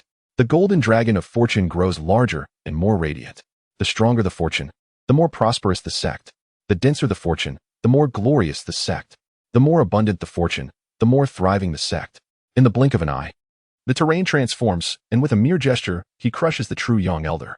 Could he possibly be a celestial being? The unnamed disciple muses, the divine light in his eyes becoming increasingly vivid. For reasons unknown, after merely a month at the Heavenly Dao Sect, he suddenly senses a premonition. The sect leader may surpass his former self and venture even further. The fire Qilin, assigned by Su Bai to guard the main hall, gazes in astonishment at this spectacle. How immensely powerful. Over these days, he has enjoyed a life of luxury at the Heavenly Dao Sect, far superior to his previous existence under the oppressive rule. Thus, escaping is out of the question. Even if Su Bai were to dismiss him, he could not bear to leave. Would he be captured and mistreated by human cultivators upon departure? Now, witnessing Su Bai's formidable display, he has resolved to follow such a powerful being, ensuring a life of indulgence and dignity befitting a divine beast. If only the sect leader could capture a female Qilin as well, he fantasizes about a blissful future. Saliva dripping from his mouth. The disciple does not betray his master's expectations and has successfully established his foundation. Zhuge Feng flies to Su Bai, performing a solemn bow. Having entered the foundational stage, he has grown immensely stronger. The Heavenly Dao Foundation, an unparalleled physique. His true strength must be at an extraordinary level. Excellent. Su Bai nods in satisfaction, realizing that this disciple has truly not disappointed him. Now that you have successfully established your foundation, the previous celestial techniques have reached their limits, and you will require complete foundational celestial techniques. The Celestial Technique Pavilion has been upgraded. You may go to the second floor to collect the complete foundational celestial techniques. Su Bai instructs earnestly. Thank you for your master's grace. Zhuge Feng's face flushes with excitement as he bows again. Su Bai smiles and continues, do not rush. I have constructed a new artifact pavilion. Your previous low-grade spiritual weapon, the iron rod, is no longer suitable now that you have established your foundation. In the artifact pavilion, the spirit guardian will tailor a powerful artifact specifically for you, which will grow stronger alongside your own might, surpassing any spiritual weapon. The mere mention of artifact ignites Zhuge Feng's eyes, and his breath quickens. An artifact deemed worthy by his master could hardly be weak. I will forever remember my master's kindness and will repay it with utmost devotion, he declares, his gaze resolute. Just 2 months ago, he could not even pass the Xianxiao sect's assessment, longing for celestial techniques in vain. Now, 2 months later, he not only avenged himself, but has stepped into the foundational realm he once dared not even dream of. This transformation feels surreal, all thanks to his master's nurturing. Su Bai, with a placid smile, gestures for Zhuge Feng to select his celestial techniques and artifacts. Once Zhuge Feng departs, Su Bai begins to examine the Formation Pavilion. The Formation Pavilion houses various formations from around the world. As long as one has sufficient points, any formation can be deployed. Disciples can also exchange formation blueprints to learn formations, but high-level formations require an exorbitant number of points, making them unattainable for ordinary disciples. However, Su Bai is different. His points amount to the sum of all disciples combined. As it stands, he possesses over 50,000 points. If the artifact pavilion is prepared for the disciples, then this formation pavilion is tailor-made for him. Su Bai flips to the last page of the formation descriptions. The Extermination Sword Formation, Mortal Realm, the legendary Supreme Sword Formation, integrating attack, defense, and slaughter. It is said to be capable of slaying true immortals. Price, 999. 999 points. The Chaotic Killing Formation, Mortal Realm, the invincible killing formation laid by the Chaotic Sovereign, capable of subduing true immortals. In this worldview, true immortals hold great prestige. Price, 999 points.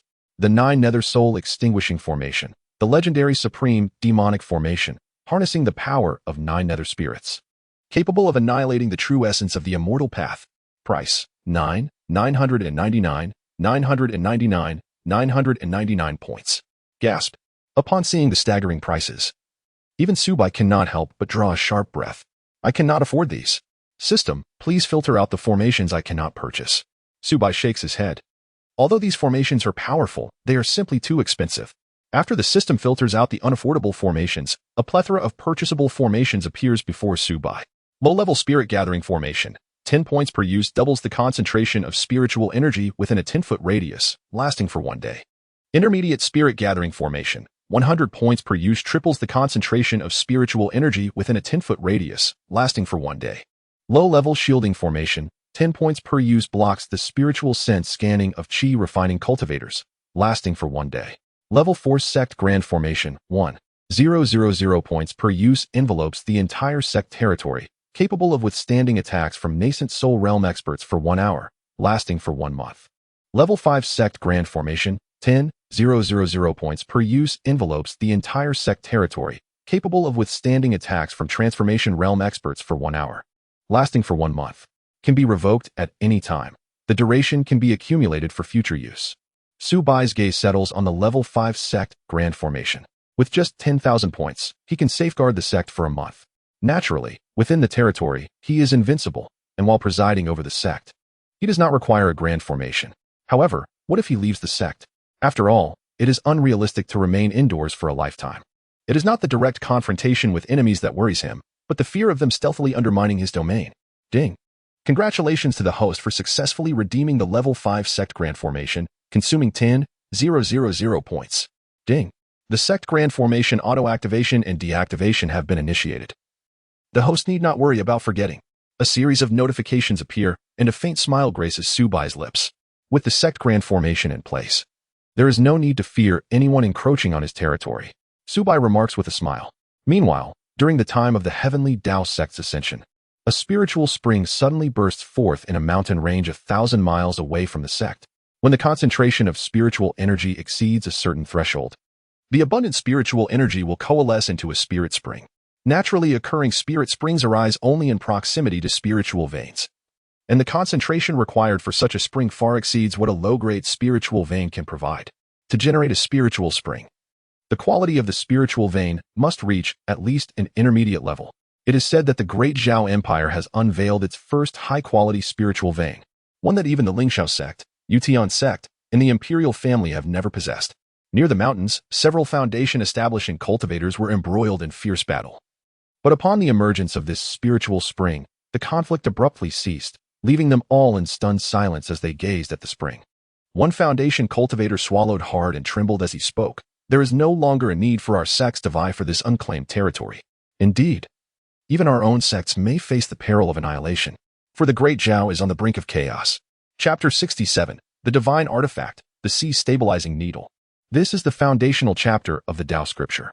When Zhuge Feng acquired the Dao Scripture for foundation establishment, he exited the Immortal Law Pavilion and looked up to find Su Bai standing atop the mountain. He noticed that his master often enjoyed standing alone at the summit, gazing into the distance. Once, he had asked his master why he relished standing atop the peak. The world. Just 2 short words, yet they encapsulated boundless ambition and aspiration. The vastness of heaven and earth, stretching across thousands of miles.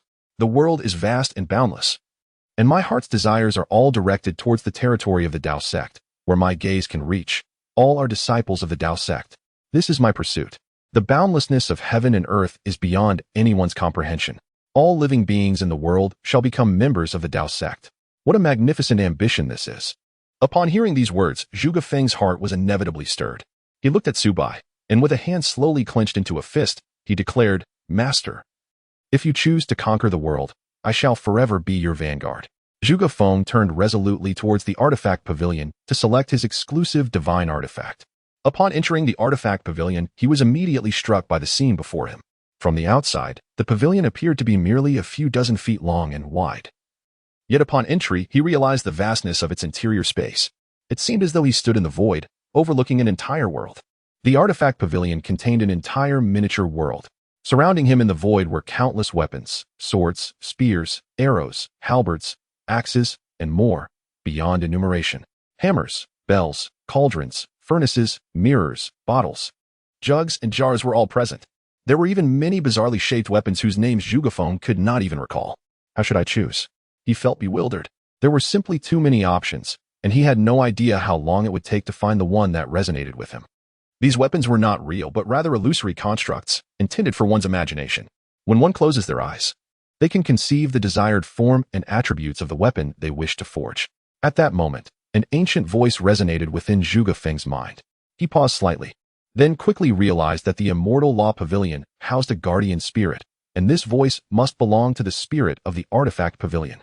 He respectfully replied, "Thank you for your guidance, esteemed guardian spirit." He then closed his eyes and began to envision the weapon's form and nature. How long should it be? How thick? What weight? What patterns should it bear? If only Xianxia were here, she would likely accomplish this with ease. However, Zhuge, lacking her expansive vision and imaginative prowess, struggled to conceive any distinctive features for a staff-type weapon. After a brief moment, he opened his eyes, and before him materialized a bizarre fiery staff.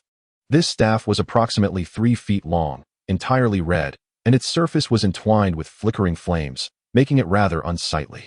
Is this truly the form I wish to confirm? Once confirmed, it cannot be altered, the guardian spirit's voice echoed. Zhuge felt a twinge of embarrassment. Even he found this object unattractive, fearing it would invite ridicule if displayed publicly. Yet, this was the pinnacle of his imagination. Outside, Su Bai observed the artifact pavilion and naturally noticed Zhuge predicament. As his esteemed disciple, endowed with a battle saint body and a heavenly spirit root, he would undoubtedly become a formidable ally in the future. What a laughingstock it would be if the Dao Sect's chief disciple were to wield a mere fire stick when the Dao Sect reigns supreme. Contemplating this, Su Bai closed his eyes and summoned a vision, transmitting it to Zhuge. In the artifact pavilion, Zhuge was conflicted, contemplating the fire stick. Suddenly, a voice entered his mind. He paused, recognizing it as his master's assistance. Soon, a vivid image unfolded in his mind. Great sage, to where do you venture? To conquer the celestial palace and shatter the Lingxiao. The vision depicted a figure clad in red armor, standing proudly, with a crimson cloak billowing in the wind. Surrounding him were 100,000 celestial soldiers, coldly observing him. Each celestial soldier had once been a peerless genius of the mortal realm, a once-in-a-thousand-years talent. Each celestial general was a paragon among immortals, undefeated in countless battles before ascension, having vanquished demons and swept through the world. One man stood against 100,000 celestial soldiers. This scene made Zhuge breath quicken. For reasons unknown, he felt a surge of blood boiling within him. Sensing a kinship with that figure. Was it his constitution? Boom. An epic battle erupted. The figure drew a slender needle from his ear, and in an instant, it transformed into a golden iron rod. As the rod swung, it emitted a brilliant light, dazzling like a comet streaking across the sky. Roar. The 100,000 celestial soldiers roared in unison, unleashing their celestial energy to form a relentless torrent that engulfed the entire sky. Yet the golden iron rod remained unyielding. Regardless of the surging flood, it stood firm against the tempest, piercing the heavens. The 100,000 celestial soldiers could not withstand a single blow. The video was brief, yet profoundly impactful for Zhuge. What an extraordinary existence. The surging combat spirit and the indomitable will to fight, even through the screen, deeply resonated within Zhuge soul. Though the visage of that figure flashed by, he could still discern the rebelliousness etched on his face and the overwhelming aura of dominance. I know how to choose now. It could be grand or diminutive, long or short, thick or thin. It could defend against foes, slay enemies, reach for the heavens, or shatter the earth.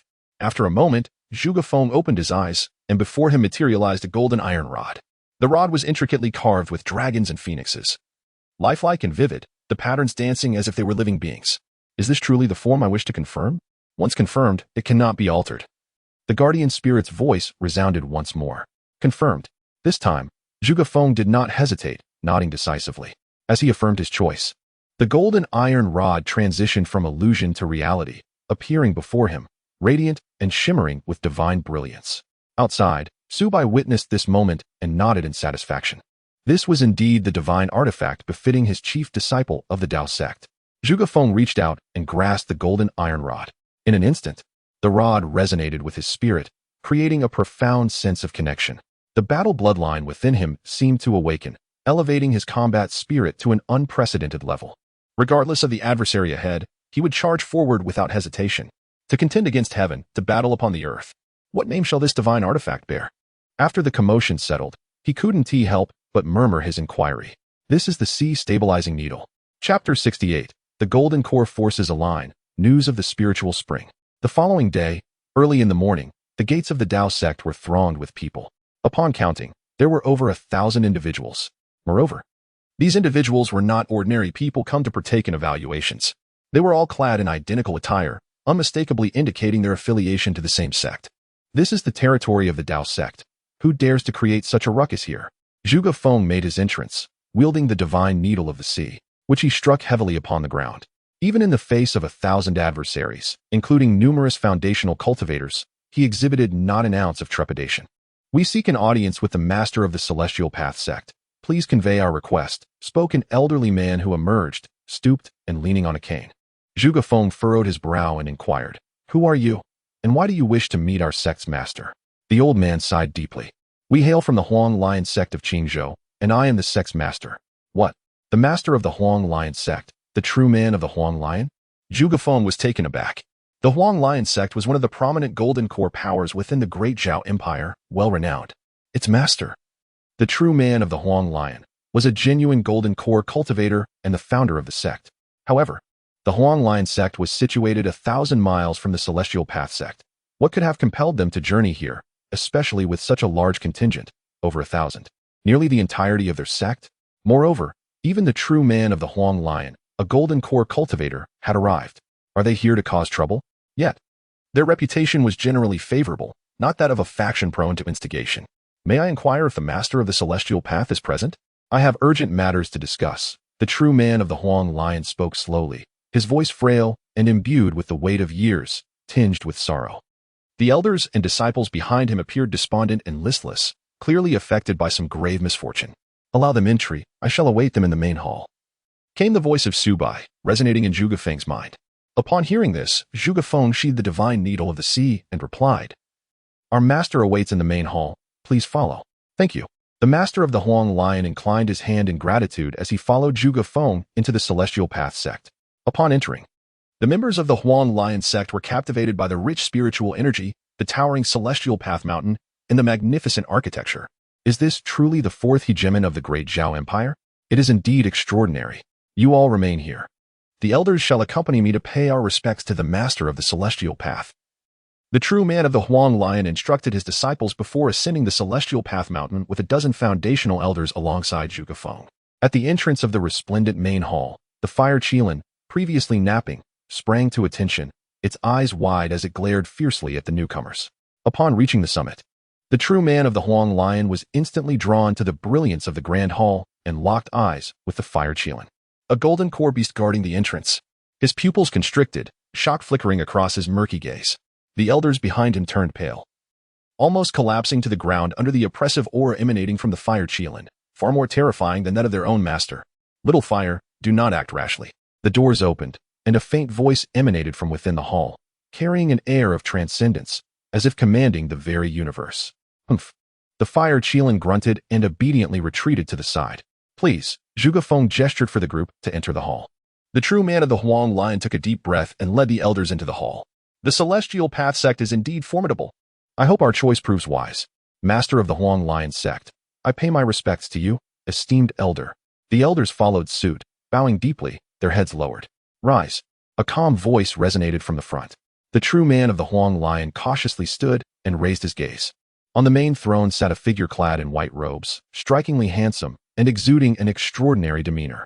He bore no overwhelming aura typical of a powerful cultivator, yet compelled all to lower their heads instinctively.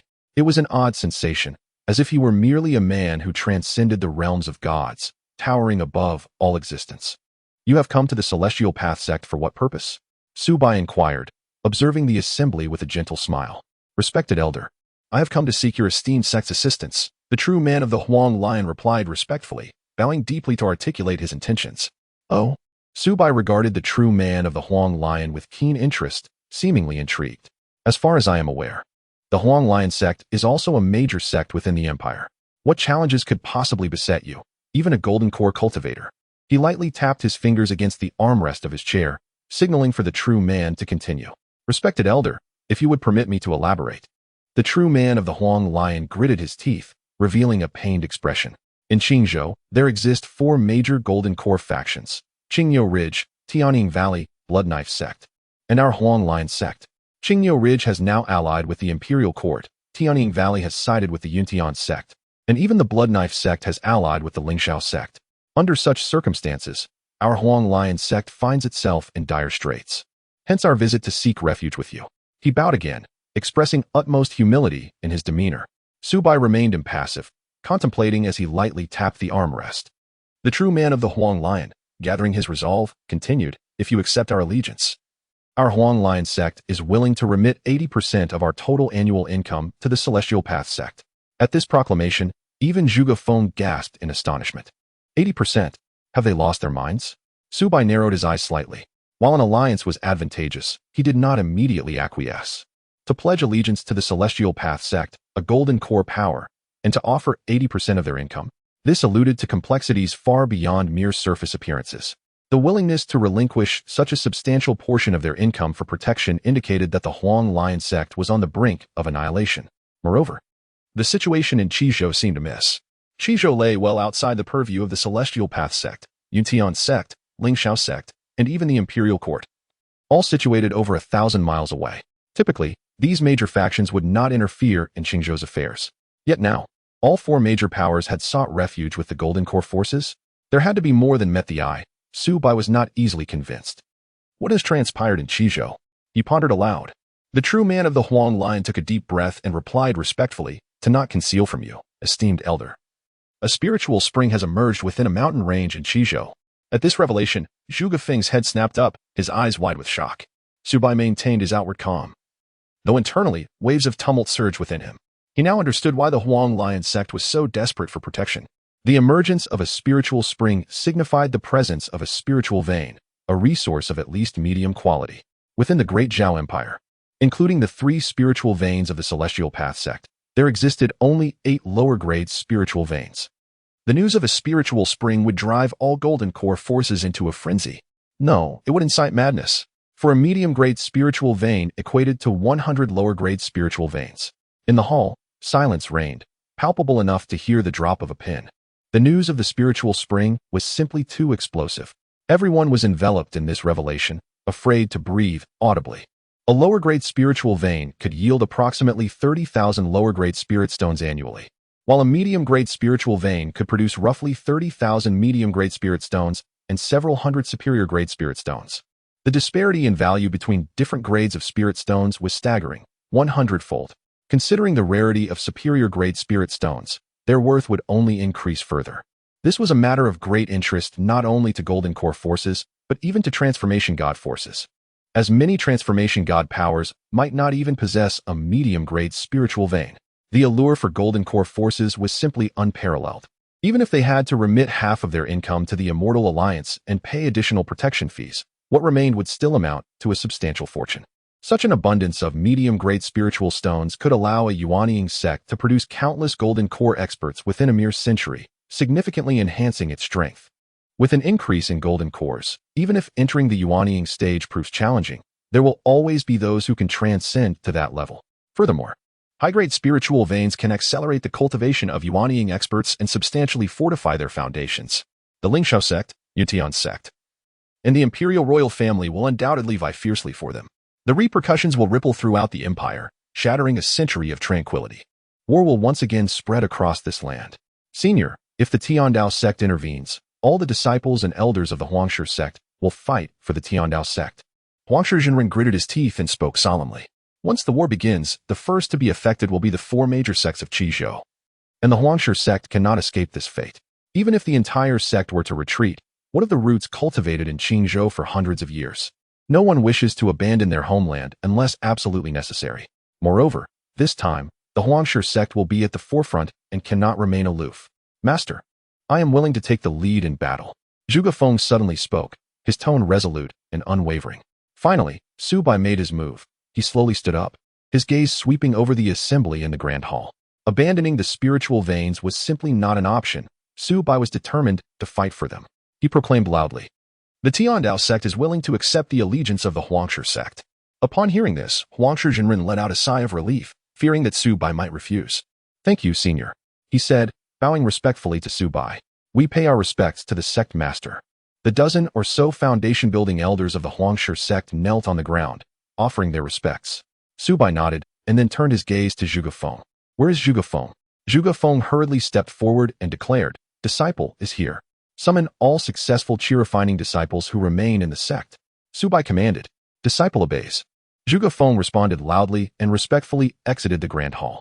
Meanwhile, 1,000 miles away at Lingxiao Mountain, Lingxiao Sect, Lingxiao Grand Hall, a group of people knelt respectfully in the grand hall, just like the Xianxia sect, informing the sect's ancestor of the news. What? Spiritual Spring. The Yuanying ancestor of the Lingxiao sect, a youthful-looking elder, suddenly opened his eyes, sharp glimmers shooting from his gaze. "Are you certain that the spiritual spring truly exists in Qingzhou?" The elder fixed his stare on the kneeling group in the hall, demanding an answer.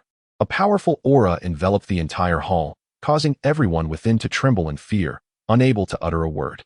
Among the kneeling crowd, a burly man at the forefront, drenched in cold sweat, spoke in a low voice. "I do not dare to deceive the ancestor. I have personally witnessed the spiritual spring in Qingzhou, and it is indeed genuine." The elder's pupils constricted sharply, and he inhaled sharply, trembling violently, his eyes flickering uncertainly, as if contemplating something. "Ha! Excellent. Who would have thought that such a small place would possess a treasure like the spiritual spring?" The elder laughed exuberantly, clearly exhilarated. Then, shifting his gaze towards the crowd in the hall, he commanded, "Elders, heed my orders." "At your command." The elders of the Lingxiao sect responded in unison, their eyes gleaming with fervor and eagerness. Securing the medium-grade spiritual vein would yield an abundance of medium-grade spiritual stones, providing them, the Golden Core elders, with ample resources. "Proclaim my decree. Summon all elders, stewards, and chi-refining disciples from our sect, as well as all subordinate forces, to march forth and seize the spiritual spring. This battle is of utmost significance. Anyone daring to defy orders and jeopardize our chances shall be executed without mercy." Boom. As these words echoed, the elders in the grand hall erupted into fervent excitement. "The ancestor is wise. We shall strictly follow the ancestor's orders." Their faces flushed with enthusiasm, their eyes betraying a deep-seated greed. "Lingxiao, I shall personally lead this expedition. You will remain to guard the sect." The ancestor of the Lingxiao sect then turned to Lingxiao beside him. "Master, the sect has protective formations, and the elders are in closed-door cultivation. No one would dare invade Lingxiao sect." Lingxiao's eyes glinted with a bloodthirsty light. Recently, he had been trampled by someone stronger, and he sought to vent his frustration. This time, anyone who dared to obstruct him would understand the might of the foremost golden core in the Great Zhao. In the imperial palace, within the grand hall, Spiritual Spring? At the head of the hall sat an elder clad in a golden dragon robe, his brow slightly furrowed with a hint of gravitas. "My esteemed courtiers, what are your thoughts?" he inquired. "Your Majesty, spiritual stones are coveted by countless cultivators." A middle-aged man stepped forward, clasping his hands. "If we acquire the spiritual vein beneath the spiritual spring, our empire will inevitably produce innumerable golden core experts, perhaps even a few unparalleled Yuanying masters." Another voice chimed in. "Opposing, it sounds easy, but seizing the spiritual vein is exceedingly difficult, not to mention the newly risen Dao Sect. Even Tian Sect and Lingxiao Sect are not foes we can contend with." In an instant, the hall was divided into two factions, embroiled in heated debate. Seeing the discussions lead nowhere, the great Zhao Emperor rubbed his forehead in exasperation. Finally, his gaze fell upon an elder who had remained silent throughout. "National Master, what is your perspective?" "Oh, what insights do you possess, National Master?" the great Zhao Emperor pressed. After a prolonged silence, the National Master sighed, speaking softly. "Whether it is the Yuntian sect or Lingxiao sect that acquires this spiritual vein, their power will significantly increase, and our already fragile imperial family will be mercilessly devoured." The great Zhao Emperor's eyelids twitched, but he remained speechless. Ultimately, after a moment of contemplation, he arrived at a decision. "Summon the 10 great families. Assemble the Imperial Guard with utmost speed, and prepare to head for Qingzhou." Chapter 70. The Dao Sect marches forth. At Yuntian Mountain, Yuntian Sect, Yuntian Grand Hall. At this moment, dozens of elders gathered within the hall, adorned in resplendent robes, exuding immense power. "Sect Master, this spiritual vein is a must for our Yuntian sect." A purple-robed elder spoke calmly. His name was Yun Li, the Grand Elder of Yuntian Sect, possessing a complete golden core cultivation. "Indeed. Had the former sect master not been in seclusion for over a century, Xianxiao sect would be nothing to us. Another elder in black spoke, his eyes flashing with brilliance. For years, our Yuntian sect has retreated time and again, but this time, we cannot afford to step back any further. This is an opportunity. If we seize the spiritual vein, it would be a monumental fortune. Moreover, if we acquire enough high-grade spiritual stones, it could aid the former sect master in breaking through to the transformation stage. Should the former sect master succeed, our Yuntian sect would be firmly positioned among the top 250 in the Immortal Alliance. The many elders voiced their agreement, their eyes ablaze with fervor and greed. At the head of the hall sat a woman, the current sect master of Yuntian sect, Yunji. Silence. Yunji called out sharply, quieting the assembly. Elders of Yuntian sect, heed my orders. Summon all disciples above the 7th level of Qi refinement to accompany me to Qingzhou. Yes. The elders responded in unison, swiftly departing to make preparations. Soon, the Grand Hall of Yuntian sect was left with only 2 individuals. Master, allow Yanran to join us. Beside Yunji stood a young girl, Lu Yanran. After 2 months apart, her cultivation had risen from the 6th level of Qi refinement to the 8th. No. Your cultivation is too weak. In the heat of battle, even I will lack the strength to protect you. Yunji firmly rejected. But Lu Yan hesitated, wanting to argue. If you do not focus on your training, how will you surpass that Xiaoyan in 3 years? Yunji shook her head, her tone resolute. That waste cannot cultivate. Defeating him will be trivial for me. Lu Yanran pouted, appearing unconcerned. I have heard that Xiaoyan has not only joined the Heavenly Dao Sect, but has also begun his cultivation. A month ago, he even defeated a disciple of the Cloud Water Sect who was at the 2nd level of Qi refinement. Yunji urged once more, Humph. A mere 2nd level Qi refinement disciple? I have reached the 8th level of Qi refinement and possess the true teachings of my master. How could I possibly fear him? Yenner, do not be overly proud. Yunji replied sternly. Though your talent is remarkable and your comprehension exceptional, your cultivation time is still brief, and your foundation is not deep. You must not let your guard down. Master, you worry too much. Lu Yanran scoffed. That waste. I could defeat him with one hand tied behind my back. Seeing this, Yunji sighed and ceased her admonishments, knowing her disciple was simply too arrogant. At the foot of Heavenly Dao Mountain, over 10,000 disciples of Qi refinement were lined up in orderly formations, ready for action. Each disciple's gaze was sharp, and their spirits were high, radiating confidence. Such vitality. Master Huangshi was greatly astonished at the sight of these disciples of the Heavenly Dao Sect. In contrast, during their peak moments at Huangshi sect, their disciples appeared dispirited and listless. Yet now, the over 10,000 disciples of Heavenly Dao Sect were bursting with energy and fighting spirit, presenting a stark contrast. Is this the vigor of the disciples of a major sect? An elder of Huangshi sect remarked. No, I have seen the formal disciples of Xianxiao sect. They do not possess such spirit. Master Huangshi shook his head. What methods does such a sect employ to inspire such dedication among its disciples? With a sudden step, Su Bai descended from the skies, hands clasped behind him. He stood tall, clad in a robe as white as snow, surrounded by a faint blue mist that made him appear as if he were a celestial being descending from the heavens. We pay our respects to the sect master. In an instant, all the disciples bowed deeply, their faces reflecting reverence. The sight of thousands bowing was awe-inspiring, stirring emotions within all present. Su Bai nodded slightly and waved his sleeve, summoning a flying vessel that rapidly expanded in the air to several hundred feet in length, resembling a colossal structure.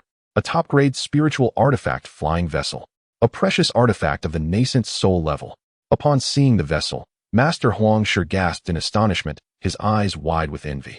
Each artifact of the nascent soul level is extraordinarily valuable, especially the rare flying treasures. The speed, defense, and power of a nascent soul flying vessel are all at the nascent soul level. Heavenly Dao Sect, March 4th. Yes, Master Huangshi, along with the members of Huangshi sect, boarded the vessel at Su Bai's command. This will undoubtedly be far quicker than leading a group of Qi refinement disciples on foot. Time is of the essence. The last to board was Su Bai's direct disciples, with Zhuge Feng trailing behind. Zhuge Feng, you will pilot this vessel. Just invest middle-grade spirit stones, and it can fly at high speed akin to the golden core level. Until I arrive, do not venture out for your safety.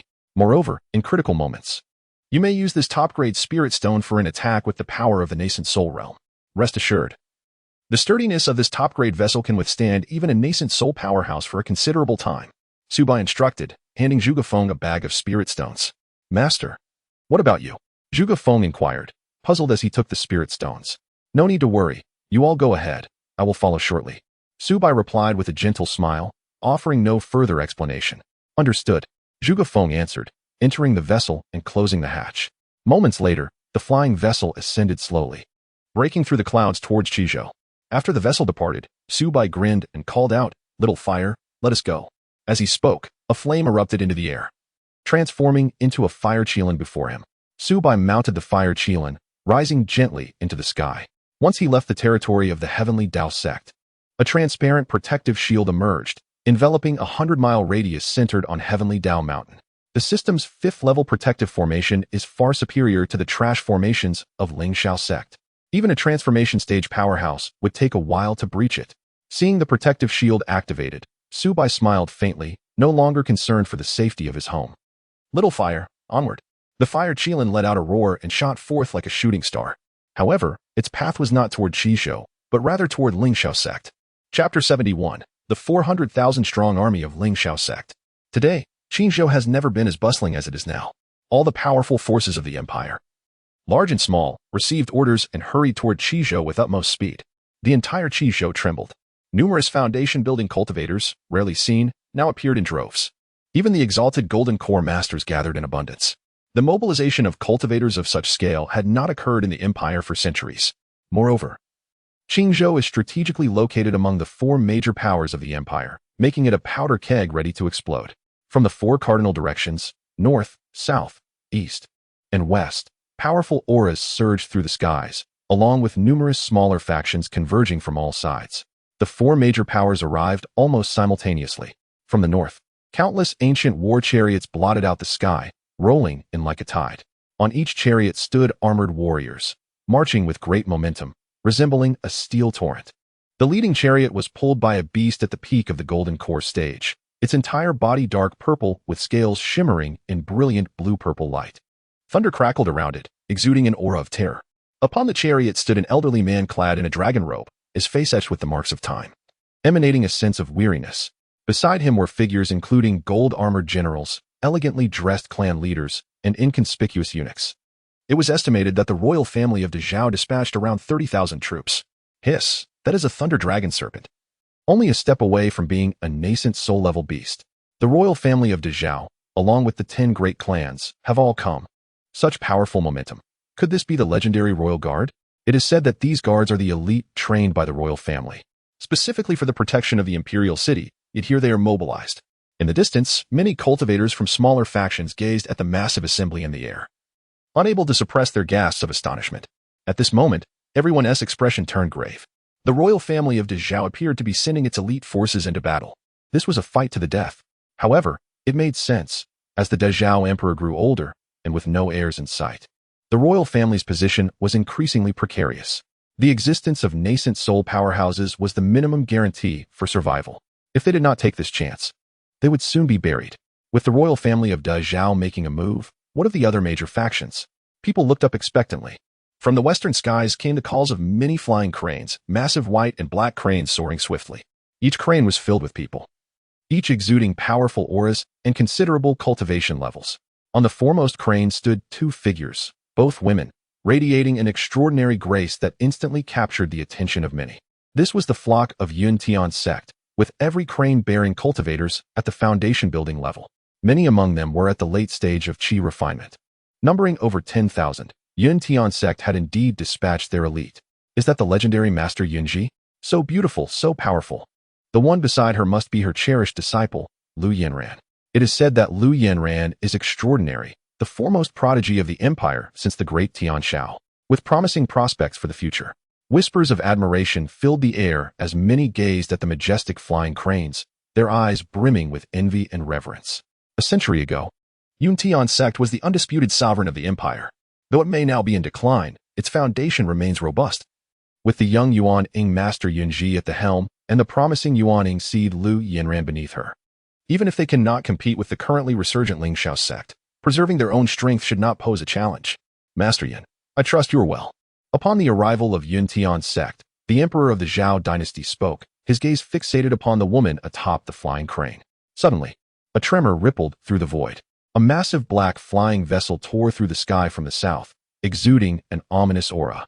Without the fanfare of a grand army or peculiar flying beasts, this seemingly ordinary vessel captivated nearly everyone's attention.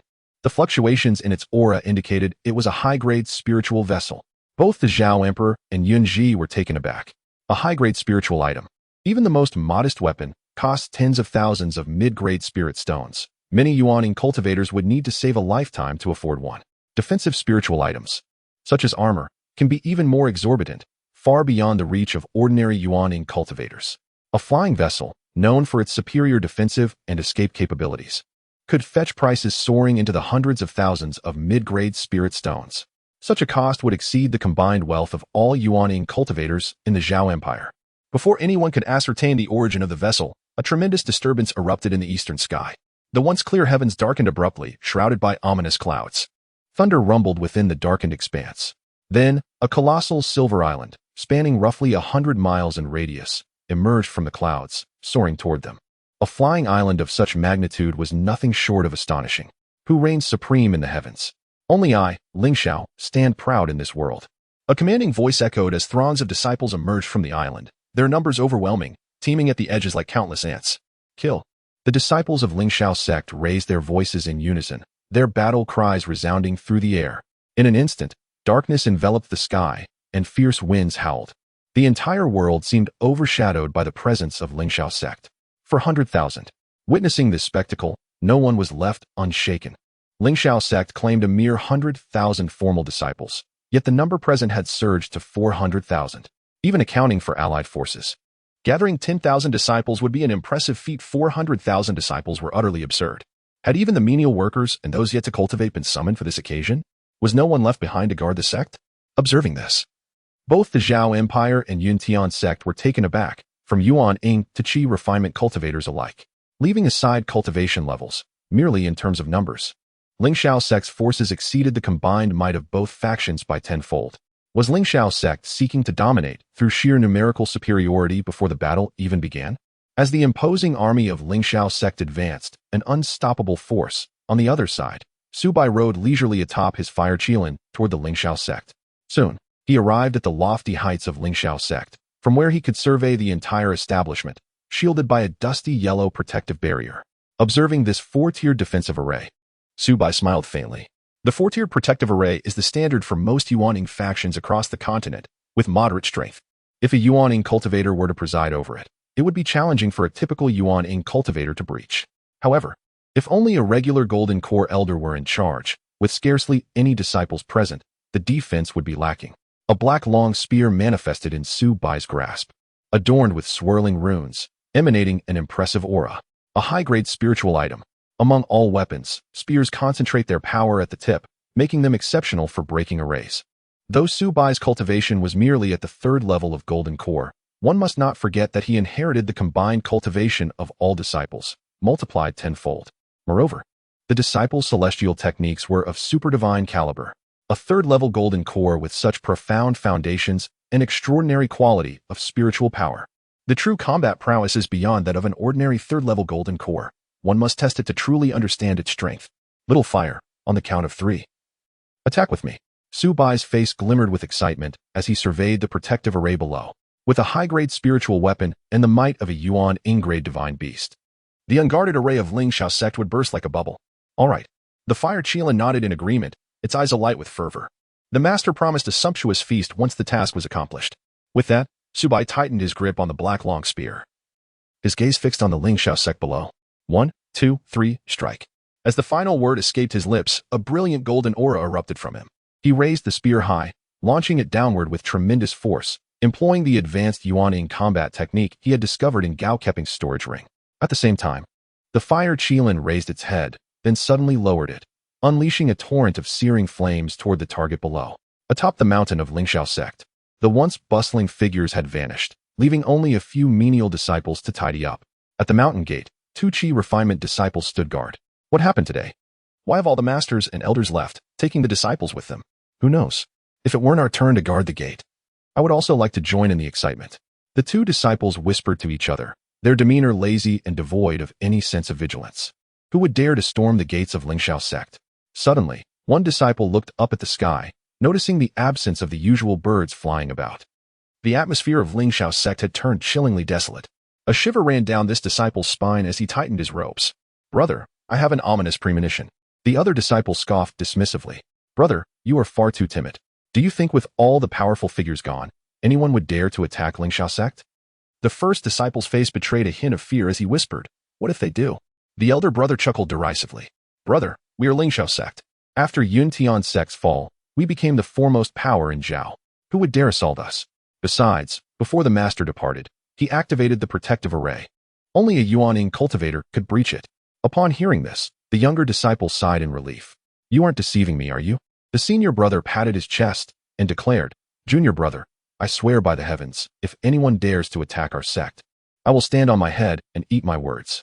No sooner had he uttered these words than a pillar of fire erupted from the sky, accompanied by a black spear gleaming with a chilling darkness, which struck fiercely against the protective formation of Xianxia sect.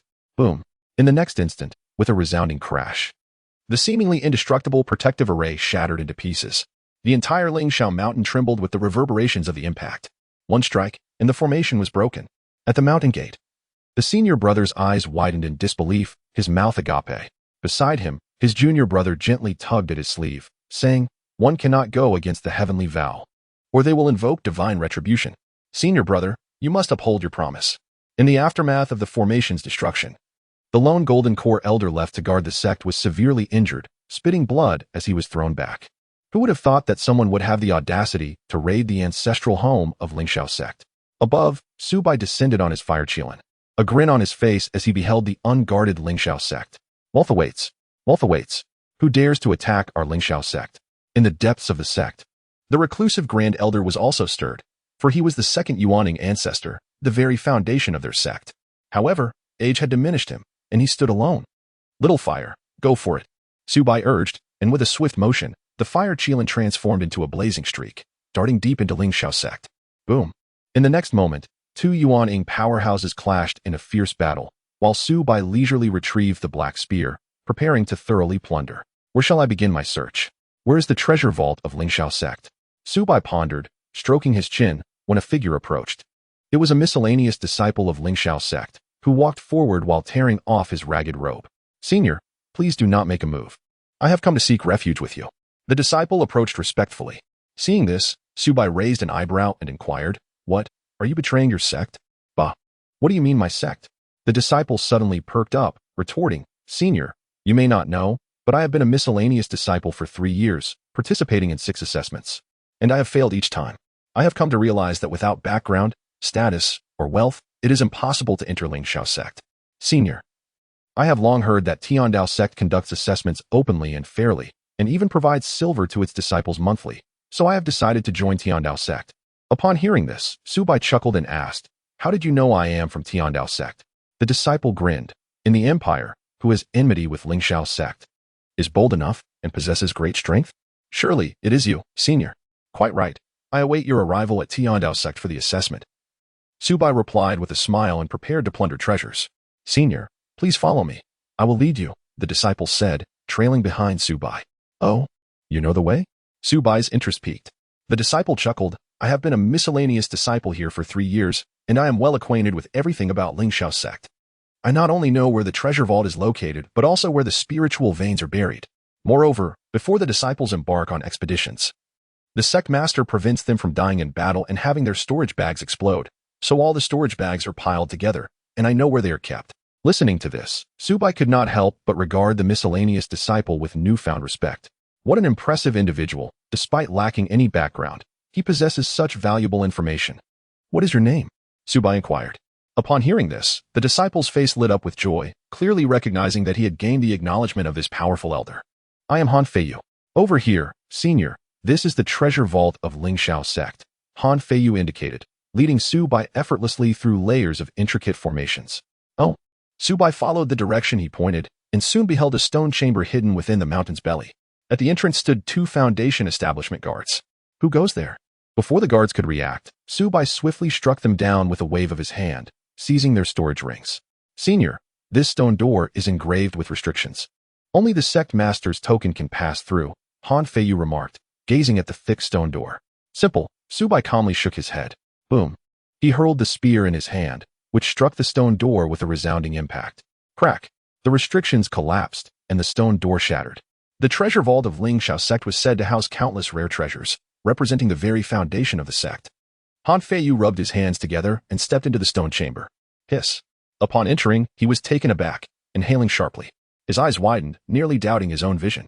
The floor was strewn with gleaming mountains of gold, radiant hills of silver and spirit stones, sparkling elixirs, various weapons, magical artifacts, and an uncountable array of talismans and secret techniques. Su Bai entered as well, equally astonished. The total value of these treasures, calculated in low-grade spirit stones, surely exceeded 1,000,000. In terms of silver, it surpassed 100 billion. This amount was 10 to 20 times greater than what a Yuan-Ing level power would pay to the Immortal Alliance in a year.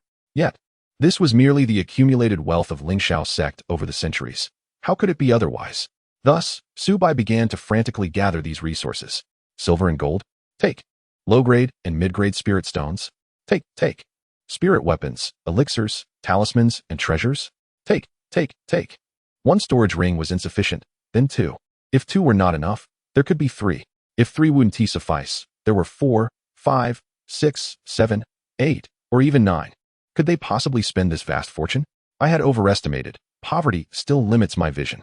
To those exalted cultivators, gold and silver are merely numbers, yet for countless impoverished souls, they represent the hope of survival. Within their dominion, many struggle to live, yet each year, they must surrender 70% of their income. They already possess an unfathomable wealth, but continue to oppress us ordinary people even further. Beside him, Han Feiyu gritted his teeth, seething with rage.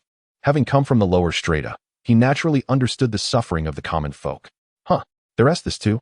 Su Bai was taken aback, as he was unaware of this. In Yinshui City, there was no single dominant sect, and the smaller sects lacked the strength to govern an entire city. Of course, while there were no major powers, numerous smaller factions existed, demanding protection fees, tolls, and so forth. Just like Huangtu Town, where the Ouyang family exploited the town. Yet the Ouyang family itself was also being exploited by the Xianxiao sect, which would, in turn, be preyed upon by even more formidable sections.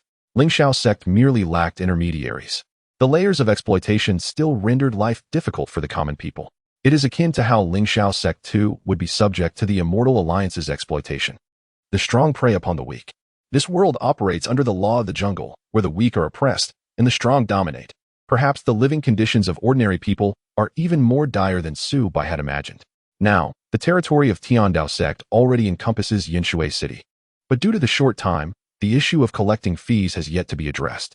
Once this matter concludes, he must take a closer look around Yinshui City. Before long, the entire treasure vault was emptied, leaving only a row of crystal cases. Inside each case lay an ancient tome, inscribed with restrictions. This is the Lingxiao Sutra, along with the Lingjian Sutra and the Kaishao Sutra. Observing the names inscribed in those ancient texts, Han Feiyu's breath quickened. These are all celestial techniques treasured by the Xianxiao sect. They are the very techniques he has longed for. Meanwhile, Su Bai pondered over these celestial methods. Truth be told, in his eyes, these techniques were mere trifles. So, do you desire them? Feel free to take them. I shall dismantle the prohibitions for you, Su Bai inquired. Observing Han Feiyu's eagerness, with great restraint, Han Feiyu replied, No. I have already resolved to join the Dao Sect. How could these celestial techniques possibly compare to those of the Dao Sect? Su Bai chuckled, contemplating for a moment before deciding to gather all these celestial techniques. After all, having come this far, it would be illogical to leave anything behind. The pavilion? Gathered. The White Jade Arena? Gathered. The main hall? Gathered. All valuable items, without exception, were collected. Soon, under Han Feiyu's guidance, Su Bai arrived at the secure pavilion, where the belongings of the disciples were stored. The secure pavilion was filled with countless storage bags, each labeled to indicate its respective owner. With a wave of his hand, Su Bai unleashed all the prohibitions, collecting tens of thousands of storage bags in an instant. Finally, Han Feiyu pointed to the entirety of Xianxiao Mountain beneath their feet. Senior, the 2 inferior spiritual veins of the Xianxiao sect lie at the heart of Xianxiao Mountain. Su Bai scrutinized the mountain below with a smile. The size of Xianxiao Mountain was comparable to that of the current Tiandao Mountain. However, he could not sense the density of spiritual energy, rendering him unable to locate the spiritual veins. Now, with Han Feiyu's reminder, he focused his energy, dismantling several concealment formations, and finally felt the rich waves of spiritual energy deep underground. The inferior spiritual veins could yield 20 to 30,000 inferior spirit stones and a small quantity of medium spirit stones each year.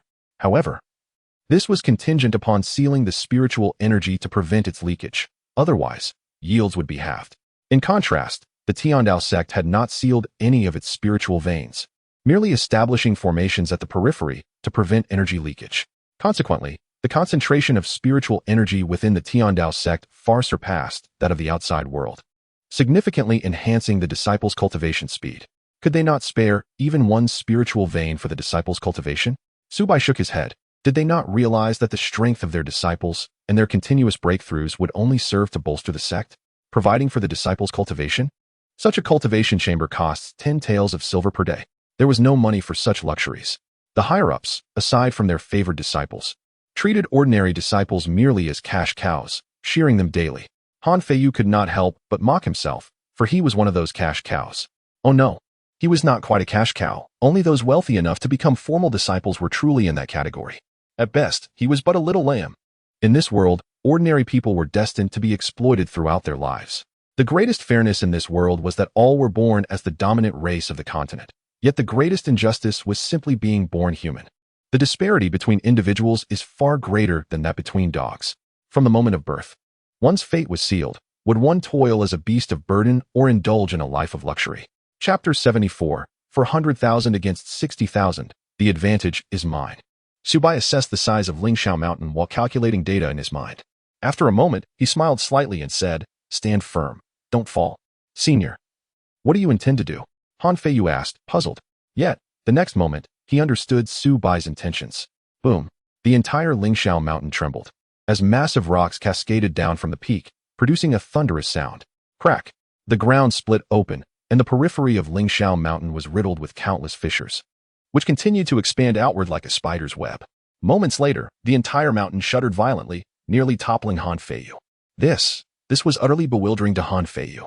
The entire Lingxiao Mountain was lifting off the ground. Su Bai extended a hand, transforming it into a colossal energy arm that lifted the entire Lingxiao Mountain. With just one hand, he upheld the entire mountain. How powerful! Han Feiyu was profoundly astonished, as a mere errand boy. He had never witnessed such a formidable display of power. Amidst his shock, a strong yearning for strength surged within him. Legends spoke of transcendent beings at the gold core and nascent soul levels capable of moving mountains and filling seas. These tales were not mere exaggerations. Of course, the mountain-moving prowess of a gold core cultivator could not compare to that of a nascent soul. An ordinary gold core cultivator could barely lift a mountain of 100 zhang in height. Any larger would be beyond their capability. However, at the nascent soul level, any mountain within an empire could be effortlessly lifted, a feat beyond the reach of ordinary beings. Although Su Bai was at the gold core stage, his strength far surpassed that of an average gold core cultivator, making it no challenge to hoist the towering Lingxiao Mountain. Boom. As Su Bai exerted his power, a battle between nascent souls unfolded in the distance, drawing to a close. Tiandao sect, just you wait. The severely wounded elder of the Lingxiao sect fled into the distance, burning his life force for speed. The fire Qilin desired to pursue, but could not catch up unless it foolishly chose to burn its life in a bid for mutual destruction. Lacking the crushing strength, it was indeed difficult for one of the same realm to slay a nascent soul expert. Two nascent souls might not even be able to surround and kill one, requiring at least 3 for any certainty. After injuring the elder of the Lingxiao sect, the fire Qilin returned, holding its head high, stepping through the void, enveloped in radiance. Exuding an air of majesty, its gaze surveying all. At the same time, it shook its head at Su Bai, seemingly to demonstrate its own prowess. Su Bai nodded in acknowledgement, patting the fire Qilin, exclaiming his admiration. Roar. Upon hearing the word extra meal, the fire Qilin erupted with excitement, its eyes gleaming with anticipation. Following its previous master, it had endured hunger for 3 days, but now, with its current master, it could feast on 10 tons a day. 10 tons. Not just 10 meals. Su Bai tossed the Lingxiao Mountain towards the fire Qilin, which eagerly caught it and joyfully raced towards the Tiandao sect. As Su Bai departed, he glanced down. Whoosh. He extended his hand and drew a mountain gate into his storage ring. At the entrance of the Lingxiao sect, 2 disciples guarding the gate exchanged bewildered glances. The once imposing mountain gate now appeared stark and bare. Turning back, they could see that what should have been the towering Lingxiao Mountain had vanished, leaving only a vast pit spanning several dozen miles. The Lingxiao sect had been stripped bare. Where could they flee? The junior disciple sniffled. The sect's great formation and the elder could not withstand it. It was no wonder that 2 disciples at the Qi refinement stage lamented their predicament. With the mountain peak gone, the sect leader would surely erupt in fury. They were but vulnerable ants, and running might offer a chance of survival, while staying would guarantee their demise, the senior disciple asserted. Shall we run to the Heavenly Dao Sect? The senior disciple pondered for a long moment before decisively suggesting, run to the Heavenly Dao Sect? Senior, that is our Xiao sect's archenemy. The junior disciple's eyes widened in shock. Forget about that. Let us prioritize our lives. The senior disciple declared resolutely. He urged his junior to flee towards the Heavenly Dao Sect. Senior, the heavenly decree must be fulfilled within a day, otherwise, we don't know when divine retribution will strike. Perhaps you should eat first before running? The junior disciple suggested gently. Close your crow's mouth. The two Qi refinement disciples stumbled over a rock, landing in a heap. The Xiao sect and the Heavenly Dao sect are separated by more than 1,000 miles, traversing several cities in between. At this moment, the inhabitants of these cities suddenly noticed that the sky had darkened. Looking up, they gasped in astonishment. A colossal mountain was being lifted into the air by a fiery red beast. That mountain is none other than Xiao Mountain. Someone recognized it instantly. In an instant, terror gripped the hearts of all. It must be noted that the Xiao sect atop Xiao Mountain is the undisputed overlord of the surrounding area. What on earth has transpired? Look, Xiao Mountain has taken flight. Could it be that the Xiao sect is relocating? They haven't moved in centuries, and with no sight of Xiao sect members. I can't shake the feeling that they've been robbed. Yes, wasn't there a tremendous battle erupting over at Xiao sect just moments ago? The scale of it suggests it must have involved a nascent soul sovereign. People began to murmur, grappling with this bewildering reality. Who would dare provoke such a behemoth as the Xiao sect? The empire is on the brink of a cataclysm. On floating island in Qingzhou, the elder of Xiao sect and a gathering of elders and disciples mocked the opposing forces. Yintian sect, the erstwhile hegemon of the empire. And yet they've only managed to muster so few. Taunted them. And as for the royal family's old monsters, is this all you can bring forth? What of your sect leader, Su Bai? The patriarch of Xiao sect surveyed the surroundings with an air of arrogance, his tone dripping with sarcasm and disdain. The combined forces of the three factions barely amounted to 60,000. Not only did they possess a numerical disadvantage, but the Xiao sect had experienced rapid development over the past century, with their core strength in golden core and foundation establishment far surpassing the combined might of Yuntian sect and the imperial family. As for the Heavenly Dao sect, aside from Su Bai, they were merely a swarm of insignificant ants. Now, he intended to prove that the Xiao sect is the sole sovereign of the empire. 400,000 against 60,000. The advantage lies with us. Chapter 75. The correct method of attack for the flying vessel. Now that everyone is gathered, let us dispense with pleasantries. This spiritual vein shall belong to the Xiao sect. From the floating island, a young man clad in black robes, sword on his back, stepped forth, his gaze sharp and cold. As he spoke, his figure moved, and the sword erupted with a chilling radiance. Whoosh! A massive sword shadow manifested above his head, exuding a terrifying pressure that left all observing cultivators momentarily breathless. It was Xiao sect's true man of the heavens. Xiao, the first prodigy of the empire a century ago, had achieved golden core perfection in merely 100 years. How terrifying! It seems that in a few short years, Xiao sect would boast 3 nascent souls. Is it possible that the brilliance of Xiao sect has become unstoppable? The empire's first golden core, an invincible force below the nascent soul level. The overwhelming strength of Xiao sect caused the expressions of the other factions to grow increasingly solemn.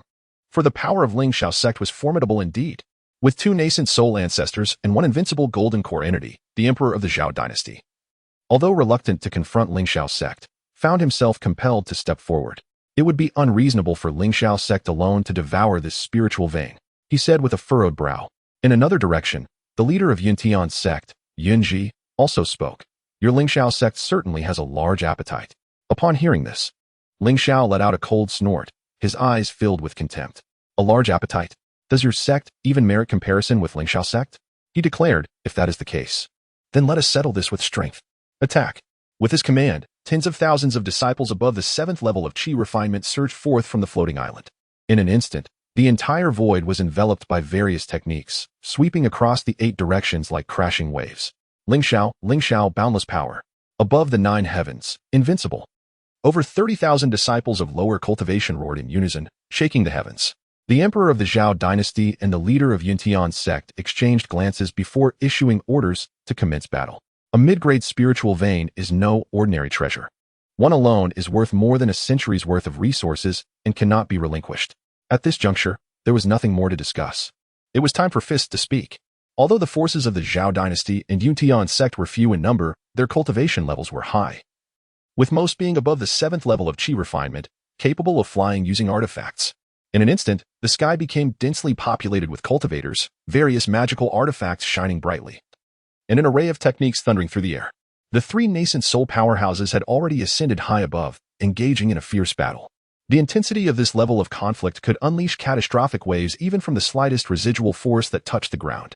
The path of cultivation is one of realms and layers. The disparities are vast. Perhaps a few extraordinary prodigies from the top sects of the continent could contend against nascent souls with superior magical techniques, weapons, and divine abilities. However, at least within the Zhao dynasty, none could reach such heights. Not even the so-called first golden core of the empire, Ling Xiao. Master, should we venture out to join the fray? Xiao Yan inquired, peering through the glass of the flying vessel at the chaotic battle outside. It's too tumultuous. The 3 factions are engaged in a fierce conflict, and our overall cultivation is not high enough. We must follow Master S instructions and remain on standby until he arrives. Zhuge Feng shook his head. The Tiandao sect was newly established, and its disciples' cultivation levels were still insufficient.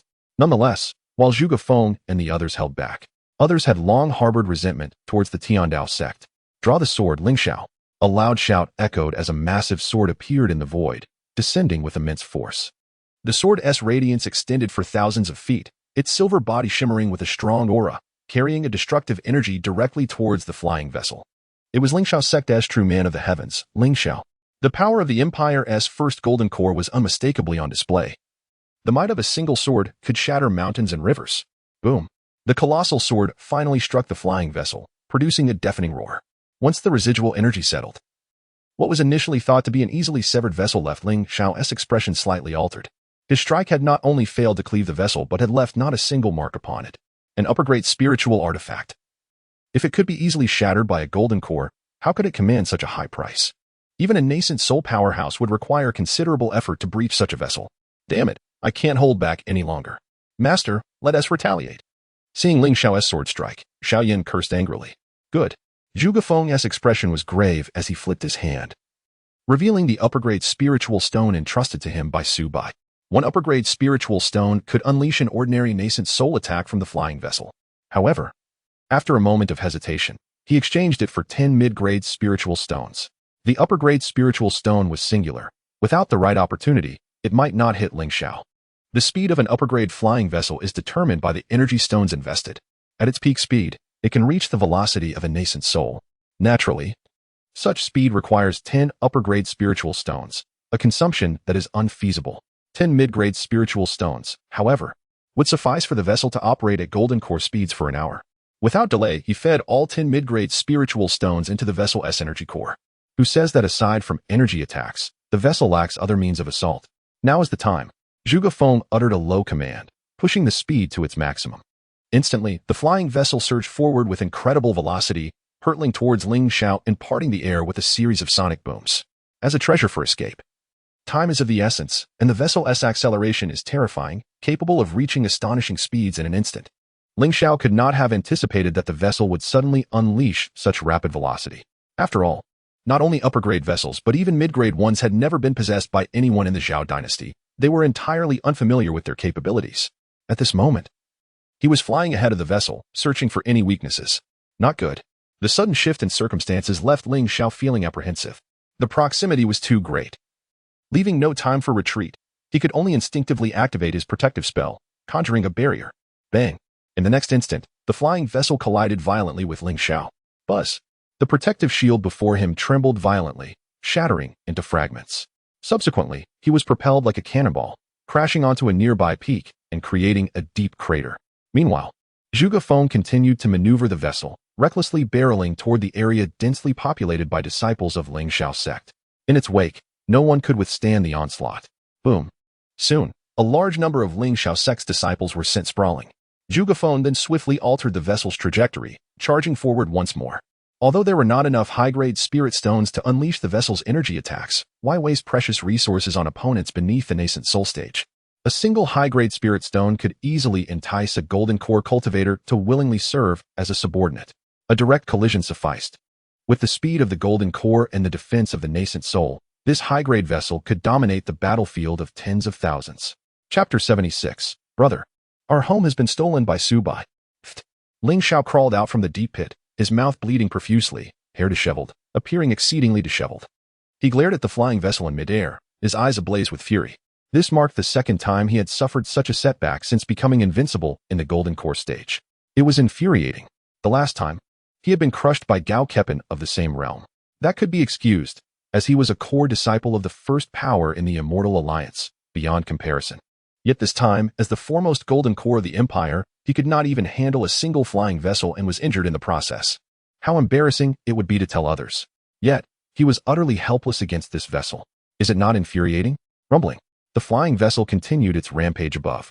Each acceleration cleared a straight line of enemies, sending them flying. Originally, the elders and disciples of Ling Xiao sect had been suppressing the Yun Tian sect and the royal family, but now with the intervention of the Tian Dao sect, the situation had dramatically shifted. On Floating Island, the hundreds of thousands of disciples of Ling Xiao sect, who had been fervently cheering, were now left dumbfounded. Cheating. What kind of nonsense is this? They had believed that with the ancestors holding back two nascent souls, Jin Tian would be free to wreak havoc and swiftly conclude the battle. Little did they expect a flying vessel to intrude. If the top talents from the foremost powers in the Immortal Alliance were to witness this spectacle, they would undoubtedly find it incredulous. A high-grade spirit artifact-level vessel colliding with people? Come on, if one can afford a high-grade vessel, are they really short on spirit stones? Against fodder lacking even nascent soul cultivation, should they not utilize area of effect attacks continuously? It would be akin to using a treasure such as the nation map as a mere cleaning rag. Such a treasure deserves better treatment. High above, the ancestor of Ling Xiao sect also sensed the unusual situation below. A high-grade flying vessel colliding with people? After all, such an eccentric tactic had never been seen on the continent. He immediately prepared to withdraw and attack the vessel, intending to obliterate it. With this thought, he felt a twinge of retreat.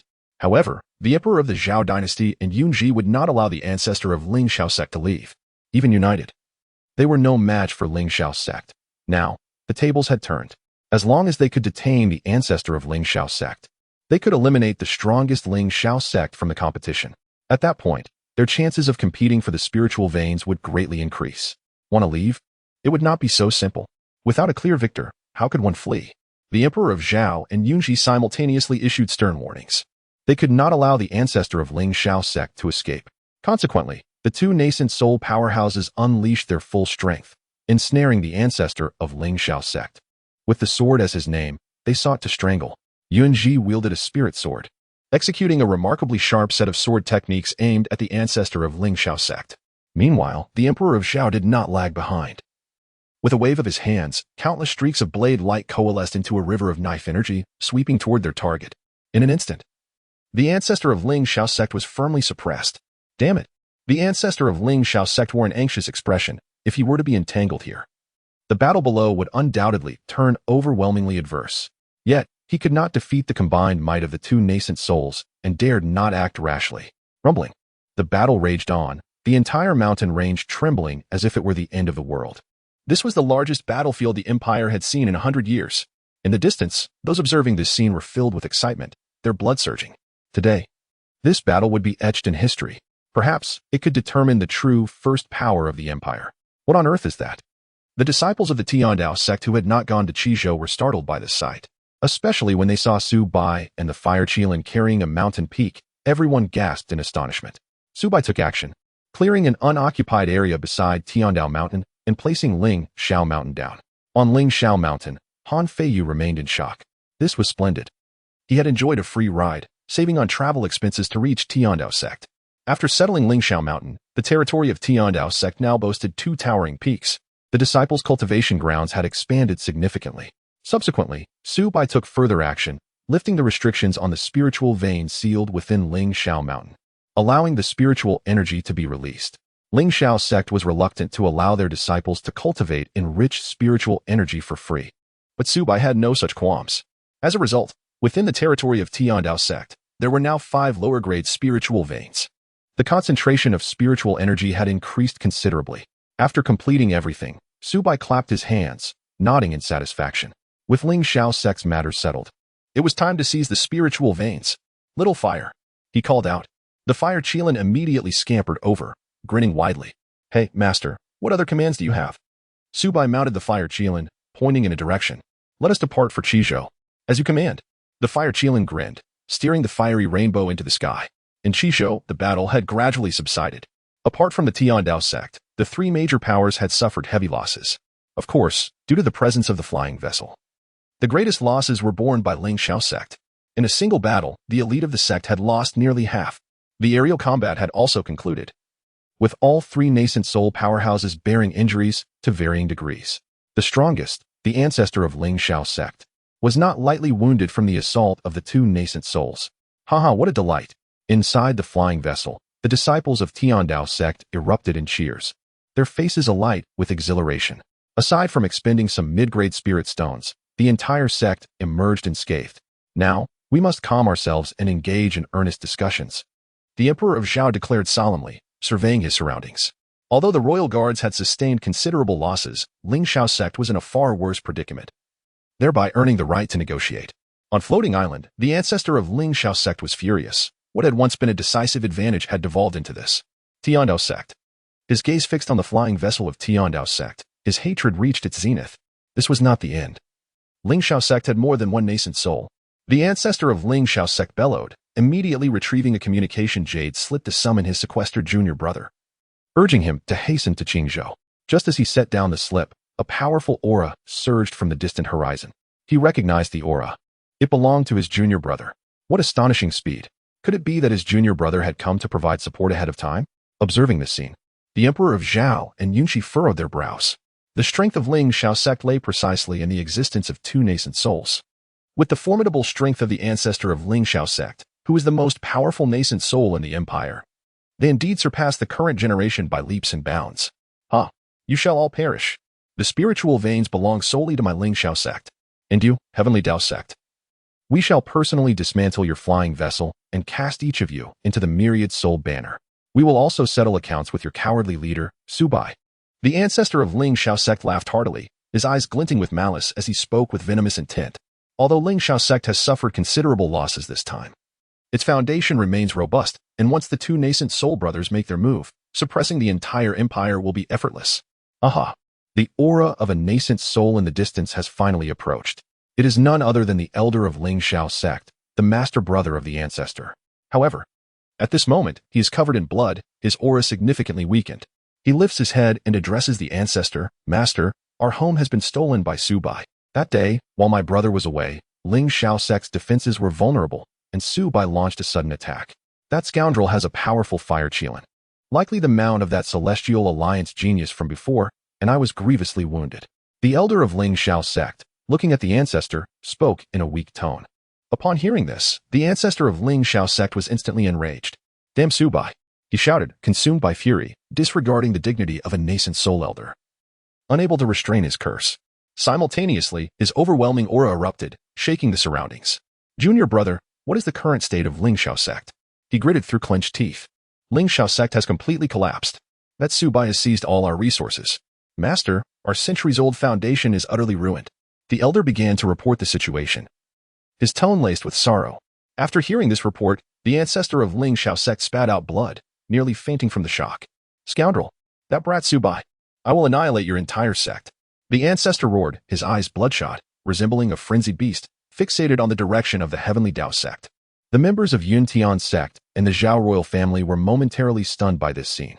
Subsequently, they could not help but raise their thumbs in admiration, secretly acknowledging the might of Su Bai, who had directly obliterated the foundation of Xianxiao sect.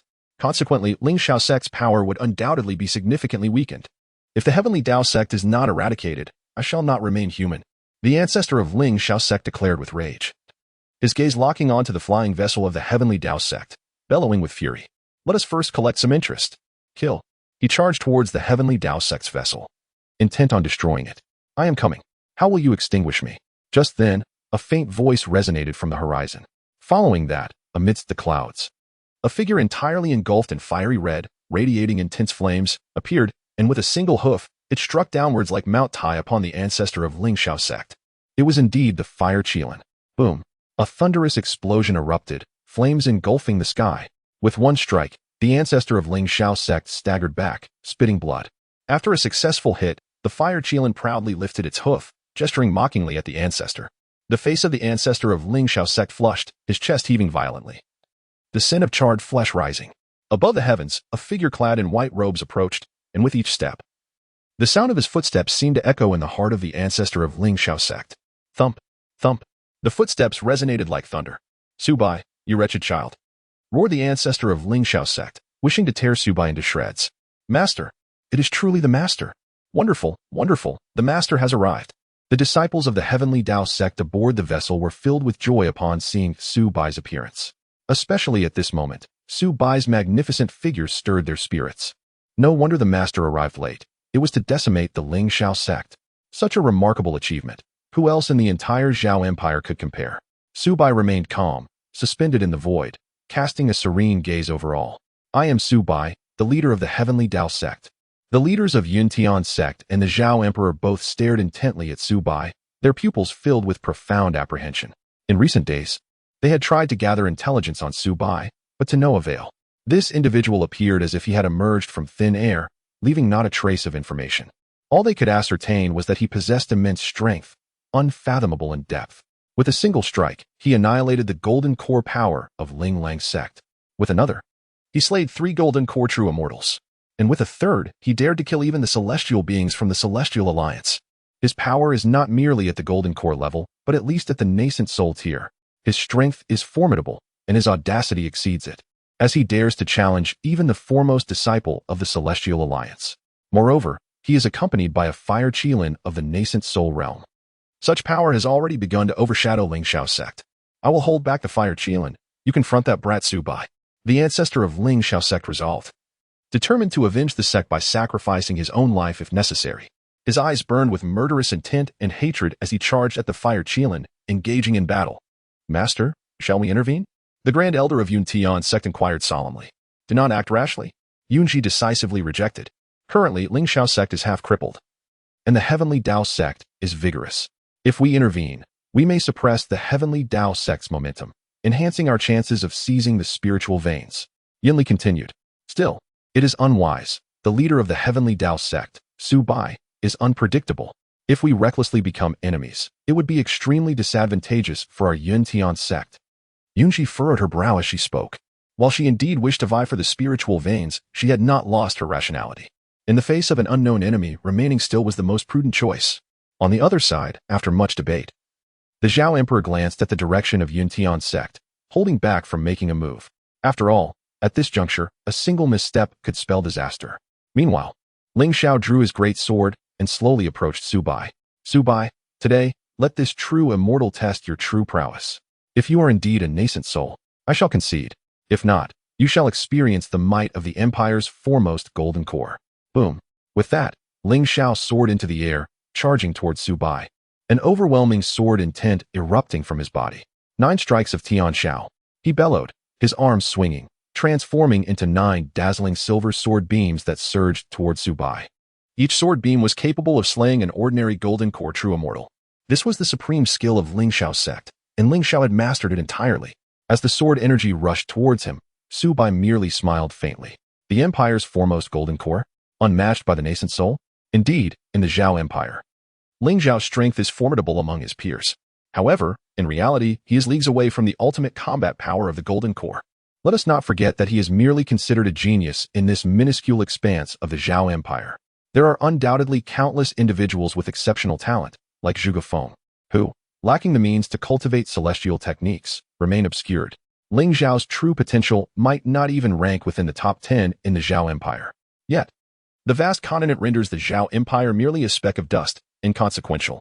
Furthermore, the weapon in Ling Xiao's possession is merely a mid-grade spiritual artifact suitable for the golden core realm. High-grade spiritual artifacts are prohibitively expensive. Ling Xiao sect possesses 2. Yet they remain in the hands of the 2 nascent soul elders, leaving Ling Xiao without access. Now, let me witness the true extent of your might. The so-called foremost golden core of the Empire. Su Bai smiled faintly, and a black spear materialized in his hand, thrusting forth in an instant. Chapter 78. Stealing from the Heavenly Dao Sect. Whoosh. A chilling glimmer surged forth, swiftly followed by the spear tip, colliding fiercely with the sword energy descending from Ling Xiao. Quick, fierce, precise, and stable. Boom. In that moment, the air reverberated with a thunderous clash. Subsequently, The sword energy from Ling Xiao shattered inch by inch, vanishing into the void. Yet, the spear's momentum remained unabated, piercing directly towards Ling Xiao. Ling Xiao's expression turned to one of horror as he hastily raised his great sword to block. Clang! The two weapons clashed violently. The result of a mid-grade spiritual weapon meeting a superior-grade spiritual weapon was already anticipated. Crack! Ling Xiao's long sword shattered with a resounding crack, and the immense force caused blood to seep from his right hand. Uft! In the next moment, the spear charged forth like a raging tide, aiming straight for Ling Xiao. Caught off guard, Ling Xiao felt the spear pierce through his shoulder, leaving a trail of blood in its wake. One strike, overpowering Ling Xiao. Overpowering the foremost cultivator of the Great Zhao Empire at the Golden Core stage. Such formidable strength. To defeat Ling Xiao in a single blow, even with Ling Xiao already injured, was no feat achievable by an ordinary Golden Core cultivator. This was merely a casual strike. Who knows how powerful his true abilities are? It seems the leader of the Heavenly Dao Sect is indeed a formidable nascent soul expert. The onlookers were all taken aback, their expressions shifting to one of shock, murmuring amongst themselves. Especially the Golden Core Great Perfection experts from the Yuntian sect and the Great Zhao royal family, who had previously contemplated intervening, gasped in astonishment at the scene. Thank heavens they refrained. Otherwise, with their inferior strength compared to Ling Xiao, they would have surely met a dire fate. Observing Ling Xiao's wretched state, Su Bai couldn't help but shake his head, a hint of disappointment crossing his features. Weak, far too weak. You, the Empire's top Golden Core, are nothing but a facade, filled with emptiness. Upon hearing this, Ling Xiao's face flushed crimson with rage, aggravating his injuries and causing him to spit out a few more mouthfuls of blood. Everyone was dumbfounded. Weak, far too weak. Ling Xiao was reputed as the foremost expert of the Golden Core stage in the Great Zhao Empire. Yet now, before Su Bai, he appeared utterly insignificant. Of course, some dared not voice their thoughts, yet internally they scoffed. As a nascent soul, how could an ordinary Golden Core be anything but weak in your eyes?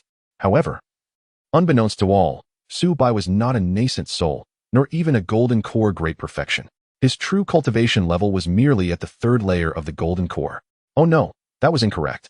Due to the continuous breakthroughs and advancements of disciples in the Heavenly Dao Sect, the third layer of the Golden Core was a thing of the past. He had already reached the fourth layer. The fourth layer of the Golden Core, overpowering Ling Xiao at the peak of the ninth layer, a staggering 5.5 small realms apart. However, it was not that Ling Xiao was truly weak, but rather that Su Bai was exceptionally strong. With his super divine celestial techniques and superior grade spiritual weapon, amalgamating the strengths of tens of thousands of disciples, how could he be described as an ordinary Golden Core? Ling Xiao's prowess, when compared to an average peak Golden Core, could indeed be deemed powerful. Yet, that was only in comparison to ordinary Golden Cores. It did not account for the talents among the Golden Core elite. The continent was vast and immeasurable. The Ling Xiao sect, as a dominant power in the empire, appeared exceedingly insignificant when viewed in the context of the entire continent. Even among the top 500 in the Immortal Alliance, there existed disparities. The Ling Xiao sect's strength barely scraped the bottom. If Yuntian sect had not yet confirmed whether their previous sect leader was alive or dead, with only Yunji to rely on, they wouldn't even make it into the top 500. Some superpowers possessed exceptional prodigies, equipped with superior celestial techniques, high-grade weapons, and remarkable physiques. Some even managed to contend against nascent soul experts while remaining in the Golden Core realm, achieving miraculous feats. What did Ling Xiao possess? The Ling Xiao technique he practiced was considered top tier within the Great Zhao Empire. Outside of it, it was merely third-rate. In Su Bai's eyes, it was akin to refuse, unworthy of attention from the disciples of the Heavenly Dao Sect. The weapon in his hand was still a mid-grade spiritual weapon. Which prodigy from a major power would not wield something of a higher grade? There were no extraordinary divine techniques or sword arts to speak of either. Thus, even with Su Bai's cultivation at the fourth layer of the Golden Core, he regarded Ling Xiao with disdain. It was similar to before when Gao Keppen, also at the peak of the Golden Core, could exert enough pressure to render Ling Xiao incapable of withstanding it. Although Gao Keppen was merely at the fourth layer of the Golden Core, equipped with an entire set of superior-grade spiritual weapons in a real fight, it was likely that Ling Xiao would be left crying for mercy, his teeth lost in the fray. Moreover, Gao Keppen was merely a core disciple of the Immortal Palace. Above him were true disciples, and possibly even a holy son. The old man exclaimed, "Taste my 100 hooves, 200 hooves, 300 hooves." Meanwhile, the fire Qilin was in a state of ecstatic frenzy. It kicked the ancestor of the Ling Xiao sect around like a ball, sending him flying. Bang! The ancestor's head rang from the blows, his face bruised and battered, looking utterly wretched. "Damn it, beast! I will kill you. The ancestor of the Xiao sect roared with fury, only to be kicked in the face by the fire Qilin once more. Blood gushed forth, and his nasal bones collapsed, rendering him an absurd sight. The fate of the Xiao sect had come to an end. Yunxi, the leader of the Yuntian sect, and the emperor of the Great Zhao both sighed softly. Yet, their expressions did not relax. Instead, they furrowed their brows even further. Having eliminated one Xiao sect, they were now faced with an even more formidable Heavenly Dao Sect. This Heavenly Dao Sect was evidently far more challenging to contend with. The ancestor of the Xiao sect fled in a disheveled state, his appearance one of utter disgrace. On the floating island, hundreds of thousands of disciples exchanged glances. They had originally come to act as cheerleaders, witnessing a complete rout. How had they become the ones being trampled? Had the script been mixed up? Su Bai, you may be celebrating too soon. The ancestor of the Xiao sect fled in madness, laughing heartily as he did. Hey, haven't you noticed that we are missing someone? The ancestor of the Xiao sect suddenly grinned ominously. This statement caused the experts from the Yuntian sect and the royal family to pause, their gazes sweeping towards the ranks of the Xiao sect. Missing someone? Indeed. One of the injured nascent soul elders from the Xiao sect was absent.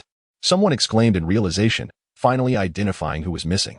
Their attention had been fixated on the battle between the ancestor of the Xiao sect and the Fire Qilin, as well as Su Bai's overwhelming defeat of Xiao, neglecting the others. Now, upon hearing the ancestor's words, they suddenly understood. Indeed, both nascent soul elders from the Xiao sect had arrived. Yet why had one not made a move? Where had that old man gone? Seeking reinforcements? Yunxi and the emperor of the Great Zhao slightly furrowed their brows. Our previous actions were not genuinely aimed at defeating you. We merely intended to draw your attention and buy some time. The ancestor of the Xiao sect laughed heartily, his face brimming with pride as if he had succeeded in a grand scheme. At this moment, my junior brother should have already arrived at your Heavenly Dao Sect. Su Bai, aside from you, what other strong cultivators does the Heavenly Dao Sect possess? Our true objective is to repay you in kind, to steal from your Heavenly Dao Sect. Chapter 79, the Xiao sect elder with a crumbling mentality. Stealing from the Heavenly Dao Sect. At this declaration, the entire venue was astounded. What a clever ploy, mirroring Su Bai's tactics in a reverse theft. Truly. The elder of the Xiao sect was cunning and calculating. No wonder he dared to confront Su Bai despite knowing his unfathomable strength. His true objective was merely to divert everyone's attention and delay Su Bai. For this purpose, he was willing to sacrifice his own disciples. This was the only and best opportunity for revenge against the Xiao sect's deep-seated grudge. He, Su Bai, could take advantage of the moment when the Xiao sect is vulnerable to raid their stronghold. Similarly, the Xiao sect could seize the opportunity to invade the Tian Dao sect when it is left unguarded. It is well known that within the Tian Dao sect, apart from Su Bai, there are no formidable warriors. In the assembly of the Zhao royal family, the emperor discreetly addressed the Grand Master, who had reached the pinnacle of the golden course stage. Yes, your majesty, came the reply. The Grand Elder, Yunji, glanced at Yunli. Although she did not vocalize her thoughts, all present understood her intentions. After a moment of contemplation, Yunli nodded in agreement. He turned and transformed into a streak of light, heading towards the Yuntian sect. There was no choice. With both sects having produced formidable adversaries, vigilance was paramount. Subsequently, their gazes fell upon Su Bai. How would he respond to the threat of the Xiao sect's invasion? At this very moment, one might surmise that your Tian Dao sect has already been reduced to rubble. What we, the Xiao sect, cannot possess, we shall destroy. Do not presume that you can claim what belongs to the Tian Dao sect. He roared with fervor. However, before he could finish his statement, the fire Qilin struck him in the mouth with its hoof. What are you shouting about? Could you be a bit quieter? You're disturbing me and affecting my ability to kick you. The fire Qilin grumbled as it continued delivering blows. At the same time, Su Bai received a notification from the system. Yet, he merely smiled faintly, unconcerned. A mere injured Yuanying, daring to breach the protective array of the Tian Dao sect? Did they truly believe that a fifth-level formation was child's play? Meanwhile, outside the territory of the Tian Dao sect, the elder of the Xiao sect exerted all his might, launching frenzied assaults upon the protective array below. With no Yuanying to guard it, how long could it endure? Once I breach the formation, I shall annihilate everyone within, no survivors. All shall be refined into the 10,000 souls banner. Even if I cannot take the spiritual veins, I will destroy them entirely, leaving not a single spirit stone behind. Boom. The earth trembled with a cacophony of explosions, an overwhelming force rampaging without cease, sending shockwaves in all directions. The Yuanying level expert wielded immense power with a mere gesture, and the very air crackled with energy. The disciples of the Tian Dao sect looked up, only to find the sky engulfed in flames, resembling an apocalyptic scene. Were it not for the protective array, these relentless assaults would have obliterated the land within 100 miles repeatedly. At first, the disciples were filled with trepidation, fearing the formation's collapse and their impending doom. However, as time passed, their fear gradually dissipated, and their courage grew. They not only ceased to fear but also began to revel in the spectacle. For the protective formation of the Heavenly Dao Sect exhibited no signs of crumbling. Indeed, it did not even waver. A singular thought echoed in their minds: mayflies shaking a tree. How could this be possible? Above in the heavens, the elder of the Xianxiao sect wore a look of disbelief. He had attacked over 100 times. Ordinarily, a standard 4th-level formation would have shattered by now. I refuse to believe it. This turtle shell cannot withstand my might. He gritted his teeth and once more summoned the full measure of his spiritual power. Unleashing his most formidable martial technique, Xianxiao breaks the heavens. The elder's eyes burned crimson as he roared, forming hand seals before striking down with tremendous force. In an instant, thunder and lightning roared through the sky, and a terrifying spectacle unfolded. A colossal finger descended from the heavens, crashing into the protective array of the Heavenly Dao Sect. Break. Boom. The giant finger collided with the protective shield, unleashing blinding brilliance akin to a meteor explosion, and a terrifying shockwave radiated from the point of impact. Surrounding mountains and trees were uprooted, countless plants snapped in half, and several small hills crumbled under the force. This scene was truly horrifying, even hundreds of miles away. The sound of the explosion could be heard. Crack. The sound of shattering echoed. Now, let us see how you will defend against this. The elder of the Xianxiao sect turned pale. Although his attack was powerful, it had taken a significant toll on his energy. He would not have resorted to such measures unless absolutely necessary. However, today, he could no longer afford to hesitate. The Heavenly Dao Sect must be annihilated. His eyes fixated below, waiting for the aftermath to settle. The golden light barrier remained steadfast as ever in his sight. Not only was it unbroken, but not even a speck of dust had fallen upon it. The sound of shattering he had heard was indeed something breaking, but it was his own finger. Suddenly, he spat out a mouthful of blood, his face reflecting sheer horror as his heart ached, nearly succumbing to a cardiac episode. How can this be? He was filled with disbelief, and his eyes were wide with astonishment. His hand trembled slightly, the backlash from his technique causing crimson blood to seep from his fingertips. The attack he had desperately unleashed had produced no effect whatsoever. How could this happen? He felt as though he were dreaming, his mental state fracturing in that moment. A dignified Yuanying elder was utterly helpless against a protective array without a guardian? This was simply unheard of. Was this formation truly so resilient? How could it be that even the mightiest of 4th-level formations could not withstand his full power without even a ripple? Could it be a 5th-level formation? The thought struck him with shock. Constructing a 5th-level formation required the expertise of a grandmaster from the Immortal Alliance, and the costs associated with such a feat were certainly beyond what a Yuanying power could afford. Chapter 80. A withered leaf cuts down the Yuanying. Look. He cannot break the formation. He's spewing blood and frustration. The sect leader is incredible. This old man is so powerful.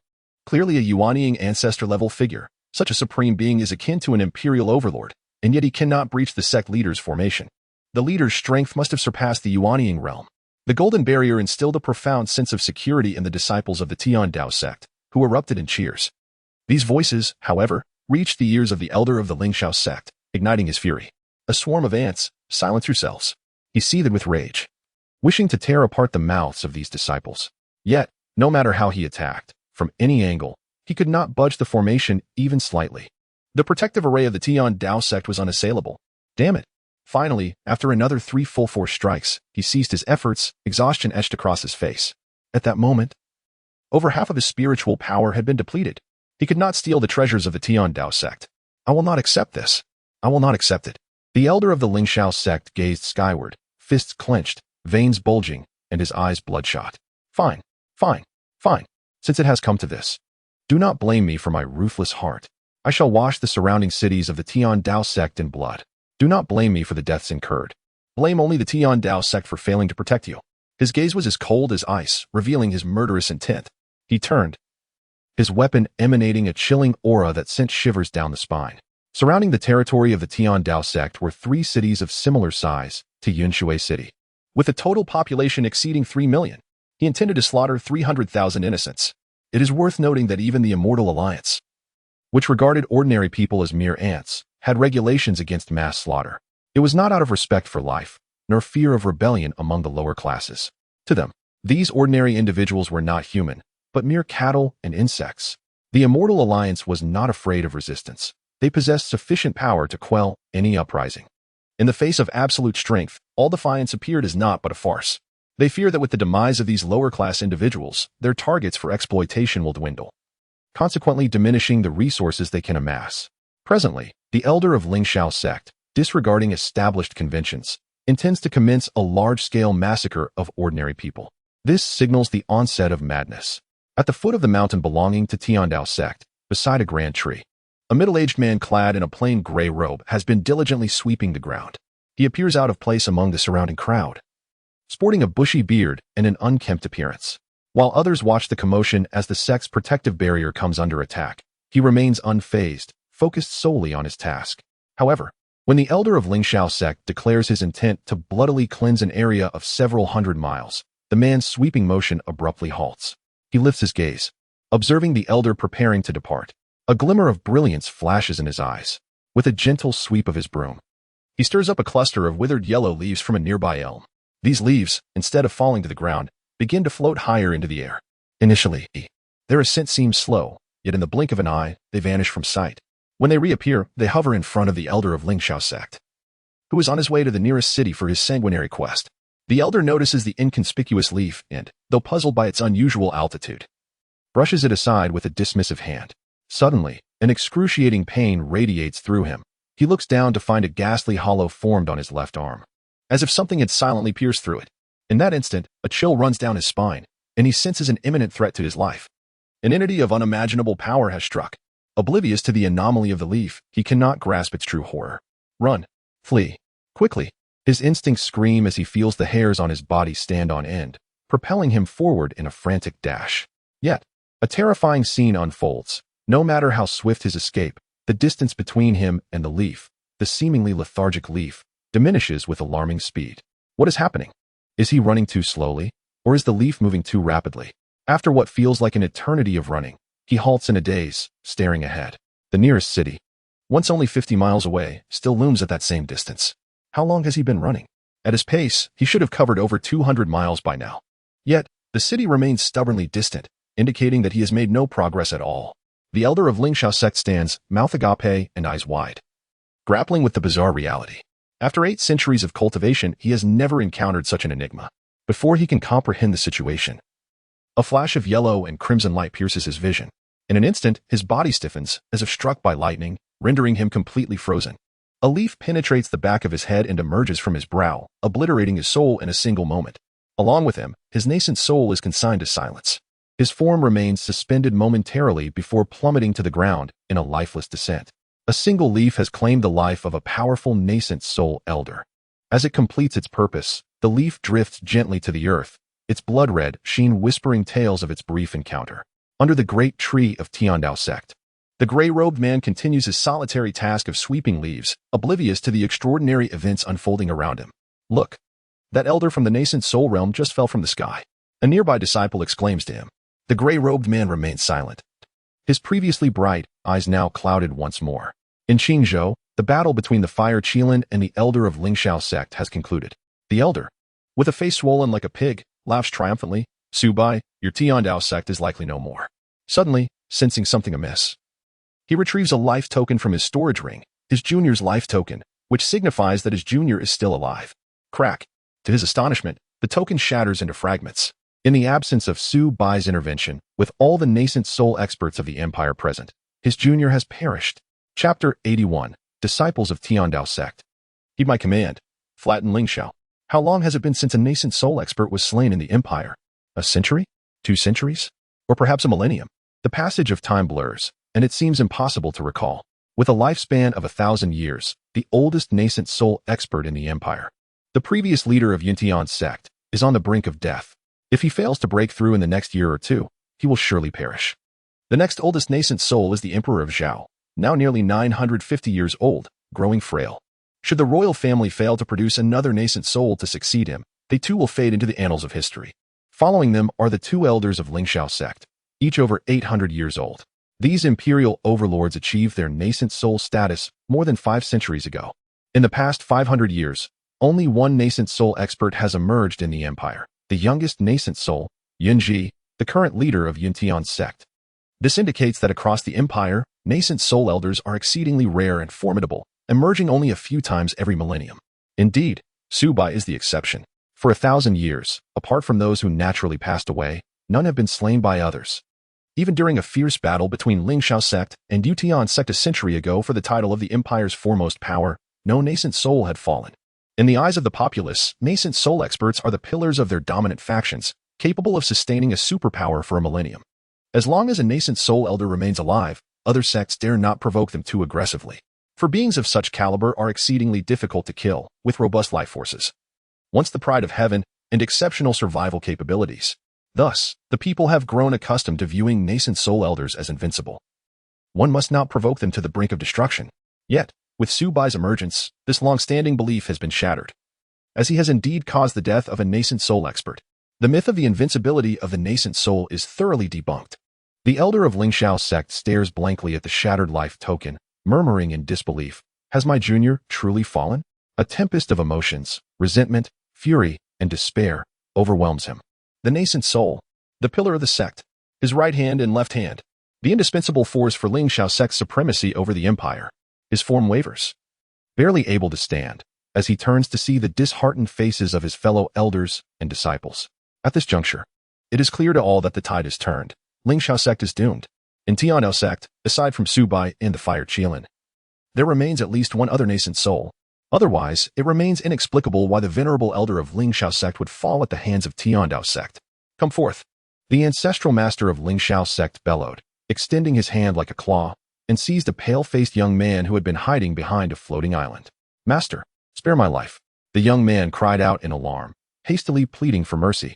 This individual was none other than Xiao Baoxiao, the one who insisted on having Xiao Lingxi as his concubine. "It is because of you, you scoundrel, that Xianxiao sect has met such a fate."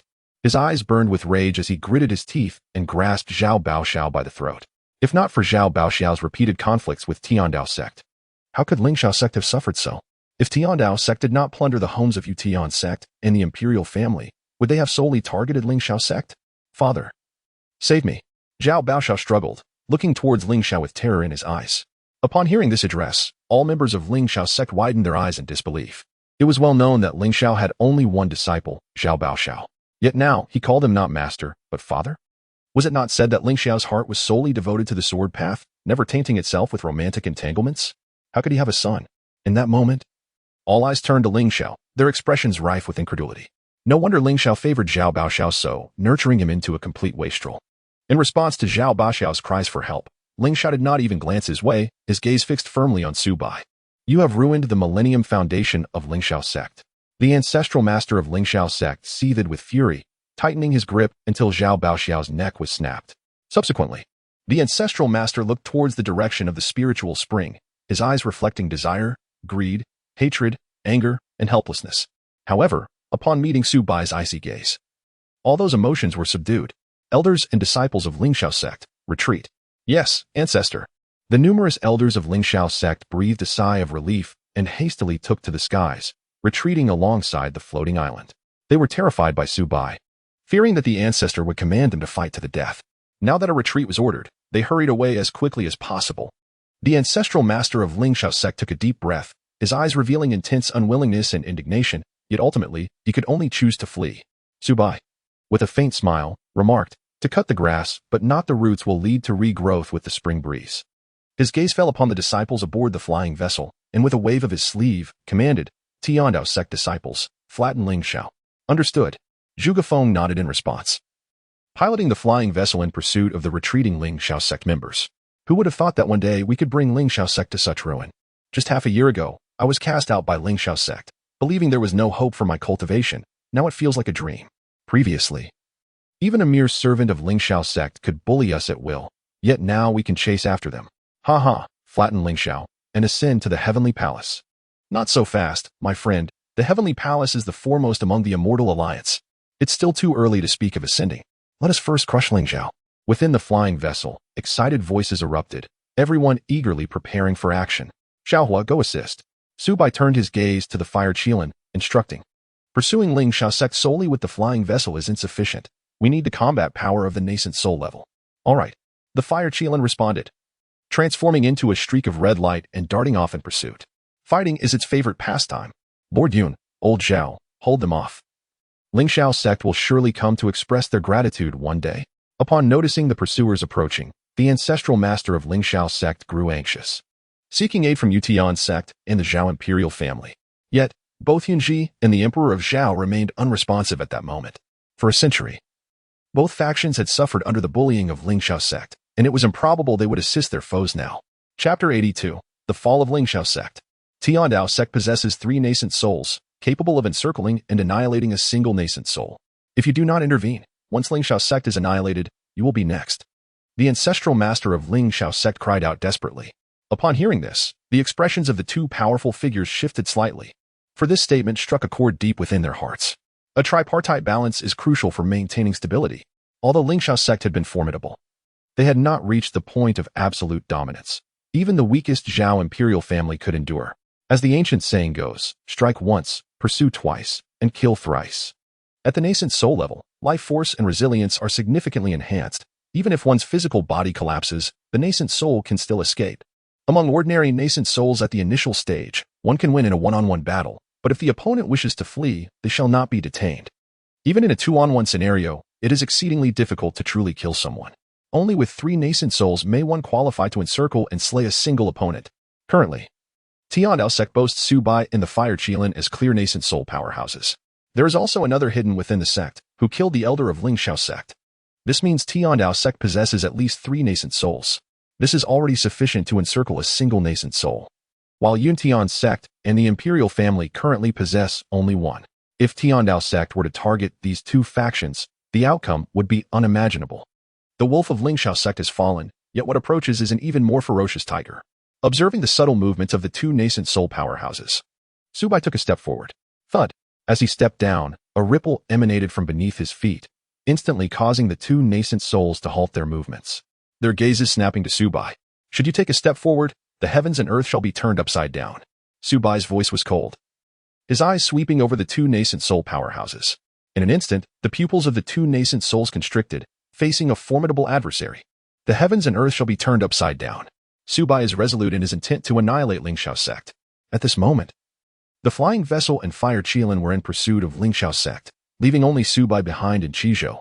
He alone exerted pressure on the 2 dominant forces, and none dared to act. Yunji looked up at the figure in white robes with hands clasped behind his back, a glimmer of brilliance sparkling in her eyes. The emergence of Dao sect undoubtedly altered the dynamics of the imperial landscape, and this sect master, Su Bai, had captured her attention. This young sect master, what is his true origin? The emperor of Zhao gazed at Su Bai. From his perspective, the radiant sun hung just beside him. Yet, even the brilliance of the sun could not overshadow his luster.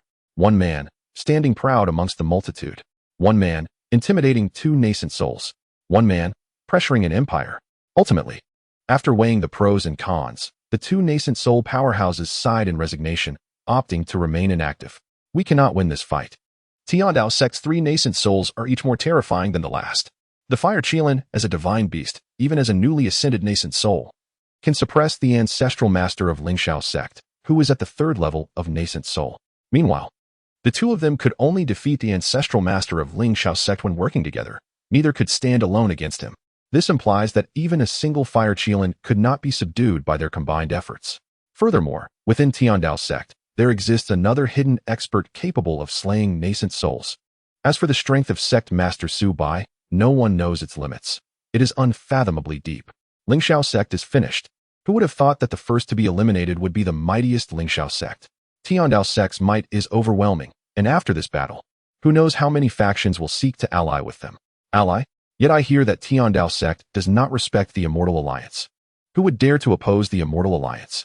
On the outskirts of Qingzhou, some powerful spectators whispered among themselves, their eyes filled with awe. Xiao sect, a colossal entity within the entire empire, unexpectedly faced calamity today, nearly meeting its end at the hands of Dao sect. Once this news spreads, it will undoubtedly cause a tremendous uproar, potentially reshaping the landscape of the 7 nations of Nailing. As time passed, not a single word was spoken, nor did anyone dare to move, as if the very fabric of space had solidified in that moment. Su Bai stood suspended in midair, confronting 2 formidable Yuaning factions without flinching. This scene unfolded like an epic tapestry, forever etched in the memories of all who bore witness. In this stillness, Su Bai remained motionless, while neither of the two factions dared to make a move, all awaiting a resolution. The duration of this silence was unknown when suddenly a crimson light appeared on the horizon. At that moment, aside from Su Bai, who remained unmoved, every gaze turned towards the source of the light. The crimson beam streaked across the sky, racing towards Qishou, soon manifesting before the crowd. As the light dissipated, it revealed a figure within, the fire Qilin.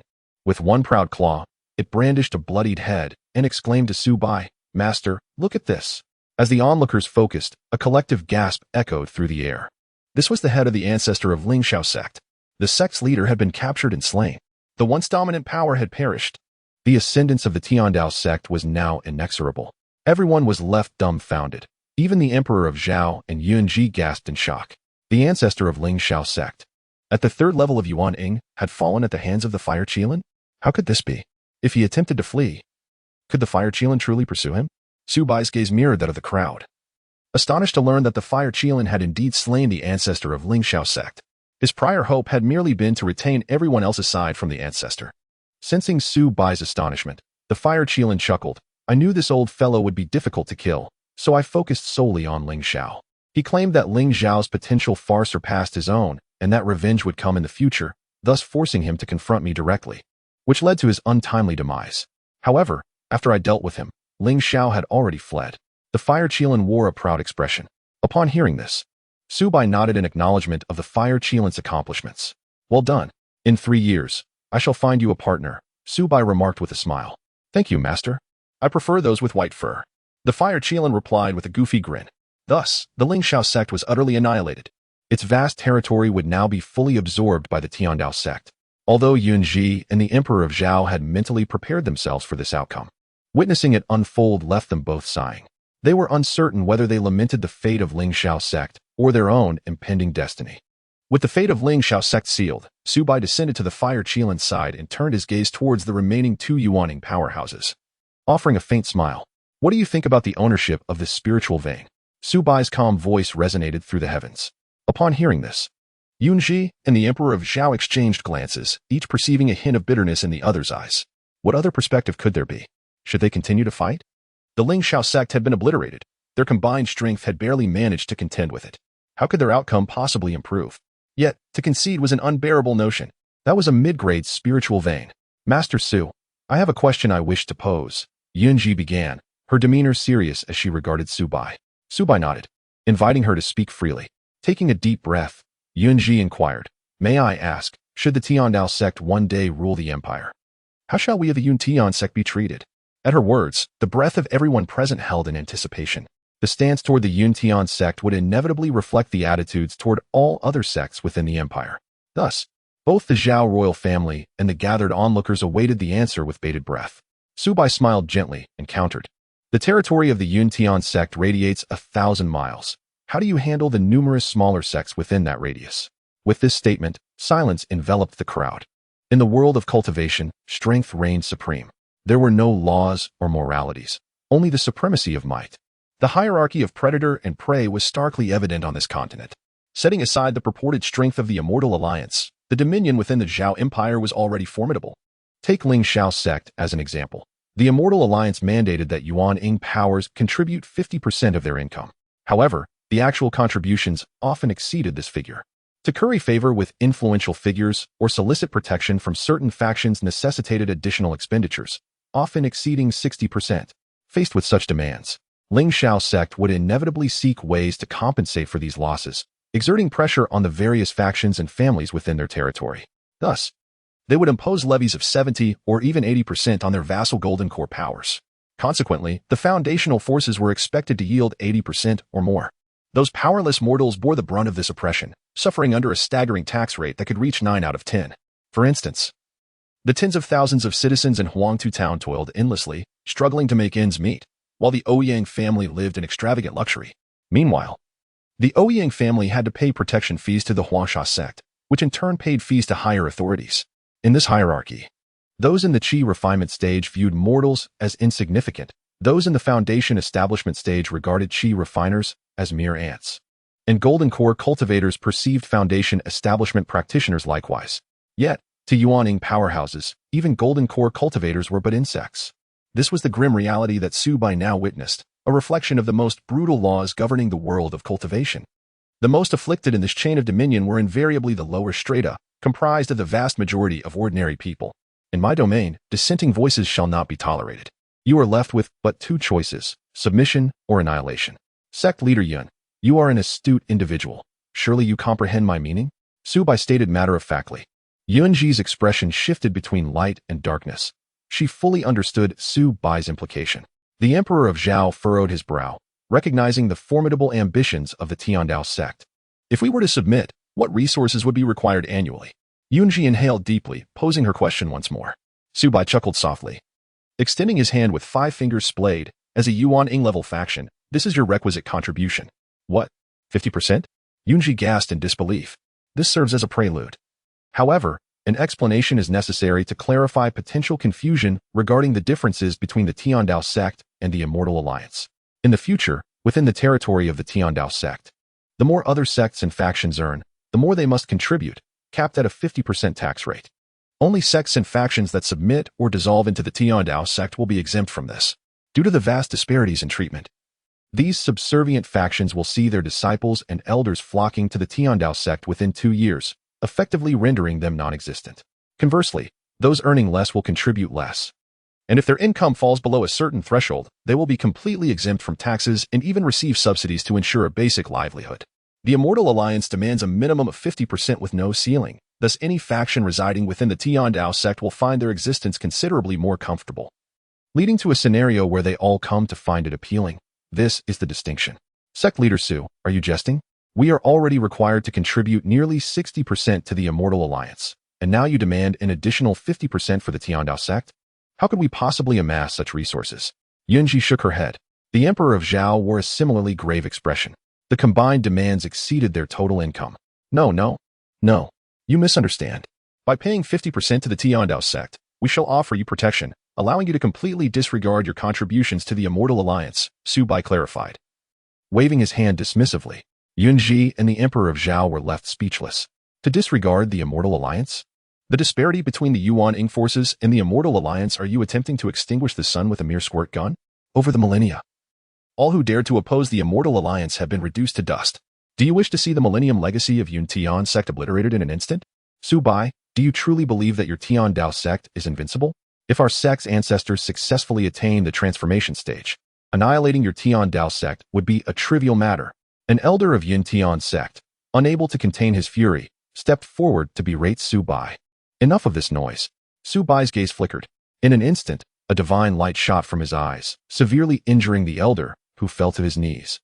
Bloodied and on the verge of death, the atmosphere abruptly fell silent. Su Sect Master, have you gone too far? Yunji remarked, her face pale and her teeth clenched. Su Bai cast her a glance and replied nonchalantly, I, Su Bai, abide by a singular principle. If one does not offend me, I shall not offend them. However, should one provoke me? His lips moved as he uttered, eradicate the roots. The crowd erupted in astonishment. Su Bai's proclamation stunned everyone present. No one had anticipated that this seemingly youthful sect master would exhibit such tyranny. Moreover, let it be clear, I am not soliciting your opinions, but rather informing you. This declaration reverberated like thunder across the skies, instilling a profound shock within everyone's hearts. How audacious! How domineering! How powerful! Yet, why does it evoke such admiration? Some disciples of Yun Sect felt a stirring within, contemplating joining the Dao Sect. Yunji cast a deep glance at Su Bai, then waved her sleeve, leading her group away. She was unwilling to submit to the Dao Sect, yet recognized that her strength was insufficient to seize the spiritual veins. Remaining would change nothing. Isn't the Dao Sect being a bit excessive? She pondered. A mere Yuan-ing force, what right do they have to demand the same resources as the Immortal Alliance? Aren't they vastly superior? A fuming Lu Yanran beside her interjected. Upon hearing the mention of the Immortal Alliance, a bitter expression crossed Yunji's face. Yanran, you do not comprehend. The cultivation world is far more ruthless than you can imagine. Do you know why I never bring you to meet the Immortals of the Alliance during the annual resource submissions? Yunji's voice was distant. Why? Lu Yanran asked, perplexed. In the eyes of the higher-ups of the Immortal Alliance, we are but ants, met with scorn and disdain. Yet, I have never witnessed such disdain in Su Bai's gaze. Furthermore, in times of war among great powers, it is always the vassal forces that bear the brunt of the conflict. Their lives are regarded as inconsequential.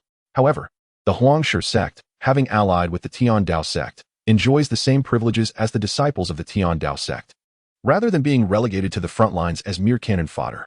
Perhaps, aligning with the Tian Dao Sect may be preferable to the Immortal Alliance, Yunji sighed softly. What?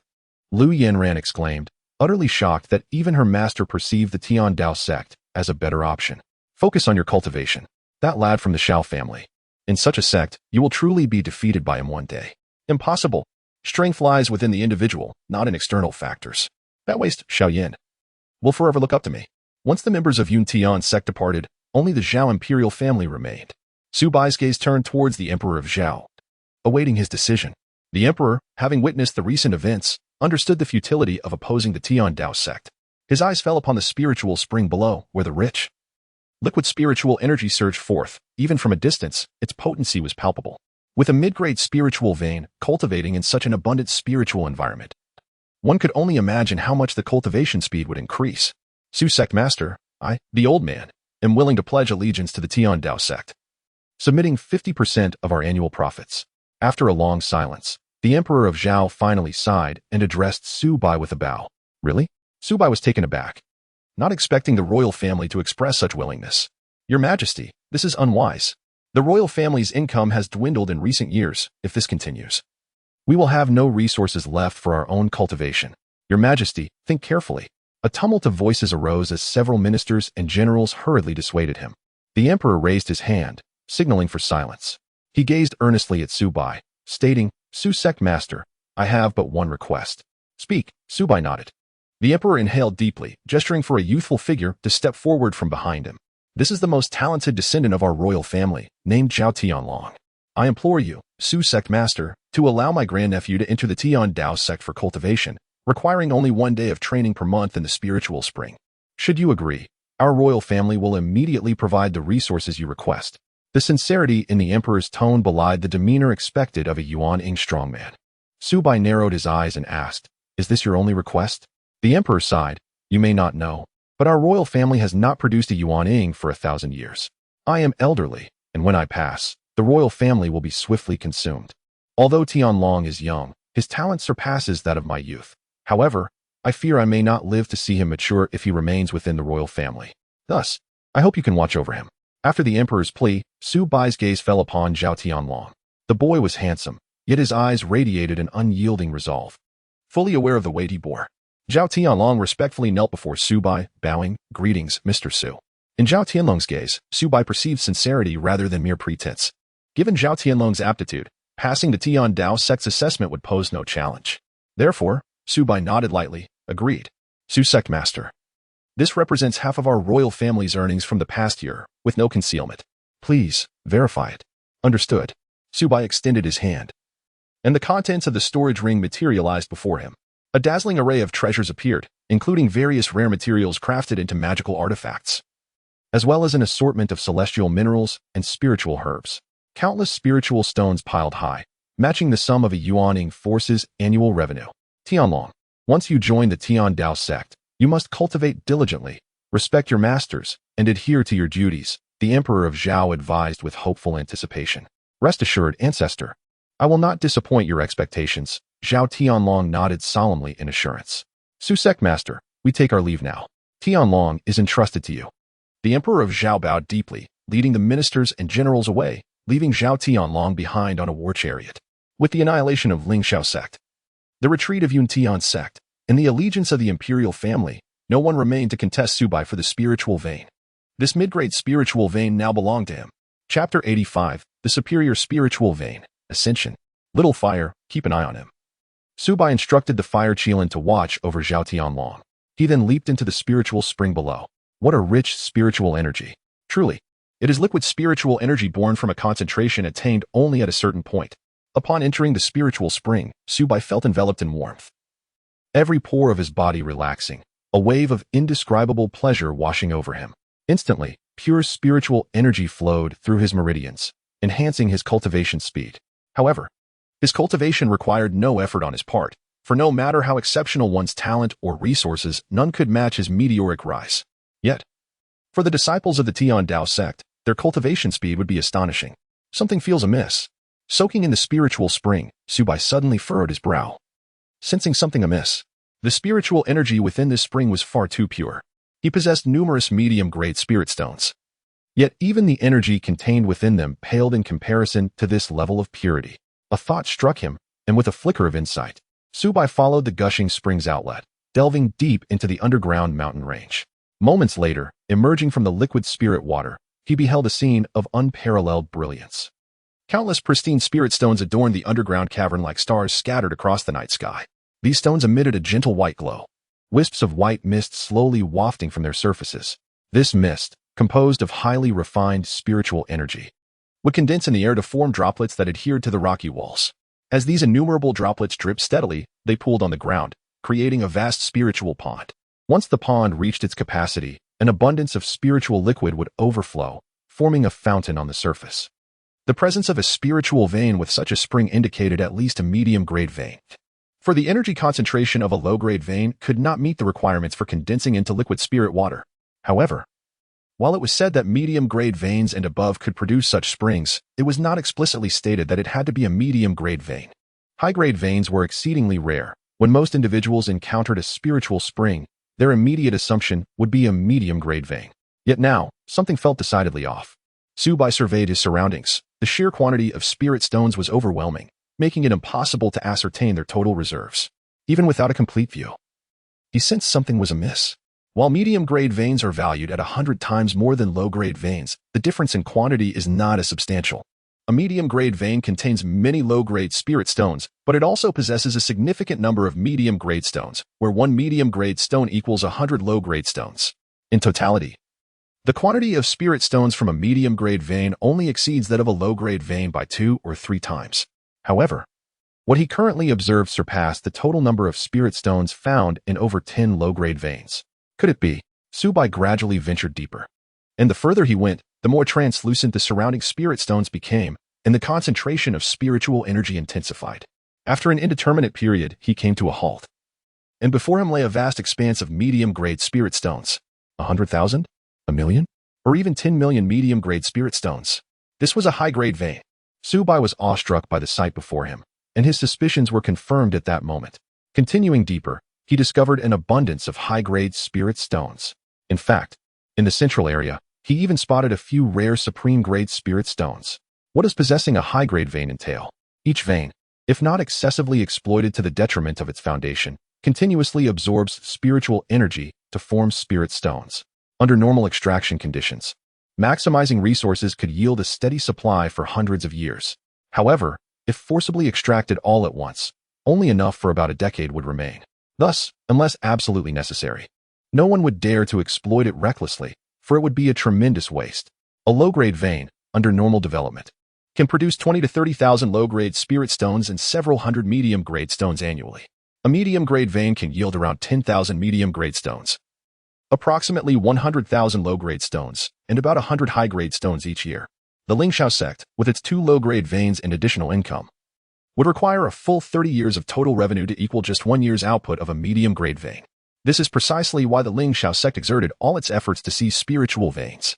With a medium-grade vein, the strength of the Xiao sect could be significantly enhanced, allowing them to acquire a full array of nascent soul weapons in just a few years, thereby overpowering empires.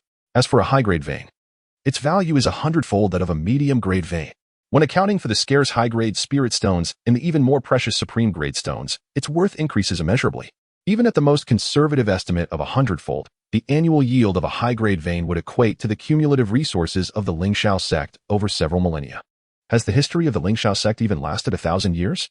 This implies that the resources accumulated by the Xiao sect over a millennium would not match the yield of a high-grade vein in merely 3 to 4 months. This is in terms of total resources gained, not saved. It is no exaggeration to say that had it been confirmed from the outset that this was a high-grade vein, the contest for it would not have involved merely the 4 major nascent soul forces. Even with the Xiao sect's audacity, they would not dare to attempt to seize a high-grade vein, at most hoping for a medium-grade vein. Consequently, the true contention would have been among the superpowers within the top 100 of the Immortal Alliance. The entire empire could potentially face annihilation amidst the clashes of such unparalleled forces. A high-grade vein. Even some of the most prestigious holy lands of the Immortal Alliance would envy such a treasure. Unbeknownst to him, this seemingly desolate land concealed a high-grade vein. Could there be something extraordinary about this place? Su Bai gazed upon the high-grade vein before him, unable to suppress his excitement. With a high-grade vein, there would be no shortage of high-grade spirit stones, enabling the full capabilities of high-grade flying vessels. The strength of the Dao Sect would undoubtedly ascend to unprecedented heights. With an increase in spiritual energy concentration, the cultivation speed of disciples would accelerate exponentially. This heralded a long-term development, and even in the present. The strength of the Dao Sect would undergo a transformative leap as a result, in the absence of a shortage of high-grade spirit stones. The might of the Dao Sect would not lie with the fire Qilin, but rather with the high-grade spiritual treasure flying vessels. These vessels could traverse at the speed of the nascent soul and unleash continuous attacks of nascent soul caliber. Below the peak of nascent soul, one could traverse effortlessly relying solely on the flying vessel. Capable of both offense and defense, it was impervious to ambushes and boasted formidable protective capabilities. This was no longer a matter of striking it rich. It was akin to soaring to the heavens. A launch into the skies of destiny. Chapter 86. A surge in spiritual energy concentration and a breakthrough in cultivation. Outside the gates of the Dao Sect, a scene of exuberant activity unfolded. The atmosphere was more vibrant and grand than during the usual disciple recruitment periods. 39,000 surrendered disciples of the Xianxiao sect. Among them, 300,000 were non-cultivating errand disciples, and over 80,000 were formal disciples, nearly half of whom had not yet succeeded in their qi refinement. Additionally, there were a few elders among them. These individuals, particularly the elders, who typically held high positions and demanded respect, were now compelled to lower their heads amid the scrutiny and commentary of the surrounding crowd. Such a significant event drew many citizens of Yanxue City, who watched with smiles plastered on their faces. Oh, aren't those the esteemed immortals from the Xianxiao sect? Why do they all look so dejected now? One recalled a few months prior when a formal disciple of the Xianxiao sect had visited their inn, enjoying lavish hospitality for several days, only to leave without paying a single silver coin. What is this? Just a while ago, a disciple from the Xianxiao sect borrowed dozens of taels from me, claiming it was a loan. Yet when he slammed his sword on the table, how could I refuse? Another chimed in, recalling how a steward had dined at their tavern, deemed the food unsatisfactory, and subsequently demolished the establishment. Various discussions erupted, filled with ridicule, mockery, disdain, and contempt. Suddenly, someone shouted, drawing the attention of countless onlookers. In the sky, a colossal mountain was slowly moving closer, with Su Bai standing at its forefront, hands clasped behind his back, accompanied by a youth. Oh my. I've never felt such distance like this before. How much farther is it? I'm utterly exhausted. Below the mountain, the fire Qilin bore the weight of the enormous mass, its expression one of fatigue, clearly struggling to bear the burden. A high-grade vein. Bigger, heavier, and more abundant.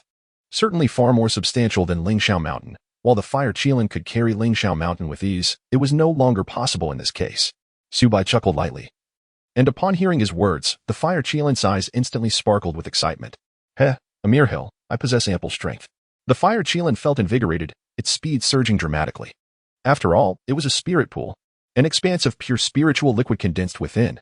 One could hardly say that even the leaders of the nascent soul realm or many formidable entities in the spirit transformation realm could dare to dream of it. The spiritual liquid within the spirit pool, even contained in a jade vial, could fetch an astronomical price. Many disciples from major powers hesitated to use it, often taking only a drop or two during their baths, lamenting the loss.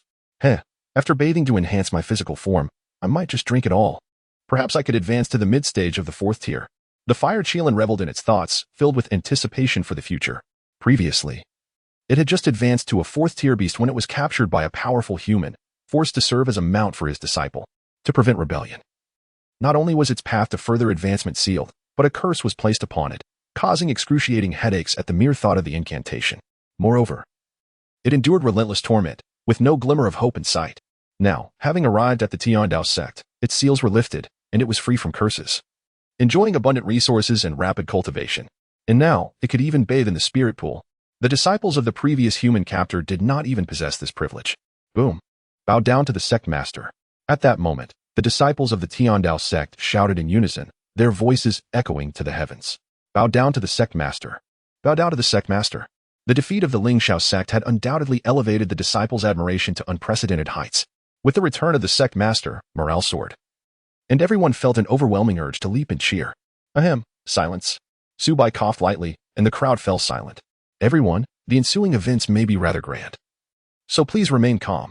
With a gentle wave of his sleeve, Dao Mountain began to rise slowly from the ground, ascending towards the sky. He waved his hand again, and the fire qilin felt a sudden lightness on its back, displaying an expression of relief. The massive mountain it carried was controlled by Su Bai, gradually being buried deep beneath the Tiandao sect's grounds. This was a premium spirit vein, and it was only fitting that it be placed beneath Tiandao Mountain. The sect's territory expanded outward from the mountain's core. Once buried deep, Tiandao Mountain slowly descended back to its original position. He then unsealed half of the premium spirit vein, focusing primarily on the area's rich and low-grade and mid-grade spirit stones. Premium and top-grade spirit stones were exceedingly rare and would be kept for greater purposes. Even without the release of energy from premium and top-grade spirit stones, the spirit energy emitted by this premium vein reached approximately 30%. This was equivalent to the energy released by 30 mid-grade veins without producing spirit stones. It was akin to 3,000 low-grade veins. In an instant, the concentration of spirit energy within the Tiandao sect surged exponentially. Even the flora and fauna began to grow wildly, flourishing within the blink of an eye. The spiritual herbs became remarkably abundant, their quality significantly enhanced. Above the Tiandao sect, a faint white mist materialized, composed of the purest spiritual energy. I have broken through such rich spiritual energy. My heavens! Feeling the dense spiritual energy surrounding them, all disciples of the Tiandao sect trembled with excitement. With this concentration of energy, what cave heavens or sacred lands could compare? Even those superpowers with premium spirit veins would hesitate to allow their ordinary disciples to cultivate. Only the Tiandao sect treats everyone equally. Under the onslaught of such rich spiritual energy, coupled with each disciple holding a forbidden celestial technique, there was no need for excessive time to refine. Many disciples who had been stalled at their realms broke through in that very moment. Throughout the Tiandao sect, the sounds of breakthroughs echoed everywhere. Some succeeded in refining qi, while others advanced from the first to the second layer. In just a short quarter hour, the number of disciples who broke through exceeded 10,000. Wow, the Xianxia sect St grade training chamber, which costs 1,200 silver coins for just 1 day of cultivation, has a spirit energy concentration that doesn't even reach 1% of this. Am I still dreaming? Last month, I heard tales of the Tiandao sect and thought it was mere boasting. I went to the Xianxia sect as a servant, and now, wow. The tens of thousands of captured Xianxia sect disciples were utterly stunned, as if they had seen a ghost. Some had initially contemplated escape, but upon witnessing this spectacle, their intentions shifted entirely. Forget escaping. Even being a beggar here was incomparably better than serving in the Xianxia sect. Chapter 87. The Seven Nations of Nanling. Movements of the Great Jin. After accomplishing all this, Su Bai descended, gazing at the multitude of Xianxia sect captives before him. Elder, we were wrong. We should not have aided the Xianxia sect in their tyranny. Elder, may we join the Tiandao sect? Please spare our lives. In an instant, countless individuals knelt on the ground, repeatedly bowing their heads in supplication. If many had felt reluctant upon their capture, witnessing Su Bai effortlessly alter the terrain without harming anyone and the abundance of spiritual energy within the sect, who could remain unwilling? They yearned to stay in the Tiandao sect and cultivate in peace. The Xianxia sect? Apologies, I am not familiar with it at all. Master, how should we handle them? Zhuge Feng approached, his expression fraught with difficulty. The numbers were simply overwhelming. Execution was certainly out of the question. Yet, releasing them entirely was equally implausible. What to do with them then? Su Bai's gaze swept over the crowd, and a realization dawned upon him. To set an example, he uttered softly, waving his hand. Among the throng, over 1,000 individuals were singled out. Most were formal disciples, along with some stewards and even 2 golden elixir elders. Conversely, there were few servant disciples among them. These individuals mostly bore sinister expressions and donned luxurious attire, causing ordinary folk to shy away. Spare us. What crime have we committed? Do not kill me. They screamed in terror. At this point, they still refused to acknowledge their wrongs. These individuals were stained with the blood of numerous innocent souls. How to deal with them was left to the judgment of the people. Su Bai spoke coolly, sealing their cultivation in physical forms, rendering them ordinary mortals. He then waved his hand, presenting them before the gathered crowd of Yinshui City. This is Han, a steward of the Xianxia sect. This man is notorious for his misdeeds, and today, he finally faces justice. And that elder Wang, who, relying on his status as an outer sect elder of the Xianxia sect, took pleasure in seducing married individuals, causing many deaths, utterly disgusting. Humph, such beasts must be eradicated. The crowd erupted in righteous fury, all the citizens filled with indignation, rushing forward to overwhelm the captured lot. Ah, help? What are you doing? I am an outer sect elder of the Xianxia sect. Dare to touch me. They struggled with all their might, but it was futile. Their bodies were restrained. Their spiritual energy sealed, rendered weaker than ordinary mortals. They could only passively endure the onslaught. These were the debts for their past transgressions. and such purging was the will of the people. The remaining Xianxiao sect captives trembled in fear at the uproar, simultaneously relieved that they were not among the worst offenders.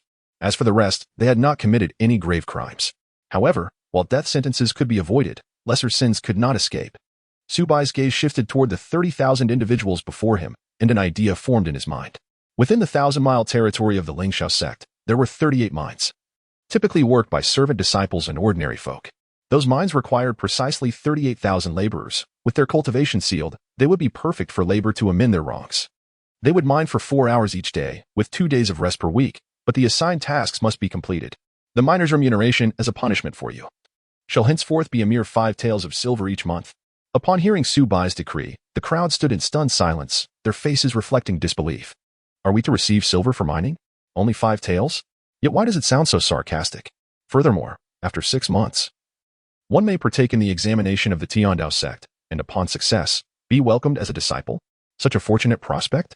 Working merely 4 hours a day? With rest intervals? 5 taels of silver each month. Is it not a form of payment? Oh, the grace of our seniors.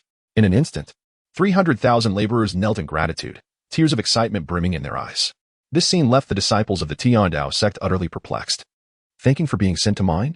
Unbeknownst to them, many of the Xianxiao sect's laborers were originally tasked with mining.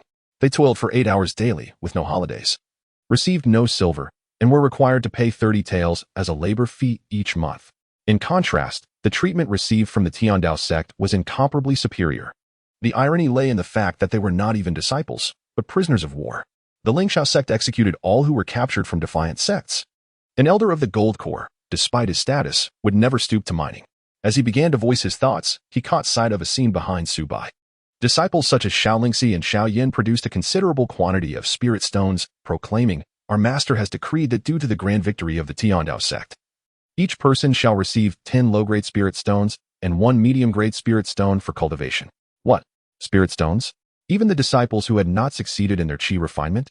Here is a Gold Corps elder who has shed blood and tears for the Xianxiao sect, receiving only a scant 100 low-grade spirit stones as a reward for an entire year. Not even a single medium-grade spirit stone. A medium-grade spirit weapon suitable for Gold Corps cultivators, even of the lowest quality, costs dozens of medium-grade spirit stones. He had been saving for nearly 100 years, yet still fell short, forced to utilize low-grade spirit weapons as substitutes. Meanwhile, the ordinary disciples of the Heavenly Dao Sect could readily obtain medium-grade spirit stones. His eyes brimmed with envy. Witnessing this spectacle, the Gold Corps elder immediately knelt, exclaiming, "This old man shall earnestly reform himself." Aspiring to join the Heavenly Dao Sect at the earliest opportunity. Indeed, I too am willing to serve. We all are. In an instant, those who had previously hesitated voiced their willingness, fearing they might miss the opportunity to mine. Aha! Observing the swiftness of their transformations, all disciples of the Heavenly Dao Sect erupted in laughter. Su Bai smiled faintly, and upon settling the affairs of these prisoners of war, he turned his attention to other matters, such as the spoils of war acquired in the integration of the Xianxiao sect's previous territories under the banner of the Heavenly Dao Sect. The Dajia Empire, alongside 6 other great empires, occupies the entire Nailing region, collectively known as the 7 Nations of Nailing. These 7 nations are classified into the upper 3 and the lower 4. Among them, the Dajia Empire, a century ago, was led by the old sect master of the Yutian sect, a pinnacle of the nascent soul stage, who single-handedly ruled a nation, ranking first among the upper 3. However, with the old sect master of the Yutian sect nearing the end of his days and yet to emerge from seclusion, this ranking has become nominal, with even the lower 4 nations daring to challenge the Dajia. Currently, the most powerful among the 7 nations is the Dajin Empire. Unlike the Dajia, where sects overshadow the royal family, the might of the Dajin lies not in any sect, but solely in the Dajin royal family. Throughout the Dajin, this singular dominant force reigns supreme. Other families and sects are mere vassals to the royal family. Consequently, the entire empire's resources are concentrated within one entity, elevating the Dajin royal family's standing in the immortal alliance far above that of the Xianxiao sect. The Xianxiao sect ranks over 400 in the immortal alliance, while the Dajin royal family stands at 340. At this moment, within the grand hall of the Dajin palace, a figure clad in black robes knelt before the emperor of Dajin, bowing deeply. "I beseech your majesty to avenge the Xianxiao sect." "What is the destruction of your Xianxiao sect concern, Dajin? What benefit would I gain from assisting you?"